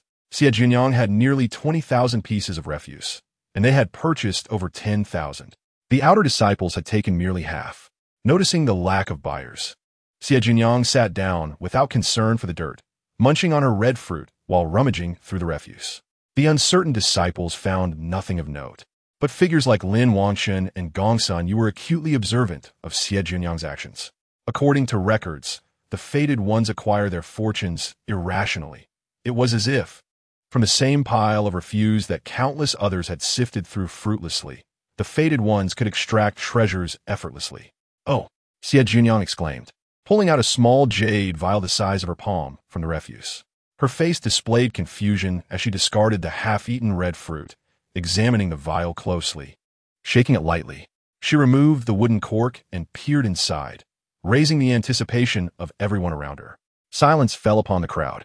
Suddenly, Xie Jiuniang looked up, surveying the onlookers with a hint of puzzlement. "Why are you all staring at me? Those who aren't buying, please disperse. Good things await the destined." As she spoke, she tucked the small vial into her robe and resumed her search through the refuse. Her earlier actions were indeed suspicious. Someone couldn't help but ask, "Little merchant, what's in the vial?" "Nothing, nothing at all." Xie Jiuniang shook her head repeatedly, claiming, "I merely found the vial aesthetically pleasing and wished to keep it as a decorative piece." After saying this, she stowed the vial away, a hint of desperation in her tone.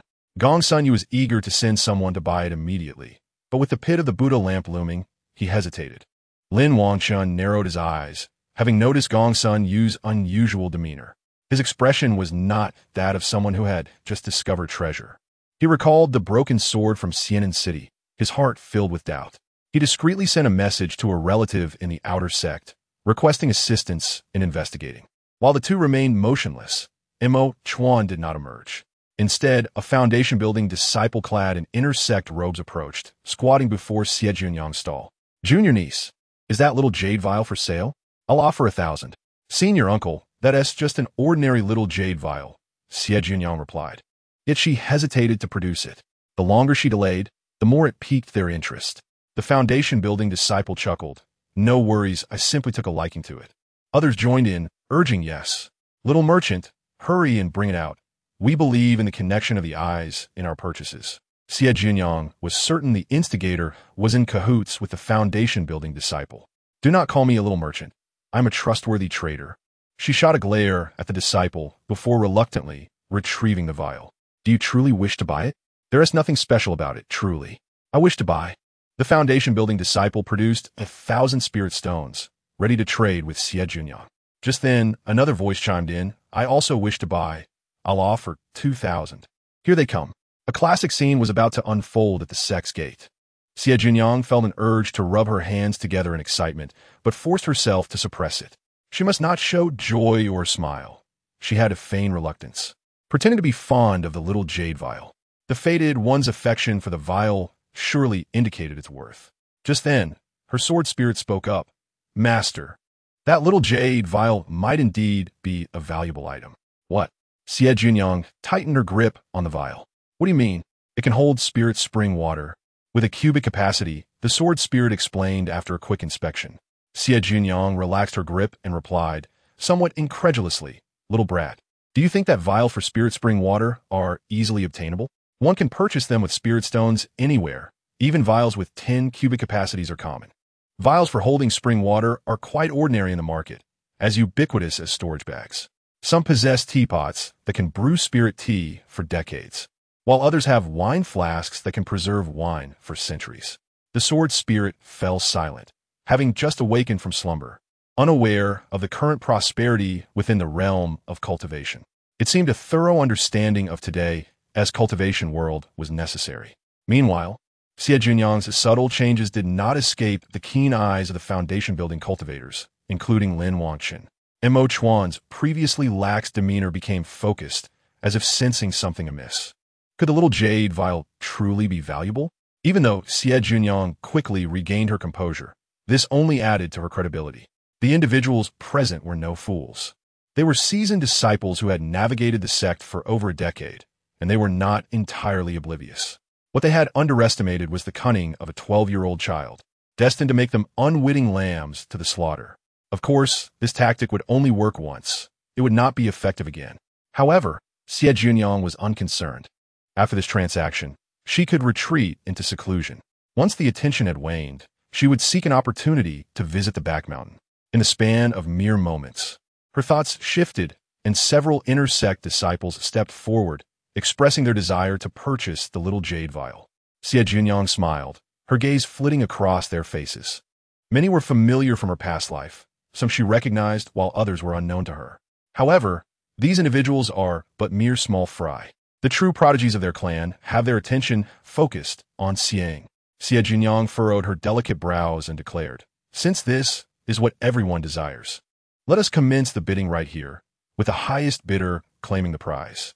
The starting price is set at 2,000, with increments no less than 100. I bid 5,000, one of the inner disciples proclaimed first. Another voice chimed in, I bid 10,000. Xie Jiuniang tightened her grip around the jade bottle. The inner disciples are indeed wealthy. The onlooking disciples were left in astonishment. Just moments ago, items priced at 100 went unsold, yet now someone was offering 10,000. Absurd, utterly ridiculous. Furthermore, the price of the small jade bottle continued to soar. To all appearances, the small jade bottle seemed quite ordinary. One could not fathom why these inner disciples were vying for it. The high bids proved its worth. As the price reached 480,000, Xie Jiuniang hesitated and nervously suggested, shall we cancel the auction? It truly is just a simple jade bottle for holding spirit spring water. 1 million. Lin Wangchen's voice rang out from the crowd. Mo Chuan smirked, 150,000. Are you attempting to outbid me, Lin? 180,000, Lin Wangchen countered. The appearance of the two great prodigies of Tiansu sect at the summit of Zhanfeng Mountain sparked a commotion. The new disciples had little understanding of them, but the veteran disciples had certainly heard tales of these two. 185,000, Gong Sunyu suddenly entered the fray. Initially hesitant, he felt emboldened upon witnessing the rivalry between Lin Wangchen and Mo Chuan. Lin Wangchen cast a fleeting glance at him. The Gongsun family had been quite active of late, and were it not for the constraints imposed by familial agreements, Lin Wangchen would have relished the opportunity to take him down a peg. Mo Chuan's smile was subtle, his amusement not reaching his eyes. Despite their rivalry, he abhorred outsiders meddling in their affairs. Gong Sun Yu felt the weight of their scrutiny, causing him to shiver. The atmosphere grew tense, enveloped in an unusual silence. 185,000, going once. Xie Jiuniang's clear and ringing voice shattered the stillness. redirecting everyone's attention. Sitting cross-legged on the ground, she looked up and asked, "Shall we all refrain from bidding to preserve harmony? This small jade bottle is of no use to you, truly." Mo Chuan replied with a faint smile. "I rather enjoy useless things." 200,000. 210,000. Lin Wangchen promptly raised the ante. They were not bidding frivolously. Both discerned a faint aura emanating from the jade bottle. Initially unremarkable, it seemed to glow with spirit energy once Xie Jiuniang held it. Such phenomena were indeed peculiar. Yet the stranger the circumstances, the greater the potential for fortune. The two continued to escalate their bids. Gong Sun Yu intended to follow suit, but faltered under the chilling gazes of the two prodigies. He dare not contend with Mo Chuan and Lin Wangchen, and the others shied away from their prowess. Meanwhile, Elder Chao Yin and the chief steward, observing the events atop Zhanfeng Mountain, were taken aback. The chief steward inquired, "What is so rare about this jade bottle? I cannot discern its significance, yet a faint spirit energy emanates from it." Elder Chao Yin found himself fretting for his young disciple, lamenting her folly in meddling. It would have been far wiser to pack up and depart. Should this jade bottle prove to be a treasure, her path to tranquility would be fraught with difficulty. The bidding escalated to 290,000. Xie Jiuniang's heart raced. Such wealth. The prodigies supported by formidable families were indeed exceptional, as if their homes were rich mines. Suddenly, she heard a faint transmission from Mo Chuan. "Share half of the spirit stones with me? Without my involvement, you would not garner such a sum." Xie Jiuniang feigned ignorance. The spirit stones in her possession were not to be relinquished. Moreover, she had a strong desire to curse Mo Chuan's entire family. Had it not been for his meddling with the soul-nurturing wood, she would not have encountered such a cascade of troubles. Although she had not incurred a loss, her displeasure lingered. Observing her demeanor, Mo Chuan relented, turning to Lin Wangchen. "Very well, I concede. You may have it. I no longer desire it." A flicker of intrigue crossed Lin Wangchen's gaze. He approached Xie Jiuniang's stall and squatted down, smiling as he said, "Little friend, we meet again." Xie Jiuniang gazed up at him in confusion. Just when everyone assumed they were acquainted, she suddenly asked, "Who are you?" The laughter erupted from Mo Chuan, who could not contain his amusement. As long as Lin Wangchen was the subject of ridicule, he was quite pleased. Lin Wangchen's handsome face displayed a mix of exasperation and mirth as he replied, "Lin Wangchen, Yunmu Mountain." "Oh, it's you." Xie Jiuniang's expression shifted to one of realization. "You are the one who helped me slay the lion tiger." She then stood, adhering to the sect's customs, and respectfully greeted. Outer disciple Xie Jiuniang pays her respects to Master Lin. "You have certainly adhered to the rules. This time, you will not forget," Lin Wangchen teased. Xie Jiuniang handed the small jade bottle to Lin Wangchen, her eyes indicating that he could proceed with the transaction. Familiarity did not negate the need for payment. Mo Chuan stifled a chuckle beside them. One should not be deceived by Lin Wangchen's calm demeanor. He was likely feeling quite vexed within. Lin Wangchen transferred the spirit stones from his storage ring into a pouch and presented it to Xie Jiuniang. She accepted the pouch and returned the small jade bottle to him, seemingly unable to restrain her curiosity any longer. It is clearly an ordinary jade bottle. Why does Master Lin spend such a hefty sum to acquire it? Indeed, quite puzzling, echoed the sentiments of many present. Xie Jiuniang's inquisitive gaze caused Lin Wangchen to momentarily falter in his eloquence. After a brief pause, he collected the jade bottle, maintaining his composure as he replied, "Perhaps. To me, it is not ordinary." "Oh." His answer felt evasive, and Xie Jiuniang responded in kind. She was not truly seeking an answer. She merely wished to express her confusion. Mo Chuan found no surprise in Xie Jiuniang's curiosity. Given her cleverness, it was not unexpected for her to perceive their discordant behavior. Yet she would be unlikely to uncover the truth. Mo Chuan's gaze shifted slightly, and he transmitted, "If you share half of today's earnings with me, I will reveal the truth. Half is out of the question, but I can offer you a portion of the opportunities that remain." Xie Jiuniang similarly transmitted to Mo Chuan. Mo Chuan scanned the ground littered with refuse, his lips twitching as he declined, "I am not interested in a pile of opportunities." "Then, how about 100 spirit stones?" Xie Jiuniang proposed a figure of 100 purely to irritate Mo Chuan. To her surprise, he chuckled, transmitting, "Very well. Remember this. I shall visit your cave abode tonight to collect." Xie Jiuniang found herself momentarily speechless. She had underestimated his cunning. After leaving that remark, Imo Chuan departed, followed by Lin Wangchen. The remaining onlookers exchanged glances, seemingly contemplating their own exits. Xie Jiuniang hastily gestured, "Do not merely stand there. 100 for each item is an absolute bargain. Opportunities such as this are fleeting. If you miss today, it may be a long time before another chance arises." She had purchased all the refuse within the sex market. To replenish her stock, she would need to venture to Xian City. The underlying message of Xie Jiuniang's words was grasped only by those following her, as they had witnessed her thorough sweep of the street's refuse. After a brief wait, and seeing no one approach to buy, she announced, "If no one wishes to purchase, I shall pack up." Just then, a voice resonated in her mind. It was Elder Chao Yin. "Little girl, do not pack up, continue selling. You must sell for the next few days until you have cleared your name. Ahem, until you are free of suspicion." Xie Jiuniang was taken aback. Elder Chao Yan's voice. Realization dawned upon her. With Lin Wangchen's high-priced acquisition of the small jade bottle, she would undoubtedly be thrust into the limelight. Instantly, Xie Jiuniang revitalized her spirits and called out, "Were you all still hesitating for? Perhaps among this pile of refuse. I mean, there lies an opportunity for you." They heard that. Indeed, they had caught on. It was evidently refuse, yet she managed to sell it, which was infuriating. The observing disciples felt envy welling up, their eyes turning red as the little merchant struck gold once more. Were it not for their presence in the sect, they might have struggled to maintain their composure. Continuing, Xie Jiuniang urged, "Just now, your hesitation cost you 300,000. Delay further, and the opportunities will belong to others." Some began to stir, yet hesitated to proceed. Witnessing the small jade bottle fetch such a high price, it was impossible not to feel tempted. Even though everyone is well aware that Xie Jiuniang sells nothing but a heap of trash, there are still individuals who continuously discover treasures amidst a refuse. Is this not infuriating? In Chapter 63, Heart-Stirred, Desire to Learn, someone meticulously tallied the purchases made by disciples, revealing that only a handful claimed to have profited, while the majority suffered losses. Upon the revelation of this news, those who had been eager to buy gradually regained their composure, and the inner disciples began to depart in succession. One disciple jested, "Little swindler, you only sell the leftovers. Won't you lower the price?" "Lower the price?" "Certainly."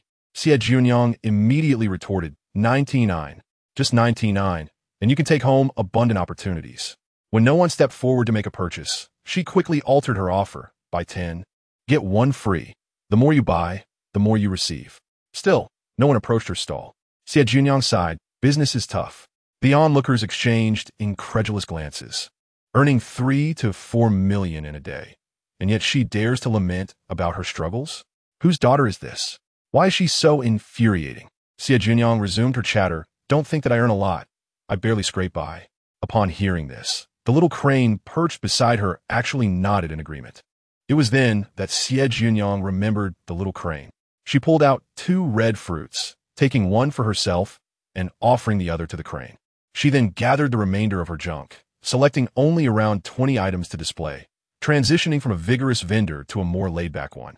Leaning against the little crane, she crossed her legs and leisurely munched on her spiritual fruit. As some disciples noticed the prolonged absence of buyers, they found little amusement in lingering and turned their attention to the combat arena. Gradually, the crowd dispersed. As the sun set, painting the sky in hues of dusk, a girl just over 10 years old leaned against a little crane in a conspicuous spot at the summit of Zhanfeng Mountain. Before her lay a large black cloth, adorned with a hodgepodge of old items. Passers-by glanced briefly before hastily moving on. Until darkness approached, Xie Jiuniang had not sold a single item. The outer disciples spread the word that nearly everything Xie Jiuniang sold was mere rubbish.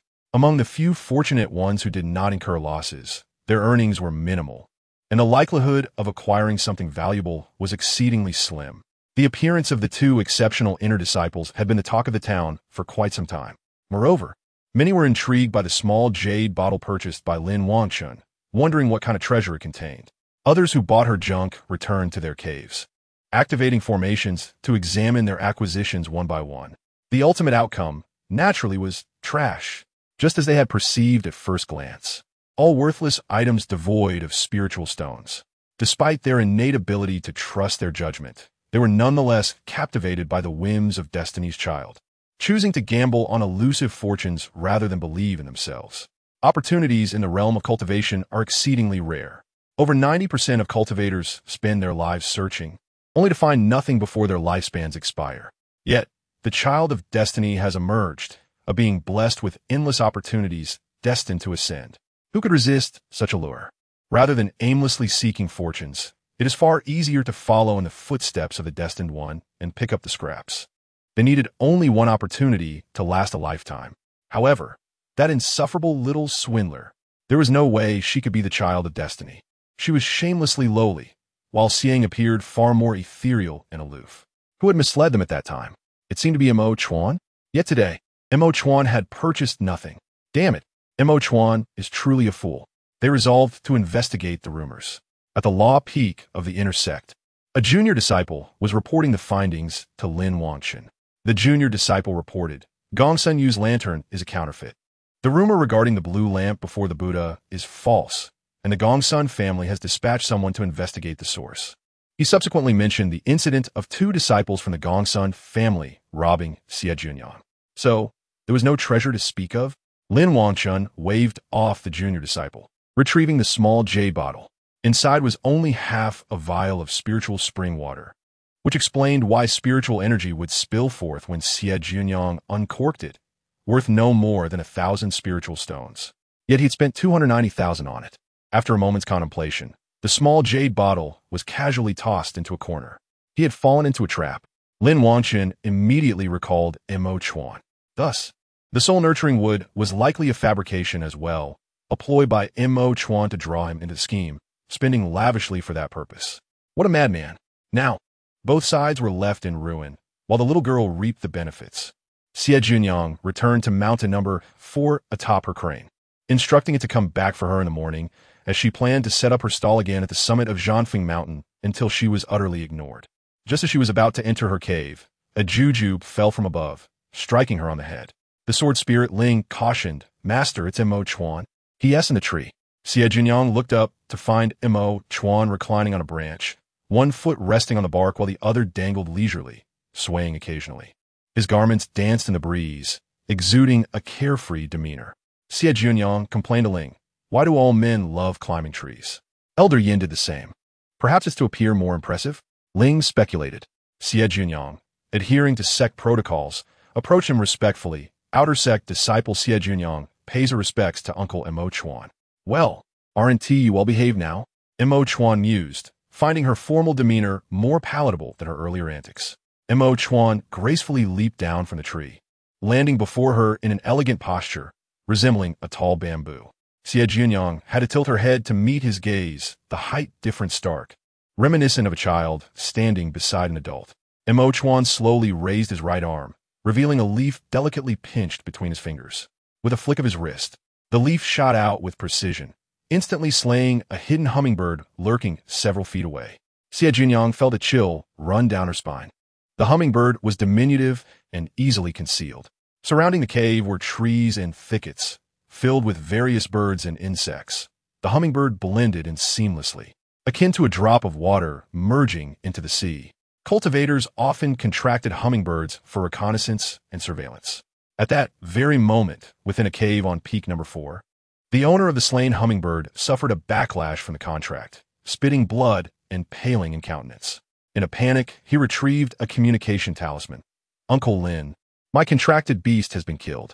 The last image transmitted was that of Uncle Mo Chuan. Lin Wangchen quickly received the news. Mo Chuan had gone to mountain number 4. They seemed to have met just yesterday when Mo Chuan saved Xie Jiuniang from danger. Currently, Xie Jiuniang's suspicion of being the child of destiny was minimal. It was impossible for Mo Chuan to use this opportunity to scheme against him again. So, what was Mo Chuan's intention? Even though Lin Wangchen had gained nothing from Xie Jiuniang, he still harbored lingering doubts, sensing something amiss. Unbeknownst to him, the conspiracy he imagined was entirely non-existent. Mo Chuan's exalted image was nowhere to be found. He was, in fact, very down-to-earth, approaching Xie Jiuniang to demand a reward for slaying the hummingbird. Xie Jiuniang had once deemed this man to possess an ethereal grace and noble character, a veritable prodigy in the world of cultivation. Today, she realized how blind she had been. He was a chameleon of sorts, embodying myriad personas: the aloof, taciturn cultivator during assessments, the refined veterinarian in the crane garden, and now, this shameless rogue before her. Suddenly, an idea struck Xie Jiuniang concerning his seamless ability to disguise himself. Heart stirred, desire to learn. If she could master this skill, her future endeavors would be significantly easier, such as assuming Lin Wangchen's appearance during acts of mischief. The mere thought excited her. Unfortunately, this man held a grudge against her, making it difficult to approach him. Even if she did, he might not be willing to teach her. Chapter 64. Mo Chuan digs a pit for Lin Wangchen. I reward you with an opportunity. Xie Jiuniang randomly plucked a small stone from the remaining junk and forcibly shoved it into Mo Chuan's hand. He smiled, pretending to take it seriously, and said, "Another green dumpling, please." What? Xie Jiuniang was taken aback. Cultivated by a prominent family, these prodigies were typically cautious about what they consumed, rarely eating in public. Xie Jiuniang tentatively asked, "If I give it to you, will you dare to eat it?" "Why wouldn't I?" Mo Chuan replied with a smirk. Xie Jiuniang handed him a green dumpling, which he inspected before placing it in his mouth. "Yesterday, I encountered her dining with Xie Jiuniang, and I was eager to sample the delicacies. They were delightful, prompting me to request more." Mo Chuan's starry eyes were fixed upon her, as if his gaze would linger indefinitely should she refuse.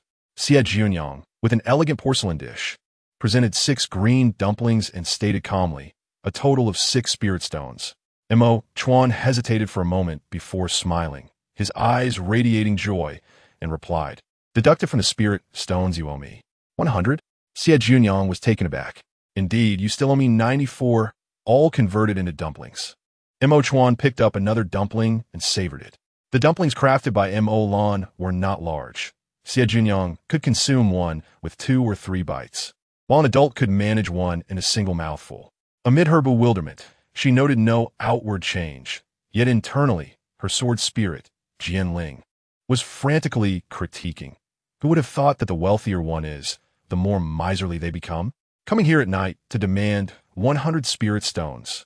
By the way, how'd I incur this debt? "Master, you want to even spare me a single spirit stone," Jianling interjected. Once Mo Chuan finished his meal, he casually took the remaining 13 dumplings from Xie Jiuniang, reminding her that she still owed 81 dumplings and that he would personally come to collect when convenient. Under Xie Jiuniang's perplexed gaze, he departed. His entrance had been strange, his exit even stranger, and his actions were utterly peculiar.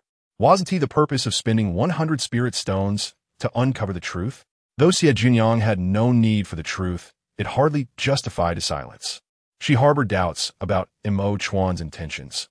This move could not be trivial, as someone of his caliber would not squander time on inconsequential matters. What could be the deeper significance of his visit?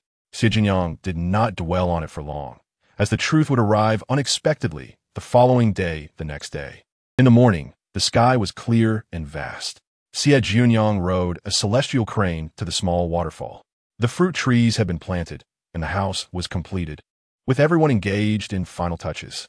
She compensated them and leisurely rode the crane to the battle peak. Upon reaching the summit, many noticed her, their gazes somewhat peculiar. Finding a shaded area, she laid out a large black cloth and arranged several items. Without calling for customers, she sat down and groomed her little crane. Based on her assumption, news of Lin Wangchen's high-priced purchase of a small jade bottle should have spread through the sect, and she anticipated visitors seeking to buy a few items. However, after setting up for nearly half an hour, not a single soul approached. Xie Jiuniang raised her voice to call out, but still, no customers appeared. The absence of attention was surprisingly gratifying. "Little Jiu, are you really setting up shop here?" Xie Su approached her with large strides. Xie Jiuniang smiled and responded, "Indeed, business is slow today. I've been here for almost an hour without a single sale." "What brings you here, little uncle?" "I came to check the rankings at Battle Peak." Xie Su squatted beside her, glancing at the clutter on her stall. "By the way, haven't you heard?" "Heard what?" Xie Jiuniang retorted. Xie Su replied, "Everyone is calling you a cunning merchant." Xie Jiuniang fell silent for a moment, muttering softly, "That's nothing new." Xie Su laughed heartily. "Don't mind it. I was just joking." He then glanced around, ensuring no one was paying attention to them, before whispering, "There's a gossip circulating in the inner sect that Lin Wangchen spent 3 million on a worthless item, and people are secretly mocking him as a fool." This scene was not unfamiliar, reminiscent of the recent incident with the wooden hairpin at the mountain gate. Only the subject of ridicule had changed. Chuan, amidst the laughter, had turned the tables. Lin Wangchen was acutely aware that the rumors were Chuan's retaliation. In recalling Chuan's visit to Mountain 4 last night, he suspected that Chuan had set a trap. Thus, when questioned, he openly acknowledged it, unaware that his caution played right into Chuan's hands. Upon hearing this, Xie Jiuniang was stunned. She finally found the answer to Chuan's peculiar behavior from the previous night. All he needed was to visit Mountain 4. Doing nothing would incite Lin Wangchen's paranoia. When confronted with rumors, people are prone to overthinking, and so it was that Lin Wangchen fell into the trap. Xie Su, unable to find humor in the situation, cautioned, "Some are distorting the truth, claiming you deliberately deceived him. I've heard there are quite a few female cultivators in the sect who admire him. You." Before he could finish, Xie Jiuniang waved her hand, swiftly collecting her items and nimbly climbing onto the little crane. In midair, she called down to Xie Su, "Little uncle, I must return to seclude myself now. You should hurry along too." Amidst Xie Su's astonishment, Xie Jiuniang soared away on her crane. At this moment, a group of female cultivators stormed towards the outer sect battle peak, only to find that the little merchant had vanished without a trace. It was impossible to cause a ruckus at Mountain 4 now. Any intersect disciple who violated the rules would not escape the law enforcement hall's strict punishment. For instance, it had just been reported that 2 disciples who dared to rob within the sect had their cultivation destroyed and were expelled. Money can tempt the heart. A mere novice cultivator possessing several million could easily entice some to take risks. However, the fate of those 2 disciples served as a stark reminder. Spirit stones are alluring, but life is far more precious. One must admit, Xie Jiuniang was remarkably fortunate, managing to evade trouble once more. Unbeknownst to her, Elder Chao Yin was working behind the scenes. Otherwise, following the law enforcement hall's procedures, this matter would have dragged on for 10 days or more. Xie Jiuniang informed Xie Jiuniang of her intention to enter seclusion. She then sought out Bai Muden, asking her to tend to the fruit trees at the small waterfall, promising her a third of the harvest. Bai Muden, who specialized in wood-based cultivation, could easily care for the 100 or so spirit fruit trees. The management of the spirit fields was entrusted to the Xie family disciples. Xie Jiuniang commenced her seclusion, indifferent to the tumultuous world outside in the inner sect. At the alchemy peak, Chuan organized spiritual plants in his cave dwelling, receiving news about Lin Wangchen that caused him to laugh uproariously. "I knew that Lin wouldn't dare to seize a small opportunity. Huh. I visited Mountain 4 last night. He must be rife with suspicion. After all, using the genuine to exchange for the fake is a tactic Chuan have employed. Would Lin Wangchen dare to employ such a strategy?" Chuan finally released the pent-up frustration from being outmaneuvered by Lin Wangchen before. Even if his loss surpasses Lin Wangchen's, the latter must publicly acknowledge his defeat. While he need not. Though he lost face, he regained his honor. Chapter 65. What harm is there in one more wave? The female cultivators seeking to trouble Xie Jiuniang found her absent day after day. The anger ignited by the rumors soon waned, redirecting their focus elsewhere. There was no profound enmity at play. Thus, the storm passed, allowing Xie Jiuniang to slip through unscathed. However, her reputation as a little merchant was irrevocably established, for she was bold enough to swindle even the sex prodigies. Gong Senyu had initially awaited the spectacle, having added fuel to the fire. After all, Xie Jiuniang not only acquired his water-repelling pearl for free, but also caused him to lose 2 subordinates. He no longer believed she was a child of destiny and felt no hesitation in plotting against her. Yet, Xie Jiuniang proved to be exceedingly cunning, retreating into seclusion. How infuriating! But one cannot escape forever. Once she emerged from seclusion, he would promptly inform the inner sect female cultivators. He was determined to bring her downfall. Little did he know, a month passed without a sign of Xie Jiuniang. 2 months, 3 months Gong Sun used temper flared, and he smashed items in his cave, dwelling time and again, until he had destroyed over 30 objects 5 months later, at Mountain 4, within Xie Jiuniang's secluded cave. Xie Jiuniang sat cross-legged on a mat, sipping spirit liquid before centering herself and focusing on her dantian, having practiced her family's attribute-less cultivation technique. Reaching the foundational stage was no challenge. Immersed in her cycle of cultivation, she lost all sense of self. Finally, the barriers at the 8th level loosened. and she broke through, successfully entering the 9th level of Qi refining. Slowly, she opened her eyes, her gaze calm and unwavering. This breakthrough, enhanced by the contract spirit pattern and the green lamp, significantly accelerated her cultivation speed. For an average practitioner with 3 spirit roots, transitioning from the 8th to the 9th level typically took 2 to 3 years for the perceptive and 4 to 5 years for the less so. Xie Jiuniang accomplished in less than half a year what would take others several years. However, it was a costly endeavor. She consumed all her remaining spirit liquid, including that gifted by Elder Chao Yan. The reason lies in her dantian and meridians, which have expanded remarkably during 5 months of nearly self-torturous cultivation, doubling in capacity to accommodate a greater influx of spiritual energy. The advantages of a larger dantian are evident. For instance, when competing against peers of equal rank, she can deplete her opponents merely through the profound reservoir of spiritual power within her, without the need for combat techniques. However, there are drawbacks as well, such as the increased demand for spiritual energy required for cultivation, which in turn doubles the consumption of resources, as evidenced by the current supply of spiritual liquid. After organizing the talismans on her table, she noted that she had over 50 first-grade concealment talismans, sufficient for half a year, along with a selection of various second-grade talismans. At last, Xie Jiuniang was ready to emerge from seclusion. After 5 months, she speculated that those who had been watching her might have lost interest, and thus she resolved to take the opportunity to visit the back mountain of her sect. Before stepping out of her cave dwelling, she activated a concealment talisman for herself. After a moment's hesitation, she adjusted her cultivation level to the 7th layer of Qi refinement. Having been in the sect for less than a year, she decided to exercise caution. Outside, it was daytime, with a gentle drizzle falling. This kind of weather could be irksome, yet it did not hinder travel. Xie Jiuniang donned her cloak, pulling up the hood to prepare for a discreet departure from the sect. Suddenly, she heard a sound and looked up to see a large bird's nest atop a nearby tree, from which a crane's head protruded. During her period of seclusion, the little crane had chosen to settle in front of her cave.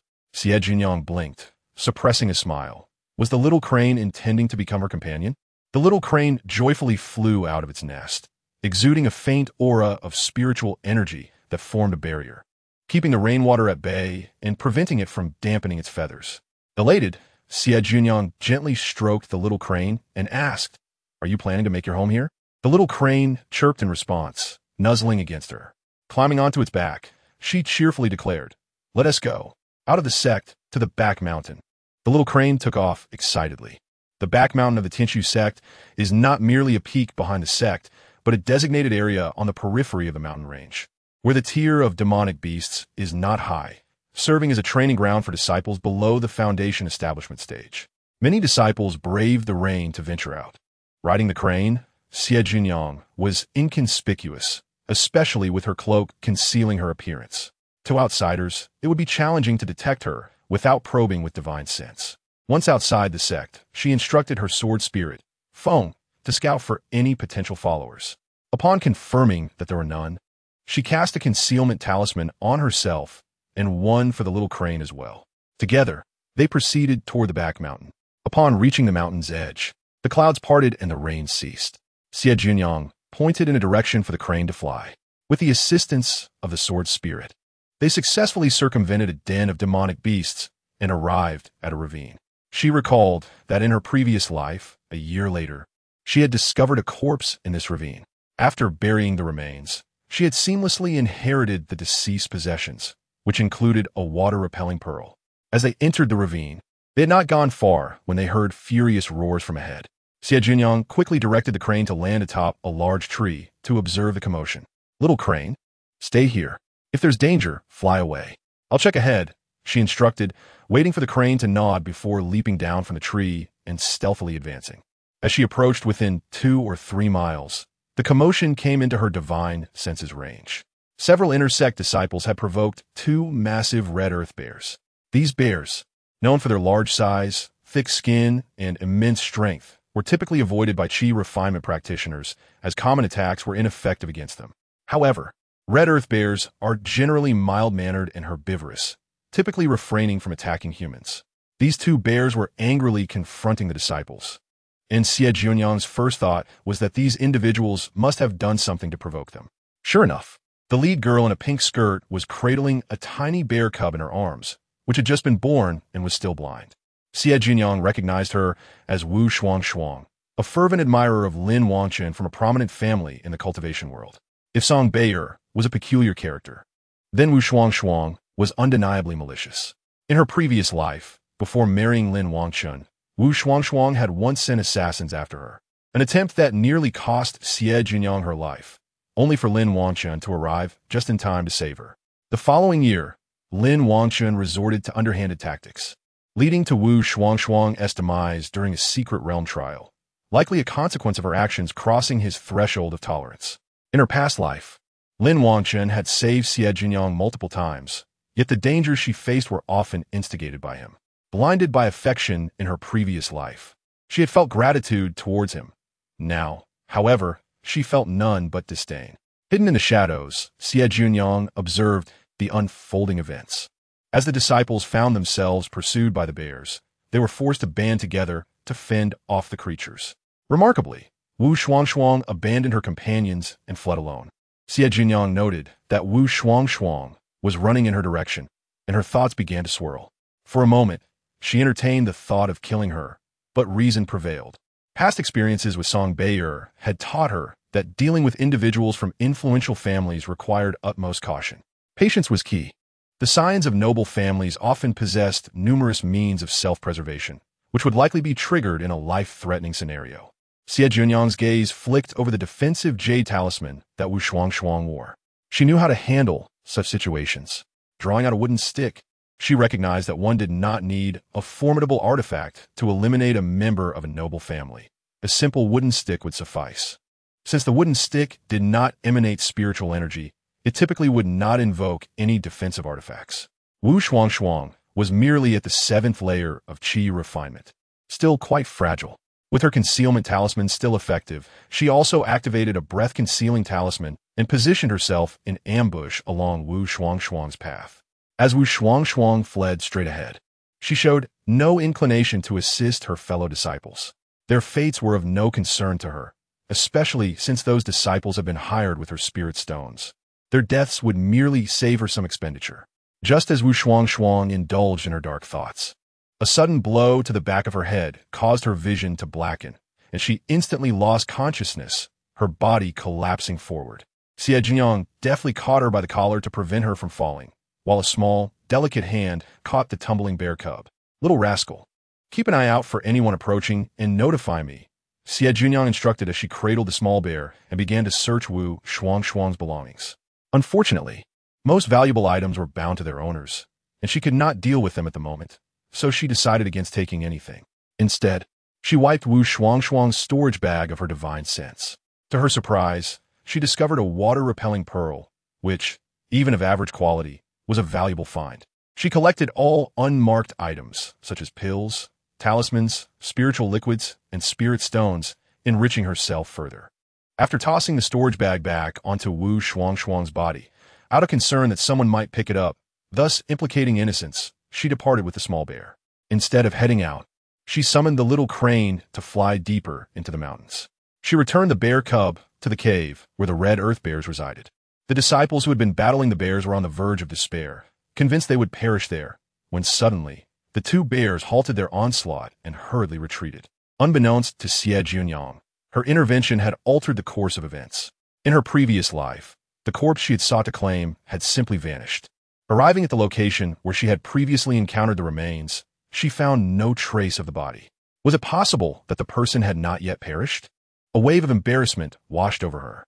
Perhaps she had misremembered the location. Xie Jiuniang wandered for 10 miles in all directions, but found no sign of the corpse. Instead, she encountered several injured inner sect disciples who were assisting one another in their escape from the ravine. Among them was one severely wounded. Suddenly, a thought struck her. Could the corpse from her previous life belong to one of them? As they followed a different path than Wu Shuangshuang, they had not crossed paths with her during their escape. Wu Shuangshuang remained on the ground, ignored by all. As for whether she would face danger, Xie Jiuniang secretly hoped for her demise, believing it would serve justice. Unfortunately, it was unlikely, In a true life-or-death situation, the protective talismans would surely activate. Just as Xie Jiuniang had anticipated, while Wu Shuangshuang lay unconscious, a demonic beast arrived and bit down, triggering the defensive jade talisman. A protective barrier formed, repelling the beast while simultaneously safeguarding Wu Shuangshuang within its confines. Shortly thereafter, within a mere quarter of an hour, an infant soul cultivator arrived and rescued Wu Shuangshuang. The sword spirit Ling reported this matter to Xie Jiuniang, who wore a cold expression. Such is the advantage of great families, with numerous powerful members. They can swiftly come to one's aid in times of peril. At the same time, Xie Jiuniang gained a clearer understanding of the formidable strength of her adversaries. In this world, the weak have no right to discuss dignity. She resolved to endure and diligently cultivate, strengthening herself. Since she had ventured to the back mountain without encountering minor fortunes, she might as well seize the opportunity to train and engage in combat with demonic beasts. Thus, a small shadowy figure emerged in the back mountain, wielding a broken sword, specifically seeking out demonic beasts to spar with. However, it was strictly sparring. She would not slay them. If outmatched, she would flee, returning to harass them once she had recovered. This incessant disturbance left a group of demonic beasts utterly exasperated, causing them to turn tail at the sight of the girl and her crane. The sword spirit Ling inquired, "Master, why do you not slay them?" "Not worth the few spirit stones," Xie Jiuniang replied nonchalantly. The sight of the red earth bear desperately trying to save its young had stirred some feelings within her. Today, she did not wish to take a life. Xie Jiuniang would not speak the truth, but instead jested, "Little brat, I am now a person of considerable wealth, so I must broaden my horizons." "Stingy master, I am in need," the sword spirit Ling complained. "If you need it, kill them. I shall not interfere," Xie Jiuniang shrugged. "I still have 100 pounds of jerky in my storage bag that needs processing." The sword spirit Ling whined, "I need spirit stones. Go find some spirit herbs and bring them back. I will buy them from you." Xie Jiuniang offered a path to wealth for the sword spirit. Upon hearing this, Ling flew off swiftly. Xie Jiuniang warned telepathically, "Avoid the human race. If you are discovered, I shall toss you into a dung pit." The broken sword trembled before vanishing without a trace. Xie Jiuniang mounted her celestial crane, preparing to venture outward. As she passed a rocky stream in a mountain gorge, the clear water cascaded into a pool below. The setting sun cast a golden hue upon the water's surface, creating an enchanting scene. Xie Jiuniang leaped from the crane, standing atop a large stone above the pool.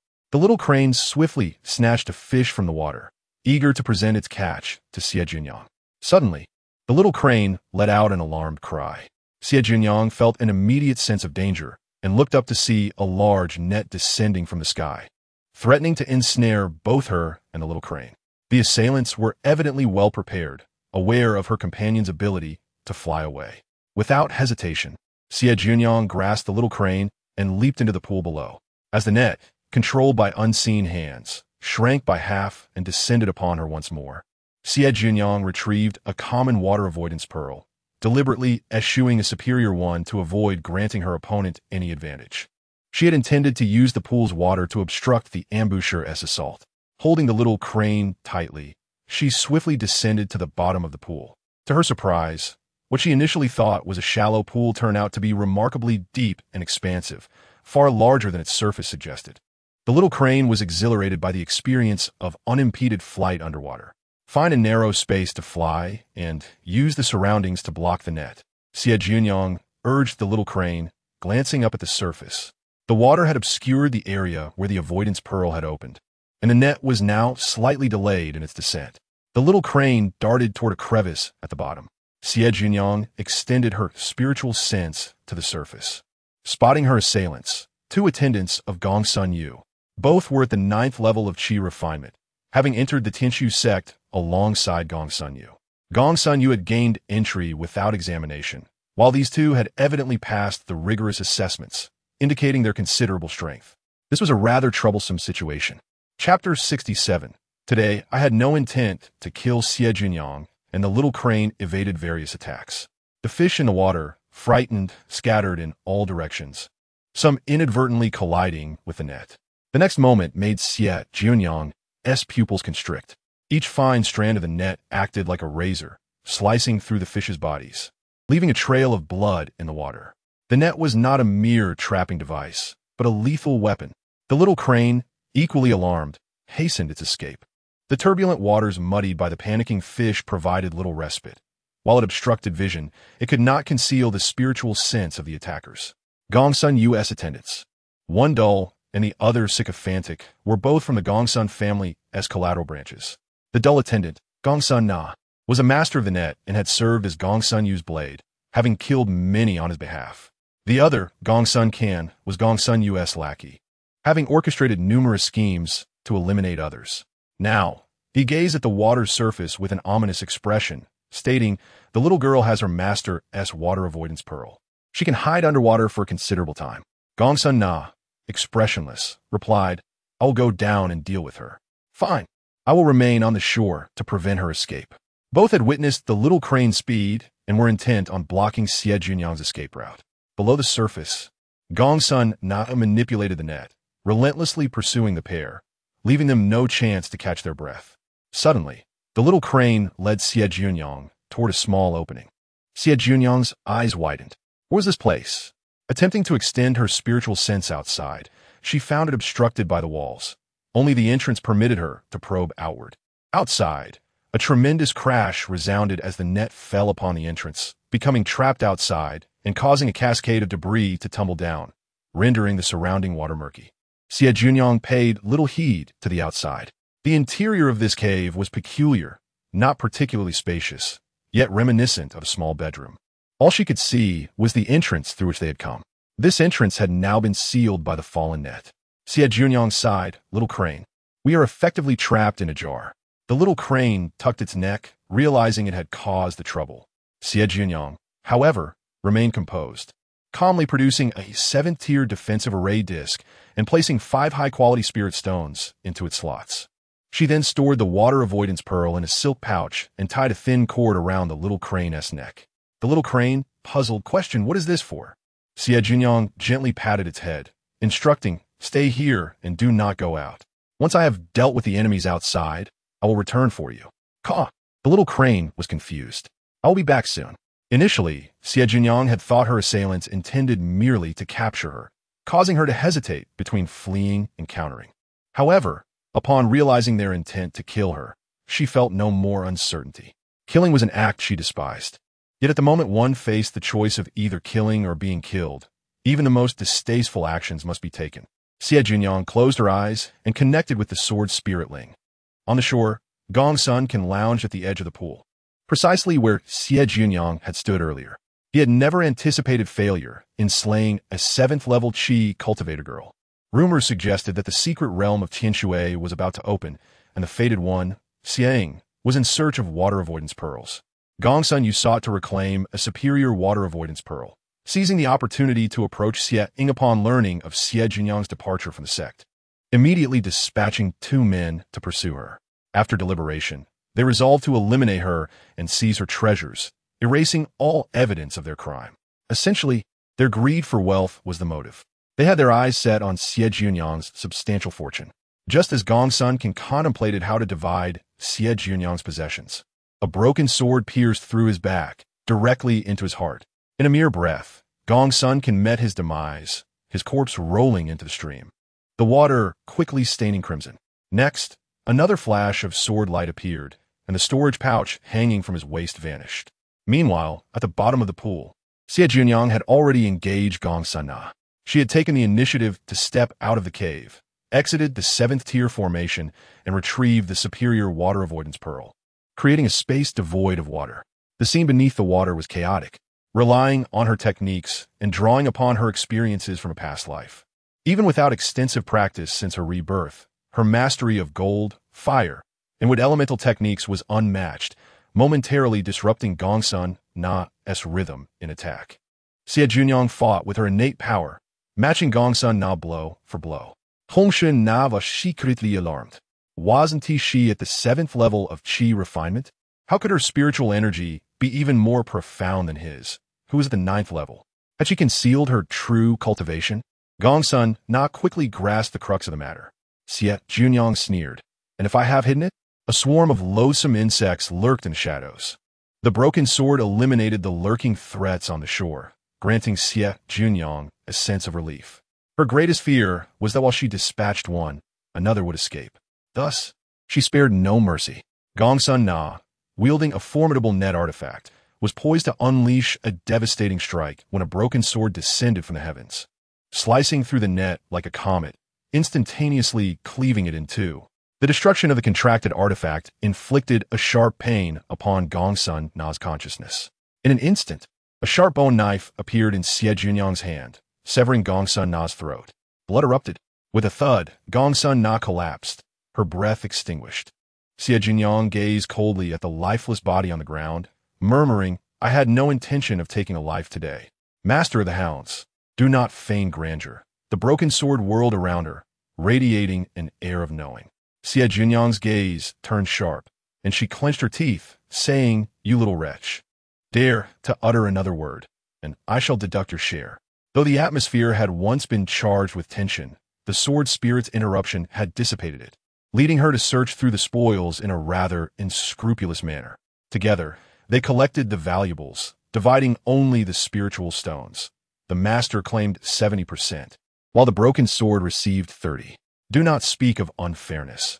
The master is the principal party, and the principal party is supreme, leaving no room for dissent. To dare contradict would result in losing all share. The corpse of Gongsun had already been swept away by the currents into the depths of the pool. Xie Jiuniang placed the two bodies together and ignited a fire at the bottom of the pond. Once she departed, she would retrieve the water-repelling pearl, and the waters would engulf this place, leaving not a trace behind. Truly, an excellent site for erasing evidence. Xie Jiuniang then ventured into a small cave, retrieving a 7th-grade array plate. The expenditure was minimal, costing only a piece of high-grade spiritual stone. Upon seeing Xie Jiuniang unharmed, the little crane joyfully circled around her. Considering it had exerted considerable effort that day, she gifted it the qi, nourishing pills and spirit-gathering pills she had looted from the two men. Having dined on meat with the little wretch, she felt it only fair to offer the crane a taste of broth. In the future, she might well rely on the little crane for her escape. Having eliminated the two from the Gongsun family, there could be complications ahead.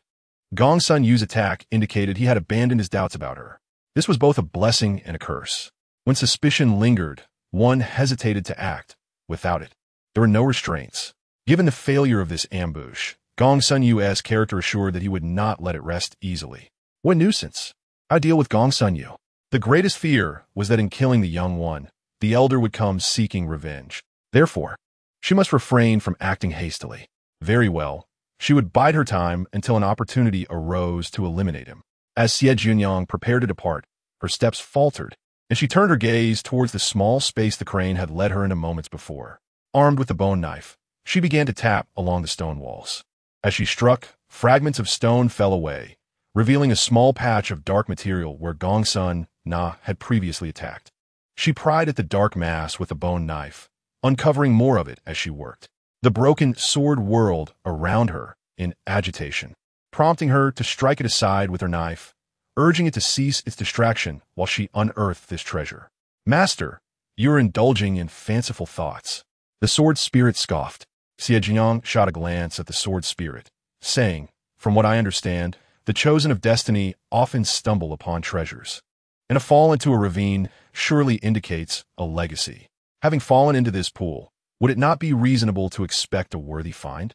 The sword spirit was perplexed, retorting that such fortune pertained to the chosen, not to her. "Could it be, little wretch, that you fail to realize your master is indeed one of the chosen?" The sword spirit was taken aback, lost in thought, and swiftly retreated into the contract space, seeking solitude. Xie Jiuniang shook her head in disbelief. Could it be salvaged from such dullness? She recalled a previous discussion regarding the chosen. Xie Jiuniang persevered in her excavation and, after considerable effort, unearthed a massive black turtle shell. A black turtle of such magnitude was unknown to her. She tapped the contract inscription, inquiring, "Little wretch, do you know what this is?" "A turtle shell," the sword spirit replied sullenly. Xie Jiuniang sighed. "I can see that. I am asking if you know what kind of turtle shell it is." "I do not know," the sword spirit thought, acknowledging its own limitations. Having examined the shell, Xie Jiuniang noted that it not only obstructed divine awareness, but was also exceedingly durable, Her bone knife left no mark upon striking it with all her might. It was a premium material for crafting. She stored the entire shell in her spatial bag and ascended on the crane, soaring upward without a hint of water touching her. Upon reaching the large stone above the pool, she wiped away the traces of blood that marred its surface. From this day forth, none would know that this place had once been the site of 2 deaths. As twilight deepened, the earth gradually fell into silence. Xie Jiuniang, riding the crane, leisurely made her way back to the sect. In a different realm, night flights were perilous, yet near the sect, she felt no fear. The sect dispatched formidable individuals for patrols each month, preemptively eliminating dangers. Moreover, the little crane had expended considerable energy fleeing earlier, necessitating time for recovery, prompting Xie Jiuniang to allow it a slow return. By the time they reached Mount 4, dawn was breaking. In the small waterfall, the fruit trees she had planted thrived, some laden with fruit. The rice fields shimmered with golden grains. It was harvest season. Observing this, Xie Jiuniang felt a wave of joy wash over her. In her past life, she had struggled during this time. Not to mention possessing a rice field and fruit orchard, she could scarcely afford a single spiritual fruit. Little Jiu, you have finally emerged from seclusion. Xie Jiuniang approached, her face lighting up at the sight of her cousin. Xie Jiuniang smiled as she greeted her elder cousin, asking, "Why did you come so early, fourth sister? Is your rice not nearly ripe? I came to check on it. I feared the birds would feast upon it if I did not." Ha ha ha. Xie Jiuniang laughed, producing a protective array plate to enclose 20 acres, securing them from harm. Xie Jiuniang expressed her envy. "Your rice is nearly ready for harvest, while we are still lagging behind. Would you like to borrow a spirit-gathering array plate? I can lend you 2. Xie Jiuniang offered, using the term borrow rather than give. Xie Jiuniang accepted without hesitation, promptly placing them in the rice fields. At that moment, Xie Jiuniang noticed the changes around the small waterfall. Land had been cultivated, numerous spiritual fruit trees planted, wooden houses erected, and small courtyards constructed. Compared to its initial desolation, the area now bore the warmth of human activity. After wrapping up her tasks, Xie Jiuniang dusted off her hands and approached, saying, "I almost forgot to tell you. During your seclusion, eldest sister came looking for you, saying to notify her upon your return. Little Jiu, shall we inform her?" Upon finishing, Xie Jiuniang produced the sound transmission talisman left by Xiang. Xie Jiuniang nodded in agreement. Immediately, Xie Jiuniang transmitted the message to Xiang. The sisters resumed their casual conversation. Xie Jiuniang mentioned their third uncle and aunt, stating that she had seen them at the market last month. They inquired about Xie Jiuniang, and she had informed them of her seclusion. Additionally, there were rumors circulating in the sect regarding Xie Jiuniang's shrewd dealings, but Xie Jiuniang chose not to mention them, as they stung too deeply. Nonetheless, she deeply admired her cousin's ability to sell refuse at high prices. As for the remaining matters, they were of little consequence. Xie Su and the others have been diligently cultivating, each experiencing growth. Last month, Xie Jiuniang had reached the 6th layer of qi refining. "Congratulations, fourth sister," Xie Jiuniang praised. "It's nothing. You've reached the 7th layer," she replied playfully. I am merely a layer behind you. I will catch up soon." Indeed, you'll catch up soon." Yet the truth was, such catching up was forever impossible. Chirp! The little crane emerged, vying for attention, nuzzling against Xie Jiuniang's arm. Xie Jiuniang affectionately patted its head. "You should return and rest. Once you are rejuvenated, come find me." Chirp, chirp. The little crane acknowledged, then took flight towards Xie Jiuniang's cave. Xie Jiuniang gazed enviously, exclaiming, "The little crane is truly adorable. Why has none taken a liking to me? As long as you have pills, you could have as many as you desire. Wow. Tell me, what is your secret?" No girl could resist the allure of charming little creatures. Xie Jiuniang had never considered contracting one, as her resources were insufficient to care for a contracted beast. Thus, Xie Jiuniang animatedly recounted her tumultuous relationship with the little crane. Upon hearing this, Xie Jiuniang's expression darkened. It was evident that such shamelessness was beyond her comprehension. After a brief interval, Xie Jiuniang, with her words flowing freely, concluded with a singular statement. "As long as you are willing to offer them the spirit-gathering pills, they will treat you like a master." Xie Jiuniang shot her a sideways glance, clearly annoyed. It was a straightforward question, yet she insisted on elaborating excessively. At that moment, Xiang arrived, personally escorted by Xie Haoran on his flying sword. The two descended to the ground. Xie Jiuniang and Xie Jiuniang stood, properly saluting, calling out elder brother and elder sister. Despite their personal feelings, the formality could not be overlooked. Brother, I wish to speak with Jiumei privately. Xiang expressed, her primary intention being to find Xie Jiuniang. Unfazed by the request, Xie Jiuniang led her to a small courtyard beneath the waterfall. The courtyard, well-maintained, appeared tidy. Xie Jiuniang invited her to the pavilion within, setting up a small isolation array. Once they were alone, Xie Jiuniang's demeanor shifted to one of indifference. What is it that you seek?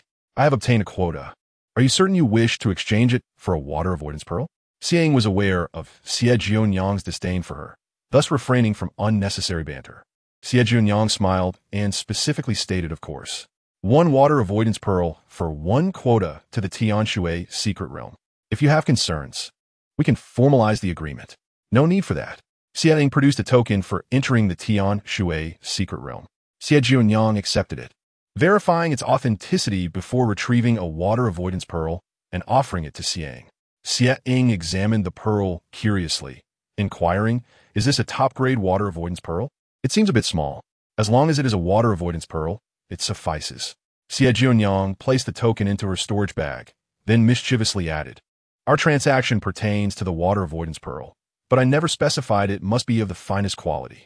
I possess 2. Naturally, I shall give you the lesser one. Xiang's composed expression faltered for a moment. The hand gripping the water avoidance pearl betrayed her mounting irritation, veins visibly pulsing on the back of her hand. Chapter 69. Rumors in the Marketplace. The little god of wealth Xie Jiuniang discerned that Xiang was seething with anger, yet she was unconcerned about a potential reversal. Once the token was in her possession, there was no possibility of it being returned. Xiang inhaled deeply, stating, Jiumei, your actions lack integrity. What do you mean? Shall I refresh your memory regarding our earlier conversation? We hardly exchanged a few words. It cannot be forgotten so swiftly. Xie Jiuniang replied with nonchalance. Xiang was perplexed by how her cousin had suddenly become so difficult to deal with. As Xie Jiuniang retracted the isolation array, she cautioned, I shall not disclose our transaction. It would be wise for you to refrain from mentioning me to anyone. If anyone inquires about the origins of the water avoidance pearl, simply state it was acquired by chance. Rest assured, I will not mention you. Xiang was eager to keep the matter under wraps. The reputation of the little schemer within the sect was notorious, and Xiang had no desire to be associated with her. Xie Jiuniang had initially intended to advise her to be wary of the scions of prominent families, but that thought quickly dissipated. Xiang was different. She had the backing of Xiang Daojun. In her past life, Xiang Daojun had never allowed Xiang to suffer losses, and it seemed unlikely to change in this life. Furthermore, Xie Jiuniang understood Xiang's greed. Good things were always kept close without any intention of sharing. Those young talents who presented Xiang with valuable gifts might find her expressing gratitude, while personally crafting a few delicacies in return. The gift may be modest, but the sentiment is profound. Xiang excelled in this regard. Such individuals would not suffer losses. Only those who sought to please her would find themselves at a disadvantage. Contemplating how those young talents might offer a trove of treasures only to receive a few boxes of pastries in return, Xie Jiuniang couldn't help but chuckle. Waving farewell to Xiang, she exited the small courtyard, finding Xie Jiuniang and Xie Haoran engaged in conversation before the waterfall. Xie Haoran, a disciple of the Law Peak, was in the mid-stage of Foundation establishment, explaining some cultivation issues to Xie Jiuniang. Xiao Jiu, may I have a word?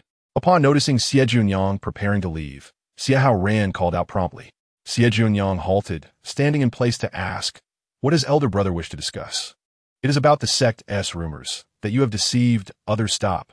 Xie Jiuniang interjected. Have you encountered anyone who has purchased something from me and complained? Not a single person has claimed to have been deceived, yet you outsiders are fabricating stories. Xie Jiuniang immediately chimed in, indeed. Elder brother, Jiumei conducts her business with clarity and has never forced anyone to make a purchase. Xie Jiuniang smiled, nodding in agreement. Exactly. I have never coerced anyone, nor could I. All transactions are willingly made, especially that intersect Uncle Lin Wangchen. I mentioned multiple times that the small jade vial is of little worth, yet he insisted on buying it. What could I do but sell it? Indeed, why would one forego profit? Xie Jiuniang added, echoing her sentiments. Xie Jiuniang found herself increasingly fond of Xie. She was both kind-hearted and straightforward, unafraid to speak the truth. Xie Ran was left speechless by their banter, feeling a multitude of thoughts swirling within him. He merely worried that Xiao Jiu was being too ostentatious, concerned she might attract unwanted trouble. But it seemed he was overthinking it. Not only did Xiao Jiu harbor aversion towards him and his sister, but Xiao Si shared the same sentiments. Even the other cousins in their clan, while superficially polite, maintained a degree of distance. Xie Ran felt genuinely disheartened. "Brother, let us depart." Xiang approached with a stern expression, calling for him. Xie Ran fell silent as he accompanied Xiang away. Xie Jiuniang noticed the shift in Xie Ran's mood, yet she did not dwell on it. They were hardly close. They had only met twice and were merely distant relatives. Conversely, Xie Jiuniang felt a twinge of disappointment, whispering, "Elder brother, he just helped clarify some of my doubts and guided my cultivation with great patience." She believed her older brother was burdened by the expectations of the main branch. Perhaps in the future, she could seek him out for guidance and subtly mention the challenges faced at Number 4 Mountain, which might yield unexpected rewards. Xie Jiuniang did not deter their interaction with the main branch. Xie Jiuniang caught the underlying meaning and nodded vigorously. The main branch had never been Xie Jiuniang's adversary. They were merely somewhat bothersome and greedy relatives. Xie Jiuniang's cold demeanor towards them was a means to dissuade their intentions of extracting benefits from her. Human desires only grow when nurtured, and Xie Jiuniang had no intention of fostering the ambitions of the main branch. Returning to her cave dwelling, Xie Jiuniang changed into a disciple's robe and performed several cleansing spells. Tomorrow she would visit the marketplace to see her parents, necessitating a thorough cleaning of her storage bag. It contained a plethora of trivial items, none particularly valuable. Anything unnecessary would be given to her parents. With over 450,000 spirit stones, her sword spirit was once again bubbling with eagerness. "Master, if I were to consume more spirit stones, it is possible I might recall a supreme technique, not a chance." Xie Jiuniang was not easily swayed. The sword spirit, eager as it was, insisted the last time. "I remembered the jade talisman." "Indeed, even if you were to recall such techniques, it would merely be a scene from your master as practice, would it not?" "There is a possibility." The sword spirit's confidence waned. Xie Jiuniang remained resolute, firmly rejecting the notion. Techniques and swordplay are not learned merely by observation. If that were the case, the concept of lineage would be rendered obsolete.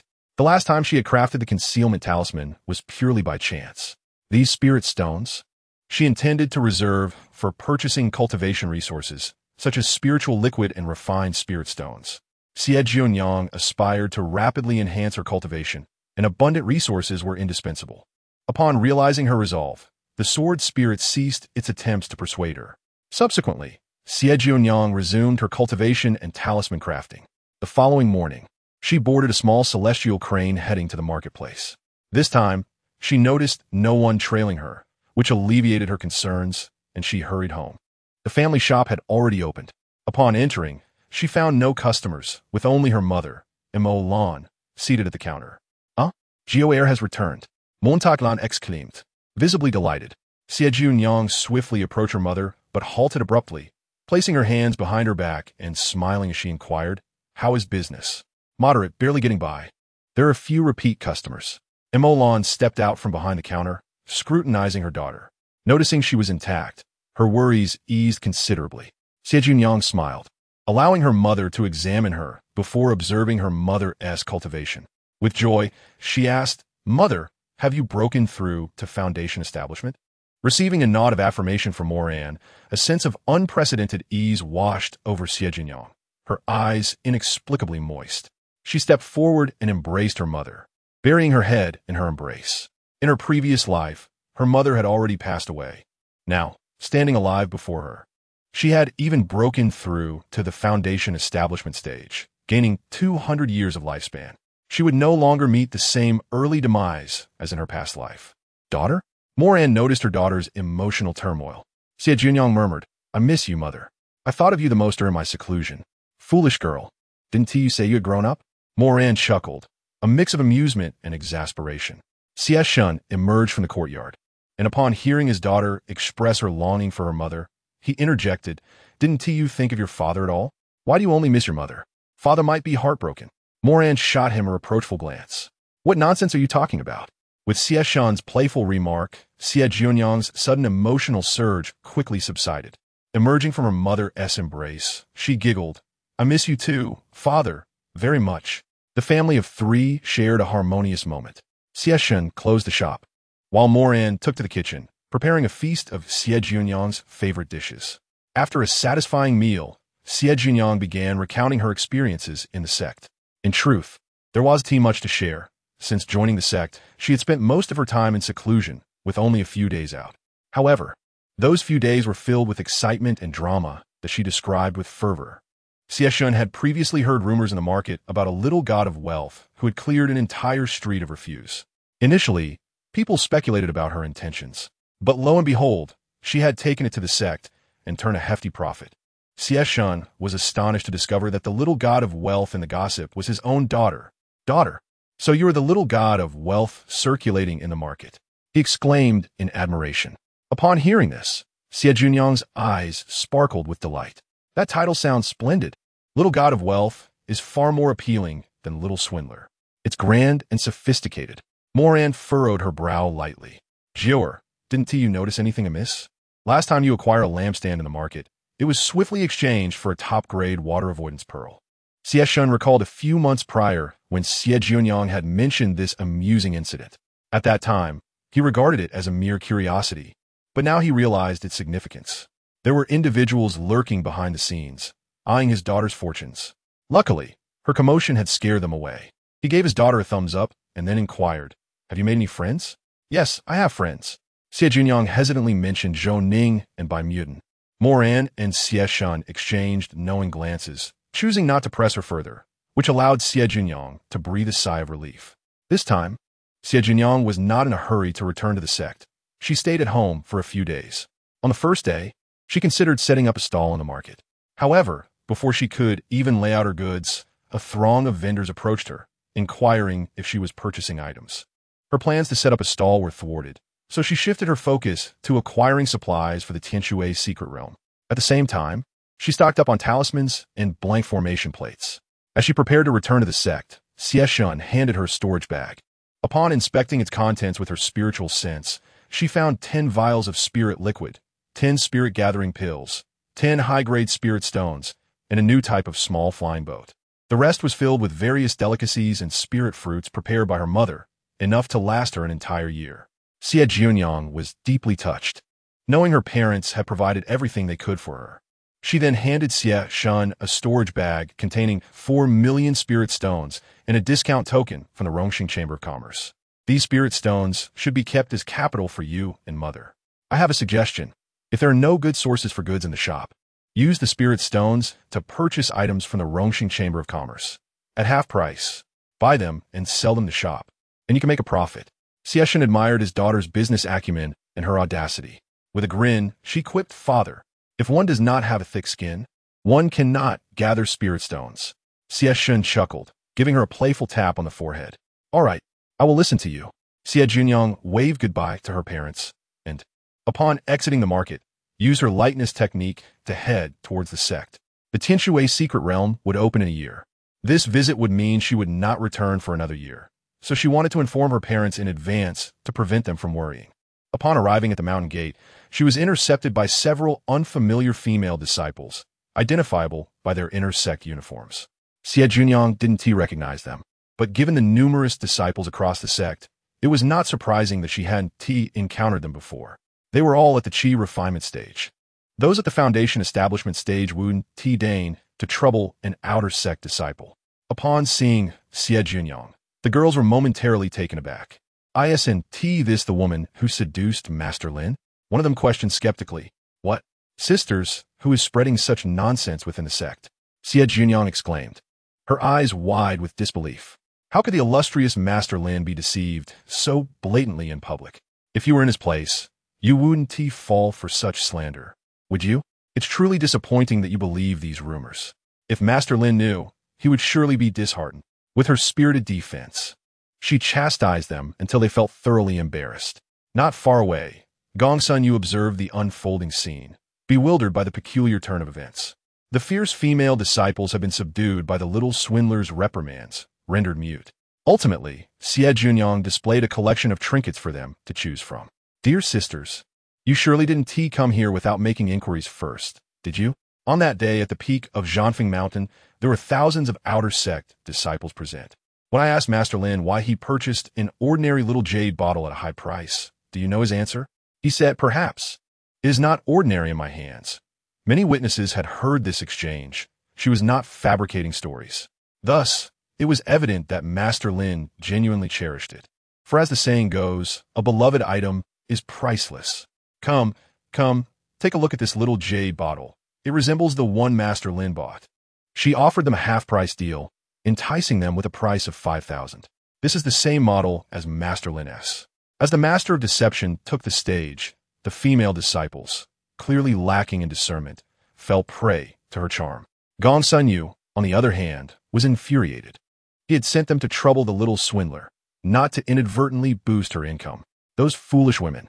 His face turned a shade of green with rage. Behind him, a Foundation establishment female disciple remained silent, her head bowed. Gong Sunyu, exasperated, turned to leave, with the female disciple hastily following him. Have those two useless ones returned yet? He demanded. No, young master, the disciple replied. She was from the inner sect of the Dan Peak, belonging to a collateral branch of the Gongsun clan. Unlike certain families, the collateral branches venerated the direct line. The direct line's attendants and guards were chosen from the collateral branches, which they took pride in, yet in reality, they had no right to refuse. Those daring enough to resist would find themselves imprisoned for laborious tasks, with severe consequences extending to 3 generations of their family. The female disciple obeyed Gong Sunyu due to familial obligations. While she might not fear for herself, her relatives could not afford such risks.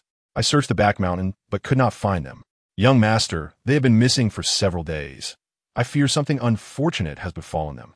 Gong Sunyu's thoughts first flickered to Xie Jiuniang, but he quickly dismissed the notion. A half-grown child at the 7th layer of Qi refinement could not possibly kill 2 at the 9th layer. It was a preposterous idea. He is unable to accomplish it, and it is even less likely for Xie Jiuniang to succeed. Gong Sunyu believes that his logic is sound. A rational person would indeed find no fault in it. However, is Xie Jiuniang rational? The most terrifying aspect is that no one knows her abnormality. Through the report of the sword spirit, she finally discovers that the one behind the slander is none other than Gong Sunyu. His lingering presence is maddening. After this worthless individual has profited once more, Xie Jiuniang returns to mountain number 4. The fruit trees bear a few fruits that are beginning to ripen, and the spiritual rice in the spirit field has matured and is ready for harvest. Xie Su and the others are busy in the fields. They are quite surprised to see Xie Jiuniang today. The rice in her spirit field had ripened 2 days prior, and they had intended to help her harvest it, but they were unable to enter due to the protective array. Xie Su approaches and asks, Little Gio, you're back. How are your parents? Very well, living comfortably. Xie Jiuniang replies with a smile, beginning to harvest the rice. Without hesitation, Xie Su offers to help, and other disciples from the family join in.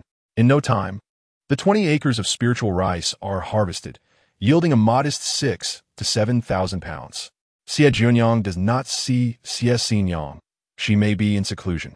She approaches Xie Su and informs him that she may need to retreat for a year, leaving her unable to manage the spirit field and fruit trees. She asks him to oversee things and suggests he can enlist Shi and others for assistance if overwhelmed. Xie Jiuniang adds, Little uncle, I want to need a cave for the seclusion. Please don't waste the remaining months. Take it for your cultivation. Where will little Gio be retreating?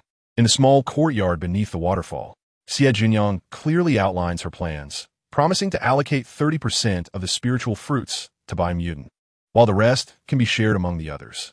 Then I thank you on behalf of everyone.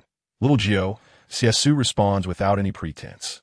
Xie Jiuniang returns to her cave, putting away the meditation cushion and table, replacing them with Xie Su's formation plate.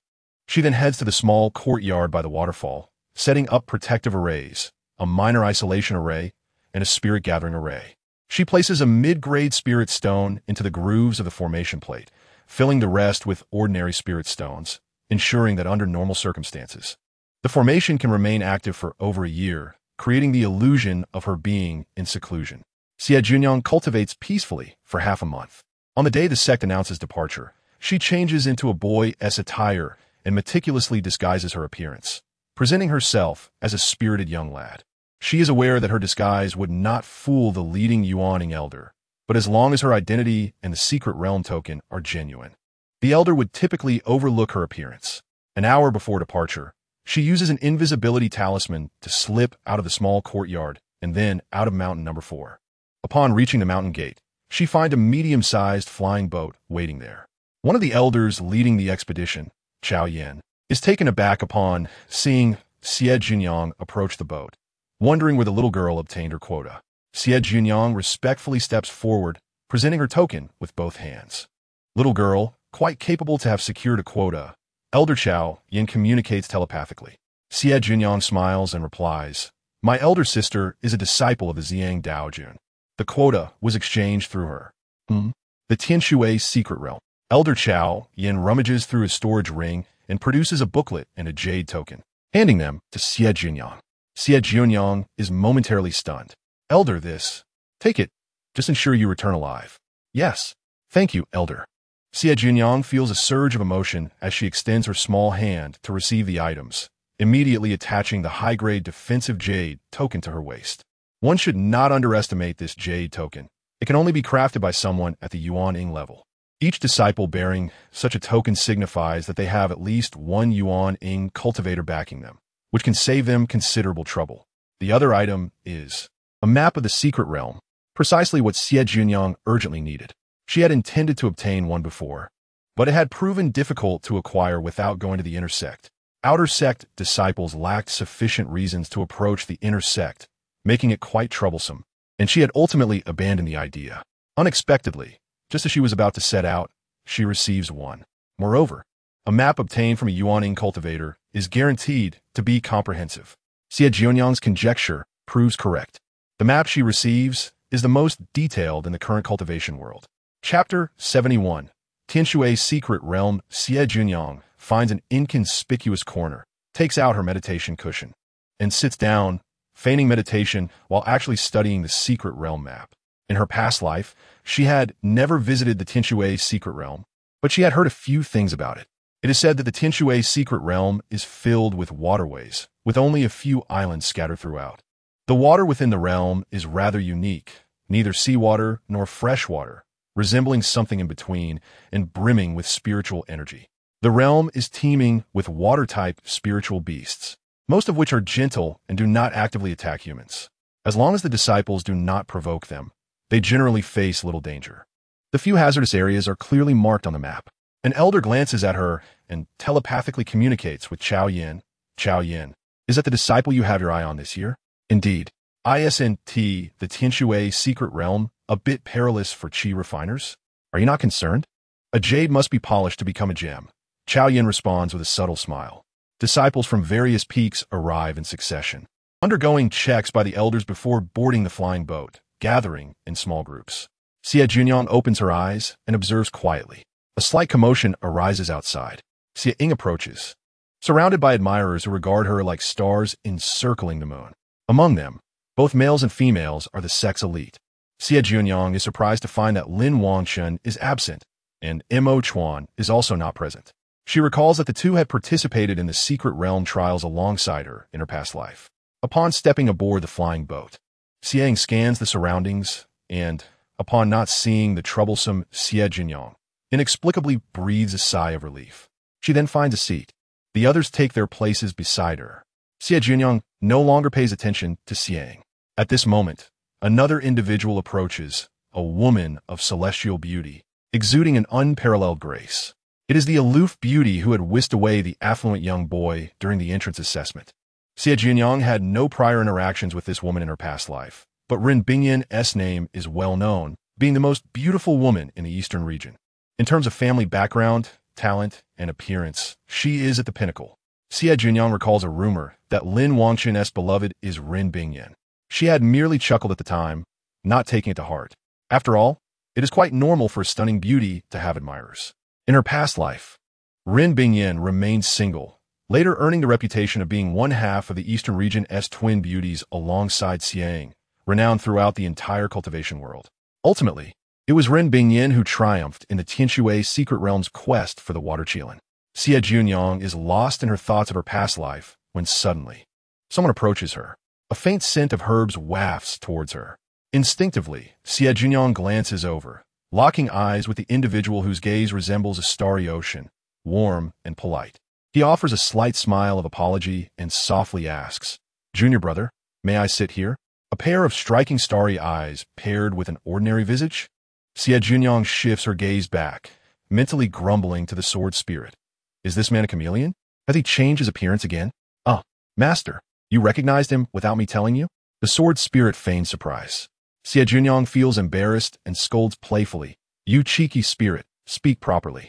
There's a subtle herbal fragrance about him, likely something he himself is unaware of. People typically cannot detect their own scents. Otherwise, with Mo Chuan's exceptional disguise techniques, there would be no reason for such a blatant flaw to surface. Unbeknownst to Xie Jiuniang, Mo Chuan has concealed his true appearance. Yet, someone's keen senses are too adept, and she remains oblivious. The innate talent of a destined individual defies reason. A strange hue lurks in Mo Chuan's eyes. Indeed, not only did Xie Jiuniang recognize Mo Chuan at first glance, but he also discerned her immediately. In his eyes, her disguise is remarkably poor. However, her initial look at him was somewhat off. Mo Chuan ponders this for a moment, then suddenly smiles silently and transmits, "You recognize me?" Xie Jiuniang remains unfazed, pretending not to hear. Mo Chuan chuckles softly and transmits again, "Shall we team up? It would be rather conspicuous not to form a team on the flying boat." Xie Jiuniang surveys the area. The only one sitting alone is Ren Bingyan. Indeed, not teaming up would stand out like a firefly in the night. She silently agrees to team up with Mo Chuan, yet internally resolves to part ways with him once they enter the Tianshui secret realm. Mo Chuan sits beside her and transmits once more, "Do you have any green dumplings?" "None." Xie Jiuniang has some, but she is reluctant to share freely. Mo Chuan continues to inquire, "What about other food? The jerky I made, would you like to try it?" Xie Jiuniang turned her head to ask earnestly. Mo Chuan recalled the rumors surrounding the jerky and, akin to Xie Jiuniang's previous sentiments, felt a slight curiosity to witness firsthand the infamous jerky known as the most unpalatable in history. He extended his hand towards Xie Jiuniang. She glanced down, noting the elegance of his hand, fingers resembling green onions, with distinct joints that exuded a sense of strength. "Here." Xie Jiuniang retrieved a handful of jerky that had been tossed aside and stuffed it into Mo Chuan's hand. He examined the jerky, contemplating bringing it to his lips several times before ultimately setting it down. Perhaps it was best not to try. The look in her eyes suggested it was not worth consuming. He placed the jerky into his storage pouch. Mo Chuan then remarked, "You still owe me 81 green dumplings." Xie Jiuniang feigned ignorance. Who owes whom? That's not true. She suspected that Mo Chuan was either too idle or that he had not dismissed his suspicions about her. But that didn't seem likely. Those had already dissipated some time ago. Could it be that he had discovered her on the flying boat today and rekindled his doubts? More individuals boarded the flying vessel, led by Lin Wangchen and his fellow disciples from the Law Peak. Lin Wangchen surveyed the surroundings before settling down at a spot not far from Ren Bingyan. The other disciples clustered around him. Xie Jiuniang cast a glance and pondered whether there would be an opportunity to eliminate Lin Wangchen in this secret realm. However, observing the disciples surrounding him, the risk assessment was far too great. Once everyone was gathered, the flying vessel set off. Several Yuan Ing elders were on board, and the disciples behaved quietly, refraining from causing any disturbances. Time passed swiftly for cultivators. After a single meditation session, half a month had elapsed. When Xie Jiuniang reopened her eyes, the vessel had come to a halt at their destination. At the entrance of the Tianshui secret realm, thousands of disciples from various sects had already gathered. Resource exchanges between sects were commonplace. Tiansu sect relinquished a certain number of spots in exchange for equivalent slots in other realms under different control. With the transformation stage, cultivator guarding the entrance, no one dared to act recklessly. Once the crowd was assembled, the transformation stage cultivator opened the secret realm, allowing the disciples from Tiansu sect to enter first, followed by the others. Xie Jiuniang trailed behind Mo Chuan, primarily seeking to use his height to shield herself, hoping to attract as little attention as possible. Upon stepping into the secret realm, Xie Jiuniang was met with a wave of dizziness. She found herself in the air. No wonder it was said that the Tian Shui secret realm was unfriendly to Qi refinement stage cultivators. Without the ability to control a sword, one would be at a disadvantage. Xie Jiuniang promptly activated a flying talisman. Manifesting ethereal wings of spiritual energy, she halted her descent.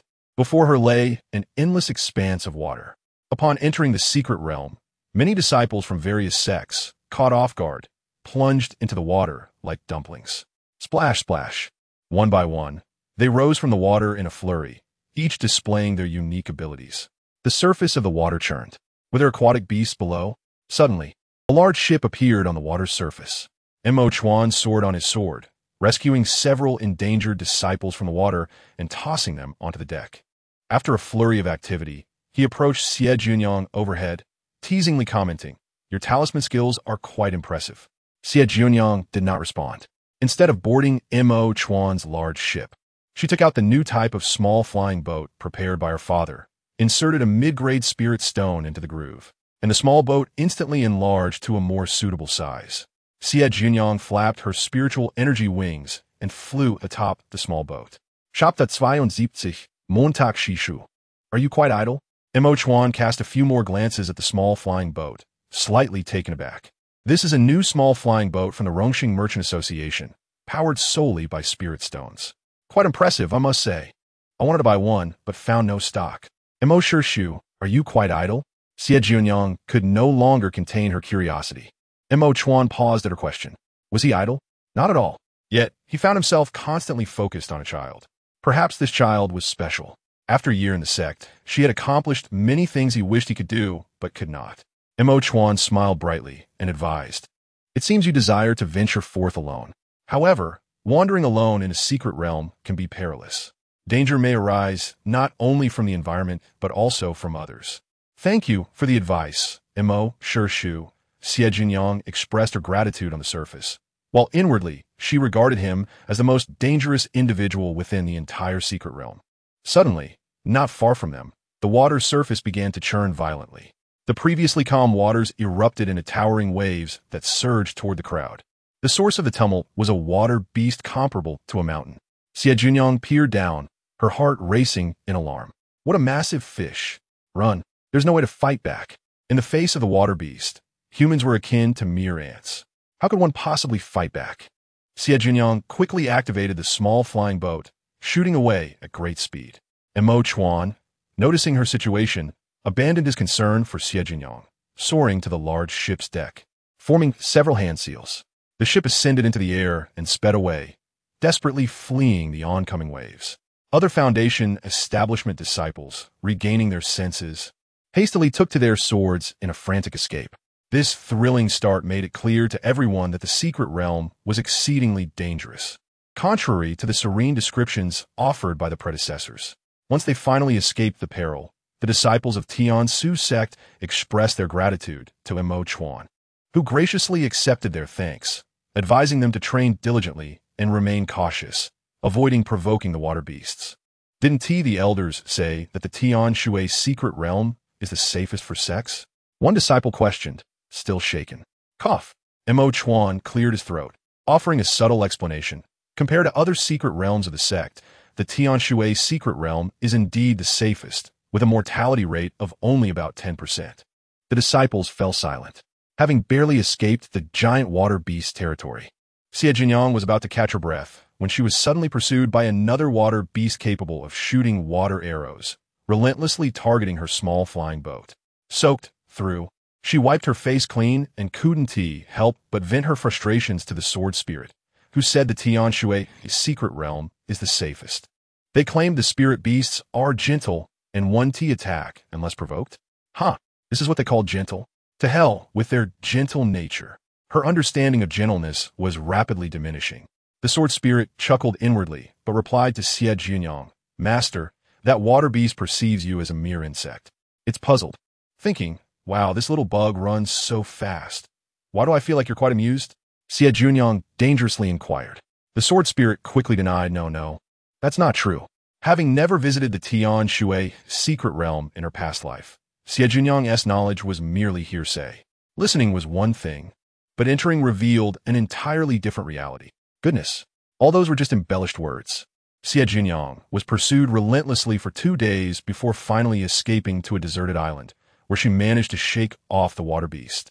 Exhausted, she lay on her flying boat, grateful for her father's foresight in providing her with a new model, which excelled in speed, though it consumed spirit stones excessively. She had already used up 27 mid-grade spirit stones out of the 100 her father had prepared, and they still needed to remain in the Tian Shui secret realm for another year.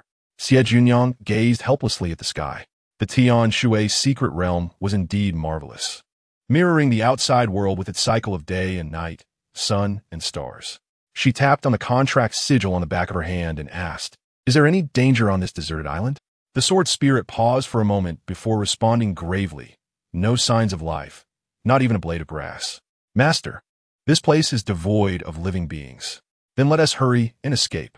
Xie Jiuniang inserted another mid-grade spirit stone into the boat's groove. The small vessel surged upward and darted toward the island's edge. As Xie Jiuniang soared high above, she glanced back to see the entire deserted island from afar. Suddenly, a massive whirlpool formed on the water's surface near the island. Moments later, a colossal head emerged from the depths. Xie Jiuniang's heart raced. At the Qi refinement 9th layer, she could only scan a radius of 5 miles, and the giant beast's immense body far exceeded her detection range. In the Tian Shui secret realm, one could only find a semblance of safety when soaring high above, provided one did not encounter a water beast. Xie Jiuniang halted the small flying boat in midair, retrieved the booklet given to her by Elder Chaoyan, and opened it to reveal a map marking various hazardous zones. However, without a clear sense of her location, the map was merely ornamental and ineffective for navigation. Seeing the giant beast, she began to suspect that her earlier panicked escape may have led her into a particularly dangerous area.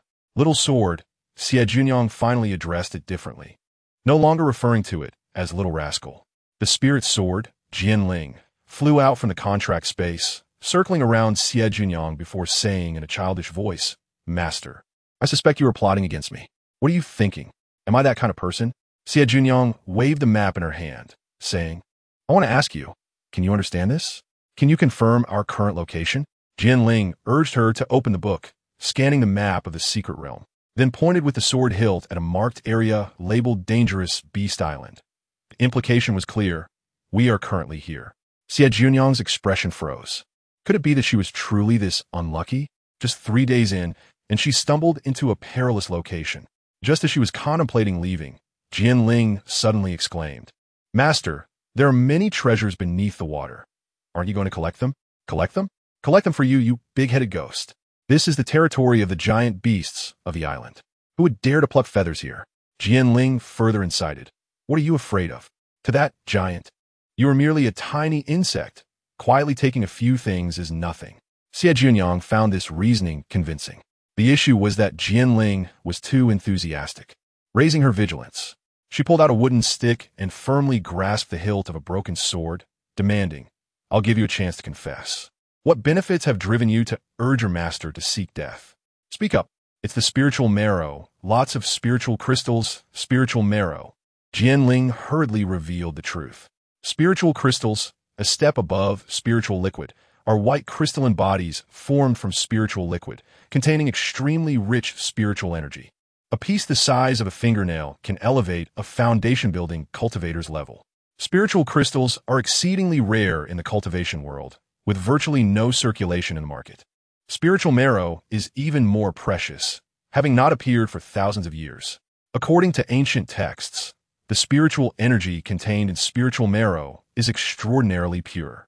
It not only can rapidly enhance a cultivator's level, but also cleanse their veins and marrow, potentially improving their innate talent. Do not underestimate the term "a little."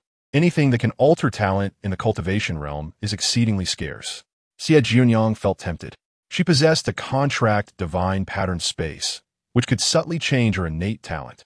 But her parents did not share this advantage. Her parents' talents were rather mediocre.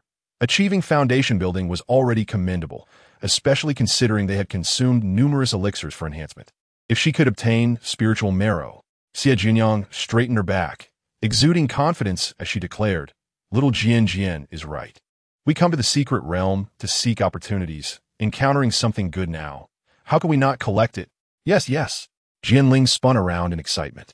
The risks were significant. However, fortune favors the bold. Ultimately, the two struck an agreement, sharing the spoils with a 9-to-1 split. 9 for her, 1 for the sword. Chapter 73. Do you wish to pitifully exchange masters? Is Xie Jiuniang a reckless person? Someone who values money over life? No, neither. Xie Jiuniang preferred to plan thoroughly before acting, advancing steadily. Therefore, she took out the time leaf. Upon closer inspection, she noticed that the time leaf had grown slightly since she first acquired it. The change was almost imperceptible. Xie Jiuniang suspected this was related to her improvement in cultivation, but she needed to achieve foundation building to confirm it. Currently, she could foresee about 20 breaths into the future, while time reversal could extend up to 12 quarters of an hour, equating to an hour and a half. Jianling was very curious about the time leaf. Circling around Xie Jiuniang. Little Jian, protect me. Xie Jiuniang infused her spiritual energy into the leaf, stepping into the river of time. The small flying boat descended to the water's surface. A large mouth suddenly opened from beneath, swallowing the boat. Dead. Xie Jiuniang emerged from the river of time, her face ashen. She had foreseen only 3 breaths, and already the person had perished? Indeed, perilous locations were not to be trifled with. Jianling, unaware of the reason, anxiously asked, "What happened? How is the master?" "Not good," Xie Jiuniang replied sadly, gazing down at the water surface. "Are you trying to pitifully exchange masters?" "No, absolutely not." Jianling was frantic. "My master is the destined one. Even if you wanted to, you couldn't kill her." Yet, what Jianling thought, it dare not voice. Xie Jiuniang consumed a mouthful of spiritual liquid, still eyeing the broken sword with suspicion, questioning, "There are water beasts below, and you didn't tell me. How could there be good treasures without monsters guarding them? Is it necessary for me to say this? The water beasts are sleeping now. As long as you keep the noise down, you won't wake them. We can sneakily gather some spiritual crystals and marrow." Jianling had never intended for her master to die. If the master died, it would be the end for him as well. Xie Jiuniang's face darkened again as she said, "I drive the flying boat down, and I'll be swallowed in 1 bite." "Who told you to drive the boat down? It's too large a target." Jianling meant for Xie Jiuniang to stealthily approach. Jianling pointed out the locations of the spiritual marrow and crystals, precisely where the water beast was sleeping, with a prime vein of or beneath. Xie Jiuniang felt as if she were dancing on the edge of a blade. This was reckless. Jianling continued, "Master, you can conceal your aura and sneak past. To that giant, you are merely a tiny insect, very small. Without spiritual energy, you won't attract their attention." "You're the tiny insect," Xie Jiuniang retorted, swatting at him. Did he think her foolish? Was there only large water beasts at the bottom? Surely, there would be other dangers lurking. Xie Jiuniang needed to ponder further and devise a more feasible plan. Jianling suggested she stow away the flying boat and sneak in alone. But Xie Jiuniang felt that was too risky, not secure enough. Regaining her composure, Xie Jiuniang swallowed another mouthful of spiritual liquid. Depleting spiritual energy in the secret realm was perilous and exceedingly unwise. Thus, she resolved to retain half of her spiritual energy for each prediction. Consequently, the duration of her foresight would be halved. Before foreseeing the future again, Xie Jiuniang took out several invisibility talismans, applying them around the boat. Then thought to take out 4 concealment talismans. This was quite a financial strain.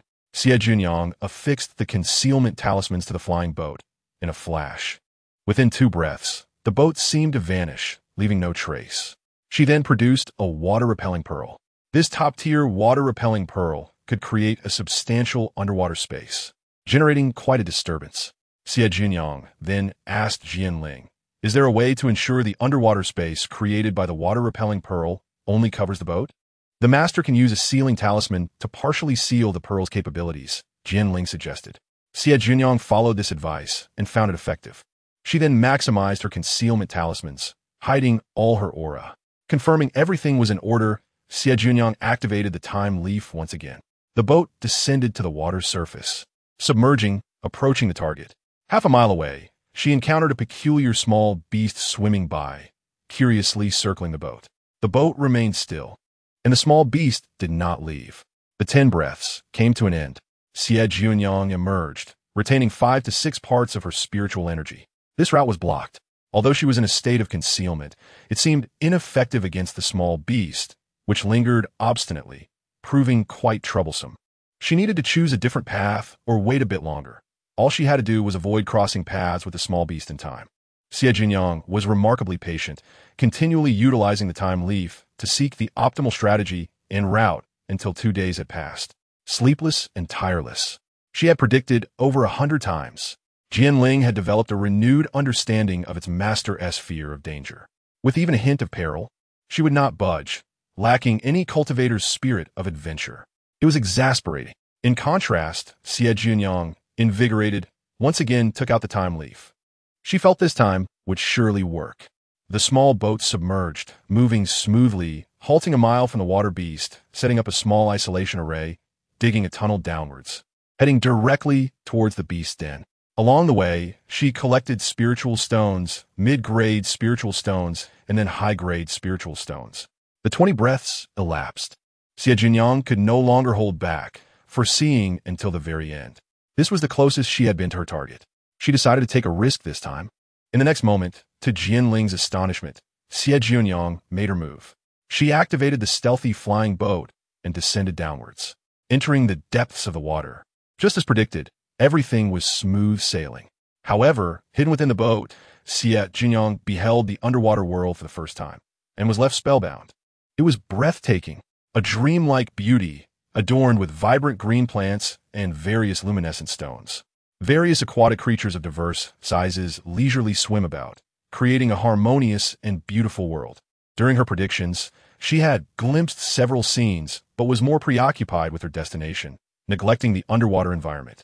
The impact of this realization held her in rapt contemplation for a considerable time. The small vessel continued its descent, eventually arriving at the foreseen safe location. Xie Jiuniang directly retrieved a small isolation array disc, filled it with spirit stones, and activated it. The array's barrier silently formed, enveloping and concealing this small area. The water avoidance pearl also played a crucial role, creating a space devoid of water. Xie Jiuniang stored the vessel in her storage bag and took out a bone knife to begin digging. Suddenly, she glanced at the broken sword fluttering nearby. Narrowing her eyes, Xie Jiuniang commanded, "You come and dig." "Master, I am on guard," the sword spirit replied, fluttering closer. "What is there to guard against inside the isolation array? Hurry up and get to work. Do you wish to forfeit your share? Remember, stop as soon as you reach the edge of the array, and wait for me to re-establish the isolation array." The key to stealing is to maintain silence throughout the process, lest the sleeping aquatic creatures awaken. However, diguing un passage inévitable créa ta commotion. Setting up the small isolation array was Xie Jiuniang's most prudent course of action. Additionally, she had to be particularly mindful of the depth. Digging too shallow could disturb the creatures above. One such creature was colossal, measuring over 10 zhang in height and 100 zhang in length, resembling a small mountain resting atop the mine. In comparison, humans appeared exceedingly insignificant. This creature could likely establish its home in the territory of the island's colossal beast, possibly serving as one of its subordinates. The treasures of the island's giant beast were far beyond Xie Jiuniang's imagination, and she lacked the capability to contend with them, as even a mere pressure from a high-level demon beast could obliterate her. Likewise, she could not confront this aquatic creature. But the allure of the spiritual essence was too enticing. Moreover, the time treasure leaf bolstered her confidence. As long as she meticulously followed the foretold steps, success was still attainable. In her mind, Xie Jiuniang communicated with the sword spirit, directing it to work. Noticing its eagerness at the sight of spirit stones, she immediately warned, "Little pest, what I say is final. If you cause trouble at a critical moment, I swear as long as I live, I will toss you into a dung pit for 100 years of cleansing." At the mention of a dung pit, the sword spirit became instantly subdued, thus putting in greater effort to excavate the tunnel. Xie Jiuniang was responsible for collecting the dugout spirit stones, and sand, all of which she stored in a blank storage bag.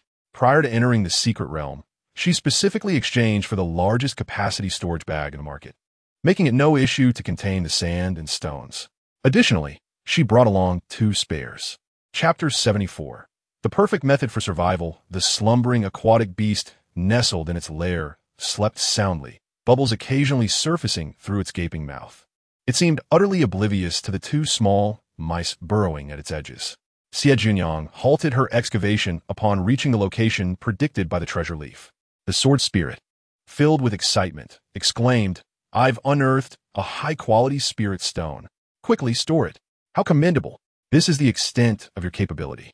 Xie Jiuniang collected the large piece of high-quality spirit stone, cutting it into marketable sizes, estimating it could yield around 100 pieces. The sword spirit was elated, as it would receive a share. "Where are the spirit crystals and spiritual essence?" she inquired.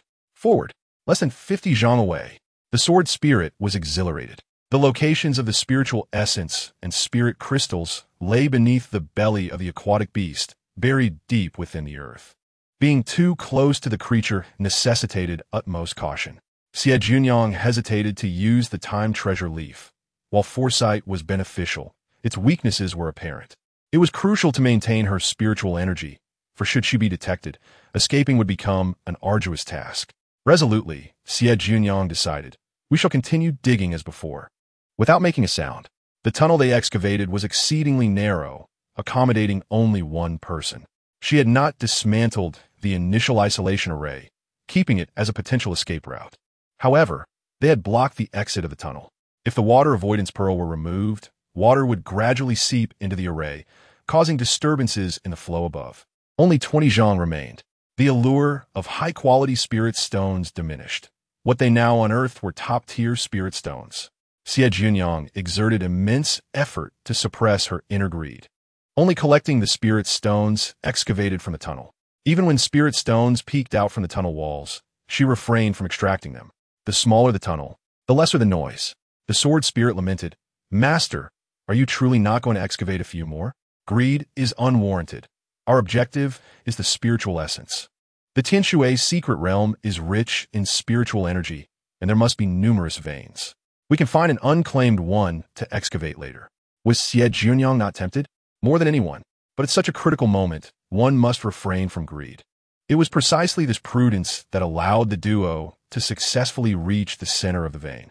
They even unearthed 3 spirit crystals, the largest being the size of a fist, while the smallest resembled an egg.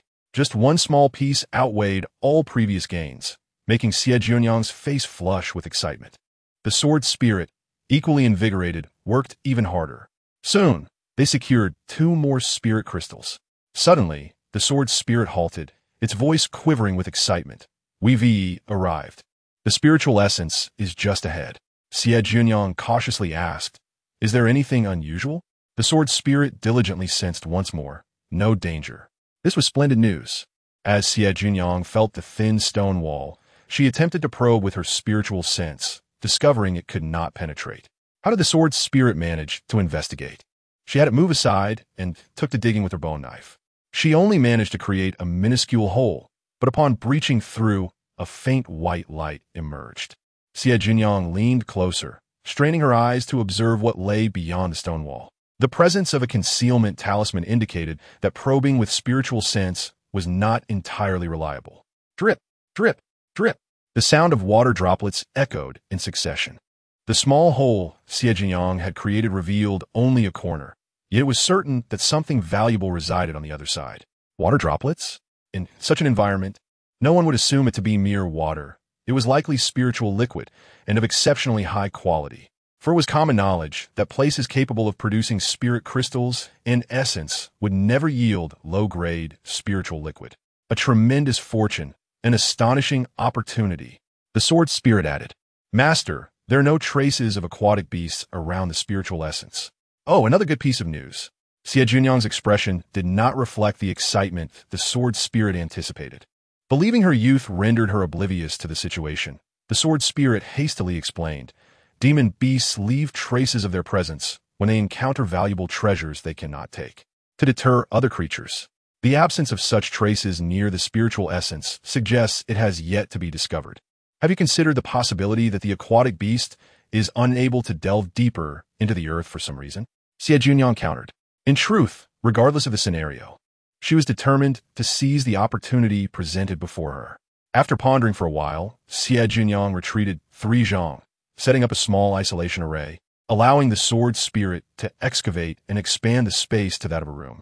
Then, She threw out a large, jet-black turtle shell. With her inside, she felt an overwhelming sense of security.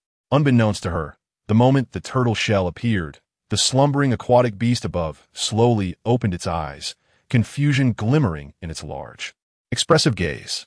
The sword spirit was alarmed by its master's actions. "Master, you've startled the aquatic beast awake."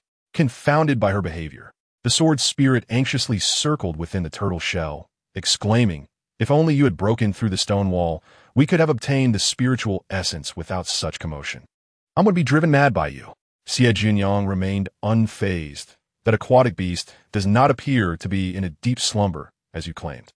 I recall during my first prediction, the moment the small vessel submerged, it was swallowed whole. Is this the reaction of a creature in slumber?" Thus, the sword spirit was not always correct. For instance, it had claimed there was no danger beyond the stone wall, yet Xie Jiuniang sensed a hint of peril. What the sword spirit deemed safe likely pertained to its own perspective, not hers. Xie Jiuniang was not foolish enough to engage in reckless actions, knowing there might be danger lurking. Such folly would be utterly foolish. In the face of immense profit, one must maintain a clear mind and tread cautiously. Throughout history, countless cultivators have perished in the pursuit of fortune. Thus, Xie Jiuniang took out the 7th level array disc. Inserting a small piece of exquisite spirit stone she had just unearthed, yet she did not activate it immediately. In the face of danger, she would retreat into her tortoise shell and promptly activate the formation, a flawless method for preserving her life. The sword spirit, Ling, was engulfed in existential doubt, utterly speechless, as if silence itself had come knocking at the door. How had her master grown up? She was undoubtedly an anomaly among the fated children, surviving against all odds. Unperturbed by Ling's thoughts, Xie Jiuniang produced the time treasure leaf, ready to glimpse into the future. Stepping into the river of time, she burrowed into the stone wall, following the sound of dripping water, and soon discovered a modest cave filled with spirit crystals. Above, drops of spirit liquid cascaded through a crevice in the cave's roof, pooling into a rare milky white liquid of exceptional quality. Upon witnessing this, Xie Jiuniang gasped in awe and continued her exploration. After collecting the spirit liquid, she uncovered a large chunk of spirit marrow beneath the pool's surface, using her broken sword to extract a smaller piece alongside several spirit crystals. As the 10 breaths of time elapsed, Xie Jiuniang emerged, consuming a sip of spirit liquid to recover, yet she felt a strange unease. Was there no danger? She stepped out of the tortoise shell and peered through the small opening at the stone wall's other side, only to feel a hint of danger once more. Quickly, she retreated into the tortoise shell, and the sensation vanished instantly. "Is there truly no danger on the other side?" she inquired, clutching the broken sword. Ling assured her, "None at all." "Then why not take a look around?" "All right." The broken sword burst through the small opening and flew out, circling back shortly after. Were it not for her master's incomplete preparations within the cave, Ling would have eagerly excavated some spirit crystals. There were so many scattered about. Ling craved them all, but her master forbade any recklessness, or else she would be tossed into the dung pit. Being tossed into the dung pit was out of the question. Absolutely impossible. Chapter 75. Successful escape. Xie Jiuniang sensed that the cave harbored something that could threaten her, but posed no danger to Ling. From her predictions, she discerned it was safe to take the spirit liquid, a few spirit crystals, and even a bit of spirit marrow.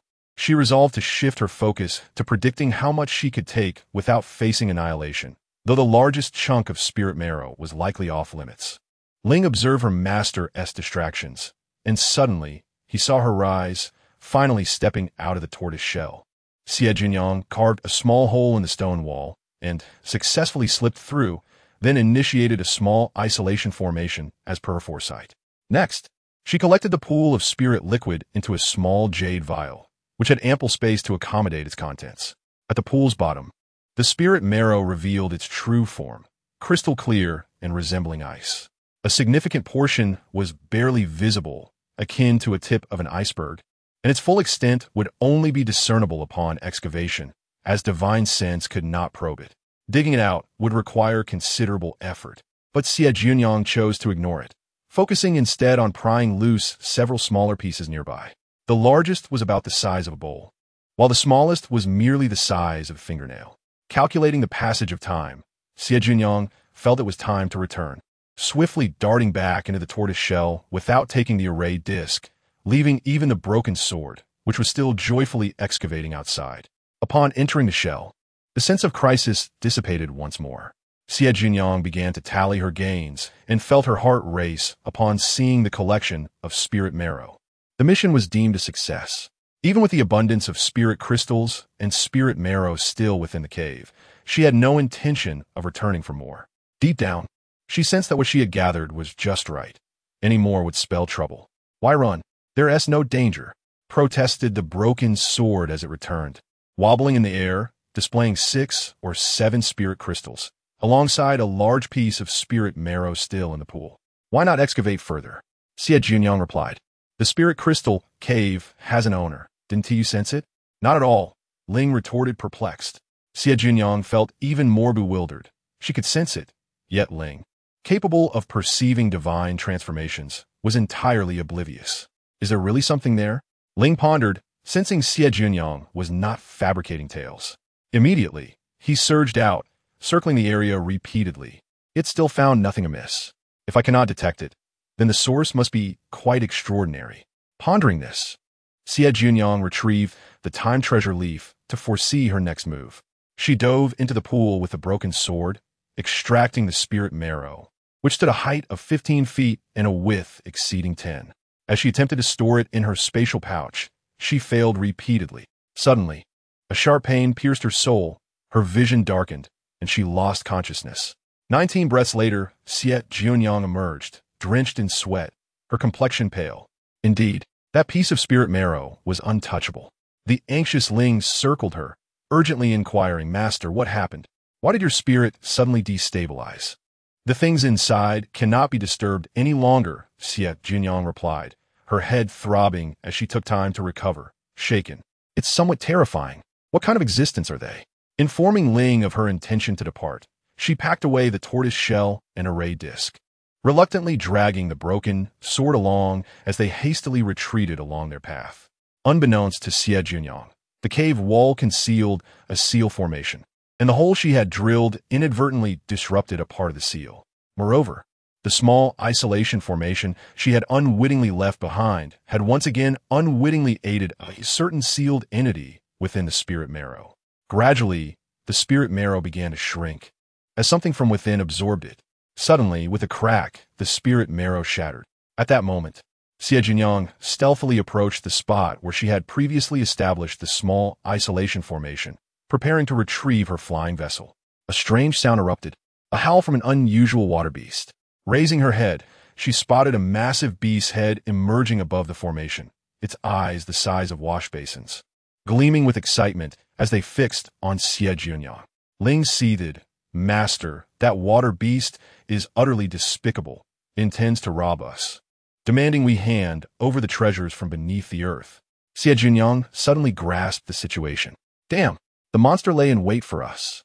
The water beast, aware of the treasures below, yet incapable of unearthing them itself, had allowed her to dig. It all made sense now. If it did not kill her, it understood that a cultivator's possessions could be contained within a spatial pouch. Lacking divine sense, the beast could not extract them. Xie Jiuniang declared loudly, Very well. Take it all. Then, with a swift motion of her hand, a deluge of sand and stones cascaded from above, crashing onto the water beast's head. The previously clear water rapidly turned murky, erupting like a colossal mudstone firework in the water. Seizing the opportunity, Xie Jiuniang yanked the broken sword. The second-grade Earth Escape Talisman activated instantly, and in the blink of an eye, both she and the sword vanished from their location. Within moments, they reappeared 2 to 3 miles away, and in an instant, she tossed out her flying vessel. Xie Jiuniang leaped inside, activating the concealment and invisibility talismans affixed to the vessel's edge as she hastily navigated it towards the water surface.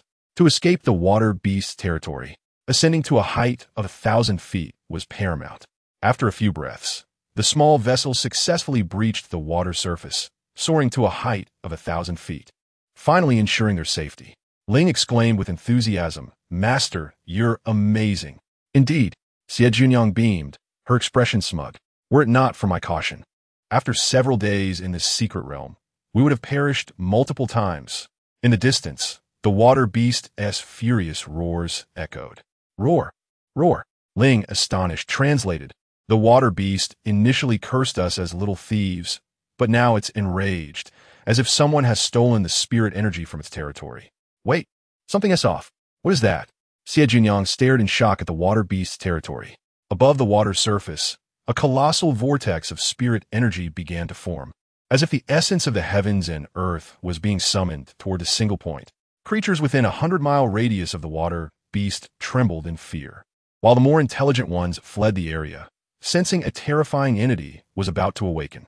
The sword spirit, sensing something, suddenly trembled, and fortunately, its master pulled it away. Otherwise, it would have faced dire consequences.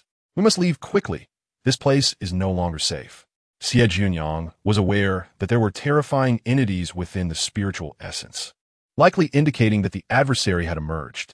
Roars echoed through the perilous terrain, starting from the colossal beast on the central deserted island, spreading across hundreds of miles. The sound of beastly roars surged and ebbed. As Xie Jiuniang maneuvered the flying vessel to escape, she also sought a translation from the little rogue. According to the little rogue, the dominant beast of the perilous land had sensed the incursion of a powerful being and was currently summoning its minions. Chapter 76. Another familiar face having flown 100 miles away, Xie Jiuniang arrived at the periphery of the perilous zone, witnessing waves of water beasts fleeing in panic. Simultaneously, she encountered a familiar face. Immortal still bore that unremarkable countenance. Upon seeing her, he soared over on his sword and inquired, "Junior apprentice, may I hitch a ride?" "Certainly, a mid-grade spirit stone for each hour," Xie Jiuniang replied without hesitation. The sword spirit, having noticed the presence of others nearby, had already returned to its contracted space. Immortal tossed 2 mid-grade spirit stones to Xie Jiuniang, who shifted slightly to make room, sitting at one end of the small boat while Immortal took the other. They could even place a small tea table between them for drinking and chatting. Immortal asked, having emerged from the inner circle, "Do you know what has transpired?" Understanding his intent, Xie Jiuniang realized he had come specifically to gather information. Aside from the theft of the spiritual essence, she disclosed nothing else, mentioning that the colossal beast was rallying its minions, seemingly preparing for a confrontation with the newly awakened threat. "Do you know what that entity is?" "I do not." Xie Jiuniang shook her head. Immortal retrieved a dozen transmission talismans, sending succinct messages to acquaintances, warning them of the dangers posed by the beast on the deserted island. Once he finished sending the last talisman, Xie Jiuniang, unable to contain her curiosity, asked, "If you're worried about them, why not join forces?" Immortal raised his gaze to meet hers and replied, after a pause, "Their lives are not my concern. I merely inform them as part of my responsibilities as the senior brother of the Dan Peak." "Oh, I see." Xie Jiuniang seemed to understand, yet not fully grasp the implication. However, this was of little importance. She looked down with a hint of sorrow and said, "Master, the Tian Shui secret realm is exceedingly perilous. I've been fleeing since I entered." Immortal pointed in a direction, saying, "If you fly this way, you will exit the perilous zone and encounter a small island after 3 or 4 more days of flight." Xie Jiuniang recalled the map, which marked the islands. Whether it was dangerous or not, Immortal did not specify, for danger lurked everywhere within the secret realm. After a brief moment, Xie Jiuniang indicated her desire to leave the perilous area and asked Immortal if he wished to accompany her. Immortal, seated on his sword, appeared disinclined to depart just yet. Talented individuals often gravitated toward danger. Xie Jiuniang swiftly piloted her vessel away. After a considerable distance, she glanced back and expressed relief, saying, "Fortunately, he didn't ask for a refund." "Master, is it really necessary?" "It's merely 2 mid-grade spirit stones," the sword spirit scoffed. Xie Jiuniang smirked in retort, "Oh, remind me. Wasn't there a certain sword that once attempted to abscond with even a single spirit stone? But now I possess the spiritual essence." The sword's spirit floated away. "Once you use it up, you will find yourself destitute again." Xie Jiuniang's words struck home, ruthlessly dragging it back to reality. The sword's spirit fell silent, unable to bask in its previous pride. After 2 days of flight, they distanced themselves from the territory of the colossal beast. The sword spirit suddenly remarked, "This body of water lacks the aura of formidable water beasts. Won't you explore a bit, Master?" Xie Jiuniang halted the vessel. The absence of powerful water beasts indicated that this area held little value, lacking treasures to attract such creatures. However, just because water beasts found it unappealing did not mean it was devoid of worth for cultivators. Most disciples of sex, prioritizing safety, prefer to settle in such regions to scour for various ordinary resources. This might also contribute to the widespread belief that the Tian Shui secret realm posed minimal danger. Xie Jiuniang guided her vessel downward, retrieving a premium water-repelling pearl. Removing the sealing talisman, she allowed the vessel to glide unobstructed to the water's depths. Selecting a relatively flat spot, she stowed the vessel away. The vessel consumed considerable resources, so conserving it was prudent. The broken sword emerged from the contracted space, circling around before diving into the water for a leisurely soak. It seemed reluctant to leave, claiming the water was infused with spiritual energy, making it quite comfortable. Now understanding that the sword spirit had urged her to submerge due to its own pent-up energy, Xie Jiuniang felt no displeasure. Taking advantage of the water-repelling pearl, she began searching for spiritual plants, returning with ample harvest after merely an hour, primarily consisting of water-type spiritual flora. Though somewhat ordinary, the sheer quantity was impressive. Master, there are humans fighting a few miles away. The broken sword, still enjoying its bath, swiftly approached Xie Jiuniang. Unfazed, she continued to unearth a spiritual plant and replied, "This is a secret realm. It's not surprising for battles to occur. Have you not considered what they might be fighting over?" The sword spirit felt that this generation of fated children was lacking. Xie Jiuniang, disinterested, stored the spiritual plant and replied, "What do their disputes have to do with me?" "Oh, never mind then. I thought you might be interested in the nine-orifice heart-connecting lotus." The sword spirit prepared to dive back into the water. However, a small hand swiftly grasped the sword hilt. Xie Jiuniang inquired, "What did you say? What was that about?" "I said nothing." "You did say something. I distinctly heard you mention the nine-something lotus." "The nine-orifice heart-connecting lotus," the sword spirit answered, bewildered. "Didn't you just say?" Xie Jiuniang waved the broken sword, interrupting the spirit's words, and pointed ahead, saying, "Let us go. We should take a look. Perhaps we can take advantage of the chaos." The nine-orifice heart-connecting lotus, a top-tier spiritual plant with gentle medicinal properties, was undeniably enticing. Outsiders generally only recognized 7 orifices in the body, but in truth, there are 9. 7 are yang orifices, and 2 are yin orifices. Upon birth, these 9 orifices are at their purest. However, as one ages, they gradually become tainted.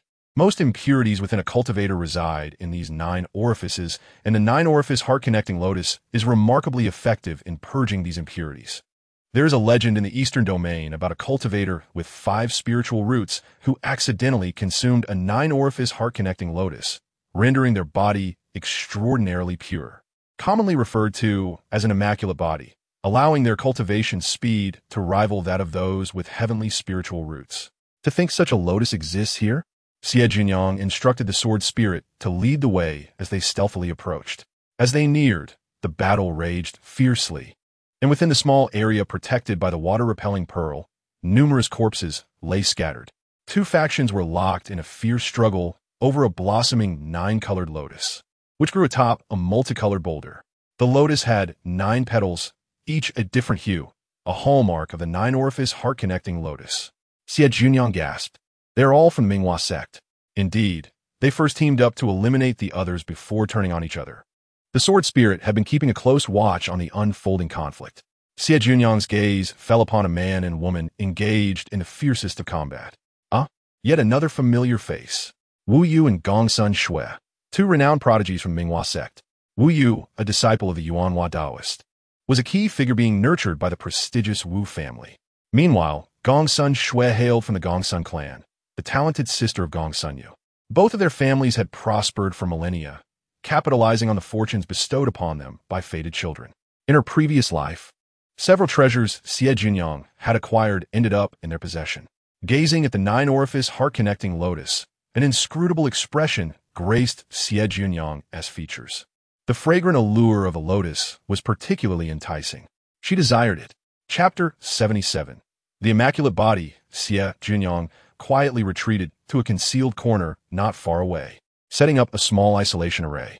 She retrieved a large turtle shell, leaping atop it to cast a weighty spell, firmly embedding the shell into the earth before camouflaging it until it appeared entirely unremarkable. Xie Jiuniang was unperturbed by the thought of others searching with their spiritual senses. The turtle shell was unique and impervious to such probing, rendering it as inconspicuous as if it did not exist. Xie Jiuniang had previously employed her spiritual sense to probe. Yet despite the turtle shell being right before her eyes, she remained oblivious to its presence when she closed her eyes to inspect it. She excavated the entrance to the turtle shell, camouflaging it to ensure it went unnoticed. The final step was to dismantle the minor isolation formation. "Master, what are you doing?" inquired the sword spirit, perplexed. Xie Jiuniang scoffed. "After following me for so long, haven't you learned anything?" "I can't learn. Who knows what the dog master plans next?" Xie Jiuniang sighed sadly. "Indeed, if you were smarter than me, I would have to call you my master." "Dog master." The sword spirit fumed, its blades spinning in agitation. Xie Jiuniang cast another glance, well said, "I am indeed the master of dogs." "Ah!" The sword spirit was momentarily baffled. By the time it regained its composure, Xie Jiuniang had swiftly applied a concealment talisman and activated a hiding charm, causing her form to vanish. The sword spirit seethed as its blade heated up. Under normal circumstances, it would have rushed forward to strike its master on the head, but at that moment, she was engaged in a covert operation and could not afford to create a commotion. Xie Jiuniang communicated with the sword spirit, instructing it to lie in ambush a mile away in the opposite direction of the turtle shell, to do nothing until she contacted it.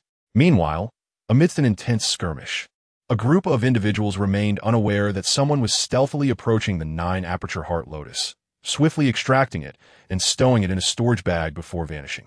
Typically, harvesting premium spiritual plants requires finesse to avoid damaging their quality. Improper picking could lead to a rapid loss of efficacy. Few would dare to seize them as violently as Xie Jiuniang did. Unless consumed immediately, such actions would be tantamount to waste. Once she succeeded, she would make her escape, deliberately tossing a teleportation talisman in the direction of the sword spirit, while she herself quickly made her way to the turtle shell's hiding place, sealing the entrance behind her. Outside, it was only a matter of time before someone noticed something amiss. Despite the ongoing battle, the coveted item had vanished. "This is bad. The 9-aperture heart lotus has been taken. Who did it? Which scoundrel is responsible? Show yourself. Stop fighting. Everyone cease at once." Someone bellowed amid the fray. Wu Yu gripped his heavy sword, his expression dark. To fight for others' sake? On the opposite side, Gongsun Shui was equally furious, exclaiming, "Which dog thief is behind this? Come fort." The collective spiritual senses of the group immediately dispersed, scouring the area. Foundation establishment cultivators can probe up to 10 miles, yet underwater their abilities are severely hampered, especially in the waters of the Heavenly Water Secret Realm, limiting their search to roughly 2 miles. Just then, a disturbance caught their attention, as if something had fallen, only to vanish shortly thereafter. Wu Yu was the first to react, swiftly darting to the source of the sound within a few breaths. No one. His gaze was icy. Gongsun Shui arrived promptly behind him. They found no other traces, only a stone that had been disturbed. Underwater, there was little to find. It was easier to track scents on land. Several more individuals arrived, speculating, could it be a diversion? There may be more than one of them. Search, spread out, and continue the hunt. The disciples of Minghua sect ceased their combat and resumed their search for the thief who had stolen the 9-aperture heart lotus. Earlier, Xie Jiuniang had communicated a subtle message to the sword spirit, asking it to create a minor distraction, nothing too conspicuous. The sword spirit managed to generate a slight commotion before returning to the turtle shell, boasting, "I've drawn their attention away. How'd I do? Impressive, right?" "Yes, quite impressive," Xie Jiuniang replied dismissively, her gaze fixated greedily on the 9-aperture heart lotus. This lotus was among the rare spiritual plants that could be consumed directly, possessing gentle medicinal properties without side effects. After a moment of admiration, Xie Jiuniang lamented, "It is truly beautiful, but alas, it shall be consumed by me." Just as the little rascal suggested, only by consuming it does it truly belong to one. The initial placement of the turtle shell was precisely for this purpose. Delaying further would only result in a loss of efficacy. She took a petal, chewed it a few times, and swallowed. 9 petals later, she finished, savoring the flavor. Slightly sweet, with a refreshing aroma. The texture is delightful, truly worthy of a premium spiritual plant. Should I write a reflection on this, and have someone read it to Wu Yu and Gongsun Shui? That would be too cruel, the sword spirit doubted, knowing its master would indeed go through with it. Meanwhile, Wu Yu and the others were still searching. Their search radius continued to expand, completely unaware that the true culprit was hiding just beyond the battleground. Xie Jiuniang remained discreetly nestled within the turtle shell. The past 3 days had been rather uncomfortable. She was plagued by black filth emanating from her body and had to relieve herself every couple of hours, filling the turtle shell with an unbearable stench. The sword spirit, lacking a sense of smell, was unaffected, but Xie Jiuniang nearly fainted from the odor, hastily closing her senses and repeatedly casting the cleansing technique. Little rascal, are they still searching? Yes, they are. What does that mean? They might be searching too far. I cannot ascertain. However, one person has remained outside, not leaving, less than half a mile from here. Who is it? What do they look like? Just a youth, around 17 or 18 years old, with 2 eyes, a nose, and a mouth. Stop! Stop! Xie Jiuniang interrupted the sword spirit's bizarre description. The sword spirit felt wronged. It had made an effort to describe. To it, humans all appeared similar, distinguished only by their soul's aura. After a few more inquiries, Xie Jiuniang finally discerned who was outside. It was none other than the formidable Wu Yu. I can't provoke him. I can't provoke him. 6 days passed in the blink of an eye. Xie Jiuniang no longer suffered from diarrhea, nor did she emit black filth. After several uses of the cleansing technique, she felt much refreshed and clean. Each day, she habitually asked, "Little rascal, has that person left?" The sword spirit replied, "Not yet." How persistent. It's just a 9-aperture heart lotus. As if he's never seen one before, Xie Jiuniang teased. The sword spirit wholeheartedly agreed, not at all perceiving her words as shameless. Since she could not exit, Xie Jiuniang decided to meditate and assess her body. After consuming the 9-aperture heart lotus, the changes within her were unmistakable. Even without training, she found herself surrounded by a faint aura of spiritual energy. The 9-aperture heart lotus truly lived up to its legendary status as a premium spiritual medicine, enhancing her pure body. Chapter 78. Another great fool, Wu Yu, lingered outside, and Xie Jiuniang refused to waste time. The two of them, one human, one sword, resolved to cultivate. Xie Jiuniang reviewed her recent harvest from the perilous terrain, distributing the portion intended for the sword spirit. The broken sword spun with excitement, darting around her in elation, causing her to feel dizzy. A wooden stick brought it to a halt, finally granting her some peace. Having collected a trove of spiritual stones, crystals, and essences, the sword spirit declared its intent to enter seclusion and vanished into the contract space. Xie Jiuniang, holding the smallest piece of spiritual essence, retrieved her alchemical furnace, shrinking it down to place the essence inside.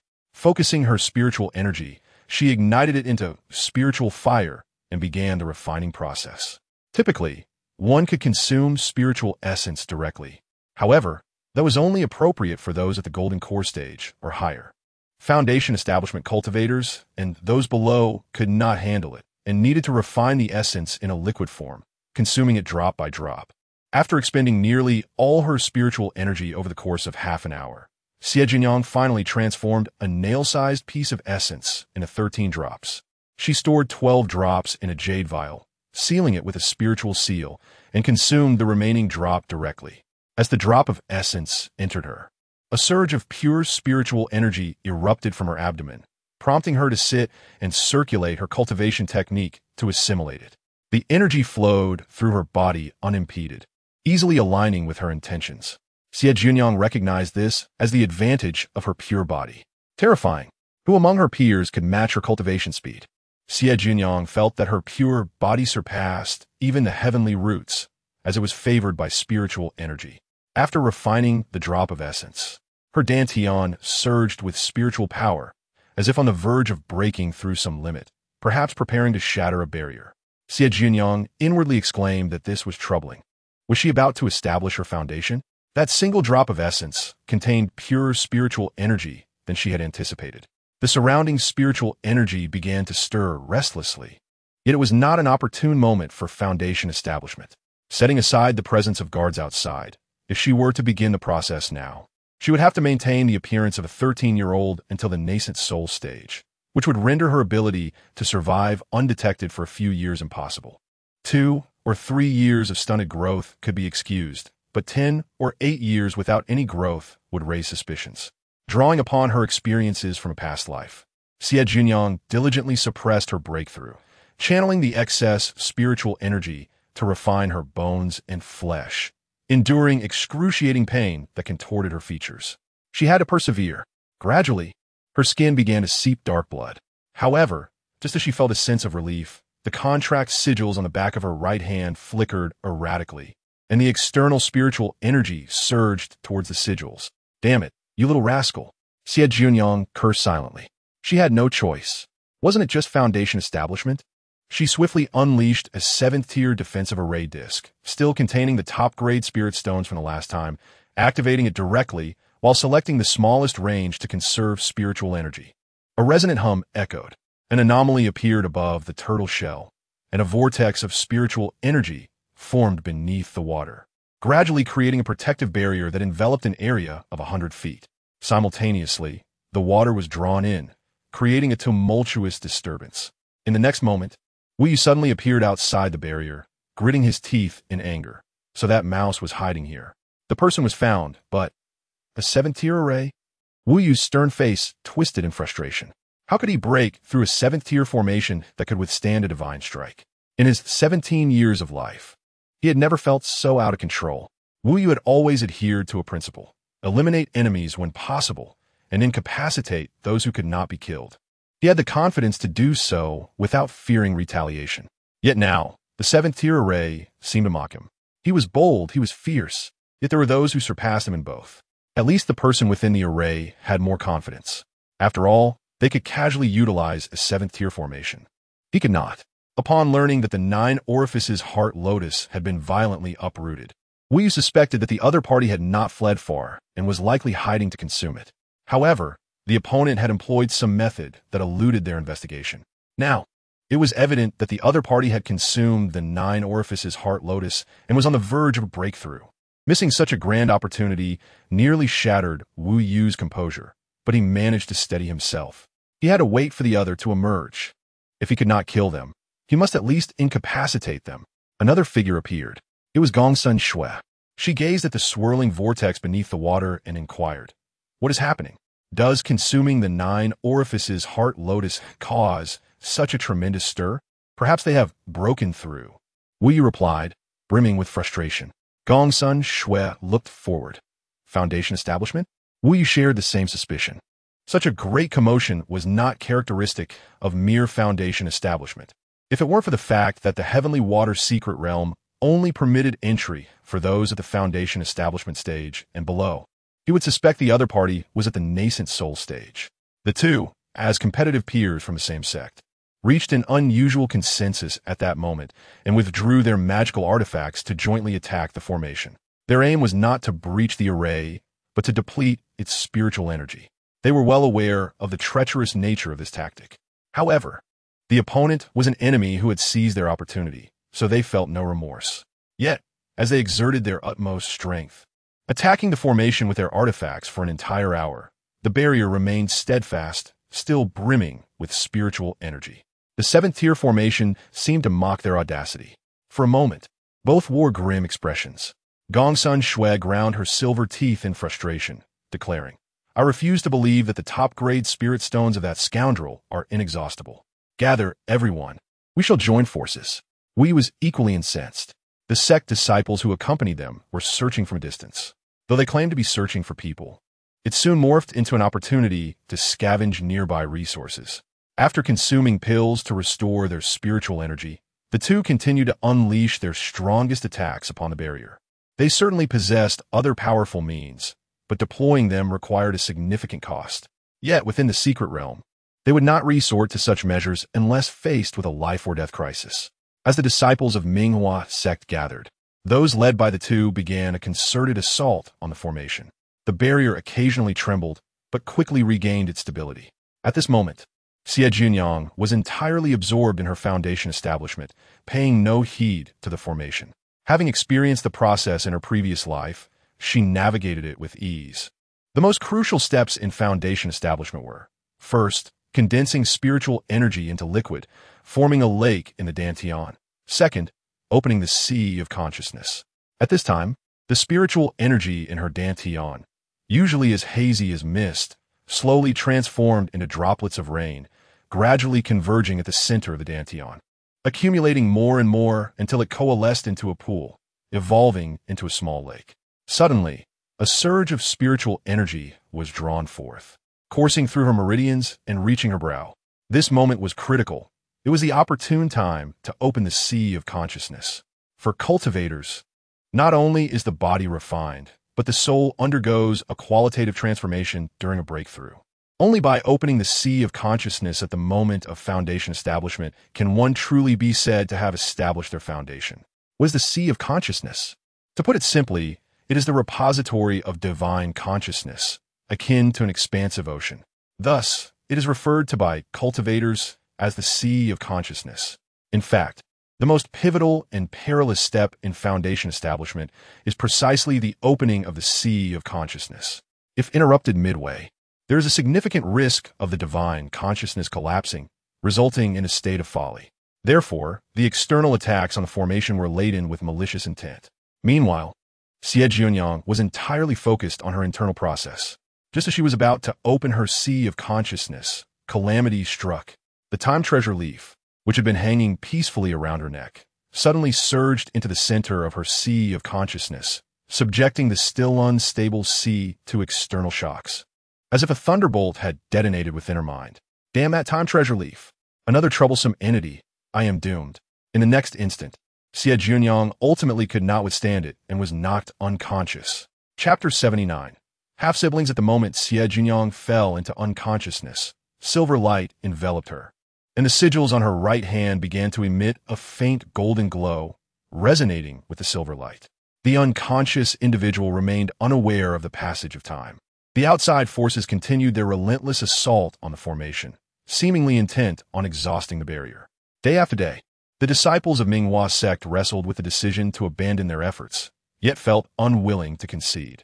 After half a month, it became evident that those within had ceased absorbing external spiritual energy, suggesting that a breakthrough had occurred. However, they remained conspicuously absent. Days dragged on, and the barrier began to show signs of instability.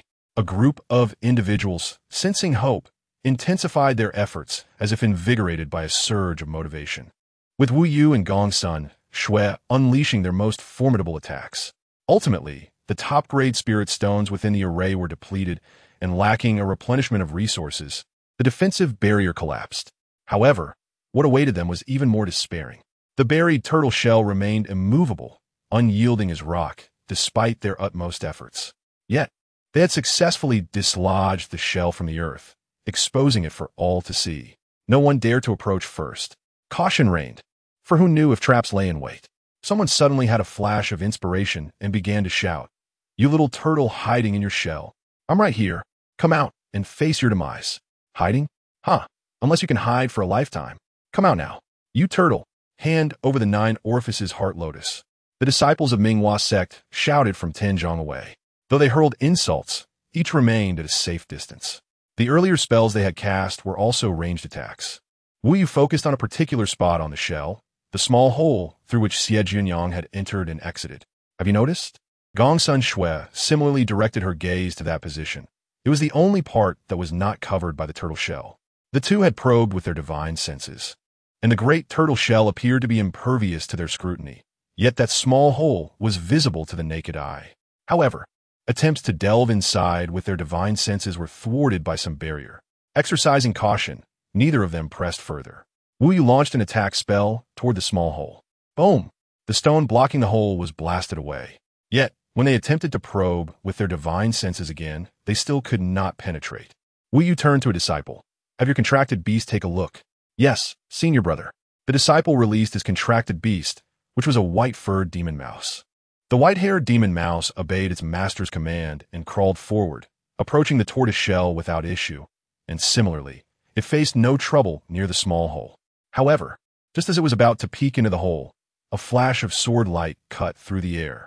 The mouse let out a pitiful scream as its body was sent flying several feet, and upon landing, everyone beheld the gruesome sight of its head cleaved in two. A chill ran through the onlookers, who felt a sense of relief at their own caution. Meanwhile, The disciple who had lost his contracted beast was unfortunate, coughing up blood and fainting on the spot. This incident was one of the many reasons why cultivators rarely formed contracts with demon beasts. When a demon beast perishes, the spirit of its master suffers as well, and the restorative elixirs for the spirit are exceedingly rare. Wu Yu instructed someone to tend to the fallen disciple. Unconsciously, the group retreated another 10 feet. Suddenly, Wu Yu produced a 5th-grade thunder explosion talisman and shouted sternly, "Those inside, listen. Come out immediately. If you do not blame me for being rude." The 5th-grade thunder explosion talisman was equivalent to a strike from a golden core cultivator and was one of Wu Yu's most formidable attacks. He was genuinely enraged by those within. Upon seeing this, Gongsun Xue's beautiful eyes flickered, and she exclaimed, "A 5th-grade thunder explosion talisman? I have a thunder explosion pearl here as well." Both items instilled terror in lower-tier cultivators. Within the tortoise shell, Xie Jiuniang awakened to hear these words and nearly spat out a mouthful of blood. Noticing the sword spirit Ling still circling around her, incessantly boasting, she struck it with a wooden stick and scolded, "You useless thing, get lost." The situation was dire. Xie Jiuniang formed a water mirror, revealing her true appearance, as her previous disguise had faded. Ever since consuming the 9-aperture heart lotus, her beauty had improved day by day. Though her youthful age gave her a somewhat tender look, yet she still exuded an enchanting aura, like a budding lotus enticing the heart. In her previous life, she had been extraordinarily beautiful, possessing stunning peach blossom eyes that surpassed even Xiang. However, in the realm of cultivation, strength reigned supreme, and beauty was of little consequence. An outstanding appearance without matching prowess often attracted unnecessary troubles, much like the white peony of her past life. At this moment, Xie Jiuniang had no desire to admire her own beauty. She dismissively waved her hand, dispersing the water mirror. She changed into a new outfit, presenting herself as a wealthy young master, exuding a sense of opulence, especially with the jade token given by Elder Chaoyan prominently displayed at her waist. She thickened her eyebrows, downplaying her striking features, and to be cautious, she smeared her face with mud. Before Xie Jiuniang even stepped out, she declared boldly, "What do the Wu and Gongsun families intend? Do they seek to oppose the Lin family of Yawang City?" Lin Wangchen, the eldest disciple of Tianshu sect's Law Peak, is my half-brother. My revered ancestor is a transformation god. My great-grandfather is on the verge of breaking through to transformation god. And my grandfather is nearing the nascent soul stage. Do you dare to believe I could summon my ancestors to flatten your families? The audacious young man emerged from the tortoise shell, lifting his chin and casting a disdainful glance at the crowd, displaying an attitude that everyone besides him was mere ants. This infuriated the onlookers. Although Wu Yu was also quite arrogant, he felt overshadowed by Xie Jiuniang's presence. Gongsun Xue, incensed, retorted, "So the Lin family looks down upon us Gongsun family, do they? The Gongsun family is nothing. Once my great-grandfather breaks through to transformation god, I shall annihilate you." Xie Jiuniang continued her boastful tirade, infuriating those present. The sword spirit Ling, if not closely following its master, would have almost believed her words. Xie Jiuniang slyly glanced at the gathering crowd, half-truthfully spinning tales. "My great-grandfather said that Gongsun Sheng, that old fool, was injured 100 years ago, claiming to be in seclusion for healing. Did you think our family was unaware?" Indeed, one of the Gongsun family's transformation god ancestors had suffered a serious injury, kept well hidden until a century later, when it was revealed during a struggle for a high-grade healing spirit plant. Xie Jiuniang preemptively divulged this information, causing Wu Yu's cold gaze to flicker, assessing Gongsun Xue's suddenly altered expression and solidifying his suspicions about Xie Jiuniang's Lin family background. Gongsun Xue denied vehemently, "Nonsense. So, the Lin family dares to steal our 9-aperture heart lotus and slander my ancestor? Enough. The treasures of the secret realm belong to whoever manages to seize them. However, you dare to disrupt my breakthrough today. You have made an enemy of me. Once I exit the secret realm, I will surely inform my brother Lin Wangchen." Xie Jiuniang continued her boastful tirade, inciting fury among those present. Chapter 80. Is there such a useless brother? Xie Jiuniang disdainfully regarded them, then tossed out her newly acquired small flying boat and leaped aboard. Before anyone could react, she had fled. The small flying boat was incredibly swift, and in a flash, The disciples of Minghua sect could only catch a fleeting glimpse. Suddenly, someone shouted, "Damn it!" He ran off with the 9-aperture Heart Lotus. "Quick, pursue him!" Wu Yu led the charge. "That brat. Does he really think the Lin family can intimidate us? The Gongsun family may fear them, but we Wu family do not. We must ensure that arrogant brat is left battered." However, they had dawdled long enough to lose the initiative. The speed of the small flying boat exceeded their expectations. That Lin family's young master is truly wealthy. He has a newly released small flying boat from the Rongxing Merchant Association. He must be favored at home. Isn't that obvious? With a 7th-grade formation plate, a small tortoise-shell flying boat, and that high-grade defensive jade token hanging at his waist. A child from an unprivileged family could never possess such treasures. That brat was so arrogant and fearless. He must have the protection of a transformation goddess spirit sealed within him. Indeed, favored children of the family would not be allowed to enter the secret realm for training without the safeguard of a transformation goddess spirit. The disciples of Minghua sect believed they had everything figured out, and even Wu Yu and Gongsun Shui shared the same sentiment. However, merely injuring that brat was not enough to escalate the situation. They intended to make him suffer without necessarily killing him. As long as that young master fell into their hands, they would ensure he begged for his life. The 9-aperture Heart Lotus may not be recoverable, but they were determined to vent their frustrations on him. Otherwise, they feared it would fester into a lingering grudge. Alas, that cunning brat had seized the opportunity to escape on his flying boat. Wu Yu coldly remarked, "If we cannot take him down, we can still deal with his older brother Lin Wangchen." Gongsun Shui, her eyes aflame with rage, gritted her silver teeth and said, "Perfect. I know Lin Wangchen is training somewhere in a water domain." The two exchanged glances, finding this course of action quite agreeable. Thus, Xie Jiuniang unwittingly attracted 2 formidable enemies for Lin Wangchen, who remained oblivious to the impending storm brewing against him. At this moment, Xie Jiuniang successfully evaded capture. Internally exclaiming how perilous the situation had been, she flew towards the small island. The sword spirit Ling emerged from the contract space, circling around Xie Jiuniang like a child donning new clothes, constantly showing off. Xie Jiuniang noticed that although the broken sword remained broken, having lost a third of its blade, it had transformed remarkably since her seclusion, revealing a hint of extraordinary quality. "What are you prancing about for, you little brat? You think I would praise this useless thing?"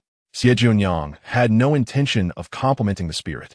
Right now, she sought a place to thoroughly examine her body, including her dantian and sea of consciousness. The sword spirit Ling, feeling a bit deflated, responded, "Did you not notice I am extraordinary?" "Oh, I didn't notice indeed. You are extraordinarily annoying." When the sword spirit Ling perked up again, Xie Jiuniang shifted her tone, saying, "Had it not been for your master's unparalleled wit and keen insight, you would have been the one to doom me this time." The sword spirit Ling felt guilty and swiftly retreated back into the contract space, afraid to show its face again. Xie Jiuniang did not truly blame it. She simply wished to prevent it from becoming overly arrogant. Ever since it learned she was the child of destiny, this broken sword had begun to think itself invincible. Xie Jiuniang tapped the contract divine pattern but received no response. She tapped again, saying, "Stop playing dead. Hurry and find me a safe place. I need to enter seclusion. You have a large tortoise shell. Any place will do." The sword spirit Ling replied with irritation, realizing that its master remained as insufferable as ever. The moment she spoke, it felt a surge of anger. Upon hearing this, Xie Jiuniang had no objections and inquired further, "Are there any high-level demon beasts in the vicinity?" "None," replied the sword spirit. Xie Jiuniang surveyed her surroundings, noting the absence of islands. The nearest deserted isle required a day's flight. Thus, she maneuvered her small flying boat beneath the water surface, seeking a relatively flat area to settle. She cast out a turtle shell and set up a formation. With a premium water-evading pearl, she was undeterred by the threat of ordinary water beasts. Xie Jiuniang unearthed several luminescent stones from the depths and placed them inside the turtle shell, illuminating the dark space. It had already been tidied up by her and was quite clean. Nonetheless, she still employed several cleansing spells both inside and out. Xie Jiuniang found the turtle shell quite satisfactory, though the small hole was a significant weakness. She resolved to forge a door when time permitted. In fact, she could seek the expertise of a master craftsman to transform the turtle shell into a magical artifact, which could then be shrunk for easier transport. The challenge was that she currently lacked a powerful backing, merely a small fry who could easily be bullied. If she presented the turtle shell for crafting, it could very well lead to her demise. Xie Jiuniang then moved a large stone to block the opening and asked the sword spirit, Ling, to guard her. In quiet solitude, she began to probe her spiritual consciousness. Her spirit was stable and had significantly strengthened. Moreover, her sea of consciousness had been successfully expanded. Astonishingly, it was now more than 10 times larger than in her previous life, with a color vastly different. Previously a deep blue, it now shimmered in silver, while the time treasure leaf floated above this silver expanse, drifting lazily. Xie Jiuniang felt a pang of frustration. Unfortunately, the time treasure leaf lacked the intelligence of the sword spirit and could not communicate. However, the anomaly of her sea of consciousness must not be divulged to outsiders, as it would surely attract unwanted attention regarding its immense value. Subsequently, she examined her dantian, which revealed a vast spiritual lake, far superior to that of her past life. This was the correct manifestation of a destined child. In her previous life, she had been naive and ignorant, a truly lamentable fate. Next, Xie Jiuniang began to acclimate to her newly acquired foundational strength, not forgetting to test the duration of her precognition. To her delight, she could foresee events a full quarter of an hour ahead. No longer was it limited to mere breaths. Such foresight, although still restricted to her own matters, proved immensely useful in critical situations, such as during the last incident involving the excavation of spiritual marrow. Following that, she tested the duration of time reversal, achieving approximately a day and a half. She had broken through a significant threshold, completing a qualitative leap. The entire process had its pitfalls, yet the outcome was exceedingly gratifying. During the days of Xie Jiuniang's seclusion, Lin Wangchen, undergoing his own trials, faced considerable adversity. Accompanied by disciples from the Law Peak, he was repeatedly targeted by members of the Minghua sect who deliberately sought to preempt him in resource acquisition. Particularly, Wu Yu and Gongsun Shui from Minghua sect were like two rabid dogs, relentlessly pursuing him and demanding the 9-aperture heart lotus from the Lin family. Curse the 9-aperture heart lotus, he thought. Such a legendary item was never within his grasp. Even if it existed, he had never encountered it, let alone surrendered it. He suspected the two were fabricating excuses to provoke him.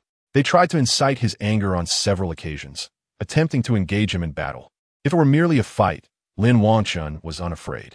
However, he vaguely sensed something amiss. The malice in Wu Yu and Gongsun Shui's eyes was too evident. Ultimately, he secretly captured a disciple from the Minghua sect to interrogate. To his fury, he uncovered the truth. Who was the fool posing as a Lin family member, claiming to be Lin Wangchen's younger brother? The Minghua sect was utterly foolish. Did they not realize such a treacherous sibling should be eliminated? If such a brother existed, he would be the first to strangle him. Chapter 81. Dead man's wealth is still wealth. Xie Jiuniang emerged from her seclusion once more, adopting a new guise. She adjusted her cultivation to the 8th level of Qi training and dressed herself in a rather shabby manner. Over her intact robe, she donned a tattered one. She stowed her small flying boat and replaced the jade token hanging from her waist with one around her neck, concealing it within her robe. The sex-issued robes shielded her from spiritual probing, ensuring she would not be discovered. Then, she grasped a broken sword. Feeling this was still inadequate, she intentionally tousled her hair to resemble a bird's nest, smearing her face with dirt, presenting herself as a pitiful figure, akin to a beginner in Qi training who had narrowly escaped a water beast pursuit. Fellow disciples from the sect, engaged in similar trials, instinctively overlooked her, not even harboring thoughts of robbery, for she appeared to be devoid of any riches. Xie Jiuniang and the sword spirit avoided others, wandering alone beneath the water. With the sword spirit as her treasure-seeking companion and the time treasure leaf to predict danger, months passed and Xie Jiuniang's fortunes flourished. She had filled 3 storage bags. However, the secret realm occasionally echoed with the furious roars of powerful demon beasts, most often linked to her and her sword. Initially, Xie Jiuniang intended for the sword spirit Ling to locate an unclaimed spiritual mine, yet luck was not on their side. Everywhere they ventured, the mines were either claimed or too small, consisting only of ordinary spirit stones. Having feasted on sumptuous delicacies, one would hardly deign to settle for mere vegetables and porridge. Thus, the two conspired to continue plundering from the powerful demon beasts. Their actions enraged the beasts, leading to furious outbursts. At this moment, Xie Jiuniang reclined on the sandy beach of a deserted isle, basking in the sun, legs crossed, idly swinging her feet while lamenting. There are still 2 months until the secret realm closes, yet my 3 storage bags are already full. How tragic. The sword spirit Ling darted from the contract space, swirling around Xie Jiuniang excitedly, saying, Master, Master, you can store all the spirit stones from your bags with me. My space is vast enough to hold countless spirit stones and crystals. Slap. The broken sword's words were abruptly silenced with a swift blow. Xie Jiuniang sneered, Try to deceive me again, and you shall find no mercy. For months prior, she had fallen for its tricks, resulting in the loss of an entire storage bag of spirit stones. The sword spirit Ling, now dejected, returned, mumbling, I promise this time to refrain from touching a single spirit stone of yours. Trust you? Not a chance, you penniless scoundrel. You owe me so many spirit stones that I can barely keep track. Even 1,000 years of servitude wouldn't suffice to repay the debt. Xie Jiuniang was unyielding. The broken sword, now not even allowing a spirit stone to escape unscathed, absorbed them on the spot. Over the months, the sword's body had transformed several times, growing increasingly enigmatic and mysterious. Frugal Master, is it merely a matter of consuming a few spirit stones? I'm quite useful, it stammered, losing confidence as it spoke. The Master was indeed the destined child, and it knew it stood no chance against her. Thus, the sword spirit Ling proposed that they search for new storage bags and suddenly had a bright idea. Master, if you wish to avoid robbing practicing disciples, we could seek the storage bags of those who perished within the secret realm. Demon beasts cannot utilize storage bags. Surely, there must be plenty within the realm. Xie Jiuniang considered this and found it quite sound. Wealth from the dead is still wealth, after all. For someone else, this notion might seem far-fetched. The secret realm was vast and the waters extensive.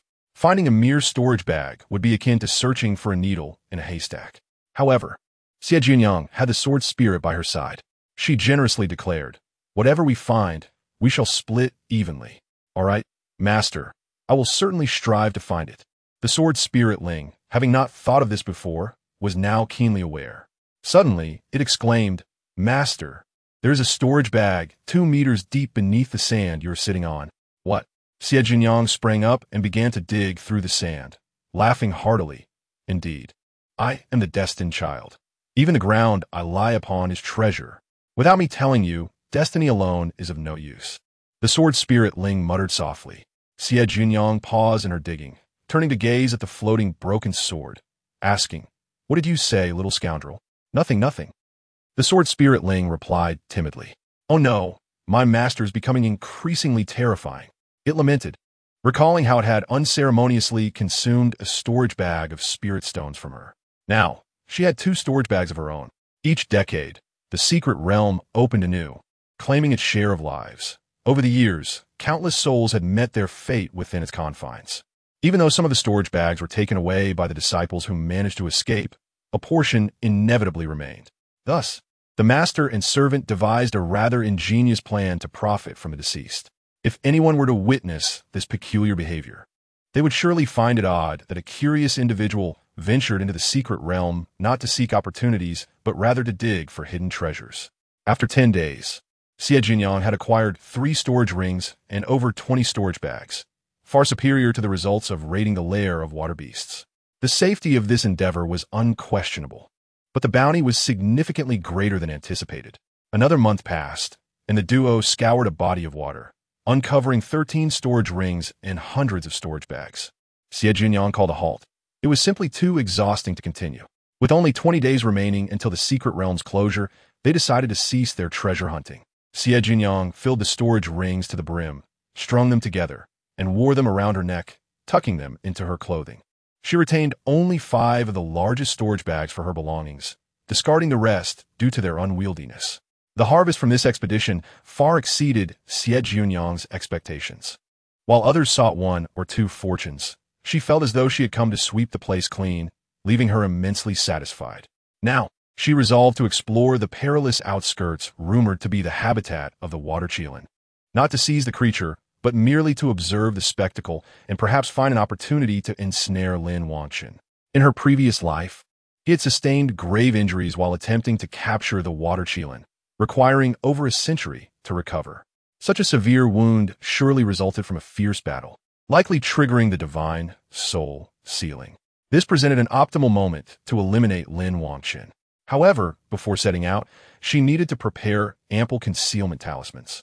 Having exhausted her previous stock, and now having established her foundation, her spiritual Xie was significantly stronger than that of an ordinary cultivator, allowing her to easily craft second-tier concealment talismans.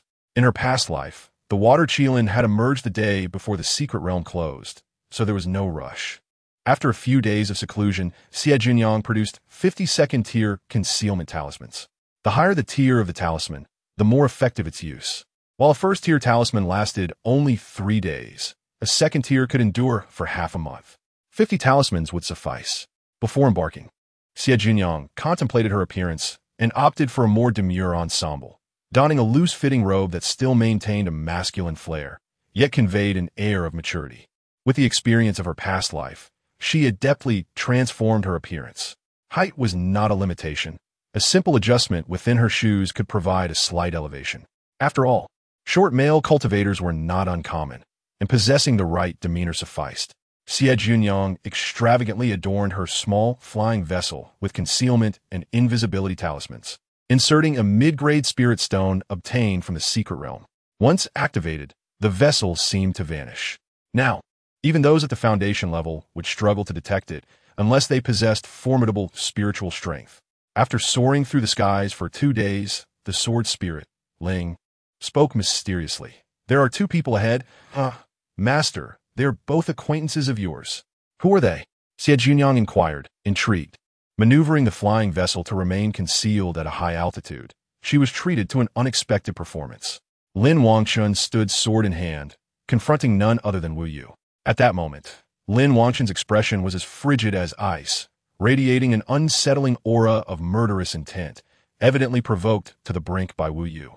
The rare opportunity for secret realm training had become a nuisance with Wu Yu's relentless pursuit, rendering Lin Wangchen's mood understandably foul. Conversely, Xie Jiuniang found immense satisfaction in witnessing Lin Wangchen's predicament, akin to sipping ice-cold water on a sweltering summer's day. "Enough, Wu Yu!" Lin Wangchen exclaimed, his patience wearing thin. Wu Yu retorted with a cold smirk, "Not enough. You Lin family members stole my 9 orifices heart lotus. Either return it to me, or as your elder brother, allow me to teach you a lesson. Otherwise, this matter will not end here. How many times must I say it? That person is not a member of the Lin family. You may deceive Gongsun Shui, but not me." Lin Wangchen, exasperated, unsheathed his sword, declaring, "If you wish to fight, then let us fight." Wu Yu also drew his sword. Hidden within their flying vessel above, Xie Jiuniang and her sword spirit watched the unfolding drama with keen excitement. "Who do you think is stronger?" the sword spirit queried. "I suspect Lin Wangchen," Xie Jiuniang replied, narrowing her eyes in contemplation. After all, he was a few years older and had embarked on his foundation establishment earlier than Wu Yu. Chapter 82. An unexpected development, though both were prodigies of their sect. Lin Wangchen was significantly older than Wu Yu and had begun his foundation establishment earlier. Furthermore, Xie Jiuniang understood that Lin Wangchen's greatest strength lay not in swordsmanship but in magical arts, being the foremost disciple of a law peak rather than a sword cultivator. Interestingly, it seemed that Wu Yu was also a disciple of the law peak from Minghua sect. Xie Jiuniang mused, "What a peculiar situation. 2 disciples of the law peak resorting to swordplay in their conflict. Isn't it natural to draw swords? The sword is the mightiest weapon in the 3,000 worlds." The sword spirit boasted, "Just like me, unrivaled in heaven and earth." Xie Jiuniang rolled her eyes at the boastful spirit. After all, what worth was a broken sword? Despite its supposed prowess, it had broken once before. Ignoring the sword spirit's bluster, Xie Jiuniang focused on the 2 combatants below, who had now engaged in earnest combat upon the water surface. After establishing their foundations, infusing spiritual energy into their feet allowed them to float effortlessly. Initially testing each other with their swords, the sparring escalated into a fierce showdown. Wu Yu, a combat fanatique, fought with reckless abandon, forcing Lin Wangchen to unleash his true abilities. The turbulence on the water's surface intensified, prompting Xie Jiuniang to guide the flying vessel upward several more feet. Observing the clash, the sword's spirit discerned. Master is correct. Lin Wangchen is indeed stronger. Despite the intensity of their struggle, he has yet to exert his full strength, while Wu Yu is already giving it his all. Xie Jiuniang concurred, remarking, I initially thought Wu Yu was ruthless, but it turns out he is both ruthless and mad. The outcome remained uncertain. Wu Yu fought without regard for his life and enjoyed the favor of his ancestors and mentors, while Lin Wangchen would not resort to lethal force. The balance of power was precarious, making it difficult to predict a victor. Xie Jiuniang suspected that Wu Yu's true motivation was not merely to reclaim the nine orifices heart lotus, but to engage in a battle with Lin Wangchen. In the eastern region, there existed a prodigy ranking system, with the prodigy stele standing tall in the heart of the eastern region's main city, listing the top 100 prodigies based on their talents, potential, and cultivation level. Xie Jiuniang was unsure of the criteria for selection, but all listed were remarkable individuals under the age of 100. Both Lin Wangchen and Wu Yu should be among them, with Lin Wangchen seemingly maintaining an edge over Wu Yu. As the battle raged on without a clear victor, Xie Jiuniang retrieved some snacks prepared by her mother, munching while observing the duel. Suddenly, the sword spirit exclaimed, Oh, more people are coming. Who is it? Xie Jiuniang asked, glancing in the direction indicated by the sword spirit. To her surprise, she recognized a group approaching the conflict. Upon closer inspection, she realized they were familiar faces. It was the first time since entering the secret realm that she had encountered Xie Jiuniang and her companions, though their condition was far from favorable, appearing disheveled and as if fleeing for their lives. Among them, Xie Jiuniang looked the most composed, maintaining a clean appearance and leading the group. Upon seeing Xie Jiuniang's state, Xie Jiuniang quickly grasped the situation. Those accompanying her had deliberately approached Xie Jiuniang, yet they had not gained any advantage. They would likely become pawns in Xie Jiuniang's hands, used to charge into danger. However, as they fell victim to her schemes repeatedly, they would eventually recognize her true nature. In her previous life, Xie Jiuniang had also befriended individuals from outside noble families, whom Xie Jiuniang believed to be of good character. However, over time, those individuals distanced themselves from her, likely due to having suffered losses at Xie Jiuniang's hands, yet they refrained from confronting her directly due to the influence of Xiang Daojun. At that moment, the woman beside Xie Jiuniang was none other than Gongsun Shui. Their acquaintance in Yunjian City was unsurprising, yet Gongsun Shui appeared to be in poor condition, her robe stained with blood. Xie Jiuniang popped another snack in her mouth. Curious, are they fleeing? Could they have encountered formidable beasts? Indeed, the sword spirit quickly confirmed. Their injuries do not appear to be inflicted by humans. Look out! A beast is pursuing them. A water-type beast with a pointed head and a pair of flesh wings was closing in from several miles away, rapidly approaching. Lin Shishu, help us. Big brother, save us. High-level beasts are chasing us. Both disciples cried out for help. Lin Wangchen and Wu Yu halted simultaneously. While Wu Yu could disregard a plea from another disciple in the midst of battle, this particular call for aid came from his junior brother. Both sensed the approaching demonic beasts with a glance, and their expressions shifted in unison. High-level demonic beasts were beyond their ability to defeat. They simultaneously launched their flying devices, whisking away their respective sect members, instinctively separating to escape. Meanwhile, hidden in the high skies, Xie Jiuniang and the sword spirit Ling were engaged in a wager. Ling bet that the meat-winged water beast would pursue the disciples of Minghua sect, while Xie Jiuniang speculated it would chase after the group from Tianshu sect. The stakes? A single spirit stone, each one person and one sword, watched intently as the high-level demonic beast drew ever closer. This was Ling's first gamble, and he was quite intrigued. Master, I believe victory is assured. Foolish, when have the chosen ones ever lost? Xie Jiuniang felt equally confident of her win. Alas, while they observed the beginning, they could not foresee the eventual turn of events. The meat-winged water beast detected the small flying vessel. Yar? Yar yar. The water beast grew increasingly enraged, vociferously calling out towards the small vessel. The disciples of Tianshu sect ceased their pursuit, and those from Minghua sect also halted, fixating solely on the small vessel. It desperately soared upwards, intent on tearing apart its nemesis. Xie Jiuniang was baffled. What is wrong with this creature? Shouldn't it be pursuing others? Oh, I know. It's cursing us as petty thieves, the sword spirit Ling cheerfully explained. Xie Jiuniang jolted in realization. Damn, it truly has a grudge. She had pilfered from some of the water beast's old lairs.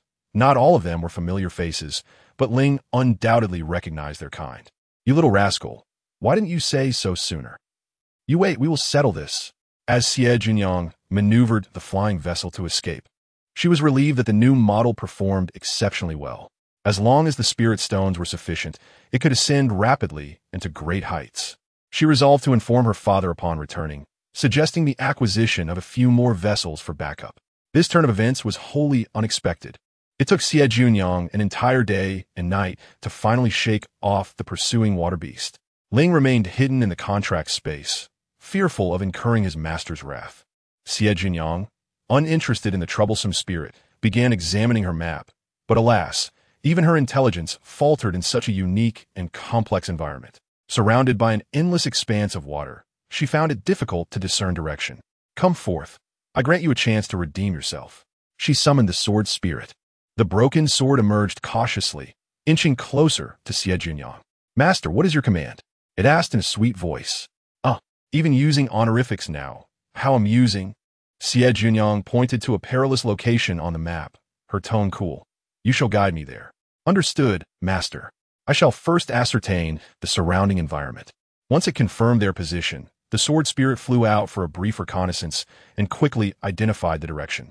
Xie Jiuniang held no doubts. Ling's abilities were enigmatic to outsiders, yet he had never erred in navigation. As the closure of the secret realm approached, one person and one sword finally reached the edge of the perilous area where the water Qilin had appeared. Chapter 83. Is it grace or grudge? As they neared the risk-laden zone, Xie Jiuniang immediately sensed something amiss. The sky above the perilous area shimmered with kaleidoscopic colors, an inherent phenomenon that lingered, as if a treasure were about to emerge. She piloted the vessel stealthily into the territory, generating the anomaly. A small gathering of disciples from various sects was present, including Ren Bingyan, Lin Wangchen, Wu Yu, and Gongsun Shui, among others. Approximately 20 individuals, fewer than Xie Jiuniang had anticipated. It was not surprising, considering that only a select few possessed the strength to navigate the Tian Shui secret realm with ease. After a year of trials, even fewer remained with any energy left. In the final days before the realm's closure, most sought refuge in safe locations, waiting for the conclusion of the secret realm. Those still able to fight were, without exception, the pinnacle of their respective sects, Xie Jiuniang included, albeit for a different reason. Wow, a divine beast is about to appear, heralding a great fortune. However, Ling's tone shifted to uncertainty. But what? Xie Jiuniang inquired. It seems the fortune is flawed. What a pity, Ling lamented with a hint of regret. Can't you just finish your thought in one go? Leaving it half-said is maddening. Xie Jiuniang, not fully grasping the situation, was aware that divine beasts were exceedingly rare in the cultivation realm. It was said that each appearance was accompanied by a bearer of great fortune. Ling hastily clarified. A flawed fortune implies that the divine beast's bloodline is incomplete, its potential diminished, and future growth limited. Understanding dawned on Xie Jiuniang. It was evidently a crippled water Qilin. Oh, how do you know it's a water Qilin? She asked. I calculated and guessed. Xie Jiuniang fell silent. While Ling could not pry further, they both remained concealed in the high skies, surveying the scene below. Fortunately, the auspicious creature was positioned on the outskirts of the perilous area. Had it been in the center, even the most gifted would only be left to sigh in despair. Now, however, there was a chance to seize the opportunity. At that moment, on the horizon where the sky met the water, a large ship floated toward them, drawing near within mere breaths. After nearly a year, Xie Jiuniang once again laid eyes on Mo Chuan. The ship's deck was adorned with a tea table and an exquisite jade tea set. Mo Chuan lounged lazily at the table, a cup of spirit tea before him, the lid of the tea bowl ajar, steam wafting gently into the air. He appeared utterly relaxed and at ease. In this moment, Mo Chuan bore the striking visage of the master brother of Danfeng, radiant and unblemished, a stark contrast to the ordinary appearance he had donned upon entering the secret realm. Xie Jiuniang scrutinized his face, pondering for a considerable time before casually remarking, Little rascal, I suspect his current appearance is merely a disguise, yet I have no proof. Indeed, Ling concurred. The external appearance differs greatly from his true essence, with only a few similarities. now possessing some of his former strength. Ling observed Mo Chuan and uncovered a new enigma. What? Is it truly not him? Xie Jiuniang's eyes widened in astonishment, and she curiously pressed on, what does he truly look like? Remembering the little rascal's prior descriptions of Wu Yu, she held little hope. Surprisingly, Ling replied, I will share his true appearance with you.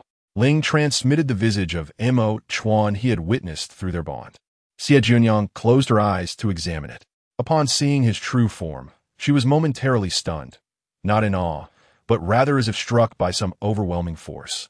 Her silver consciousness surged tumultuously, restless, and unsteady. At that moment, the time leaf charm emitted a gentle silver light, stabilizing her agitated mind. Ling, in a state of panic, exclaimed, Master, Master, what has transpired? It was merely a sharing of memories, and yet you appear so disoriented. Ling understood the gravity of the situation, yet felt powerless, regretting his decision to share the vision. Had he known, he would not have transmitted it. The issue was that his master seemed lost, as if her soul had departed, rendering her unresponsive.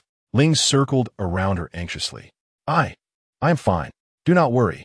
Xie Jiuniang lowered her lashes, and after a prolonged silence, spoke in a hoarse whisper.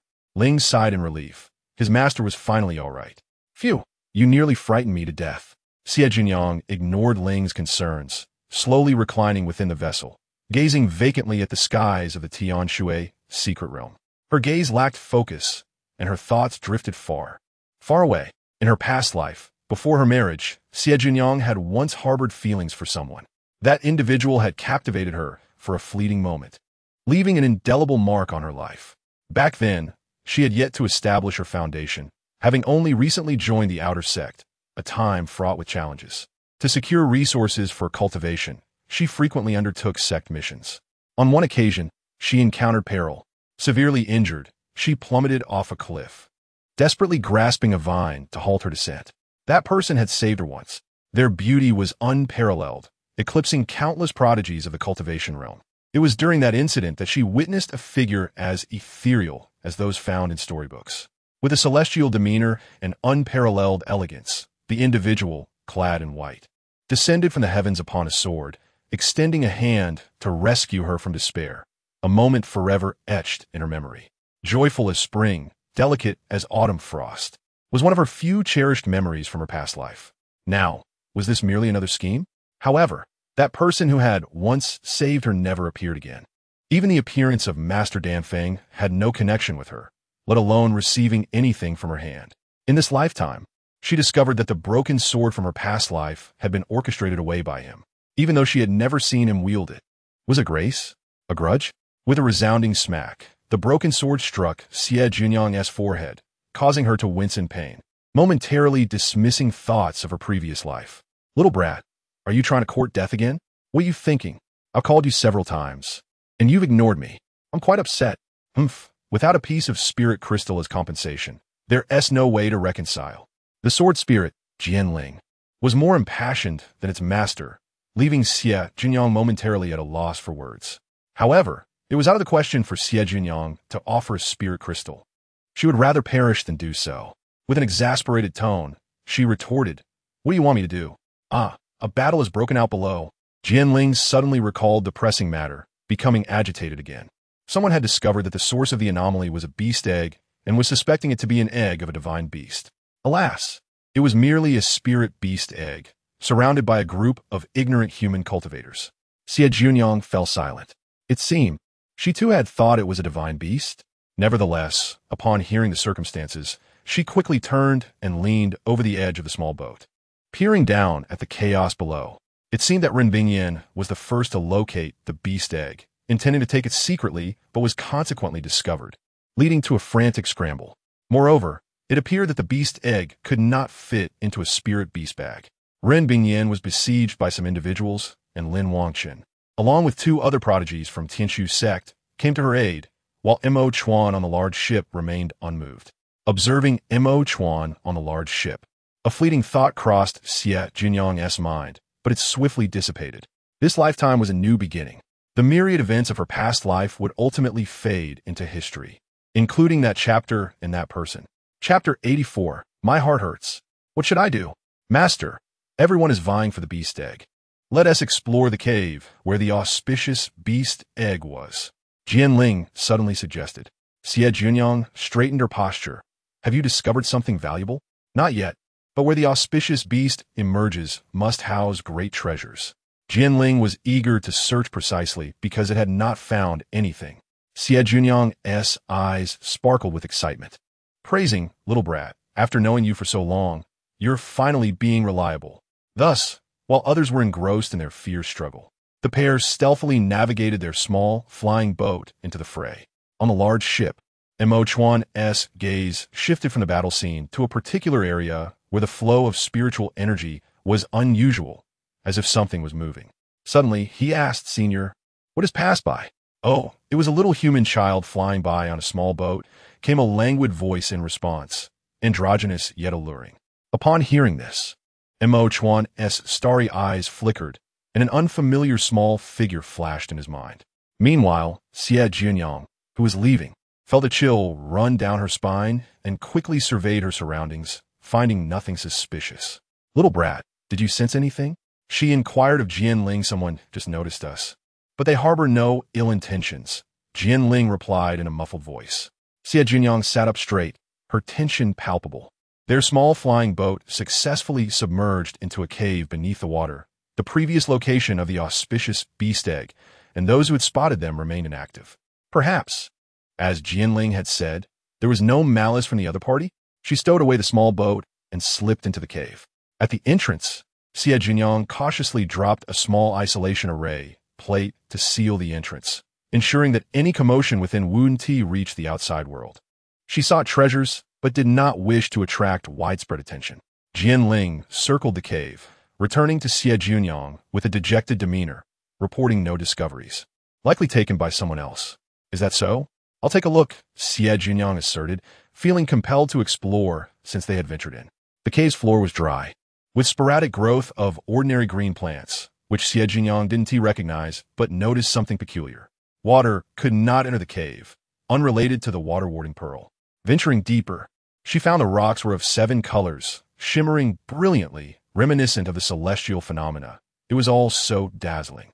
In the center stood a small stone platform, also composed of 7 colored stones, resembling a rainbow in the sky. Above it, a nest constructed from a gnarled branch lay empty. Recently, the auspicious beast egg must have resided here. Surrounded by stones, Xie Jiuniang rummaged through the small nest, ultimately grasping a twig the size of a finger. "What kind of wood is this?" she inquired. "It is dragon bloodwood. The residual dragon essence is nearly non-existent, rendering it useless," Jianling responded. "Even if it is useless, it is still dragon bloodwood," Xie Jiuniang exclaimed in astonishment. This was a divine wood nourished by dragon's blood, said to exist only within dragon lairs, which are also referred to as dragon tombs. Unable to contain her curiosity, Xie Jiuniang asked, "Little brat, does the existence of dragon blood would mean that dragons truly exist?" "Do not be overly surprised. Dragons certainly exist, but not necessarily in this realm. Discussing such matters with you is futile. As a novice cultivator, you should focus on your training. Without strength, no matter how magnificent the vast world is, you have no right to partake," Jianling lamented internally. It had already become half destroyed and lacked the strength to revel in the world. Xie Jiuniang stored the entire small nest in her storage bag, her gaze falling back onto the 7 colored stones, recalling the 9 aperture heart lotus, which also grew on 7 colored stones. She then asked, "What is the secret of these stones?" "They are ordinary stones, merely harboring a trace of chaotic energy," Jianling explained. When mentioning chaotic energy, it had not paid attention to any spirit stones. Xie Jiuniang, however, felt a surge of frustration, wishing she could strike Jianling with a stick. "Chaotic energy? Why didn't you warn me? Last time, when I took the 9 aperture heart lotus, I missed out on those stones. Even if I go back to search now, it would be too late." The broken sword trembled slightly. The master's tone was somewhat frightening. Yet it couldn't help but add, it would be useless to go back. The stones were taken by Wu Yu. "What? Taken by someone?" Xie Jiuniang's face fell in disappointment. Missing out on a small opportunity had served as a reminder. In the future, she must thoroughly inspect her surroundings. Thus, starting from the cave search, Xie Jiuniang was resolute, intending to dig every inch. She first stored away the seven-colored small platform before retrieving a bone knife, preparing to excavate. Suddenly, Jianling exclaimed with excitement, "Master, dig here." The spot Jianling indicated was precisely where the seven-colored small platform had previously been. Xie Jiuniang crouched down to dig. After digging over a yard deep, she unearthed a large, grayish pearl. It was somewhat too large for her small hand to grasp. "What is this?" she asked Jianling. Jianling circled the orb, uncertain. "It resembles a chaos pearl, used by cultivators with 5 spiritual roots. It might transform their 5 elemental roots into chaotic roots." Upon hearing this, Xie Jiuniang was overjoyed, feeling more delighted than if she had personally received the opportunity, and hastily stored it away with great care. "Why do you value this so much when it's of no use to you?" Jianling questioned, puzzled. "I may not need it, but my father certainly can." That is true." They continued their search, eager to discover more. The duo resumed digging, stirring the cave into a chaotic mess. They collected numerous seven-colored stones, but found no other valuable items. Xie Jiuniang decided it was time to leave. As she reached the cave entrance, she stowed away the small isolation array plate. Just as she was about to slip out, she paused, attempting to store the water-warding pearl in her storage bag. The water outside the cave still did not seep in, which was quite strange. Xie Jiuniang scrutinized the area around the cave entrance, searching for the reason behind the water's absence, but found nothing at first. Subsequently, she covered her eyes with spiritual power, employing the spirit observation technique. Ultimately, her gaze settled on a specific spot above the cave entrance. There, she noticed a bowl-sized pit. After retrieving the water-warding pearl once more, Xie Jiuniang leaped upward, driving the bone knife into a section of rock above the entrance. She then extended her small hand to dig within the pit. In no time, she pulled out a small, transparent pearl the size of a fingernail, adorned with array patterns. A water spirit pearl? Xie Jiuniang marveled. It was a pearl formed from condensed water spiritual energy. Those with a water spiritual root would benefit from wearing it, as their cultivation would accelerate. However, for Xie Jiuniang, who lacked a water spirit root, it was of little consequence. The sword spirit remarked, "Such trivial pearls are of no value. There are plenty within the secret realm of heavenly water." "Indeed, there are plenty." Xie Jiuniang clutched her chest, her heart aching. What to do? With a vengeful spirit, she resolved to teach a lesson to a certain foolish individual. "Oh, you little rascal. Do you not know that the seemingly worthless pearls in your mouth could fetch millions of spirit stones once we exit this secret realm? Your ignorance has caused you to miss out on a substantial fortune, a truly vast one." "Ah, how maddening!" The sword spirit raged. "Why did you not warn me? But you did not inform me either." Upon witnessing the broken sword's frenzy, Xie Jiuniang felt a wave of clarity and lightness wash over her. Chapter 85. It is impossible for her to raise it, disregarding the broken sword's fury. Xie Jiuniang leaped onto her small flying vessel. Having secured the benefits, there was no time to linger and risk being discovered. "Enough of this nonsense, let's go." She grasped the hilt of the broken sword, activating the vessel, which soared into the air. As they emerged from the water, Xie Jiuniang remained oblivious to the fact that by taking the water spirit pearl from the cave, she had caused a deluge, stirring up considerable turbulence on the surface, which drew the attention of those engaged in battle above. Gongsun Shui inquired, "What is happening beneath the water?" "The cave is flooding," someone replied after probing with their divine sense. Gongsun Shui immediately recalled a possibility. Could it be that someone had stolen treasures from the cave? "What? There are treasures within?" came the astonished response. The situation was clear. There must indeed be something, for how else could one explain the sudden influx of water into the previously unaffected cave? Regretful, the talented individuals began to search with their divine senses, eager to uncover who had taken the treasures. Wu Yi remained unaffected, continuing her assault. But the moment Bing Yin became slightly distracted, she suffered a major setback. It was not a personal issue, but rather the fact that she was cradling a rare beast egg with one hand, which she had to relinquish for self-preservation. Suddenly, the beast egg was sent flying.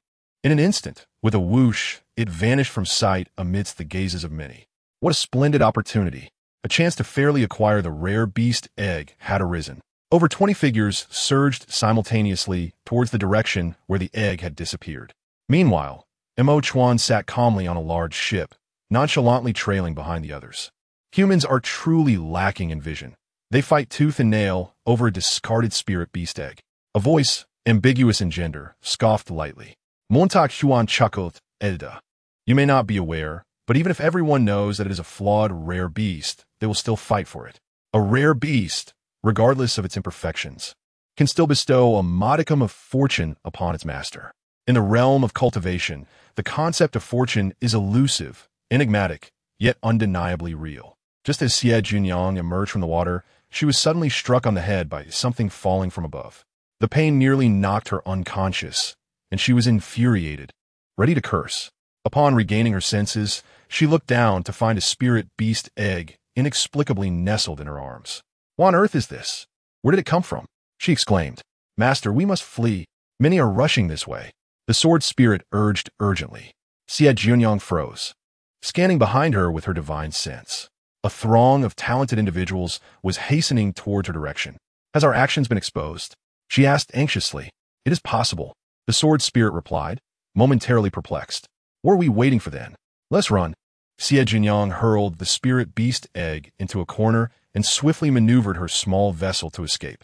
In her frantic flight, she momentarily failed to notice that the invisibility talisman had lost its effect.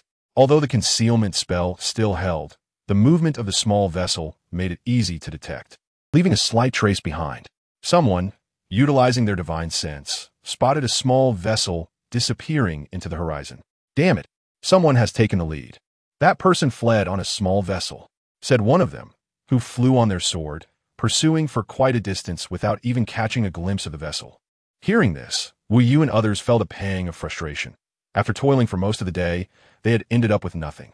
Wu Yu's cold gaze turned towards Lin Wangchen, interrogating, was this a scheme orchestrated by you and your brother? As soon as the words left her lips, all eyes fell on Lin Wangchen. His expression darkened. Wu Yu, I have stated countless times that they are not from the Lin family. Just because you say so, does that make it true? Wu Yu was unconvinced. How could someone not from the Lin family possess such intimate knowledge of it? That individual has a newly released small vessel from the Rongxing Merchant Association, one that we Foundation establishment cultivators cannot hope to match. Many began to believe her words. Lin Wangchen was at a loss for words. He intended to leave in a huff, but the throng of talented individuals surrounded him. Noticing Ren Bingyin's silence, he could only explain, I do not possess a new small vessel.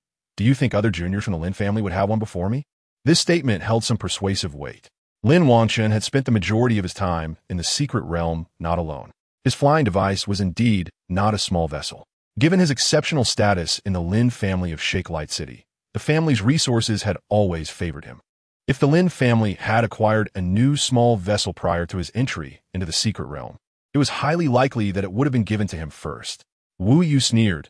Doesn't that imply that you brothers share a close bond? You are unwilling to use it, leaving it for your younger brother's survival. Wu Yu, the talented rankings place you above me, but must you constantly target me? Lin Wangchen interjected sharply. The talented rankings do not reflect the Lin family standing. He refused to let Wu Yu continue her nonsense, warning her not to provoke him further, or he would not hesitate to retaliate. Unbeknownst to Xie Jiuniang, all of these events were transpiring. Once she successfully fled, she had the sword spirit confirm repeatedly that no one was pursuing them before she finally relaxed, lying back in the vessel to catch her breath. Suddenly, she heard a faint cracking sound nearby. What could it be? Following the sound, she discovered the spirit beast egg she had previously tossed into the corner. A small crack had appeared on the shell, and within, the tiny creature was struggling to break free. It exerted itself a couple of times before falling silent again. However, after a while, it moved again, widening the crack slightly. This repetitive struggle made Xie Jiuniang wish to assist it by breaking the shell and retrieving it herself. Nevertheless, she knew that the process of hatching was beneficial for the creature, and any interference from others would likely do more harm than good. Very well. Since you have come into my possession, it seems we are fated to meet. I shall grant you some assistance. After a moment of contemplation, Xie Jiuniang decided to lend a hand. As the sword spirit anticipated that the master would provide the little beast with a boon, the owner remained the same. She merely took out the water spirit pearl, dismantled the formations upon it, revealing the pearl in its entirety, and reluctantly placed it atop the eggshell, declaring, Little egg, you're a water beast, are you not? I shall lend you this water spirit pearl for a moment. Once you hatch, you must return it to me, all right? The sword spirit circled the spirit beast egg, commenting in confusion, "Master, this appears to be a rare beast egg." "What?" Xie Jiuniang gasped, her gaze darting from the rare beast egg to the broken sword. "You mean this is the one that everyone was fighting over? But how did it end up with me?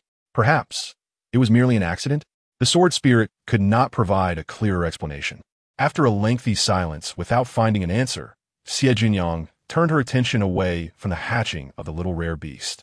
According to her previous life's deductions, the water Qilin would only hatch the day before the secret realm closed. In her mind, she began contemplating how to sell the water Qilin for a substantial profit. While Xie Jiuniang had never intended to compete for the water Qilin, she would not foolishly discard it now that it was in her possession. How could she maximize her benefits? It was impossible for her to raise it. It would require an exorbitant amount of resources, especially for one that was inherently flawed. If there are indeed such abundant resources, wouldn't she consider leaving some for her parents to cultivate? Living forever alone lacks meaning. Her true wish is for her entire family to attain immortality. The sword spirit, upon observing her subtle expressions and sensing her thoughts, cast a sympathetic glance at the little auspicious beast that was desperately trying to break free from its shell, eager to hitch a ride on the destiny of the chosen one. Initially, the sword spirit thought it was mere coincidence, but witnessing the little beast's fervent struggle, it suddenly realized the beast's egg falling onto the small flying boat was no accident. It was a deliberate choice. It wished to select Xie Jiuniang as its master. Alas, that was impossible. "Little beast, cease your struggles and conserve your strength. My master is rather miserly. She would never spend spirit stones to nurture you." As the broken sword circled the beast's egg, its childish remarks struck like daggers, reigniting the little beast's determination to break free from its confines. With a resigned sigh, the broken sword lamented, "Honestly, how can you fail to comprehend? I am singularly useful, unparalleled in heaven and earth. Yet my master refuses to invest even a single spirit stone in me. You, a mere newborn, capable only of consuming." Suddenly, it was struck away. Xie Jiuniang was genuinely angered, not by the sword spirit's self-deprecating comments, but by its audacity to converse with the water Qilin, thereby exposing its existence. Would she still dare to sell the water Qilin after this? If sold, would it reveal the sword spirit's presence post-contract? This infuriated her. She had meticulously planned to sell it for a handsome sum, only to see her plans thwarted. The broken sword returned, feeling aggrieved. "Master, you wouldn't seriously consider selling it, would you?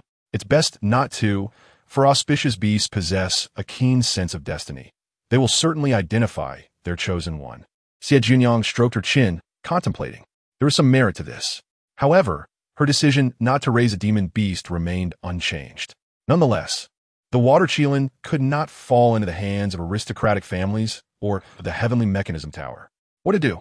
Perhaps it would be best to eliminate it altogether. Chapter 86. The Scapegoat Xiang. The auspicious beast, by its very nature, is a harbinger of fortune, endowed with a remarkable intellect. As the water Qilin was on the verge of breaking its shell, it sensed a hint of murderous intent. The sword spirit's earlier words had alarmed it, and its anxiety heightened. The elders of its clan had said that only by aligning with the destined individual of this realm could one secure a sliver of survival. Yet, the elders had also mentioned that the destined one would favor auspicious beasts. However, the little beast's kin could never have predicted that this realm's chosen one would be such an anomaly. Utterly disinterested in raising auspicious beasts and indifferent to the ethereal fortunes they represented, the water Qilin was terrified. In a desperate bid for survival, it instinctively drew upon the water spirit pearl outside its shell, which had initially required several hours to break free, and astonishingly, it shattered instantaneously. Exhausted, the water Qilin gasped for breath, instinctively swallowing the water spirit pearl that rolled toward its mouth. Upon ingesting the pearl, a vibrant aura of water spirit enveloped it, indicating a profound affinity between the pearl and the Qilin. Struggling to rise, the water Qilin devoured the remaining shell, its body expanding slightly. Then, it staggered stubbornly towards Xie Jiuniang, nuzzling her foot affectionately with its small head. Xie Jiuniang silently observed the young Qilin, just as described in ancient texts. It bore a dragon's head and a lion's body, covered in scales, with large eyes and a wide mouth, complemented by two sharp little fangs, all adorned in a shimmering blue hue. It was undoubtedly the water Qilin. The murderous intent that had briefly flared within her subsided almost immediately as she inquired, "Little auspicious beast, have you sought me out intentionally to forge a contract?" The water Qilin eagerly nodded. Upon seeing this, Xie Jiuniang confirmed its high intelligence, allowing for normal interaction. She then asked, "Do you possess any bloodline inheritance?"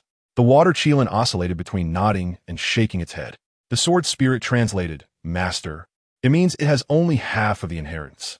The water Qilin nodded vigorously again. Initially, Xie Jiuniang did not delve deeply into her thoughts, believing that finding the water Qilin was a stroke of luck. However, she soon realized that the water spirit pearl bore inscriptions and was particularly attuned to the Qilin, indicating human intervention. Yet, the individual behind it seemed to harbor no malicious intent. The heavenly water secret realm was indeed an ideal environment for the water Qilin's growth.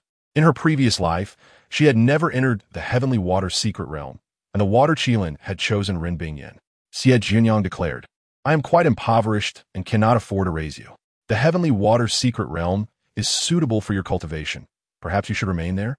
The water Qilin shook its tiny head frantically, seemingly fearful that Xie Jiuniang would abandon it, and clung tightly to her foot with its forelimbs. With a melancholic expression, Xie Jiuniang explained, "I have numerous formidable enemies. My current priority is self-preservation, and I lack the resources to protect you. Little Qilin, you are a celestial, auspicious beast, favored by the heavens. You must strive to be a powerful creature of dignity, never to become a servant to humans, and certainly not to enter into a contract. Do you understand? A proud, auspicious beast would rather stand and perish than kneel and live.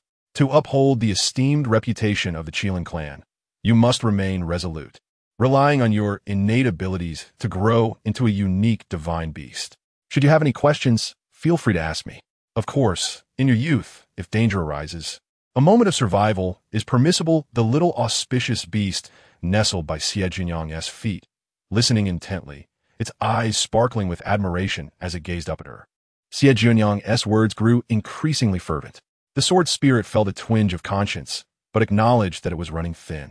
She had delivered a series of sentiments, all urging the little beast to be self-reliant, while also teaching it how to cunningly procure resources from humans. Ideally, it should strive to become a revered guardian beast of a great sect, thus ensuring its cultivation resources would be plentiful. The more Xie Jiuniang pondered, the more feasible this course of action appeared. She lifted the water Qilin to her eye level, asking, "Do you comprehend what I just said?" The water Qilin nodded its little head in affirmation. "Then, we shall become the best of partners, growing stronger together, trusting each other, and safeguarding each other's secrets." With a joyful nuzzle against her, the water Qilin expressed its delight. "Let us establish a temporary contract. We only need to communicate normally, ensuring that trouble for one does not endanger the other." Noticing that the water Qilin tilted its head in confusion, she cleverly added, "I have numerous enemies. I fear that if I encounter danger one day, it may implicate you. Hence, I shall not bind us in a contract." The water Qilin's large eyes glistened with emotion. Xie Jiuniang felt a sense of satisfaction. Just as she was about to formalize the temporary contract, the water Qilin unexpectedly approached, swiftly biting her fingertip and swallowing a drop of her blood. Immediately, Xie Jiuniang sensed the connection forming between herself and the water Qilin. "Master?" came the tender, unfamiliar voice of a child. Xie Jiuniang gazed at the little Qilin with a mix of emotions. The child's voice continued, "Woo, you're so good to me, master. So will you deceive me?" Xie Jiuniang found herself momentarily at a loss. After all that persuasion, had it all been in vain? Whether in a master-servant or equal contract, she had never intended to sign. However, the master-servant contract within the water Qilin's inheritance differed from those in the cultivation realm. It was far more domineering. The master's demise meant the servant's survival was inconsequential, and vice versa, though the master's spirit might suffer some harm. Given Xie Jiuniang's formidable consciousness and the protection of the time treasure leaf, it was of little concern. Moreover, as the master, she could dissolve the contract at any time. With the water Qilin by her side, Xie Jiuniang effectively gained an extra life, making it difficult for her to refuse. In truth, this arrangement was even more secure for her, eliminating worries about the water Qilin being exploited by others. The most pressing issue remained that she neither wished to raise it nor could afford to do so. If others discovered that she possessed an auspicious beast, her identity as the chosen one would likely be exposed. For now, she needed to devise a prudent solution. Suddenly, the child's voice piped up, "Master, I don't need you to raise me. I can take care of myself. When I grow up, I can even support you." The little Qilin was so considerate. Xie Jiuniang was utterly moved. How wonderful it was not to worry. The sword spirit, reveling in the mischief, communicated with Xie Jiuniang. "Oh, foolish master, you've been outsmarted. This little auspicious beast is quite cunning. Ambition in itself is not a flaw. My master suffers no loss nor requires my sustenance." Xie Jiuniang communicated with utmost calmness. The notion of nurturing a contracted beast is utterly impossible, forever unattainable. Xie Jiuniang contemplated a future where she could dissolve her master-servant bond with the water Qilin once she had grown formidable. In the meantime, she maneuvered her small flying vessel, seeking a scapegoat. With the secret realm on the brink of closure, it was imperative to find a temporary master for the water Qilin before exiting. In the first half-hour before the realm's closure, the pair pinpointed their target. Oh, not a scapegoat, but rather a temporary position for Xiang.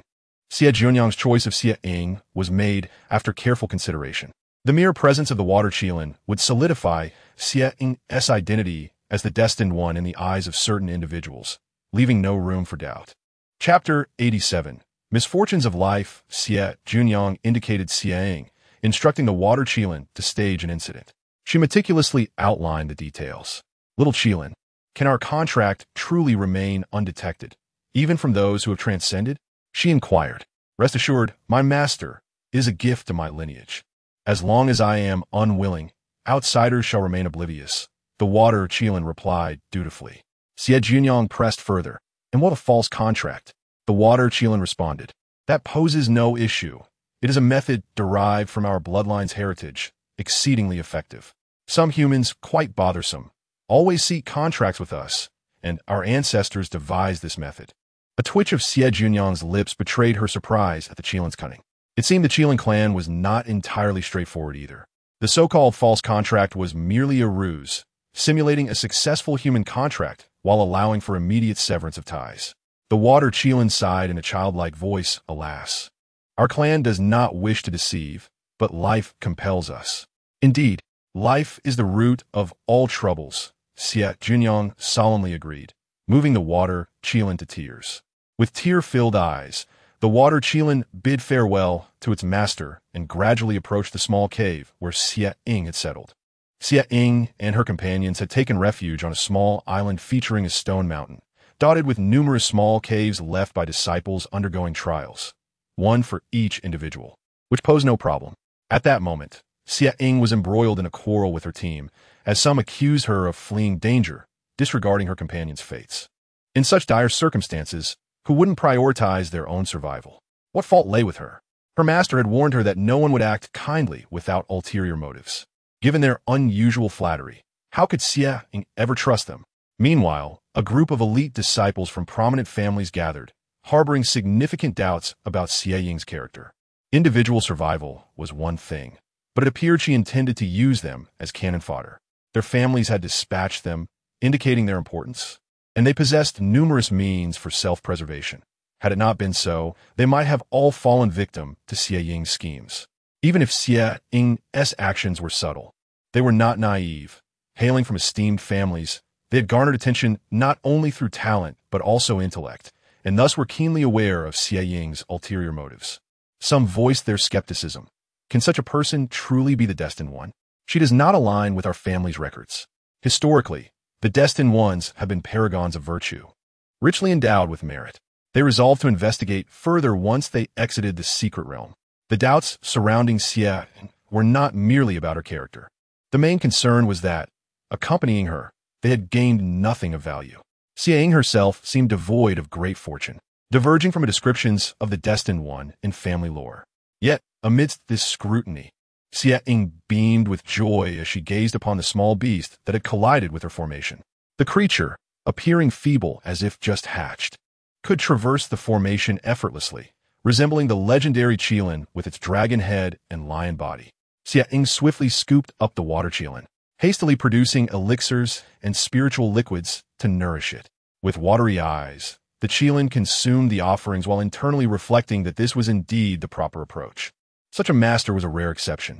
After finishing its meal, the water Qilin, utterly exhausted, nestled in Xie Ying's embrace and fell asleep. Xie Ying surreptitiously attempted to establish a master-servant contract, but to no avail. Just as the records had indicated, auspicious beasts could not enter into such agreements. Quickly, she altered her approach to an equal contract. Before signing, she gently coaxed, "The secret realm is closing soon. Only through a contract can I take you with me. Without it, you must remain here, devoid of elixirs and spiritual liquids." At the very last moment before the realm's closure, the water Qilin pretended to be successfully contracted, while in reality, it established a temporary link with Xie Ying, creating the illusion of a completed contract. Xie Ying was ecstatic. Producing the secret realm token, a brilliant light enveloped them, and in an instant, both the human and beast were transported out of the secret realm. The sword spirit Ling reported the situation to Xie Jiuniang, expressing doubt. "Master, could the contract between the little auspicious beast and its master also be a fabrication?" After a moment of contemplation, Xie Jiuniang scrutinized the master-servant contract within her spirit. It appeared genuine. Yet, even if it were false, it mattered little, for she had not sacrificed anything. The water spirit pearl had originally belonged to the Qilin clan. As the sword spirit reached a similar conclusion, Xie Jiuniang retracted her small flying vessel and raised her right hand toward the suspended broken sword, commanding, "Hurry and enter the spatial realm." As a mere fledgling, I must be among the first to depart. The broken sword swiftly merged with the contract's divine markings. Xie Jiuniang conducted a final inspection of her appearance. Aside from being somewhat disheveled, she appeared much as she had when she arrived aboard the Sect's flying vessel. With a concealment talisman on her person, her cultivation was adjusted to the 8th level of Qi refinement. She retrieved the secret realm token. In a flash of brilliance, she vanished from the secret realm. In the blink of an eye, she found herself outside. As Xie Ying emerged, cradling the water Qilin, she drew the attention of various onlookers. When Xie Jiuniang followed, her entrance went largely unnoticed, save for Elder Chao Yan. Meanwhile, 2 golden core elders from the Wu and Gongsun families, having heard reports from some disciples, immediately sought out the thief who had stolen the 9 apertures heart lotus. Upon spotting Xie Jiuniang, they prepared to use their divine sense to investigate. But Elder Chao Yan intervened just in time to dispel their efforts. The 2 were taken aback. Elder Chao Yan scoffed, "The Wu and Gongsun families have grown increasingly brazen, daring to act against my sect's disciples? A misunderstanding, merely a misunderstanding. This is Tianshu sect, not Minghua sect." The 2 elders wore displeased expressions but dared not pursue the matter further. Elder Chao Yan whisked Xie Jiuniang away, returning to the sect's flying vessel. Feeling a lingering unease, Xie Jiuniang steadied herself and respectfully thanked Elder Chao Yan. "Disciple is grateful for your protection, Elder." "No need for thanks. It is my duty," he replied, observing her stable aura with satisfaction, noting she bore no injuries. He added, "8th level of Qi refinement, well done. Continue your training and establish a foundation soon." "Yes, I will strive diligently," Xie Jiuniang promised earnestly. She was genuinely grateful to Elder Chao Yan, had he not intervened. Although she had means to clear her name regarding the theft of the 9 apertures heart lotus, her entry into the secret realm would have been exposed. Those who had begun to dismiss their suspicions about her would likely regain their doubts. Inside the flying vessel, others had already boarded. Elder Chao Yan spoke little, urging her to find a place to rest. Xie Jiuniang settled into a discreet corner. Most of the disciples aboard were injured and would activate their tokens to exit the secret realm as soon as the time was right. Those with a bit of strength left typically stayed until the realm expelled them. Xie Jiuniang discreetly observed her fellow passengers. Xie Ying, radiating joy as she held the water Qilin, stood out distinctly, drawing attention like a star among the constellations, even more so than when they had first arrived. Particularly, the elite disciples from various families, who had previously questioned her, now wore expressions as sour as if they had consumed something vile. They exchanged glances, visibly frustrated. The fortunes of the destined one were indeed unfathomable, not easily seized. Before the secret realm's closure, she had merely lingered in a cave, yet had gained immense fortune. Xie Jiuniang relished the sight of their disgruntled faces, her heart brimming with delight. More disciples continued to emerge from the secret realm, and as the vessel filled with people, Xie Jiuniang blended in increasingly unnoticed. Still, she had yet to see Lin Wangchen, Immortal, and Ren Bingyan, the top-tier prodigies. It is not surprising that Immortal and Ren Bingyan did not emerge from the secret realm. Yet Lin Wangchen's appearance elicited some astonishment from Xie Jiuniang. Previously, Xie Jiuniang had been navigating through murky waters. The battle among the prodigies had been interrupted, and the water Qilin had fled. In a twist of fate, Lin Wangchen, who had been gravely injured in his previous life, managed to evade disaster this time around. Much has changed since then. The advantages bestowed upon Xie Jiuniang by her past life memories are gradually diminishing. At this moment, both Lin Wangchen and Wu Yu emerged from the secret realm almost simultaneously.